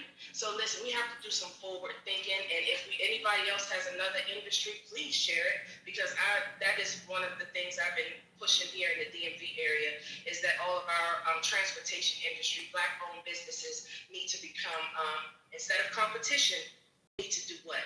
Collaborate. So yeah, I love you. All right, I'm going. The last statement, I definitely don't think it should be the trucking industry. I am very heavily invested in different companies, and they're already building roads so that they don't need truck drivers. And ironically is when a lot of Black people started getting their CDLs and started making good money off trucking. So everything happens for a reason, right? So they're already actually working these processes. They're already putting these things into place. To be honest with you, I think Black people need to get out of trucking fast as possible. No, that's once they wait. Let me finish. I think that because a lot of people are buying trucks and everything like that, I think we should get out of that and actually we are extremely intelligent people. They literally called it, back in the days, nigger rigging, tinkering, and all of the shit that we are very good at doing. We need to learn how to and start putting our children in classes, schools, and everything for these robotics and how to engineer. Because at the end of the day, one thing we are not going to fight is this AI boom that is coming. And when this AI boom comes, the one thing that AI it's not going to be able to do, I'm not going to say cannot, but it's not going to be able to do on large numbers is fix the little this and that when it comes down to it. One of the things as a person who is a lineman, we always would crack jokes and be like, you can talk about us, but you can't talk without us. If a line go down, I don't give a fuck how smart anything on either one of them ends work. You can't talk. You can't work. Your shit don't work at all. So when it comes down to me in the military, I had the biggest ego ever, because if I cut your line, you're going to wait till I come out and fix it. When it comes down to it, that's how Black people need to be thinking. The fact that everything is going to happen on either end. But we need to find a way to be the necessity, which we used to be. We used to be people to go to build, to this and the third. And I know Black people don't want to be the handwork, right? But at the end of the day, even the people who behind these desks are not going to be needed anymore, because they're really finding ways to take people out of these positions. So learn how to be the motherfucker that keeps their shit going, because these companies are not going to pay you when they can get this great robot to do it. Pay one good fee and your robot do it for the rest of the time for free. Also, the gerrymandering, like, it makes sense though when they say when we ask the question, how is it going to affect us? Think about, all right, Houston, Texas is a very interesting place, right? If y'all can, y'all got your iPhones on you. Look at your map of how people vote in Texas. You will see Houston, blue. Austin has a lot of blue. Dallas has blue. Almost everywhere else is red. So when they gerrymander, when Black people come together, we help change shit. So if you got blue in Houston, blue in Dallas, blue in Austin, you can get enough numbers to get somebody in office. If they break up those areas and they start making it where it's harder for your people to unite and actually fight towards whoever they want. And that's literally, if you look up what gerrymandering is, they're making it harder for the smaller groups to come together. So now you have to vote, instead of you voting with your people and having, now they're going to break it up and they're going to say, no, it's a part of, you're a small, instead of you being a large part of blue, you're going to be a little part of blue in a red area. So that really don't hold no weight, because now those numbers have to count towards the overall, but it doesn't, if that area's numbers count as a vote, technically your vote didn't count at all no more. And I hope I'm explaining it the simplest way possible, because it's a very complicated understanding, but it's like, so you got a pizza pie with 8 slices, and instead of the whole center being blue, because the whole center would be a slice, if we cut that in a whole circle, when they cut it into all the 8s, and now every piece of pie, every piece of it, a little bit of this blue, and we start pulling away those pieces, guess what? That blue don't look as big no more, right? Actually, now that we got it, if they're going to be fair and count votes for the whole pizza pie, right? Every one of those has more red than they have blue. So guess who's going to win that vote? The red. Because it's not enough blue in there for it to really be, considered. We're not even going to consider it was a vote. It's some shady shit that they're doing, but it also allows them to, when they start redistricting, because if y'all are voting, they'll tell you where you're supposed to vote. How many people are gonna want to vote in areas that's uncomfortable? How many people are gonna want to sit there before you're taking time off work, you're doing this and the third, but now you got to go to a district line that may not be comfortable, a comfortable area, especially if you live in the South. You know there's areas that's just not comfortable. Like, you just don't feel comfortable being there. And then that may stop people from voting too. And especially if you got the racist people that's running the polls and this and the third. And that's what they had before. So when they start doing that, once they're able to divide it, then they're able to manipulate it, which means when you got the attitude lady at the voting area, she this and the third, or she causes a problem, whatever, now you're not going to go back. It's a slow slight to the point where then the numbers start dwindling. And I think people don't realize this shit. So it really is some fucked up shit that they did across the board.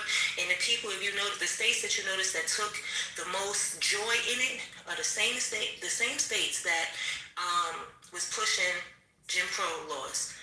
The Jim Crow shit was crazy. It was the crazy shit that they was making up in these areas where everybody wasn't doing it the same. Every state wasn't doing it the same. The whole state wasn't doing it.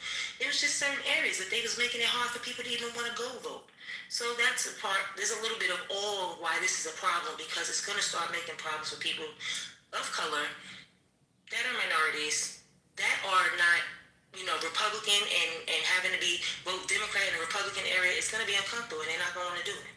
You know, I want to say something real quick. I think, and I'm gonna try to make this quick and concise, to understand the process of how all of this goes. Okay, when they do these maps, it ain't just it's law. Okay, the only reason why Tennessee was able to approve the map and pass the map so quickly is because Republicans have the House, they have the Senate, and we have a governor that will sign the bill in a millisecond. All Republicans.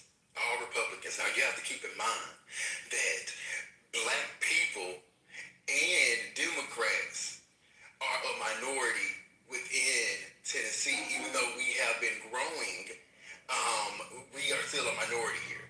And so with that being said, when it's people have to sue, so when you get hit by a car, you don't just automatically, and they at fault, you don't just automatically get, your insurance money. You have to, it's a process. You got to do the claim, you got to sue, you got to do this, you got to do that. And then you go to court, and then they look at this, and then you got to send this picture, then you got to send that picture, you got to prove this, you got to prove that. It's all a process. And then at the very end, if they are at fault, you get the reward, you get the benefit. So at this point, the people who need to sue have sued. The people who need to sue have put in lawsuits. It ain't a guarantee that this map is going to be a thing, because like I said, this is a completely different thing than the Louisiana case. This isn't a map, this isn't a district that they're trying to make. This is a district that they cracked open and diluted. This is a district that they cracked open and dragged all the way to Nashville. Mind you, District 9 was Memphis and Shelby County only because it made enough standard to be its own congressional district throughout the years. That's how its original lines were drawn up. And due to the Republican, racist antics of racial gerrymandering, they were able to pass a congressional map that went into that district, took that district, split that district all the way to Nashville, and then left Memphis with a little sliver of it. That's vote dilution. That is a violation of civil rights and civil protections and a constitutional violation. If anything, I don't care if people think it is or what is he going to do for the black community as a whole, whatever. This is a constitutional violation. Everybody should be upset at that. Everybody. And what the black and what this could do for the black community, what the black community should have did up until this point or whatever, there's a completely different conversation from what is actually going on right now. After the Louisiana ruling, they got a call from Donald Trump, and our senator was like, "Hey, we need to go ahead." Our Senator Marshall, con artist Blackburn, was like, "Hey, we need to go ahead and make this map, and we need to go ahead and get this Trump agenda, And then the governor started advocating for it, and then all of a sudden the governor called a special session. Everybody had to come back to session, and then the map was drawn, approved, and Now we're in the process of the judicial system. Now, my people, y'all, this is a process, and I'm not just talking about the redrawing of the map. I'm talking about black liberation. This ain't gonna happen overnight. These types of bullshit ass antics are going to keep going on. It's going to keep going on. It's going to keep going on until it can't go on no more. And the only way that it can't go on no more is if we motherfucking fight to make sure that it doesn't. And when shit like this happen, we need to make sure. We always want to talk about unity. We always want to talk about this. These motherfucking white ass motherfuckers just came to a black ass city and said, "Fuck y'all." And where's the motherfucking black unity? Where's the black people saying, "Fuck it, fuck that shit"?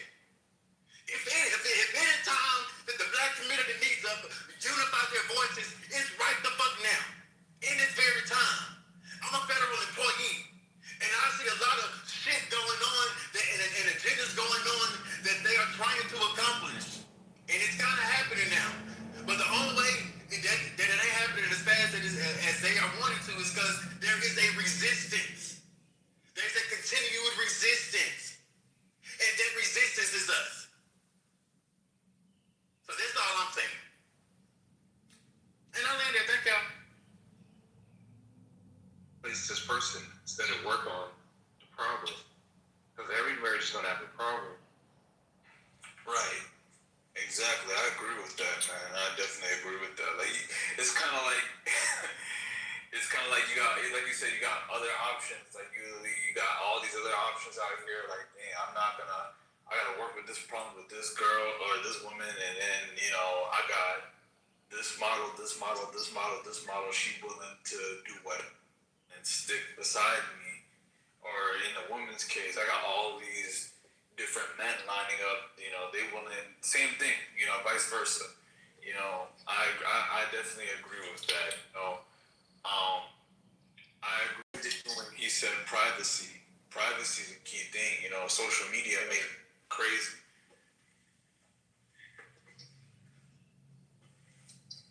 Yeah, definitely. Hey, that's really good input, Name. That's really definitely good input on that. What was I about to say? I was about to say something on it. Y'all got what's one celebrity marriage y'all seen that broke apart that was like, dang, they probably was like they should have worked things out, If y'all know any celebrity marriages off the top of your head,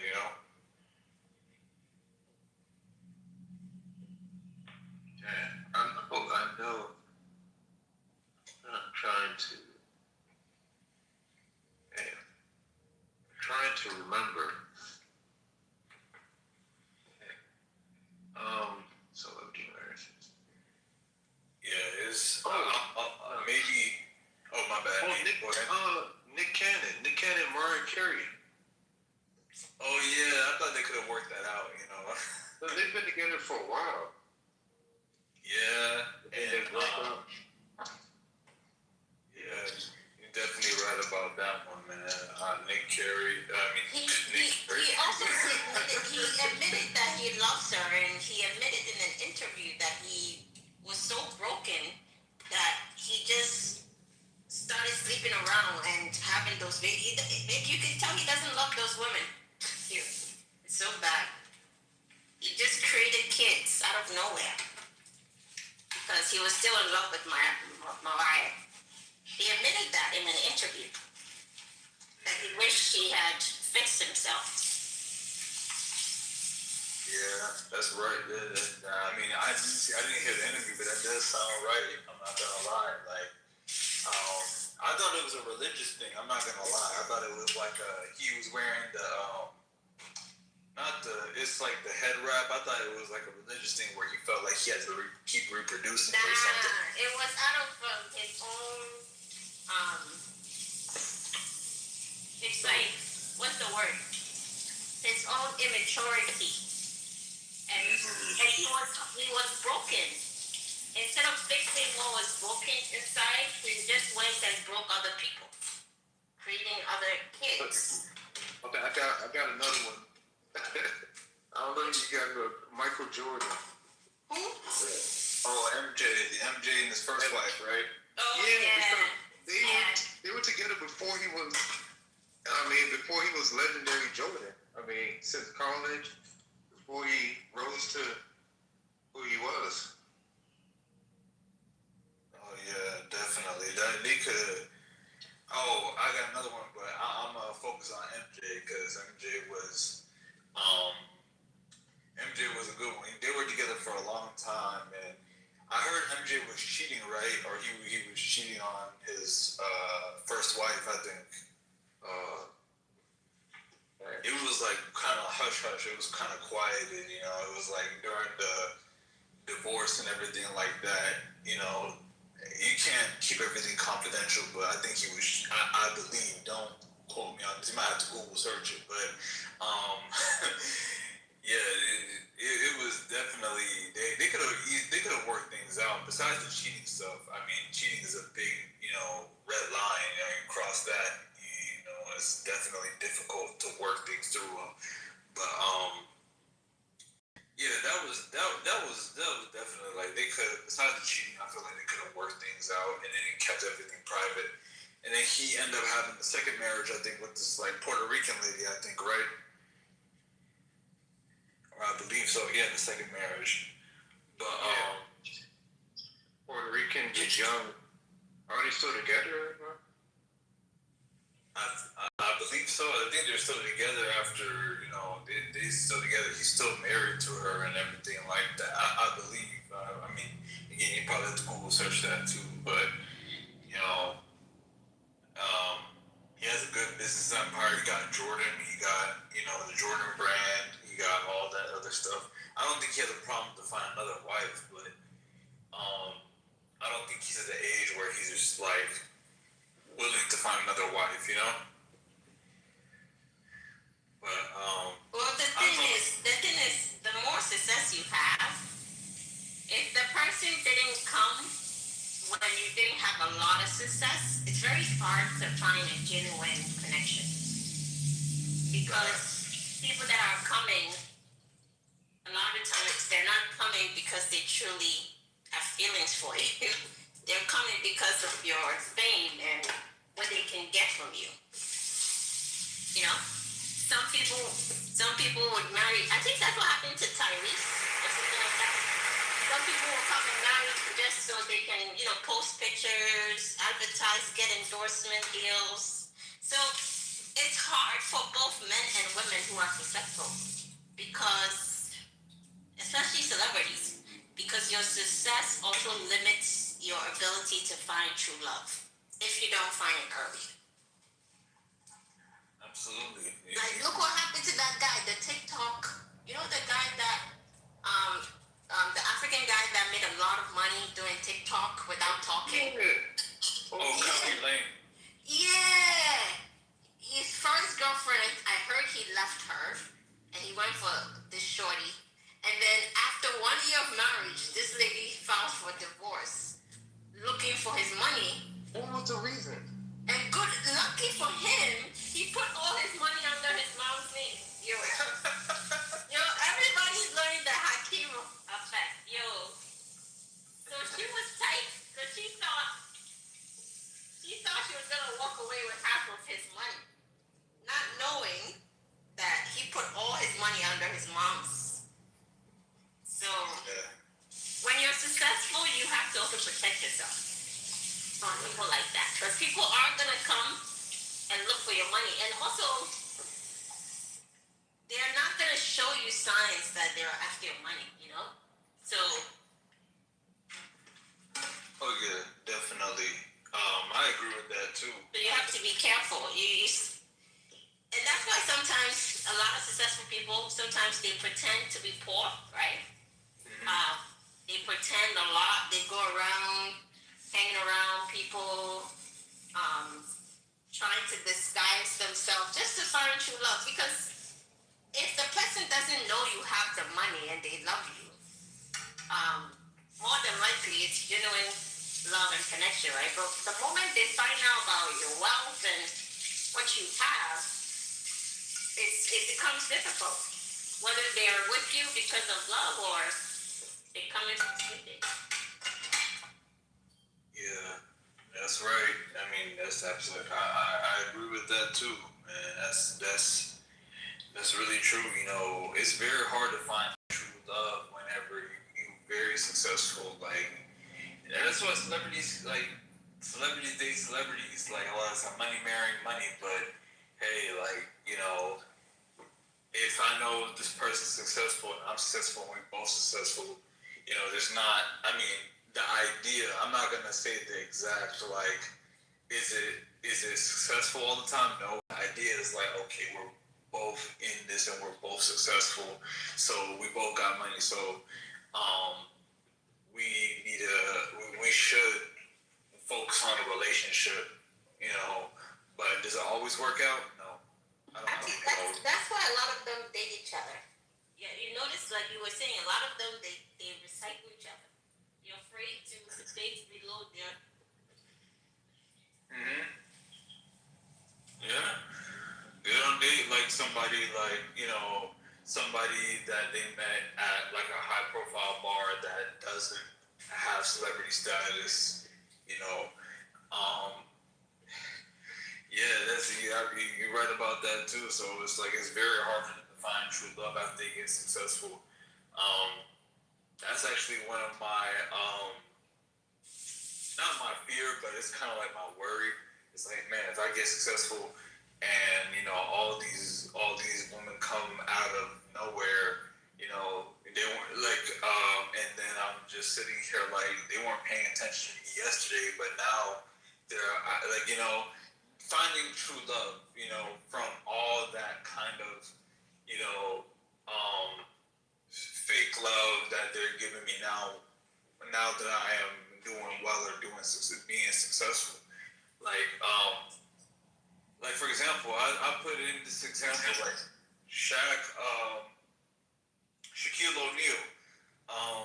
He was married to this one lady. And I'm not sure if they were together when he wasn't like, you know, Shaq the way he is now, but he ended up cheating on her with somebody, or he ended up cheating on her with some other woman, and she ended up divorcing him and everything like that. But now if you look it up, he regrets to this day. He's like, man, I shouldn't have done that. Like now, you know, I'm not sure if any of these women are really after me for me, or they're really after me for just Shaq.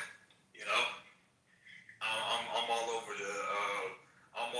the commercials. I'm all over all these places, and now they want to just get with Shaq because I'm this famous guy. You know, that's definitely really true. There's a bunch of freaky frogs running around. Say it again. You said a bunch of freaky frogs running Yeah, around? it's a bunch of freaky frogs running around now, man. It's just, it's terrible, brother. Bunch of freaky frogs. Like, what do you mean by that? Like, give me some more like context behind it. Where are they running? Where are they running from? Boy. I said it's a lot of freaky frogs running around now. You know, I'm talking about people, man. You know what I'm saying? It's a lot of freaky people out here now. I've never seen it like this before. Everybody is like sexual driven, like just most people in like certain areas, you know what I'm saying? Oh yeah, man. That's also true too, man. But the main prompt that we're talking about is we're talking about celebrity marriages, man. But you are right. I ain't gonna lie to you. There are a lot of freaky frogs out here. I'm not discrediting what you're saying. Wait, my bad. I ain't mean to catch you outside. No, you're good. You're good, man. We talking about celebrity marriages, but you can also put your input in here too, bro. What you think about celebrity marriages, bro? Why do some work and why don't some work? That's the kind of topic. I know I joined about like 15 minutes ago, but we talking about the celebrity marriages thing. What you Wolf? If you want to add input on here. Man, shit. I don't know, man. Dude, you lost like I am. Shit, I be seeing ugly ass dudes, you know what I'm saying? Fucking with broads that they'll never look at them if they ain't had that type of, financial stability. And I see it like reverse sometimes. So, people go after things that they want and not what they need. Yeah. You see a fat ass and get mesmerized. Oh my God. Whole time she finna tear your ass apart. Or he gonna tear her apart. It's vice versa. I like the upfront way you put it like that, man. That's real, man. That's definitely real, man. Like, some of these girls, they just looking for financial security. It's not always like gold digging, but in this type of economy, man, it's like gas is like $4 and near 50 cents, like a gallon. So it's some areas it's actually $5 and $6, sir. It's horrible. Yeah. And then the lust out here is crazy too, bro. Like, I'm not a lustful guy. Like, this shit got to do with marriage too, but this like most masses of the people, right? Mine just shit. Bro, I seen this lady ass so big, I'm like, bro, that is not godly. Like, and she was like slim. I'm like, what is that? You know what I'm saying? Yeah, definitely. It's just, I definitely agree with that part, man. It was for sure unnatural. You know what I'm saying? God ain't had nothing to do with making that like that, man.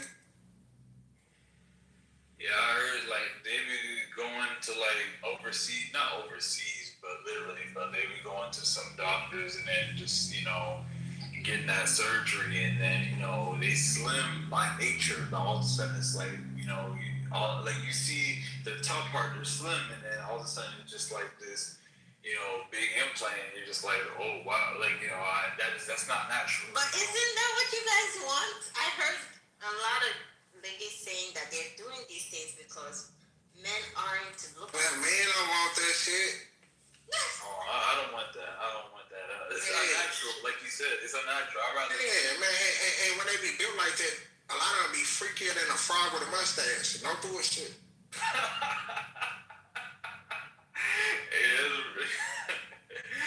Yeah, I like the upfront way you put that there, but like men do to put it in a realistic way. Rejoice, you're right, but at the same time, if it's unnatural, it looks unnatural. At least for me, if it looks unnatural, then I don't want it. If it looks like you're just skinny on the top and then curves on the bottom, then I don't want it. It's too. It don't look right, at least for me. You possessed or something like. We all live in an invisible spiritual world, right? Religions and all. Like most people are not, right? But at the same time, if you lay up and go do something, don't do it instead to your body that way, thinking it's for men, like something wrong with you mentally, I'm sorry. lot of it be male attention. You know, that's why a lot of the surgery, like you said, it might be male attention. You know, guys want this, so I'm gonna get this. You know, it's scary too, bro. I see it so often.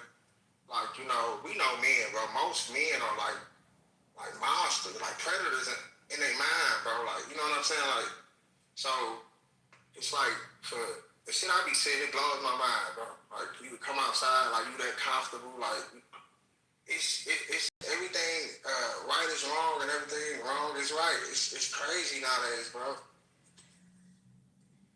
Yeah, definitely. I seen a dude like 6'6" with a wig on and like a romper. You know what I'm saying? And, you know, it made me so uncomfortable, brother. Like, you know, I had to like leave. Like it wasn't right, man. You know? Yeah, man. It's definitely weird out here. It's definitely some weird times out here, man. I'm not gonna sit here and lie and be like, yeah, everything's copacetic. Everything's all good. It's definitely some weird times out here. I've seen somebody with some white high heels on, grown man. You know, no disrespect to the LGBT community. You know, no disrespect to them. What you talking about? The Decepticons? Evil robots running around like, yeah, Decepticons for sure. Like, I don't care who don't like what I say. Like, that's all I'm saying. I don't like it. I don't condone it. That's all. Yeah, definitely. It's kind of like a crazy sight to see, especially if you're not used to it. Like for me, I was raised in the South, man. It's like, you know, I didn't see that growing up, man. But no disrespect, like I said, no disrespect to the LGBT community, but it's just definitely something to something that is like it's kind of a shock at first. Like people in different places are like, yeah, that's normal. But for me, it's just like, man, I mean, yeah, if like somebody close to you, like a friend or something, like, oh man, that's normal. Like, stop being his friend. You don't work with him, bro. Yeah. Like for me, I'm not like I used to have a coworker that used to put on like he's grown man, but he would wear like sewing wigs and like. Bless his heart, man. Yeah, yeah, he wears sewing wigs and kind of like push-up bras and stuff like that. And you know, I'm not his friend. I would just coworker. That's it. Like anybody asks me, I'm like, hey, that's my coworker. That's it. Like, you know, no disrespect to them and what they got going on. Like one guy came in, like it was my coworker. He used to be my coworker, and he came into my workplace and the coworker who was Decepticon was like, "Oh, have a good day, baby." And he was like, "Baby, what? You don't call me baby." Like, you know, it's another grown man. And absolutely correct, bro. It's uncomfortable. Like, it's a similar same scenario kind of happened. Like this, I ain't cutting you off, but like the similar shit happened where I work at, bro. It's a dude running around with a bald spot on his head with French tip fingernails and shit with tight ass pants on, like, you know. So I know what you're talking about. Yeah, man. It sounds like it's. I speak, I push off.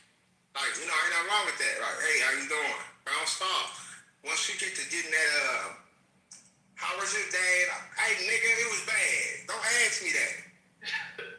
Like, be cordial. How you doing? Walk off. Don't ask me that shit because most people perception is their reality. They'll see something and it be the absolute opposite, and they'll run with that. You know what I'm saying? Yeah. You know what? Honestly, bro, you remind me of Pimp C, bro. I'm not gonna lie. Like Pimp C used to be on that same type of stuff, bro. I'm not gonna lie. Like I don't know if you know who Pimp C is, bro. He's a famous rapper. Damn, I ain't never heard of that, man. I heard of Pimp C, but I ain't never heard nobody, you know, tell me that before. It's crazy. Yeah, he used to be on that same stuff. He used to talk about that same type of stuff that you're talking about, man. But yeah, it's sometimes like I know my uncle, bro. He used to walk into a restaurant, and if he saw one of those type of Decepticons, he would be like, "Yo, let me go ahead and get it." He wouldn't even say, "Give me another waiter." He just like, "Yo, I'll go to another restaurant." Yeah, I'm get on up out of her. Yeah, I don't want you touching nothing, fam. Nothing I touch, I don't want you touching. Like, for real, man. Like, I want you around me, bro, and like, I don't condone, like, I'm not a hateful or words type of person, right? But I just, it's just said that I think we all as men could agree on that, bro. We just, some of us just neutral, man. We don't want to be around all that shit. And they got so fucked up now, like, it's a weird time, man. Yeah, I don't know how it is down south, but up north they actually teaching that stuff to kids, man. It's messed up. Like they actually like educating them about like how it was like when like I don't know about you and your age, but when I was coming up, it's like, hey, you're a man, you do man things, women do woman things. It was like it was kind of like that for me growing up. But up north or out in the western Cali at least, I can say that they kind of teaching like, hey, there's like you can do like a boy can wear makeup and all the different like they actually like teaching that stuff in the schools. At least I heard of. I'm not 100% sure. Don't quote me on that. I have to Google. But I heard from other people like yeah, they're actually like what you call it? They actually like teaching that kind of stuff. Like hey, it's okay if this boy is a little different. Like he just right. And that's crazy, bro. Because like I say, I don't have a problem with I probably say I'm biased to some shit, but I'm not. But like women, it's the difference of them being gay versus a man being gay. You know what I'm saying? It's a difference, bro. Like they carpet munchers, they eat all the biofilm off their fucking lips all the time because they can't poke nothing. And these niggas chasing shit. Like you like another man, bro? We got the same fur. Like niggas stink. Like that's what you want, brother? Something wrong with you, man? Yeah, I don't. Yeah, it does. For me at least, my policy on that is like if that's what you like as a man, this what you like, just keep that over there. You know what I'm saying? Like keep that. Yeah. But it started deciding all of us when a lot of some of us, not us here, but like most dudes be like undercover too freaky. You know what I'm saying? They going back to women and shit, bro. So it does matter. It affect us. Not saying it affect us maybe literally, but like us in this room. But it's a thing, bro. Like it's some sick shit goes on out here, man. And you should be accountable for it if you out here being too freaky with a veil on. Like expose it. If you like that, you like it, bro. Just don't be like. You know what I'm saying? Like that's all I can say. Going with the woman type deal. Like you can't hopscotch and like go. Yeah, that's terrible. Yeah, it's terrible. Yeah, they got sticking on this topic for a little minute before I switch the topic. They kind of like I heard a lot of the people talking about some other shit. Yeah, man. What was it? Just the last thing I want to say is like a lot of people who are in that lifestyle, they got like a lot more higher percentage of like the diseases and stuff like that, HIV and all that other stuff, man. It's like too freaky, brother. Like you went around this motherfucker like excuse my French, but like at the same time like you too freaky. That's all I can really. You are too freaky. Like it's like, and then that's how I'm a freak. Like hold on, what you mean you a freak? Because freak don't have a service. You just keep going till you be a fucking super. Like you know what I'm saying? So you gotta be careful what you say. But we living in a bad time. Like I say, everybody think what's wrong is what's right. What's right is wrong. Like this shit crazy out here now, brother. Like I never seen it. I was born in '93, so we probably around the same age. Shit, I was born a little bit later. I was born in '98, but shit. It was definitely. I know we got some age gap, but it was definitely still like some things that at least my uncle taught me where it's like, hey, all that doll stuff, that's girls. You're gonna help me out with the law and stuff like that. You're gonna help me out with like the man stuff. You know what I'm saying? Like at least my uncle made sure that was reinforced. No disrespect. Like I said, no disrespect to the LGBT. That's what you do. That's what you do. No disrespect to them. But like you said, a lot of things that are wrong, they making it. they dressing it up like it's right. No pun intended. They're dressing it up, but that's definitely real. But I'm trying to think of something else to talk about, man, because it was talking about celebrity marriages and stuff like that, and then we kind of got off the topic. I had something on my mind, but I can't think about it. We could talk about so much, bro. There's so much going on, like from gas stations running out of gas to fucking they poisoning everybody. Hey, what y'all think about the whole Iran situation? That's what I was thinking about. When you said gas station, what y'all think about the whole war situation going on, man?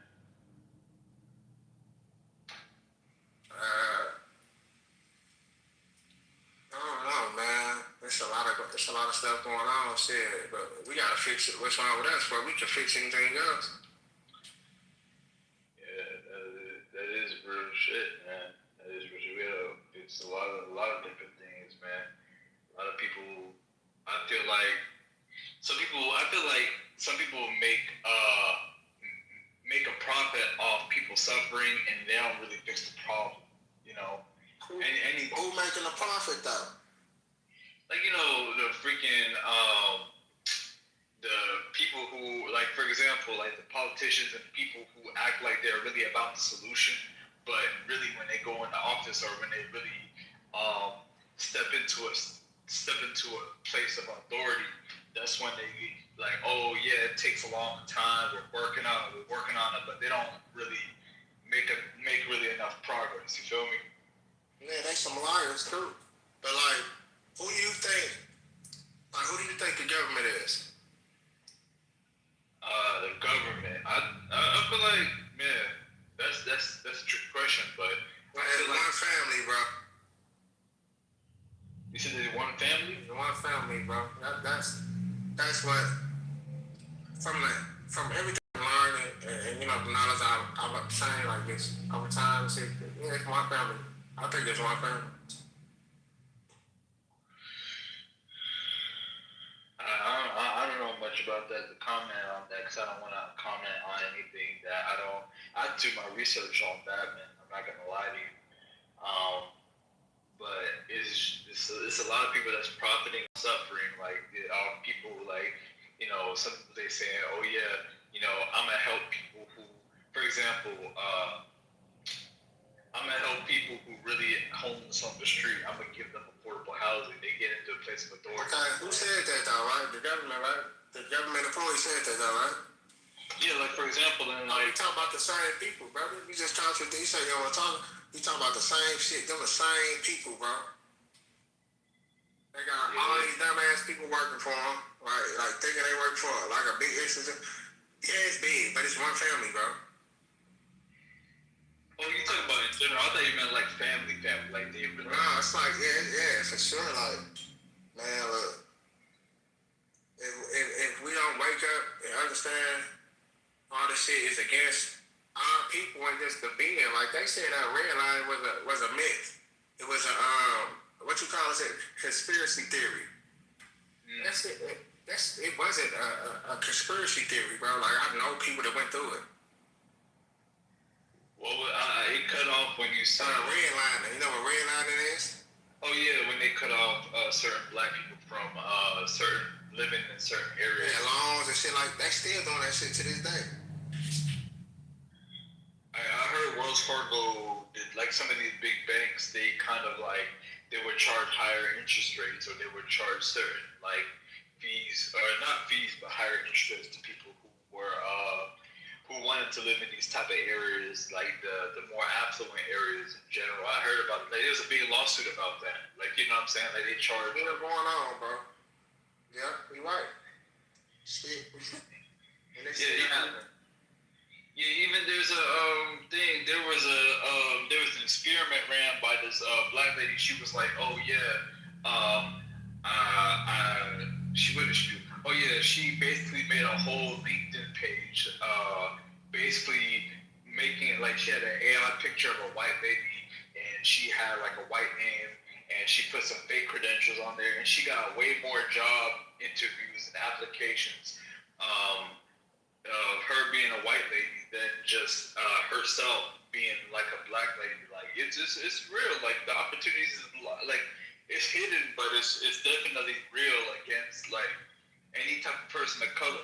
You know, it's a hidden thing. I feel like definitely it is a hidden thing, but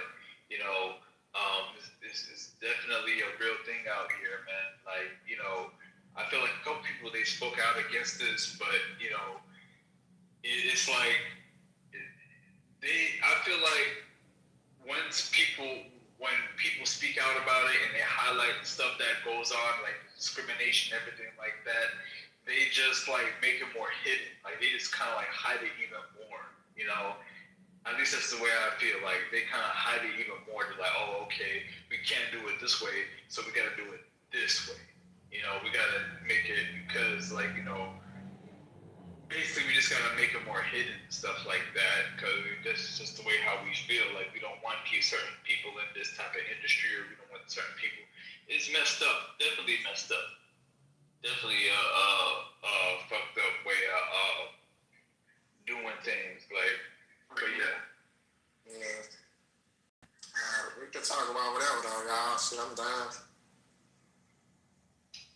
Yeah, man. What was the other thing I was trying to say?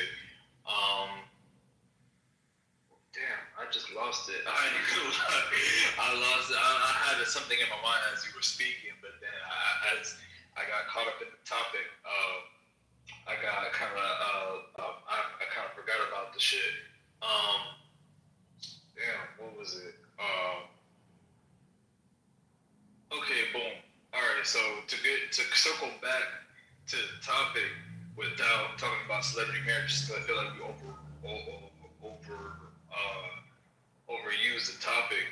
Why do y'all think some marriages, like it's a big high rate of divorce right now? It's like 50% of marriages end up in divorce. Why do you think, or why does everybody think marriages and like 50% of them end up in divorce?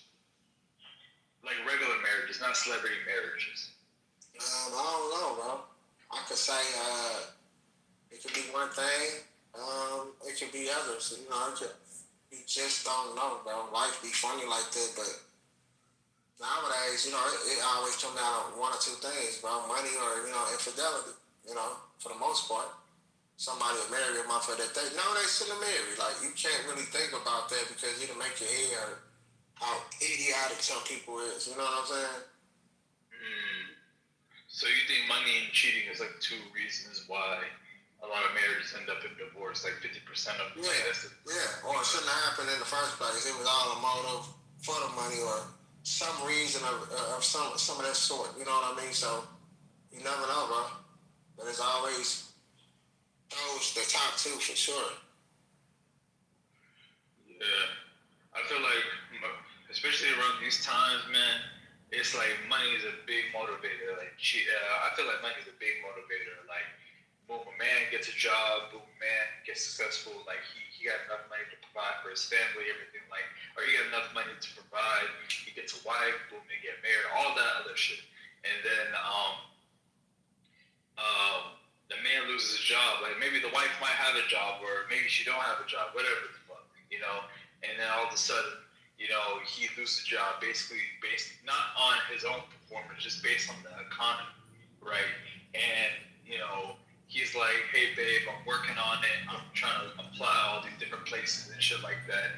It's like it's a ticking time bomb, right? It's supposed to be for better or worse, though. You know what I mean? Some people just sit up and idolize financial stability, right, over like actual morals and principles. So, yeah, man, you never fucking know, bro. Like that's all, because that's all I be hearing, black women and black men on these fucking talking out their ass, talking crazy. I don't know why people get on the internet and say stupid shit like this, bro. But like I say, it was all program. They Jedi mind tricked a lot of these niggas, you know what I'm saying? And they don't, it's so much going on, bro. It could be the water, bro. It could be this fucking internet that's in all of our houses. we don't know what the fuck it is, bro. I know the algorithm, the devil for sure, but just, you know, they thinking for you. But it could be anything, bro. Like, yeah, we know the shit invisible comes to our phone, okay, but where's the download? What the fuck is that going? Like, you never know, bro. Look at the scientists that did an experiment on the United States of American water. Look what happened to him. He disappeared. Because the fucking water is so contaminated, they put two male frogs in the water. Some of them amphibian, right? They can switch and shit, but this frog start drinking the water and, like, you know, laying in it and, you know, just soaking it up. And this frog turned to a female. You know, so the water, it's a thing, too, that most people don't talk about. And it's like that only in, like, certain demographic. You know what I'm saying? Mostly where black people at. That's definitely, I had to do my research on that. Yeah, for sure. I want you to, but I'm letting you know, like, you know, I'll cry to you before I lie to you, man. Yeah, it's definitely, it's a lot of things going on, like, with people, like you said, like the whole, hold on one second. There's a lot of things going on, discrimination, and discrimination hasn't changed, just evolved. You know, it's evolved. It keeps evolving into different things and shit like that. Like, you go on to like it's been going on for ages and ages and ages and shit like that. Like, you know, at first it was open. It was like, hey, you know, we don't want black people to come in here. It's only white people in here. And then like, you know, over time they can't do the same shit that they did. They said, okay, fuck it, we're gonna do this shit. We're gonna do this shit. We're gonna keep doing this and this and this and this and this. Like, if they can get away with it and poison the water, like you said, I think they would do it. Like, you know, I'm not gonna lie. Like, if they felt like they can get away with the shit, I feel like they would. Like, it's a theory. I can't think of the exact name, but it's like white people feel like if we allow black people to just do their own thing and just prosper and be successful and do their own thing, then they feel like their race would be ruined, or their race would be like off, like there wouldn't be white people no more. You get what I'm saying? Like, it's a theory, I can't think of the exact name. Replacement theory, white replacement theory. They feel like they would be off the face of the earth, or they wouldn't be a dominant race anymore. You know, it's some evil shit. Yeah, that's why you see them motherfuckers. Y'all, you see all that money hopping. Yeah, you see a lot of that. You know, because like, and the hatred and shit like that, bro, all that stems from that. You know, from the beginning of time. You know, when the people did come across our people. So, like, that's been an issue for a long time, bro. Like, you know what I mean? From we being forced to now, it's like willingly. You know, you see it. But that's been a thing, bro. It all started over that, like, jealousy. You know, some jealousy could be, I mean, some envious stuff is healthy, right? In a way for you, your own personal, you know what I'm saying, whatever you got going on. But it could turn into hate also. It could be a bad thing. You know what I'm saying? So, yeah, I think the love was there so much it started turning to a weird hatred. You know what I'm saying? Yeah, that's why I feel like I share this the idea of like Nip Hustle, man. He talked about like economics being the solution. Like, he just feel like, or when he was alive, he felt like, yo, you know, we gotta not exactly like rise up, but we gotta start taking control of our finances and controlling the market. Like, you know, or like business and economics is key to, you know, actually dominating. Like, that's not gonna stop people from trying to off us. You know what I'm saying? Like, that's not gonna stop people from trying to off black people or black Africans or black Caribbeans or anything like that. That's not gonna stop them from doing that. But economics is definitely key, you know, to like having financial independence or investing in different things. You know, I try to look at it as a positive. Like, you know, of course, there's stuff like what you said about poisoning the water, about redlining, which it happens in a very undercover way. That's what I'm saying. It's a lot of, yeah, you're right. It's a lot of shit like psychology, bro. So many mind games being played and people stuck into a matrix.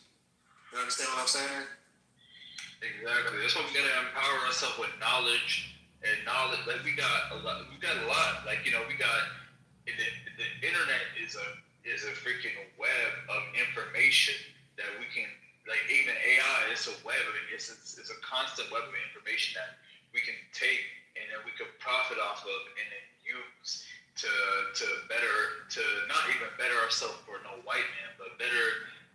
Like just to better ourselves in general, like to control the market, to dominate the market, and say, hey, we're a force to be reckoned with. Like you're and protect all black interests. No matter if you're Black American, Black Caribbean, Black African, whatever kind of black you are. We are forced to be reckoned with. Like we demand respect. We don't ask for respect. We demand respect.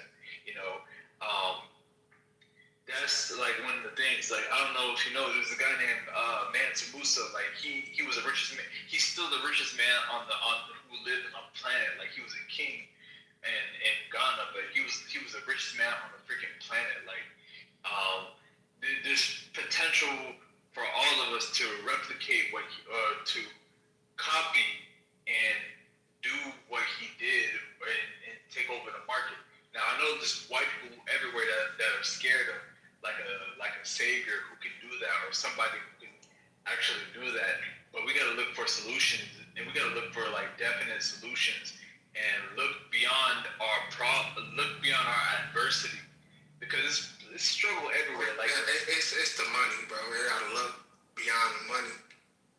Yeah, absolutely. You understand what I'm saying? Like they got it now where resources and shit like that, everything is surrounded by this dollar, right?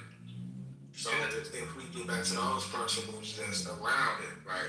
Because all I think is most people that do, like you were saying, wild shit, kill it. You know what I'm saying? We hurt each other. People don't like their life or they so agitated with life right now. They don't have nothing going on. Ain't nobody finna knock you down if they got something going on or got something to look forward to. Houses, affordable, this fur.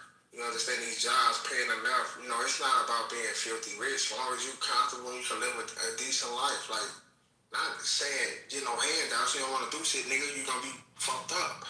But like, for people that's trying, just working, bro, some people, I see this lady, she worked at a gas station for like 10 years. I remember her, she was working when I was younger. Mm-hmm. And you would see this lady struggling, she doing everything she's supposed to do, even if it is a gas station job, right? Mm-hmm. It's America. But I see this person that's not from over here, from another place come here and be successful only in a matter of months and obtain shit that this lady couldn't fathom to have. Only because, they came over here and they granted resources, money, help, things like that. So it's a lot of shit that's fucked up, you know what I mean? It can be fixed, right? But at the same time, look at how you said Libya. They call like the houses over there like flats, but they don't have probably half of what the American like region like what we have like. So they say we the richest country, right? So they don't even scratch the surface with like the finances in that aspect, right?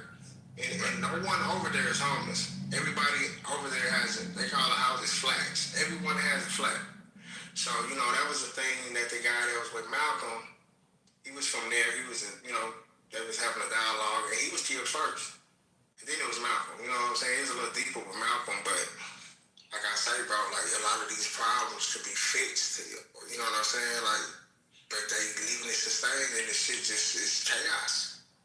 Meaning it can be fixed. Like, look what they spend every year, bro. On the U.S. government, defense department. Like, I think it's like 18.7 billion. Not looking for a handout and shit like that, but no, it's like other things could be put in place with this money instead of this type of shit. Like, you know what I mean? You could take probably not even half of that and still get the same quality of the things that you say you're spending the money on, right? But yeah, that's wild to me, bro. It's fucking, some people actually do need help, like those kids and shit, man. That born, they was doomed. Yeah. You know what I'm saying? Absolutely. Like, you're coming from struggle, coming from a broken home, coming from a fucked up environment. Like, damn, like, you came up in crazy shit. Dealt a bad deck of cards, bro. Go ahead. Nah, real shit. Like, I'm in a neighborhood like that right now, bro. It's like you see people like dealt a bad hand. It's like, damn, can I blame you? Can I really blame you for like, you know, putting that work in and just goddamn, like, you know, selling what you got to sell or doing what you got to do to survive, to live? Like, I can't even really blame you like that. And you get caught up in some shit, like, you know, like with the law and shit like that. I can't even really put the blame on you if I look at your background. If I look at your background, I can't blame anybody would do what they have to survive, to live, to flourish, to thrive. You know, those are big things. Growing up, I used to see people like, you know, in the same neighborhood I grew up in. It was just like, damn, like, you know, people, you know, they coming off of like quick plays and shit like that, making like, you know, money and shit like that. You know, got their own car at like 14, 15. You don't even got a driver license. Like, goddamn, like how you drive like a 20 at the time it was like 2015 Dodge Charger RT and you don't got a license, like. But I can't sit there and say, hey, go to school, go do this, go do that, go do this, go do that. Like, nah, like, you know, they doing what they gotta do to thrive, to flourish, to provide for their family, to provide for, if they have kids, provide for their kids. You know, there's not a lot of opportunities in the areas and shit like that. Like, or at least the opportunities that are available, they're not really taught to these young kids growing up now. Like, hey, like, you can go to job, we can get a trade, you can go to Goodwill, get a trade, you can go here, get a trade, make legal money, or you can go and get like a 2-year degree and make legal money, and then you don't gotta worry about the feds kicking down your door or some shit like that, right? Yeah. Like, but they know this internet it's a problem also. Like, you know, don't get me wrong, you should get monetized and, you know, make money off of it, but you got a part of it too, it's just there for like algorithm. The algorithm is there, right? But you got it there for the wrong type of energy. You know, these kids on it, 11, 10 through 13, 14 is the phase you're going through with your mental, you know, brain transmitters and shit like that. You finna go through a phase called characteristic development, right? At this age, this when you really find out what you want to do, who you think you are, you know what I'm saying? So all that shit play a part, man. Like I say, the internet, man, it's great for, you know, people that make money on it and they monetize or they work and things like that. But on the other end, this just to have some type of cap on it for, like, you know, social media. Go ahead. You know, just like it's helping a lot of people, it ruined a lot of people also. Or got people even, you know what I'm saying, murdered because of this shit, man. Like, it's crazy. Yeah, it was a while back. Somebody died off some Clubhouse shit, man. They had gotten into an argument with somebody off Clubhouse, and then all of a sudden, like, you know, it just spilled out into the streets and shit like that. Somebody embarrassed somebody or whatever, and then all of a sudden, boom, it just spilled out. Somebody pulled up, and then boom, you know, they did what they had. They did what they felt embarrassed or they felt like humiliated, and you know, now somebody's facing a life in prison. And then the other person, they can't bring them back no matter what kind of something they give to the other guy. Yeah. And also, the algorithm too is like, you know, they let kind of like whatever you watch or whatever you watch for a certain amount of time, that's what the algorithm is. Yes, it's like thinking for you in a way. It's weird and it's not accurate, right? Like I said, they push this agenda, like this music, like a lot of this shit could have been avoided, but like I said, crime pays. You know what I'm saying? So if a lot of crime ain't going on, a lot of money ain't talking, like, you know what I'm saying? Right. You got the private prisons and everything like that. You got the private. There's more to it than that. Like, it's more to it. Like it's a lot, bro. Like we'll be here all night, but at the same time, it's like the music, man. A lot of shit is being propaganded. You don't see no other race or female this big as an artist. Look, is she from my city? You know, I salute she made it out. But how they use it is crazy. Like, it's a lot of it. It's been going on since the 90s. Like, how they propaganda these female rappers to be, you know, rap promiscuous. And these dudes, too, rap about killing each other. So, our youth are thinking if you're not a whore or a killer, you're fucking lame or goofy. That's a problem. Yeah, that's definitely a big problem. Like, you know, and it's on both sides. I feel like it's on both sides. Like, you know, it's on the labels and stuff like that. But the labels, they just doing it whatever for the profit. Like, labels, they freaking... It's more, it's the profit and the chaos, too. It's destruction. These people don't care, man.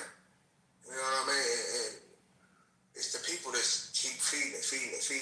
Like, you know, at some point we gotta understand we are our worst own enemy at this point, man. But see, that's why I'm a big person when it comes down to like helping each other and building with each other. Like I know it's difficult now the way how the algorithm's set up and the way how everything's pushed on us. Like we got like all these rappers that are like promoting violence, promoting sex, promoting like, you know, oh I just shot my up and I went over. Like a lot of these rappers be telling tales. Like let's be real. Like, you know, they wouldn't be either they wouldn't be living or they would be dead, or they wouldn't be living or they would be in jail if they are in prison. Matter of fact, if they really live the raps that they're spitting from life. But yeah, it's just like it's a multi-layered problem. Like you said, we'd be here all night talking about like the issues. Like it's an iceberg, bro. It's like it's deeper beyond the surface of what we really is. A lot of it's really bigger than it's deeper than the surface. But you know, I feel like the way how we can kind of navigate through it and solve it is, you know, the first step is economics, bro. Like, you know, hey, we establish our own businesses, we establish our own things. And some of the rappers, I'm not gonna lie, some of the rappers, they be talking about shit that they really seen or experienced, like, you know, living in these areas. But when you glorify it and make it, like you making it like, oh, this is a popular thing to do, like, you know, people gonna follow whatever they're influenced by. You know, even some, like we can talk about some people, black or white, they might be in the suburbs, like, yeah, I want to be, it seems like an adventure to go out and, you know, kill somebody or go out and rob somebody or go out and shoot somebody. You know, it seems like I want to catch a thrill, you know, on some crazy shit. Like, but the way I feel like the way we solve is economics, like having our own businesses, having our own things. And another part of it is saying like, hey, you know, all that, you know, whoredom shit, all that heathen shit, like, you know, that, you know, that, you know, all that crazy shit of whoredom and murder and killing, like, we not promoting that. We promoting, you know, black independence, regardless of where you're from. Like, we promoting this, we promoting that. And regardless if it's popular or not, like, as a unit, we gotta stand as a unit, regardless of where you're from. You gotta stand as a unit to be like, hey, you know, we not promoting that type of shit. Like, even some of these artists, they might come out and be like, for example, like a Sexy Red or Meg Stallion or whatever, like, oh, I fuck this nigga, I fuck this other nigga, I fuck this other nigga. All right, you know, whatever. Coochie got wore out. That motherfucker like throwing a hot dog down the hallway. Hey, that's facts. You know, once we hear that shit, like, hey, you know, no matter how catchy or how the beat sounds, not condoning that shit. Like, period. You know, we not condoning that shit at all. You know, I don't care how catchy it sounds or whatever it sounds. You gotta fucking put the brakes on that shit and be like, hey, no, we not promoting that shit. We not condoning that shit. We're not gonna give this artist plays. And the same thing for the niggas too, who be like, oh yeah, we finna kill, rob, shoot, or whatever. Like whatever the fuck they be talking about when it comes out to murders and the robberies and all that other shit. You know, hey, we not condoning half that shit that they're talking about, because a lot of that shit leads, you know, black people to jail, to prison, to or even like 6 feet under, bro. Like that's that type of shit. I honestly, like, I used to listen to a lot of rap, bro. I ain't gonna lie to you, bro. I used to listen to a lot of rap, but now I'm like, damn, bro. Like when I really listen to the lyrics, like the beat sounds nice, but the lyrics, like, damn, bro. He just talked about fucking. But look, and I can tell you what, but who putting it out? Like the mainstream one. Yeah, because the mainstream is putting that shit out because it sounds good and it makes them a profit. Like, oh, okay, like, I know if I put this shit out here, boom, like, if I promote this shit, it makes a profit. It sounds good, people are going to listen to it, and it's going to make me a profit. And, like, they're not, a lot of these people not really caring about the effect that this music has on these kids, bro. Like, or on these young bulls, bro. They're, like, fucking, like, 14, 15, 16, and kids who got minds that aren't even formed yet. Like they didn't even reach 25 or 26 or 27. Like kids that don't really got a sense of, hey, this shit is fucked up. I'm not listening to this shit. You know, they might hear somebody listening to this shit. They might listen to one of their classmates, and their classmates might put them on, like, oh yeah, this is some good music, and then they hear it. But okay, it sounds good. You know, we gotta move together as a unit, bro. Like no matter what the case is, it could be like as a unit, all black people, like in general, like I said, black Americans, black Caribbeans, black Africans, we gotta move together as a unit. Be like, no, like these people are fucking sellouts, bro. Except for the people who really just rapping about the shit because they seen it or they like lived through it or they just talking about it because it's a reality of where they come from. You know what I'm saying? Like, you know. Those type of people. Say it again. Say it again, bro. I ain't hear you. No, I'm agreeing with you, brother. What you saying? I said absolutely. Yeah, those people who really like, you know, like they seen it or they experienced it. It's just trauma. Like you rap about trauma. You rap about shit that you really been through. You seen. You lived or you actually seen it. You know you about the same as like the Channel 3 news when they talk about, you know, somebody got killed last week and you just rapping about it, you know. That's different, you know.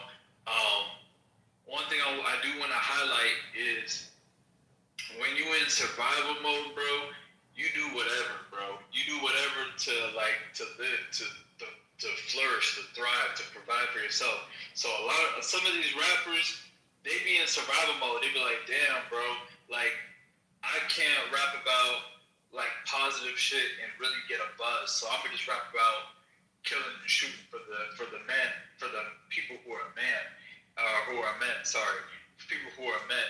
And then the people who are women, like, damn, I ain't getting no buzz, even though it's a good song. I know it's a good song, but I ain't getting no buzz, so fuck it. I'm going to just go ahead and rap about, like fucking on like 5 different niggas and I'm playing like 3 of them and all this other shit. Like, you know, it's like as a people we gotta simply like get out of survival mode. It's like it's a lot of solutions to the problem, but we gonna be here all day talking about like solutions to the problem. But I feel like the first step is like economics. Like we gotta control the art of hip hop. Like we gotta we always creating new shit. Like white people love to carry on our shit. Like they love to like dick ride off our shit.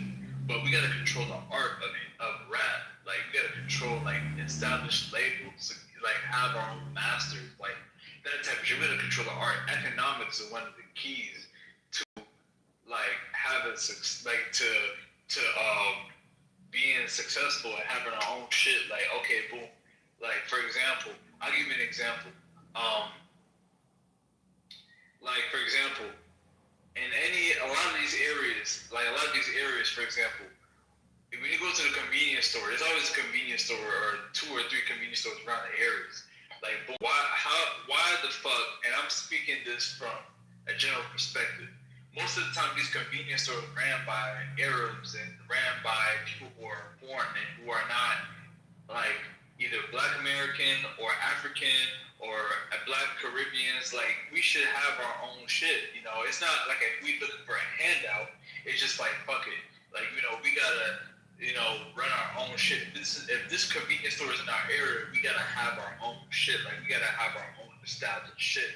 Either it's gonna be by a family that lives in the area or some other shit. Like it's just I feel like one of the keys is productivity, bro.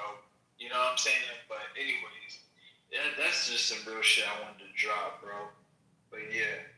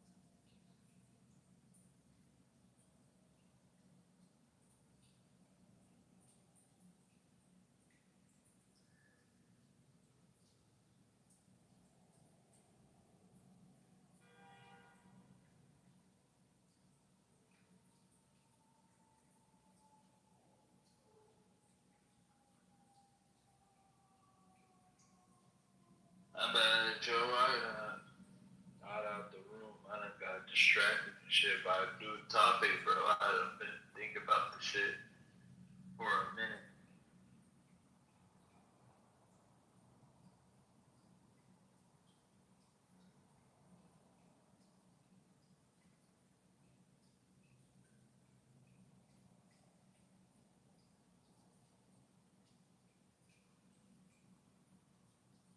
Your name. Add some people up in the group, bro. I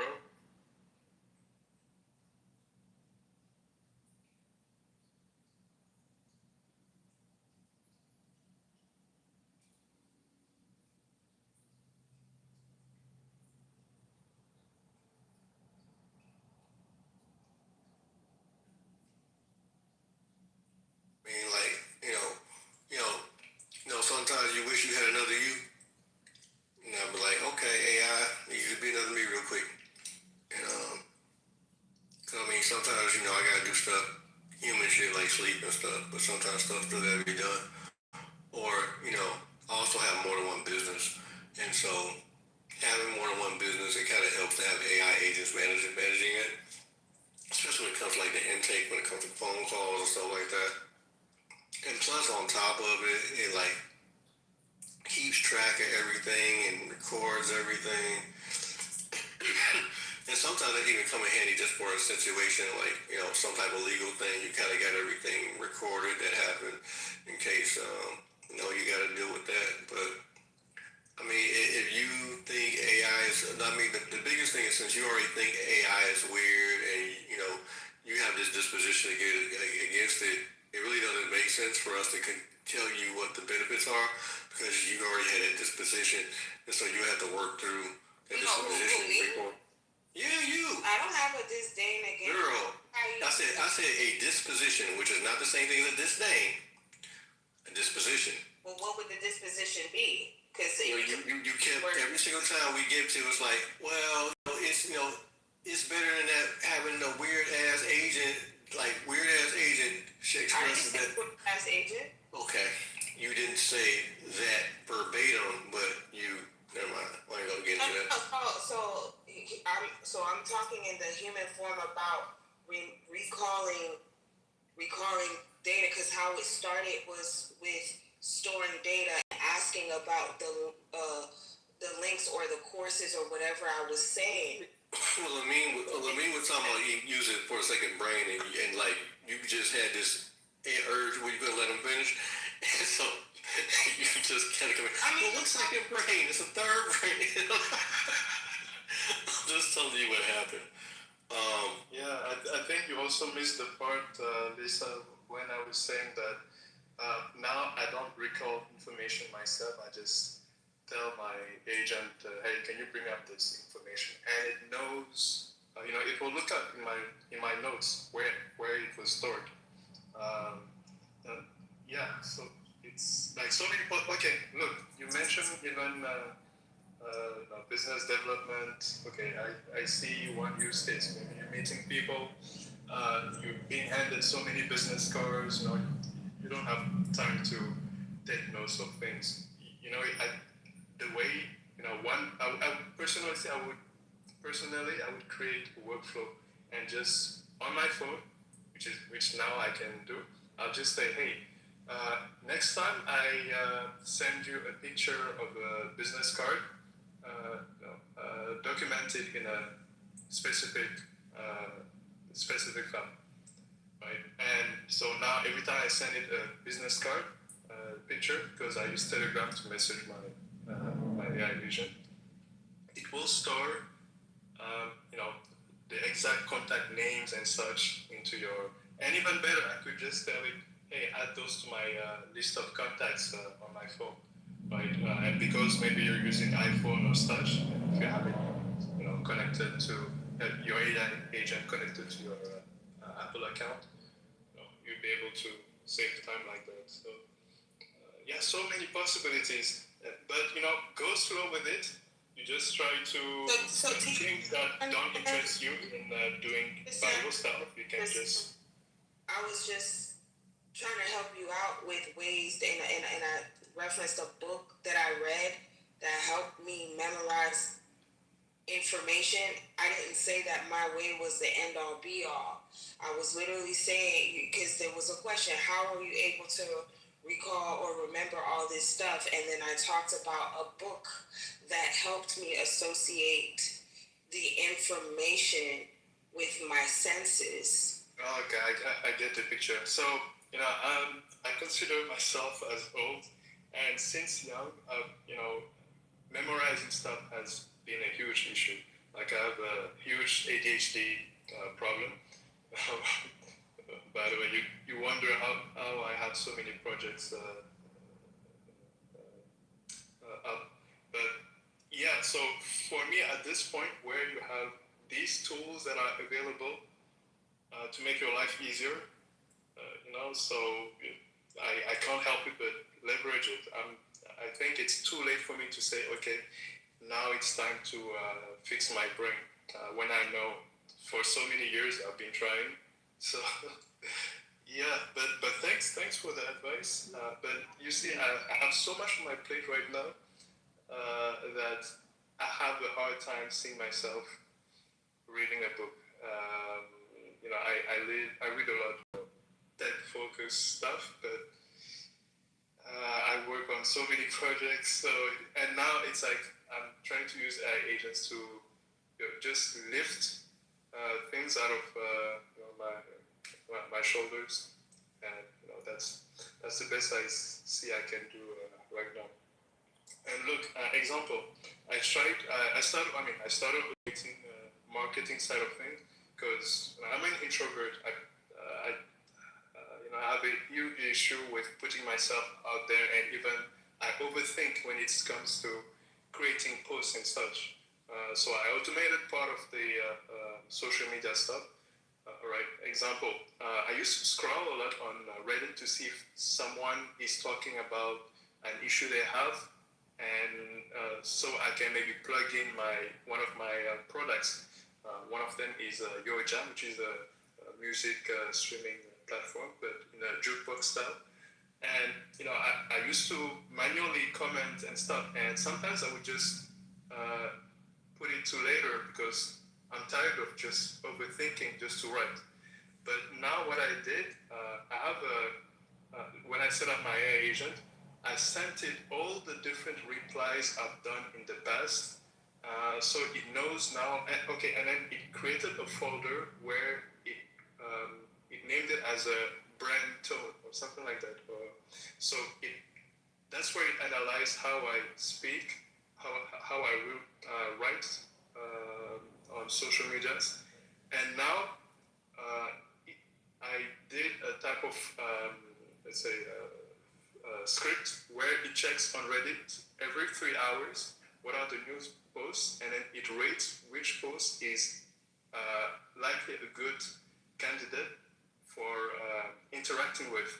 And then, based on the rating, it will suggest, hey, this one is a good candidate, and it prepares a reply for it.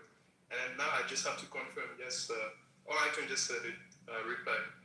And there was a moment I forgot to turn it on, but because it self-learns, it sent me a message on Telegram and said, hey, I found a post that is relevant to your product. Do you want me to post this reply? And I was like, wait, I forgot to turn it on. I didn't know it had something in the back that still, checks stuff. But yeah, and I was like, yeah, heck yeah, do it. Reply to it. And recently I made an affiliate sale because it was able to find someone who had an issue, but could have been resolved with another product that I had as affiliate partnership. So it's like I have now I don't need to spend that much time on social media to see what could be good candidates for my products. I can just let the AI search for me. And so these last days, I've been trying to set up more workflows for more products to be watched on social medias, and also to be able to post, create new posts on different accounts. So yeah, let me. More free time. Yeah, let me, you raised some good points. You know, you talked about yourself being an introvert, and you know, I would say, you know, with the AI, leveraging the AI for the personal, like psychology, you know, the human brain, everyone is different, right? And you put a good point there, like, because humans are like, the insecurities, the psychology of the human, sometimes it can make them like in a container. So me, I class myself as a savage. I'm a real savage. Like I have no filter in the real life. Straight to the point, cutthroat, as they call it. And you know, this it comes from my psychology as someone is very unapologetic. My faith, my identity, that's just me as a person. But everyone is different, right? So some people they're very conservative. Some people they're very out there, and this is person by person. So like this AI agentic, as you said, in your case, is very good. But you know, I will tell you one thing. You know, for example, if you look at photography, I was in a room yesterday about mid-journey. There's a girl, her name Diana. She does like mid-journey and all these kind of rooms. They was talking about AI and all of this AI art. And then I come to realize when I scroll Instagram and these websites, I never see AI. All I see is humans, you know, putting themselves out there. Look, me in this tournament, me I get gold, me and this. People telling their stories, you know, because humans are egoistic, you know. I don't see no AI stories. I see a title and someone making a story about themselves, their love or their life. So I would say, you know, human stories are very powerful. And with the AI, like the AI, it cannot make you, you know, it cannot replicate you. Some things like the confidence to be unique as a person is currency, you know, to be bold. So I would say, if everyone is improving in different areas, so like sometimes you have to be you have to be very bold. Like when you look at photos, example, I was thinking, if you look at photography, there is no perfect picture. It's about perspective. Someone will come, he will say, this photo is amazing. And someone else will come and say, this photo is shit. So, like an artist, the art world is like that as well. Yes. A guy will put a banana on the wall and say, wow, this is art. Another guy will do black and white. This is contrast. So, like, you just have to be very ruthless with your product, very bold. That's what I would say. All of this AI, use it to leverage it, but the human story is a very big concept in marketing, in storytelling, in creating a buzz, and I yield the mic. I agree with you, and definitely I step up to think, yeah. So I think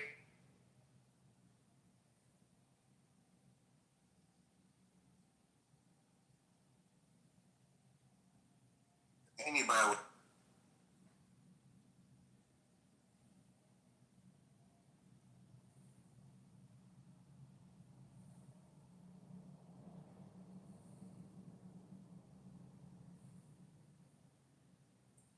You think slaves had the power of picking cotton, and they had the power because they weren't paid for it. You think if they were being paid to do this? Yo, what's up, everybody? That I want to see you pick some cotton. I ain't talking about this class, talking about you. Let me see you pick some cotton, you dumb fucking bitch. Whatever. Let me see you do it. You tell me how happy. Tell me how happy you are. Picking some fucking cotton. And then when you do it,